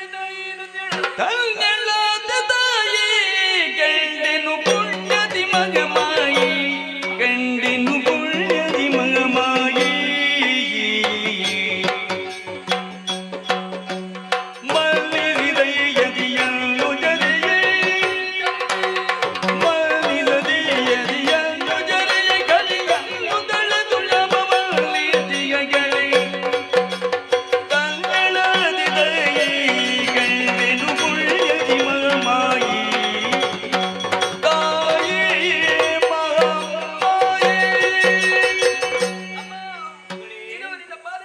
ಶತಕೋಟಿ ಪ್ರಣಾಮಗಳು ತಾಯಿ. ಇದ್ದೇಳಮ್ಮ. ಭಕ್ತಿಯುಳ್ಳ ಪ್ರಕಟನಾದೆಯ ತಾಯಿ. ಧನ್ಯಳಾದೆ ಧನ್ಯಳಾದೆ. ಆದರೆ ನಿನ್ನನ್ನು ಈ ರೀತಿಯಾಗಿ ಪ್ರಾರ್ಥಿಸುವುದಕ್ಕೂ ಬಲವಾದ ಕಾರಣವೇ ಇದೆ. ನಮ್ಮದಾದಂತಹ ಸ್ವರ್ಗಲೋಕಕ್ಕೆ ಆಗಮಿಸಿದವರು ಜಾಬಾಲಿ ಮುನಿಗಳು. ಅವರನ್ನು ಮನ್ನಿಸಬೇಕಾದದ್ದು ಧರ್ಮ ನನಗೆ. ಆದರೆ ಅವರಾಡಿದಂತಹ ಮಾತುಗಳನ್ನು ಕೇಳಿದಾಗ ಸಿಟ್ಟು ಬಂತು. ಅವರನ್ನು ಜರೆದವಳು ನಾನಿದ್ದೇನೆ. ಕುಪಿತರಾದಂತಹ ಅವರು ಶಾಪವನ್ನೇ ಎತ್ತಿದ್ದಾರೆ. ಶಾಪದಿಂದ ಮುಕ್ತಿಯನ್ನು ಪಡೆಯಬೇಕು ಎಂದು ಹಾಗೆ ನಿನ್ನನ್ನೇ ಪ್ರಾರ್ಥಿಸಿದವಳು ತಾಯಿ. ನಾನು ಹರಗೆ ಬೀಗದ ಶಾಮ ಒದಗಿರಿ ಸರದಿಯ ಗುದಗರಿದು ಜೀವರ ಹರಳ ಉಳಿದುವ ಭಾಗ್ಯ ಒದಗಿರಿ ಹರುಜಾತಾಳು ಭೂತಳದಿ ಬೆಂದಿರುವ ಜನರೇ ಮಾತ್ರ ಹೃದಯದಿ ಜೀವಿಗೆಯಲು ಜಾತಳಿ ನಿಲುವೆ ನಿನಗೆ ನಾನೇ ಬಿದಿಯಿಂದ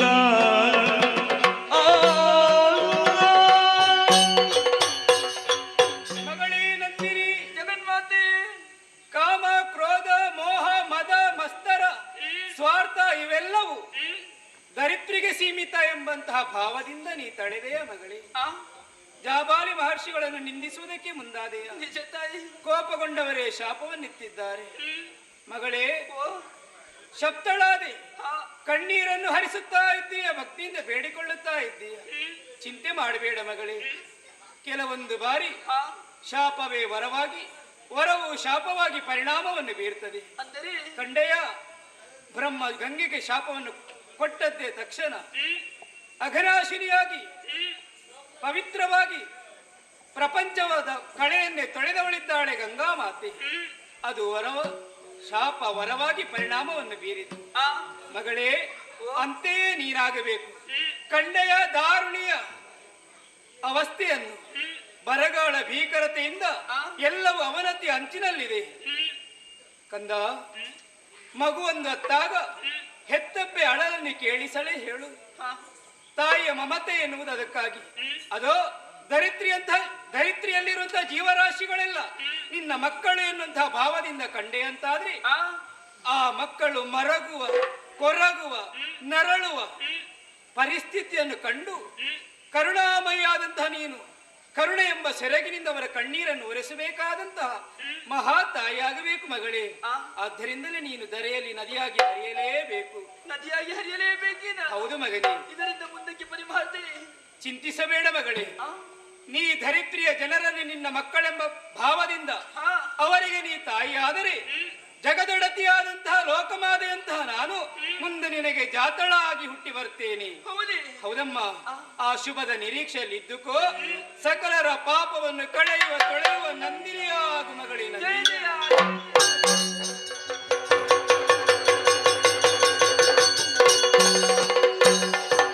ಅಮ್ಮನಾಡಿದಂತಹ ಅಮೃತವಾಣಿಯನ್ನು ಕೇಳಿದಾಗ ಮನಸ್ಸು ತುಂಬಿ ಬಂತು ನನಗೆ. ಇಂತಹ ಸೌಭಾಗ್ಯ ನನ್ನ ಪಾಲಿಗೆ ಒದಗಿ ಬಂದಿದೆ. ಮಾತೆಯನ್ನೇ ಮಗಳನ್ನಾಗಿ ಪಡೆಯುವಂತಹ ಸೌಭಾಗ್ಯ ನನ್ನ ಪಾಲಿಗೆ ಒದಗಿ ಬಂತಲ್ಲ. ಇನ್ನು ನಾನು ನನ್ನ ಕುರಿತಾಗಿ ಯಾಕೆ ಯೋಚಿಸಬೇಕು? ತೆರೆಯ ಕ್ಷಾಮವನ್ನು ಹೋಗಲಾಡಿಸಬೇಕು ಅಂತಾದ್ರೆ ಮಾತೆ ಆಡಿದಂತೆ ನಾನು ತೊರೆಯಾಗಿ ಹರಿಯಲೇಬೇಕು. ಇದಕ್ಕೊಂದು ಶುಭ ದಿನ ಎನ್ನುವ ಹಾಗೆ ಬೇಕಲ್ಲ, ಅದನ್ನೇ ನಿರೀಕ್ಷಿಸುತ್ತಾ ಕನಕಗಿರಿಗಳಿಗೆ ಏರುತ್ತೇನೆ.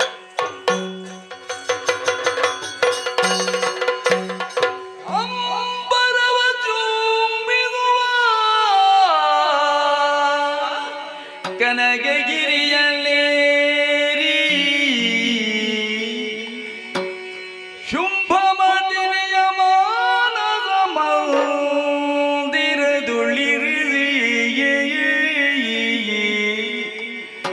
ಕಂಬುಗಂಟಿನಿಯೇ ಜಗದಂಬಿಗೆಯ ಜಯವೆನುತ ಮಾಘಪೌರ್ಣಮಿ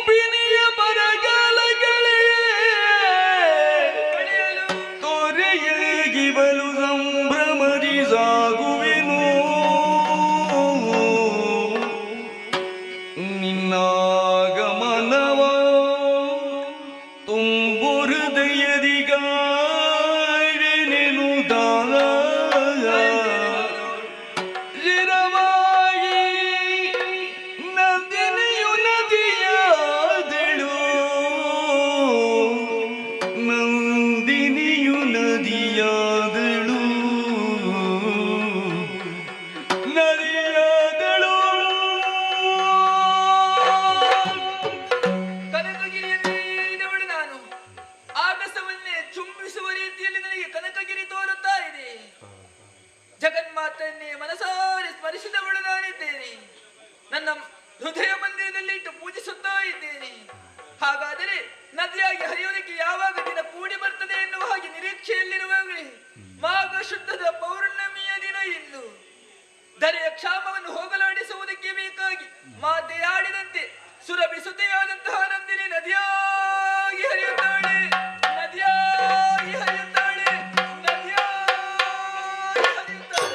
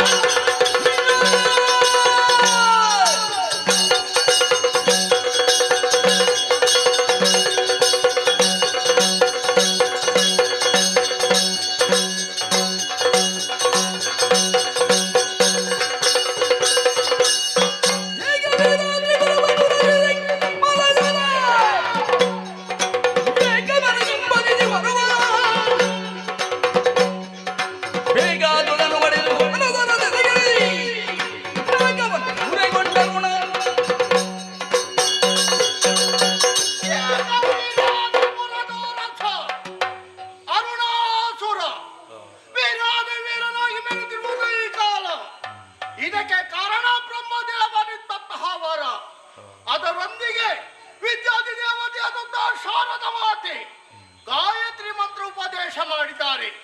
ಸದಾ ಕಾಲ ಇದನ್ನು ಜಪಿಸಿದಂತಾದ್ರೆ ನಿನಗೆ ಈ ಸೋಲು ಇಲ್ಲ, ಪ್ರಾಣದ ಭಯ ಇಲ್ಲ ಎಂಬುದಾಗಿ ಆ ಗಾಯತ್ರಿ ಮಂತ್ರವನ್ನು ಜಪಿಸಿದ ಕಾರಣ ಅದರ ಪ್ರಭಾವದಿಂದ ಬಲಿಷ್ಠನಾಗಿ ಬೆರೆತಿರುವುದು ಮಾತ್ರವಲ್ಲ, ಸ್ವರ್ಗ ಮರ್ತ್ಯ ಪಾತಾಳವನ್ನು ತನ್ನ ವಶದಲ್ಲಿರಿಸಿಕೊಂಡಿದ್ದೇನೆ. ಅದರೊಂದಿಗೆ ವಿದರ್ಭದ ಅರಸರಾದಂತಹ ಮಗಳಾದಂತಹ ಯಶೋಮತಿಯನ್ನು ಮದುವೆಯಾಗಿ ಸುಖದಿಂದ ಇದ್ದರೂ ಕೂಡ ಮನದಲ್ಲಿ ಒಂದು ಚಿಂತೆ ಕೊಡುತ್ತಾರೆ. ಒಡೆಯಲು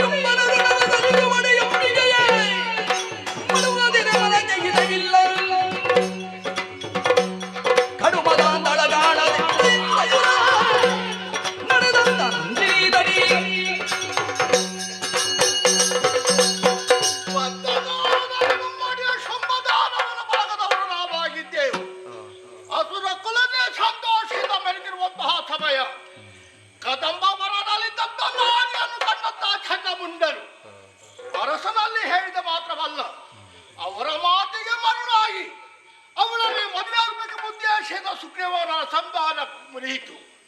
ವೀರರಾದ ತದೋಮ್ರಾಕ್ಷ ಚನ್ನಮುಂಡರು ರಕ್ತ ಬೀಜರರು ಅಳಿದ ವಿಷಗಿಳಿದಾಗ ಅವಳೊಡನೆ ಹೋರಾಡುವ ಕಾಯಿ ರಣಕ್ಷೇತ್ರವನ್ನು ಸೇರಿದೆ. ಒಂದು ಸಮಯದಲ್ಲಿ ಕೈ ಸೋತೆ, ಮುಂದೆ ಏನಾಗುತ್ತದೆ ಎಂಬುದಾಗಿ ಆಲೋಚನೆ ಮಾಡಿದಂತಹ ಸಮಯದಲ್ಲಿ ನಮ್ಮೊಡೆಯ ಶುಂಭದಾನ ಬಂದಾಗ ನಡೆದಂತಹ ಕಥನದಲ್ಲಿ ನಮ್ಮ ಒಡೆಯನ ಮಾರೋಣ, ಅಲ್ಲಿಂದ ರಣಕ್ಷೇತ್ರಕ್ಕೆ ಬೆನ್ನು ಹಾಕಿ ಹೊಡೆಯುವುದೇ ಪಾತಾಳವನ್ನು ಸೇರಿದೆ. ಶುಕ್ರಾಚಾರ್ಯರ ಶಿಷ್ಯರಾಗಿ ಅವರಿಂದ ಬೇಕಾದಂತಹ ವಿದ್ಯೆಗಳು ಕಳೆದ ಬಳಿಕ ಬಲಿಷ್ಠನಾಗಿ ಮೇಲೆದ್ದು ಬಂದು ಪುರ ನಿರ್ಮಾಣ ಮಾಡಿದರು. ಸಂತೋಷವೆಂಬುದು ನನ್ನ ಮನಸ್ಸಿಗಿಲ್ಲ. ಆದರೂ ನಮ್ಮೊಡೆಯರು ಕೊಂದಂತಹ ನಾರಿ ಯಾರು, ಎಲ್ಲಿದ್ದಾಳೆ ಎಂಬುದಾಗಿ ಅರಸುತ್ತಾ ಹೋದ್ರೆ ಇಷ್ಟರವರೆಗೂ ನನ್ನ ಕೈಸಿದ್ದಿಲ್ಲ. ಇದೇ ಒಂದು ಚಿಂತೆ ಹೊರತು ಬೇರೆ ಏನಿಲ್ಲ. ಆದ್ದರಿಂದ ಮನದ ದುಗುಡವನ್ನು ಹೋಗಲಾಡಿಸುವುದಕ್ಕಾಗಿ ನಮ್ಮ ಪುರದ ಬಳಿಯಲ್ಲಿರುವಂತಹ ನಂದಿಯ ತೀರದ ಬಳಿ ಹೋಗ್ತೇನೆ.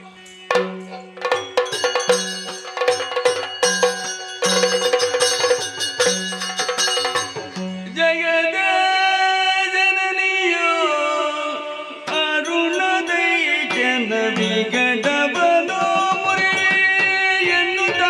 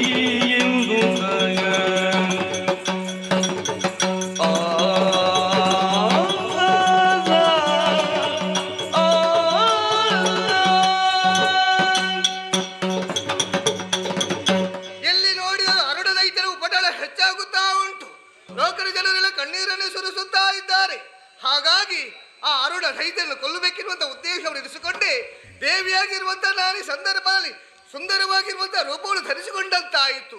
ಹಾಗಿದ್ರೆ ಆತನ ವಧೆಯಾಗಬೇಕು. ಯಾವ ರೀತಿ ಮಾಡೋದು ಯೋಚನೆ ಮಾಡಿದಾಗ ಆತ ನನ್ನ ಬಳಿಗೆ ಬರಬೇಕು, ಬಂದ ಬಳಿಕ ಕೊಲ್ಲಬೇಕೆಂಬುದು ತೀರ್ಮಾನ ಮಾಡಿಕೊಂಡಿದ್ದೇನೆ. ಕಾಣುತ್ತಾ ಉಂಟು ಕಲ್ಲು ಬಂಡೆ. ಆ ಕಲ್ಲು ಬಂಡೆಯ ಮೇಲೆ ಕುಳಿತುಕೊಂಡು ಕಾಲನ್ನು ನೀರಿಗೆ ಚಾಚಿ ಚೆಲ್ಲಾಟವನ್ನು ಆಡುತ್ತಾ ಅಸುರ ಯಾವಾಗ ಬರುತ್ತಾಳೆ ಎಂಬುದಕ್ಕೆ ನಿರೀಕ್ಷೆಯಲ್ಲಿರ್ತೇನೆ ನೋಡುವ.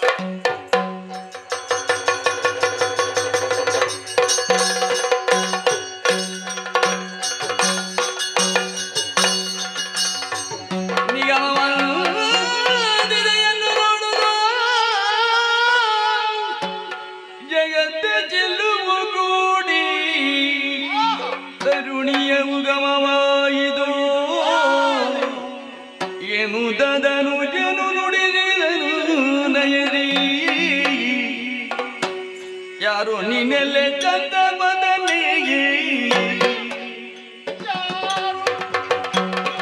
ಚಂದ್ರವದನೆ ಚಂದ್ರವದನೆ ಚಂದ್ರವದನೆ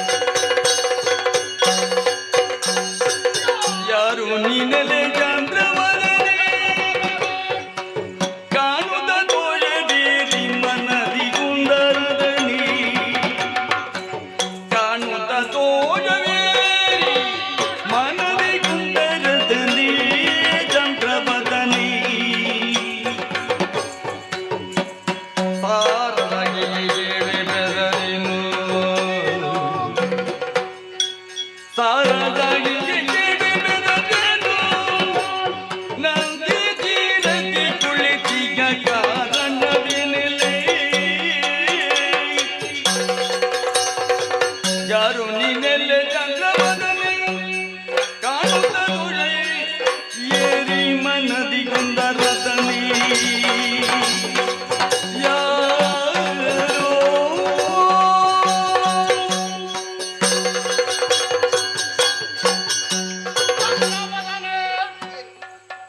ಎಂಬುದಾಗಿ ನಿನ್ನನ್ನು ಕರೆಯಬೇಕಾಯಿತು.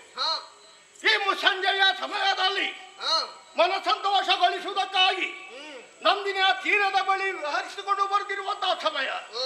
ದೂರದಿಂದಲೇ ನಿನ್ನನ್ನು ನೋಡಿದೆ, ಆಶ್ಚರ್ಯಗೊಂಡವ ನಾನು. ಇಷ್ಟುವರೆಗೂ ಈ ರೀತಿಯ ಕೆಲಸಗಳು ನಡೆದಂತಿಲ್ಲ. ಯಾವ ನಾರಿಯೂ ಕೂಡ ಈ ಸಮಯದಲ್ಲಿ ನದಿ ತೀರದ ಬಳಿಗೆ ಬಂದವರು ಯಾರು ಇರಲಿಲ್ಲ. ನಿನ್ನನ್ನು ಕಂಡಾಗ ಇಷ್ಟರವಾಗಿ ನೋಡಿದ ಅನುಭವ ನನಗಿಲ್ಲ. ಅಪರೂಪದವಳು ನೀನು. ನಿನ್ನನ್ನು ಪ್ರಶ್ನೆ ಮಾಡಬೇಕು, ನಿನ್ನ ಪರಿಚಯವನ್ನು ಮಾಡಿಕೊಳ್ಬೇಕು ಎಂಬ ಆಶೆ ನನಗೆ ಆಗ್ತಾ ಇದೆ. ಆದ್ದರಿಂದಲೇ ಕೇಳುತ್ತಿದ್ದೇನೆ, ಯಾರು ನೀನು, ಹೆಸರೇನು, ಊರು ಯಾವುದು, ಇಲ್ಲಿ ಬಂದು ಕುಳಿತುಕೊಳ್ಳುವುದಕ್ಕೆ ಕಾರಣವೇನು? ಕೇಳುತ್ತಾ ಇದ್ದೀಯಾ? ಕಳರಾಯ ಕೇಳಯ್ಯ ಮೋಹಿನಿಯನುವರು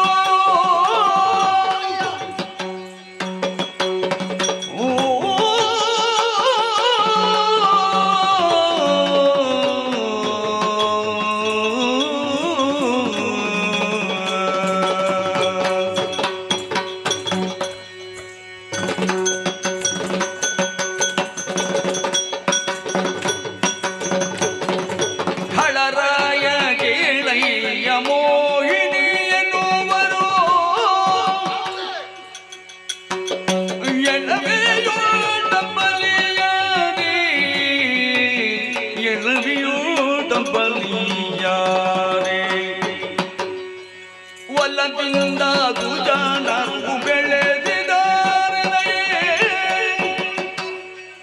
ಒಲದಿಂದ ಜನರು ಬೆಳೆದಿದ್ದಾರೆ. ಅಂಕಿ ಚೆಲ್ಲುವನ ಒಲಿಯುವ ಬಯಗೆ ಅಕ್ಕಳರಾಯ ಗೀಳಯ್ಯ. ಅಯ್ಯ, ಒಬ್ಬ ಆತನ ನಡೆ ನುಡಿಗಳನ್ನು ನೋಡುವಾಗಲೇ ಅರಿತುಕೊಳ್ಳುವುದಕ್ಕೆ ಸಾಧ್ಯ ಉಂಟಂತೆ. ಆತ ಯಾರು ಏನೆಂಬುದಾಗಿ. ಹಾಗಾಗಿ ನಿನ್ನನ್ನು ನೋಡುವಾಗಲೇ ಅರಿತುಕೊಂಡಿದ್ದೇನೆ.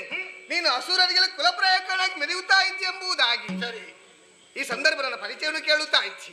ಅಯ್ಯ, ಏನು ನನ್ನನ್ನು ಲೋಕರೆಲ್ಲ ಜನರೆಲ್ಲ ಕರೆಯುವುದು ಯಾವ ರೀತಿಯಾಗಿ? ಮೋಹಿನಿ ಎಂಬುದಾಗಿ ಕರೆಯುತ್ತಾ ಇದ್ದಾರೆ. ಹೌದೇ? ಹೌದೇ, ಸರಿಯಾದಂತಹ ಹೆಸರನ್ನು ಇರಿಸಿದ್ದಾರೆ. ಆಹಾ, ಇದ್ದ ಕಡೆಗೆ ಬಂದು ನಾನು ಕುಳಿತುಕೊಳ್ಳುವುದಕ್ಕೆ ಕಾರಣ ಮನಸ್ಸಿಗೆ ಬೇಸರನ್ನು ಕಳೆಯುತ್ತಾ ಪ್ರಕೃತಿ ಸೌಂದರ್ಯವನ್ನು ನೋಡುತ್ತಾ ಇದ್ದಂತ ಸಂದರ್ಭ.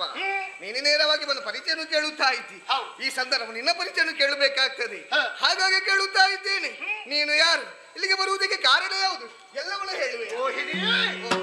ನೀರೇ ಬಿಗುವೇರಿದನು ಬಿದು ಬಾರೆ, ಬಿಗುವೇರಿದನು ಬಿದು ಬಾರೆ.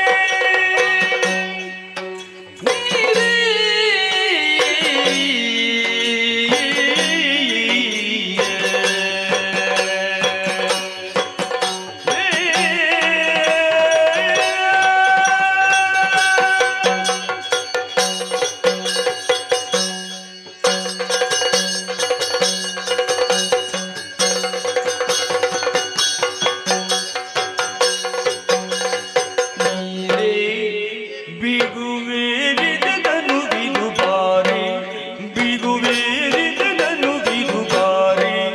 ವಯ್ಯಾರಿಯ ವರಗ ಮನೆಯ ಬೀರುದ ಒಲವಲು, ವಾರನಗ ಮನೆಯ ಬೀರುದ ಒಲವಲು. ಸೇರಿದು ನನ್ನ ಧೀರನರು ನನ್ನನು, ನೀರೇ ಬಿಗುವೇರಿದನು ಬಿದು ಬಾರೆ. ನೀರೇ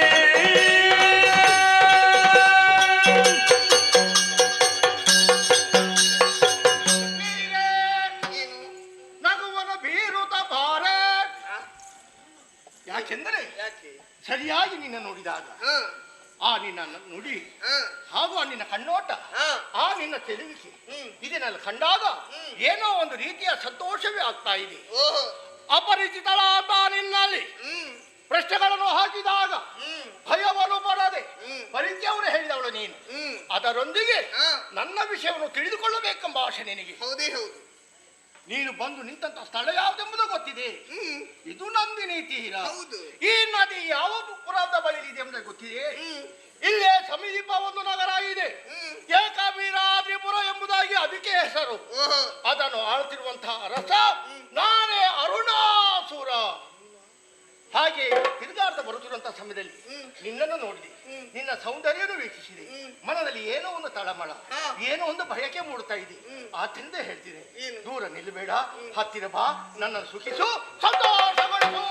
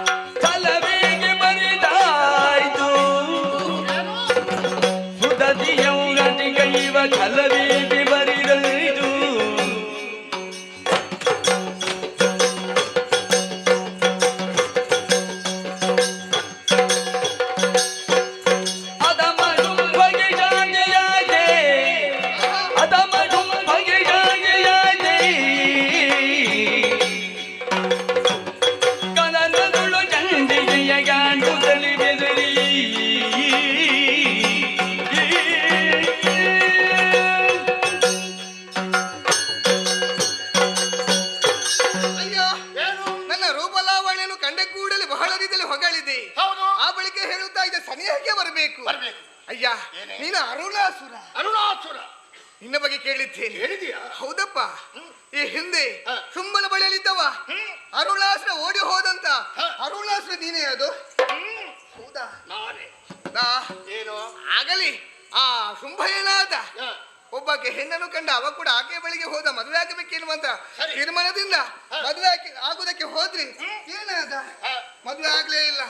ಪರಾಕ್ರಮ ಆತನ ಸಾಲಲಿಲ್ಲ. ಕೊನೆಯದಾಗಿ ಆಕೆಯಿಂದಾಗಿ ಆತ ಸತ್ತೇ ಹೋಗ್ಲಿಲ್ವೇ? ಈಗ ನೀನು ಹೇಳುತ್ತಾ ಇದ್ದೆ ಮದುವೆ ಆಗ್ತೀಯ ಎಂಬುದ ಆಗುವುದಿಲ್ಲ. ಹಾಗಾಗಿ ಹೇಳುತ್ತಾ ಇದ್ದೇನೆ, ನನ್ನನ್ನು ಮದುವೆ ಆದ್ರೆ ಆಗ್ತದ? ಏನು ಆಗೋದೆ? ಅಲ್ಲ, ಆತ ಸಾಯ್ಲಿಲ್ವಾ ಶುಂಭ? ನಮ್ಮೊಡೆಯ ಸತ್ತಿರಬಹುದು. ಈಗೇನಾಯ್ತು? ಹಾಗೆ ನಿನ್ನಲೇ ಕೇಳುತ್ತಾ ಇದ್ದೇನೆ, ನೀನು ಆತನ ಜೊತೆಯಲ್ಲಿದ್ದವಲ್ವೇ? ಒಂದು ವೇಳೆ ಆಕೆಯ ಮೇಲೆ ನಿನಗೆ ಕೂಡ ಸೇರಿದೆ ಎಂಬುದಾಗಿ ಅರಿತುಕೊಂಡವಳಿದ್ದೇನೆ. ಹಾಗಾಗಿ ಕೇಳುತ್ತೇನೆ, ಒಂದು ವೇಳೆ ಆಕೆ ನಿನ್ನ ಮುಂದೆ ಬಂದ್ರೆ ನೀನು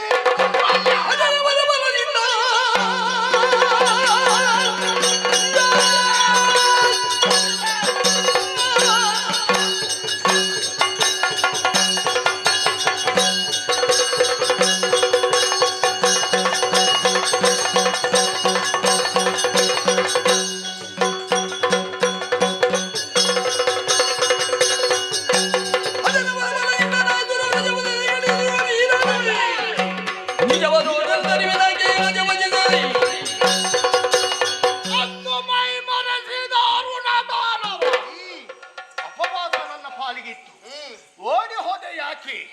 ನನ್ನ ಒಡೆಯನಿಗಾದಂತಹ ಅನ್ಯಾಯಕ್ಕೆ ಸೇಡು ತೀರಿಸಬೇಕು ಎಂಬ ಉದ್ದೇಶದಿಂದ ಅಂದು ಪಾತಾಳವನ್ನು ಸೇರಿದಂತ ನಾನು ಮೇಲೆತ್ತುಕೊಂಡು ಬಂದಿದ್ದೇನೆ. ಬೇಕಾದಂತ ವರಗಳನ್ನು ಪಡೆದು ಬಲಿಷ್ಠನಾಗಿದ್ದೇನೆ. ಆ ತರುಣಿಯರು ಸದಾಕಾಲ ಹುಡುಕಾಡ್ತಾ ಇದ್ದವ ನಾನು. ಒಂದು ವೇಳೆ ಆ ನಾರಿ ನನ್ನ ಕೈಗೆ ಸಿಕ್ಕಿದಂತಾದ್ರೆ ಅವಳ ಶಿರವನ್ನು ಖಂಡಿಸಿದ್ದ. ಅರುಣಾಸುರ, ಹಾಗಿದ್ರೆ ಸರಿಯಾಗಿ ಕೇಳು. ಆದ ದಿನ ಕೇಳುತ್ತಾ ಇದ್ದೆ ನೀನು ಯಾರು ಎಂಬುದಾಗಿ. ಈಗ ಹೇಳುತ್ತೇನೆ, ನಾನು ಬೇರೆ ಯಾರು ಅಲ್ಲ, ಆ ಶುಂಭನನ್ನು ಕೊಂದಂತ ಆ ಅವಳೇನಾಗಿದ್ದೇನೆ.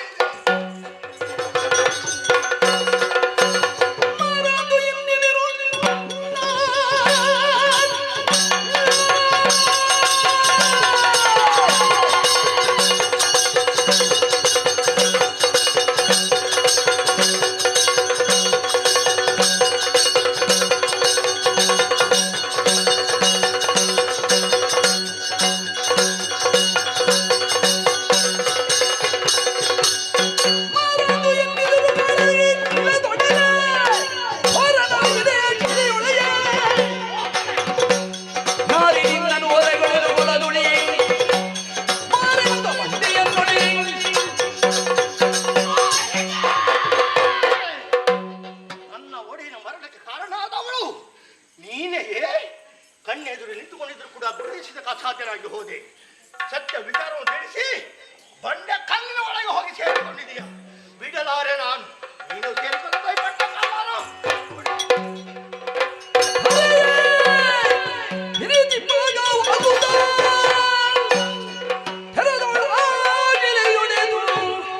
ಮಧುಕರ ನೆರವಿ ಸಹಿತಲಿ ಹೋರಾಟ ಬರ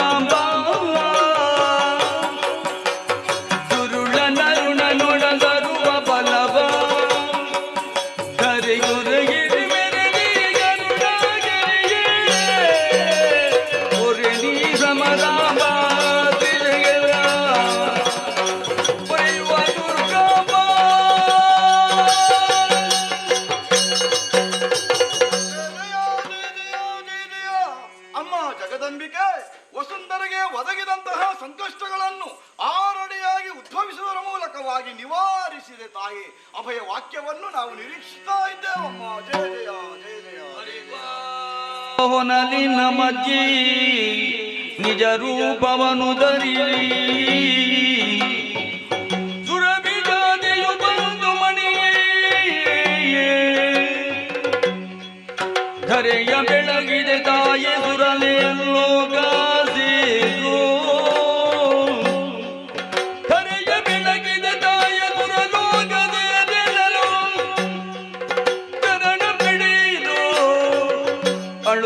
ಬಂದಳಗ ಸುರಲೋಕದೇರೋ ನಂದಿನಿ.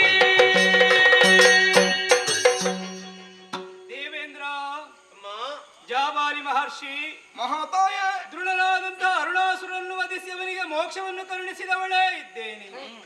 ಮಗಳೇ ನಂದಿನಿ, ಅಮ್ಮ ನದಿಯಾಗಿ ಹರಿಯಬೇಕಾದಂತಹ ನೀರು ಋಷಿವಾಕ್ಯದಂತೆ ನದಿಯಾಗಿ ಹರಿದೆ ಕನಕಾದ್ರಿಂದ ಇಳಿದವಳೆ ಭೂಮಂಡಲವನ್ನು ವ್ಯಾಪಿಸಿ ಸರ್ವರ ಪಾಪವನ್ನು ತೊಳೆದವಳೇ ಇದ್ದೀಯ. ನಿಜ ತಾಯಿ. ಆದರೆ ಆಶ್ಚರ್ಯವನ್ನೇ ಕಂಡವಳಿದ್ದೇನೆ. ಏನಮ್ಮ? ನಿಜ ರೂಪವನಂತೂ ನನ್ನ ಪಾದದಡಿಯಲ್ಲಿ ಬಿದ್ದು ಕಣ್ಣೀರನ್ನೇ ಹಾರಿಸುತ್ತಾ ಮನದ ವಾಂಚೆಯನ್ನು ಹೇಳುವಲ್ಲಿ ನಿನ್ನಗೆ ಸಂಕೋಚವೇ? ಯಾಕಮ್ಮ ಕಣ್ಣೀರು? ಏನಾಗಬೇಕು? ಆದರೆ ಒಂದು ಮಗಳೇ, ಈ ರೀತಿಯಾಗಿ ನೀನು ಇರುವುದಲ್ಲ. ಋಷಿ ಶಾಪ ಯಾವತ್ತು ಮುಗಿಯಿತು ಎಂದು ಹಾಗೆ ಭಾವಿಸಿಕೋ. ಮೋಕ್ಷ ಆದಂತಹ ನಿನಗೆ ಸ್ವರ್ಗದಲ್ಲಿ ಇನ್ನು ಸ್ಥಾನ ಇದೆ. ನೇರವಾಗಿ ನಾಕವನ್ನು ಸೇರು ಮಗಳೇ. ಅಮ್ಮ ನನಗೆ ಬೇಡ. ನಿನ್ನ ಕರುಣಾತೆಯಳು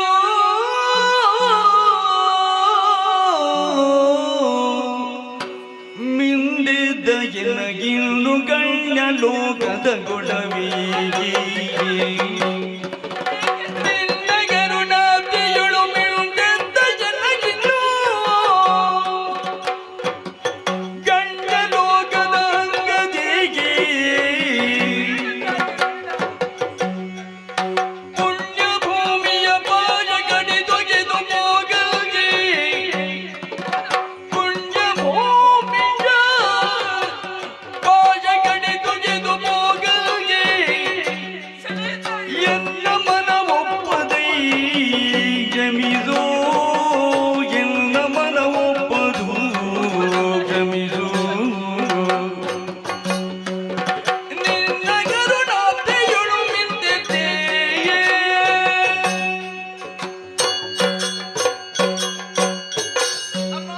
ಮಗಳೇ, ಇಂತಹ ಮಾತನ್ನಾಡುತ್ತಾ ಇದ್ದೀರಿ ತಾವು. ಏನಮ್ಮ? ಮರಳಿ ನಾನು ಸ್ವರ್ಗಲೋಕವನ್ನು ಸೇರಬೇಕು ಎಂದು ಹಾಗೆ ಆಡುತ್ತಾ ಇದ್ದೀರಲ್ಲ. ಖಂಡಿತ ನಿಮ್ಮದಾದಂತಹ ಕರುಣ ಎನ್ನುವಂತಹ ಸಾಗರದಲ್ಲಿ ಮಿಂದು ಎದ್ದವಳು ನಾನು. ತೃಪ್ತಳಾದವಳಿದ್ದೇನೆ. ಈಗ ಅದಕ್ಕಿಂತಲೂ ಮಿಗಿಲಾದಂತಹ ಸ್ವರ್ಗಲೋಕ ನಿನ್ನನ್ನು ಕಾಯುತ್ತಾ ಇದೆ, ಹೋಗು ಎಂದು ಹಾಗೆ ಹೇಳುತ್ತಾ ಇದ್ದೀರಲ್ಲ. ಖಂಡಿತ ಮಗಳೇ. ನಿಮ್ಮದಾದಂತಹ ಕರುಣೆ ಎನ್ನುವಂತಹ ಸಾಗರವೇ ನನ್ನ ಮೇಲಿರುವಾಗ ಅದಕ್ಕಿಂತ ಗಣ್ಯವೇನು ಅಮ್ಮ ಆ ಸ್ವರ್ಗಲೋಕ? ಬೇಡ, ಆ ಸ್ವರ್ಗಲೋಕವನ್ನು ಮತ್ತೆ ನಾನು ಸೇರುವವಳಲ್ಲ. ಮತ್ತೆ ನಿಮ್ಮ ಪಾದ ಮೂಲದಲ್ಲೇ ಇದ್ದು ಇಲ್ಲೇ ನಾನು ಸುಖವಾಗಿದ್ದೇನೆ ತಾಯಿ, ಸುಖವಾಗಿದ್ದೇನೆ. ಹೌದೇ ಅಮ್ಮ? ಆದರೆ ನಿಮ್ಮ ಮಾತಿಗೆ ಎರಡಾಡುತ್ತೇನೆ ಎಂದು ಹಾಗೆ ಭಾವಿಸಬಾರದು. ಖಂಡಿತ ಇಲ್ಲ. ಈ ಒಂದು ಮಾತಿಗೆ ಬೇಕಾಗಿ ನನ್ನನ್ನು ಕ್ಷಮಿಸಬೇಕು. ನಾನು ಇಲ್ಲೇ ಉಳಿಯುವ ಹಾಗೆ ಅನುಗ್ರಹಿಸಬೇಕು ತಾಯಿ, ಅನುಗ್ರಹಿಸಬೇಕು. ಪಾದವ ಬಿಡಿದಿಯ ನಂದಿನಿ ಗೆದ್ದಳು ಶ್ರೀದೇವಿ ಅರಸುತ್ತಲಿ.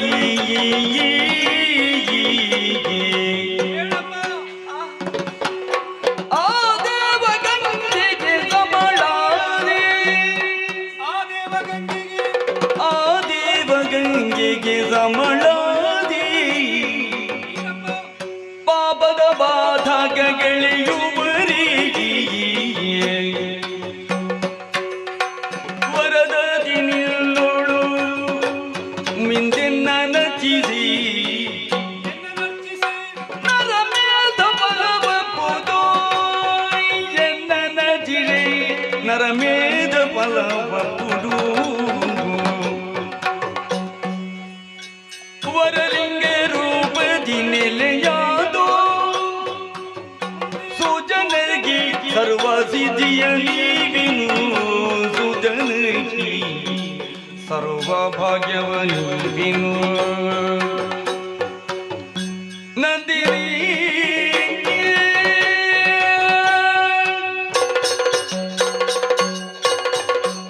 ಸುರಭಿ ಜಾತಿ ನಂದಿನಿ. ಅಮ್ಮ, ನಿಮ್ಮ ಪಾದವನ್ನು ಬಿಟ್ಟು ತೊಳಗಲಾರೆ, ನಾನು ತೊಳಗಲಾರೆ. ಹೇಳಮ್ಮ, ಕಣ್ಣೀರ ಧಾರೆಯನ್ನು ಹರಿಸದಿರು. ನಿನ್ನ ಮನೋರಥವನ್ನು ಚೆನ್ನಾಗಿ ಅರ್ಥವಿಸಿಕೊಂಡವಳೇ ಇದ್ದೇನೆ. ಬರಗಾಲ ಬಂದಾಗ ಜೀವಗಳಿಗೆ ಮಾತೆಯಾಗಿ ಸಕಾಲದಲ್ಲಿ ಅವರನ್ನು ಪೊರೆದವಳೇ ಇದ್ದೀಯ. ಕರುಣಾಮಯಿಯಾದವಳು ನೀನು. ಎಲ್ಲರಿಗೂ ಮಾತೆ ಎನ್ನುವಂತಹ ಭಾವದಿಂದ ಕಂಡವಳು. ತನ್ನ ಮಡಿಲಲ್ಲಿ ಮಕ್ಕಳನ್ನು ತಾಯಿ ಯಾವ ರೀತಿಯಾಗಿ ಪೊರೆ ಇದ್ದಾಳು, ಅದೇ ರೀತಿ ಜೀವಾತ್ಮನು ನೀನು ಪೊರೆದವಳೇನು ಸತ್ಯ. ನಿಜ ತಾಯಿ. ಆ ಮುಖೇನವಾಗಿ ಎಲ್ಲರಿಗೆ ಮಾತೆ ಆದವಳು. ಮಾತೆ ಎಂತಾದ್ರೂ ಮಕ್ಕಳನ್ನು ತೊರೆದು ಹೋಗುವುದಕ್ಕೆ ಸಾಧ್ಯತೆ ಉಂಟೇ ಹೇಳಮ್ಮ? ಇಲ್ಲ ತಾಯಿ. ನಿನ್ನ ಮನೋರಥ ಅದೇ ಎನ್ನುವುದು ಸತ್ಯವಾಯಿತು ಕಂದ.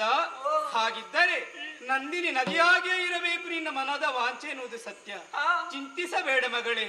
ಅದು ಆವತ್ತು ಮಾಘಶುದ್ಧ ಪೌರ್ಣಮಿಯ ಪುಣ್ಯ ದಿನದಂದು ನೀನು ನಂದಿನಿ ನದಿಯಾಗಿ ಹರಿದದ್ದು. ಅದೇ ಪುಣ್ಯ ದಿನ ನಾನು ಮುಂದೆ ನೆಲೆಗೊಳ್ಳುವಂತ ಪ್ರದೇಶದಲ್ಲಿ ನೀನು ನದಿಯಾಗಲೇಬೇಕು ಮಗಳೇ. ಕಂದ, ನಿನ್ನ ಕಟಿ ಪ್ರದೇಶದಲ್ಲಿ ನಾನು ನಿನಗೆ ಮಗಳಾಗಿ ಹುಟ್ಟುತ್ತೇನೆ ಅಂತ ಅವತ್ತೇ ಮಾತನ್ನಿತ್ತವಳು. ಆ ಪುಣ್ಯದ ಕಾಲ ಸದಾ ಸನ್ನಿಹಿತವಾಗಿದೆ ಎನ್ನುವ ಹಾಗೆ ಆ ಕಾಲದ ನಿರೀಕ್ಷೆಯಲ್ಲೇ ನೀನಿದ್ದುಕೊಳ್ಳಬೇಕು ಮಗಳೇ. ನಂದಿನಿ ನದಿಯಾಗಿ ಹರಿದಂತಹ ವೇಳೆ ಅದೋ ನನ್ನ ಸಾನ್ನಿಧ್ಯವಿರುವಂತಹ ಕ್ಷೇತ್ರದಲ್ಲಿ ಸ್ಥಾನಘಟ್ಟಗಳಿವೆ, ಆ ಮಟ್ಟುಗಳೇ ಇವೆ. ಅಲ್ಲಿ ಪುಣ್ಯ ಸ್ಥಾನವನ್ನು ಯಾರು ಮಾಡುತ್ತಾರೋ 3 ದಿವಸಗಳ ಕಾಲ, 3 ಕಾಲಗಳ ಕಾಲ ಅವಿರತವು ನನ್ನನ್ನು ಭಕ್ತಿಯಿಂದಲೇ ಪೂಜಿಸಿಕೊಂಡು ಬರ್ತಾರೋ ಅವರ ಸರ್ವ ಸಿದ್ಧಿಗಳನ್ನು ಈಡೇರಿಸುವವಳೇ ಆಗಿರುತ್ತೇನೆ. ಹಾಗೆಂದು ನಿನ್ನ ತೀರ್ಥದಲ್ಲಿ ಮಿಂದವರಿಗೆ ನರಮೇಧ ಯಜ್ಞವನ್ನು ಮಾಡಿದಂತ ಪುಣ್ಯವೇ ಲಭಿಸುವುದಕ್ಕಿದೆ ಮಗಳೇ. ಆದ್ದರಿಂದ ಗಂಗೆಗೆ ಸರಿಸಮಾನಳಾದವಳೇ ನೀ ಇದ್ದೀಯ. ಸಪ್ತ ತೀರ್ಥಗಳು ಯಾವ ರೀತಿಯಾಗಿ ಪವಿತ್ರತೆಯನ್ನು ಹೊಂದಿದೆಯೋ ಅದರಂತೆ ನೀನು ಪರಮ ಪಾವನೇ ಹೌದು, ಪುಣ್ಯವಾಹಿನಿ ಹೌದು. ಸಕಲರ ಪಾಪವನ್ನು ಕಳೆಯುವಂತ ಪುಣ್ಯ ನದಿಯಾಗಿ ನಂದಿನಿ ನದಿಯಾಗಿ ನೀನು ಜಗತ್ತಿನಲ್ಲಿ ಬೆಳಕಾಗು. ಸುರಭಿ ಜಾತಿ ನಂದಿನಿ ಪಾವನ ಚರಿತೆಯಾಗಮ್ಮ. ದೇವೇಂದ್ರ, 4 ಲೋಕವನ್ನು ಸೇರು, ಲೋಕದ ಒಳಿತನ್ನು ಬಯಸು. ಜಾಬಾಲಿ ಅಮ್ಮ, ಅನವರತವನನ್ನ ಧ್ಯಾನಾಸಕ್ತರಾಗಿ ಲೋಕದ ಒಳಿತನ್ನು ಬಯಸು. ಮುಂದೆ ಕಾಲಕ್ಕೆ ನಿಮಗೆ ಶುಭವನ್ನೇ ಒದಗಿಸುತ್ತೇನೆ. ನಿಮಗೆಲ್ಲ ಶುಭವಾಗಲಿ, ಶುಭವಾಗಲಿ, ಶುಭವಾಗಲಿ.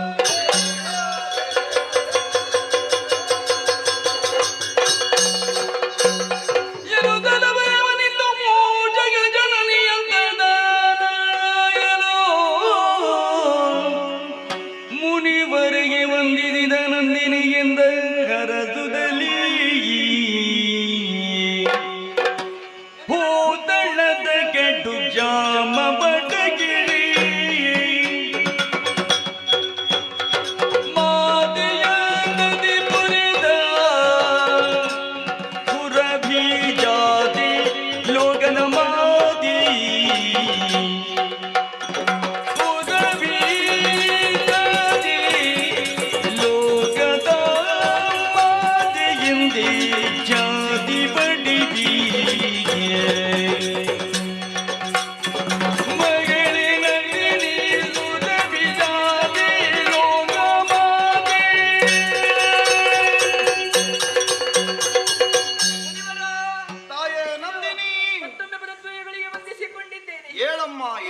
ಕ್ಷಾಮವನ್ನು ದೂರ ಮಾಡುವುದಕ್ಕೆ ಬೇಕಾಗಿದ್ದರೆ ಇಳಿಸಿದವರು ತಾವು. ದೇವಿಯನ್ನೇ ನನ್ನ ಮಗಳನ್ನಾಗಿ ಪಡೆಯುವಂತಹ ಸೌಭಾಗ್ಯವನ್ನು ನನ್ನ ಪಾಲಿಗೆ ಕರುಣಿಸಿದವರು ತಾವಿದ್ದೀರಿ. ಧನ್ಯಳಾದೆ ತಂದೆಯೇ, ಧನ್ಯಳಾದೆ. ಧನ್ಯತಾ ಭಾವವನ್ನು ಹೊಂದಲೇಬೇಕಿದ್ದವರು ನಾವು ಈ ಕಾಲದಲ್ಲಿ. ನಮಸ್ಕರಿಸಬೇಕಿದ್ದವಳು ನೀನಲ್ಲ, ನಾವೆಲ್ಲರೂ ನಮಸ್ಕರಿಸುವಂತಹ ಪುಣ್ಯಚರಿತೆ ನೀನಾದೆ ತಾಯೇ, ನೀನಾದೆ. ಅಂದು ಕಡುತಪದೊಳಿದ್ದಂತಹ ನಾನು ಬಹಿರ್ಮುಖನಾದದ್ದು ತಪಸ್ಸಿನಿಂದ. ಈಗ ನೋಡು, ಕಡುಬೇಗೆಯಿಂದ ತತ್ತರಿಸುತ್ತಿದ್ದಂತಹ ವಸುಂಧರೆಯೇ ಎಷ್ಟೊಂದು ಹರ್ಷಗೊಂಡಿದ್ದಾಳೆ ಎಂದಾದರೆ ಕಾರಣ ಅದು ನೀನು ತಾಯೇ, ನೀನು. ವೈಚಿತ್ರಮಯವಾದಂತಹ ಪ್ರಪಂಚದಲ್ಲಿ ನಿನ್ನ ಹುಟ್ಟಿನ ವಿಶೇಷವೇ ಅದ್ಭುತವಾದದ್ದು ತಾಯಿ.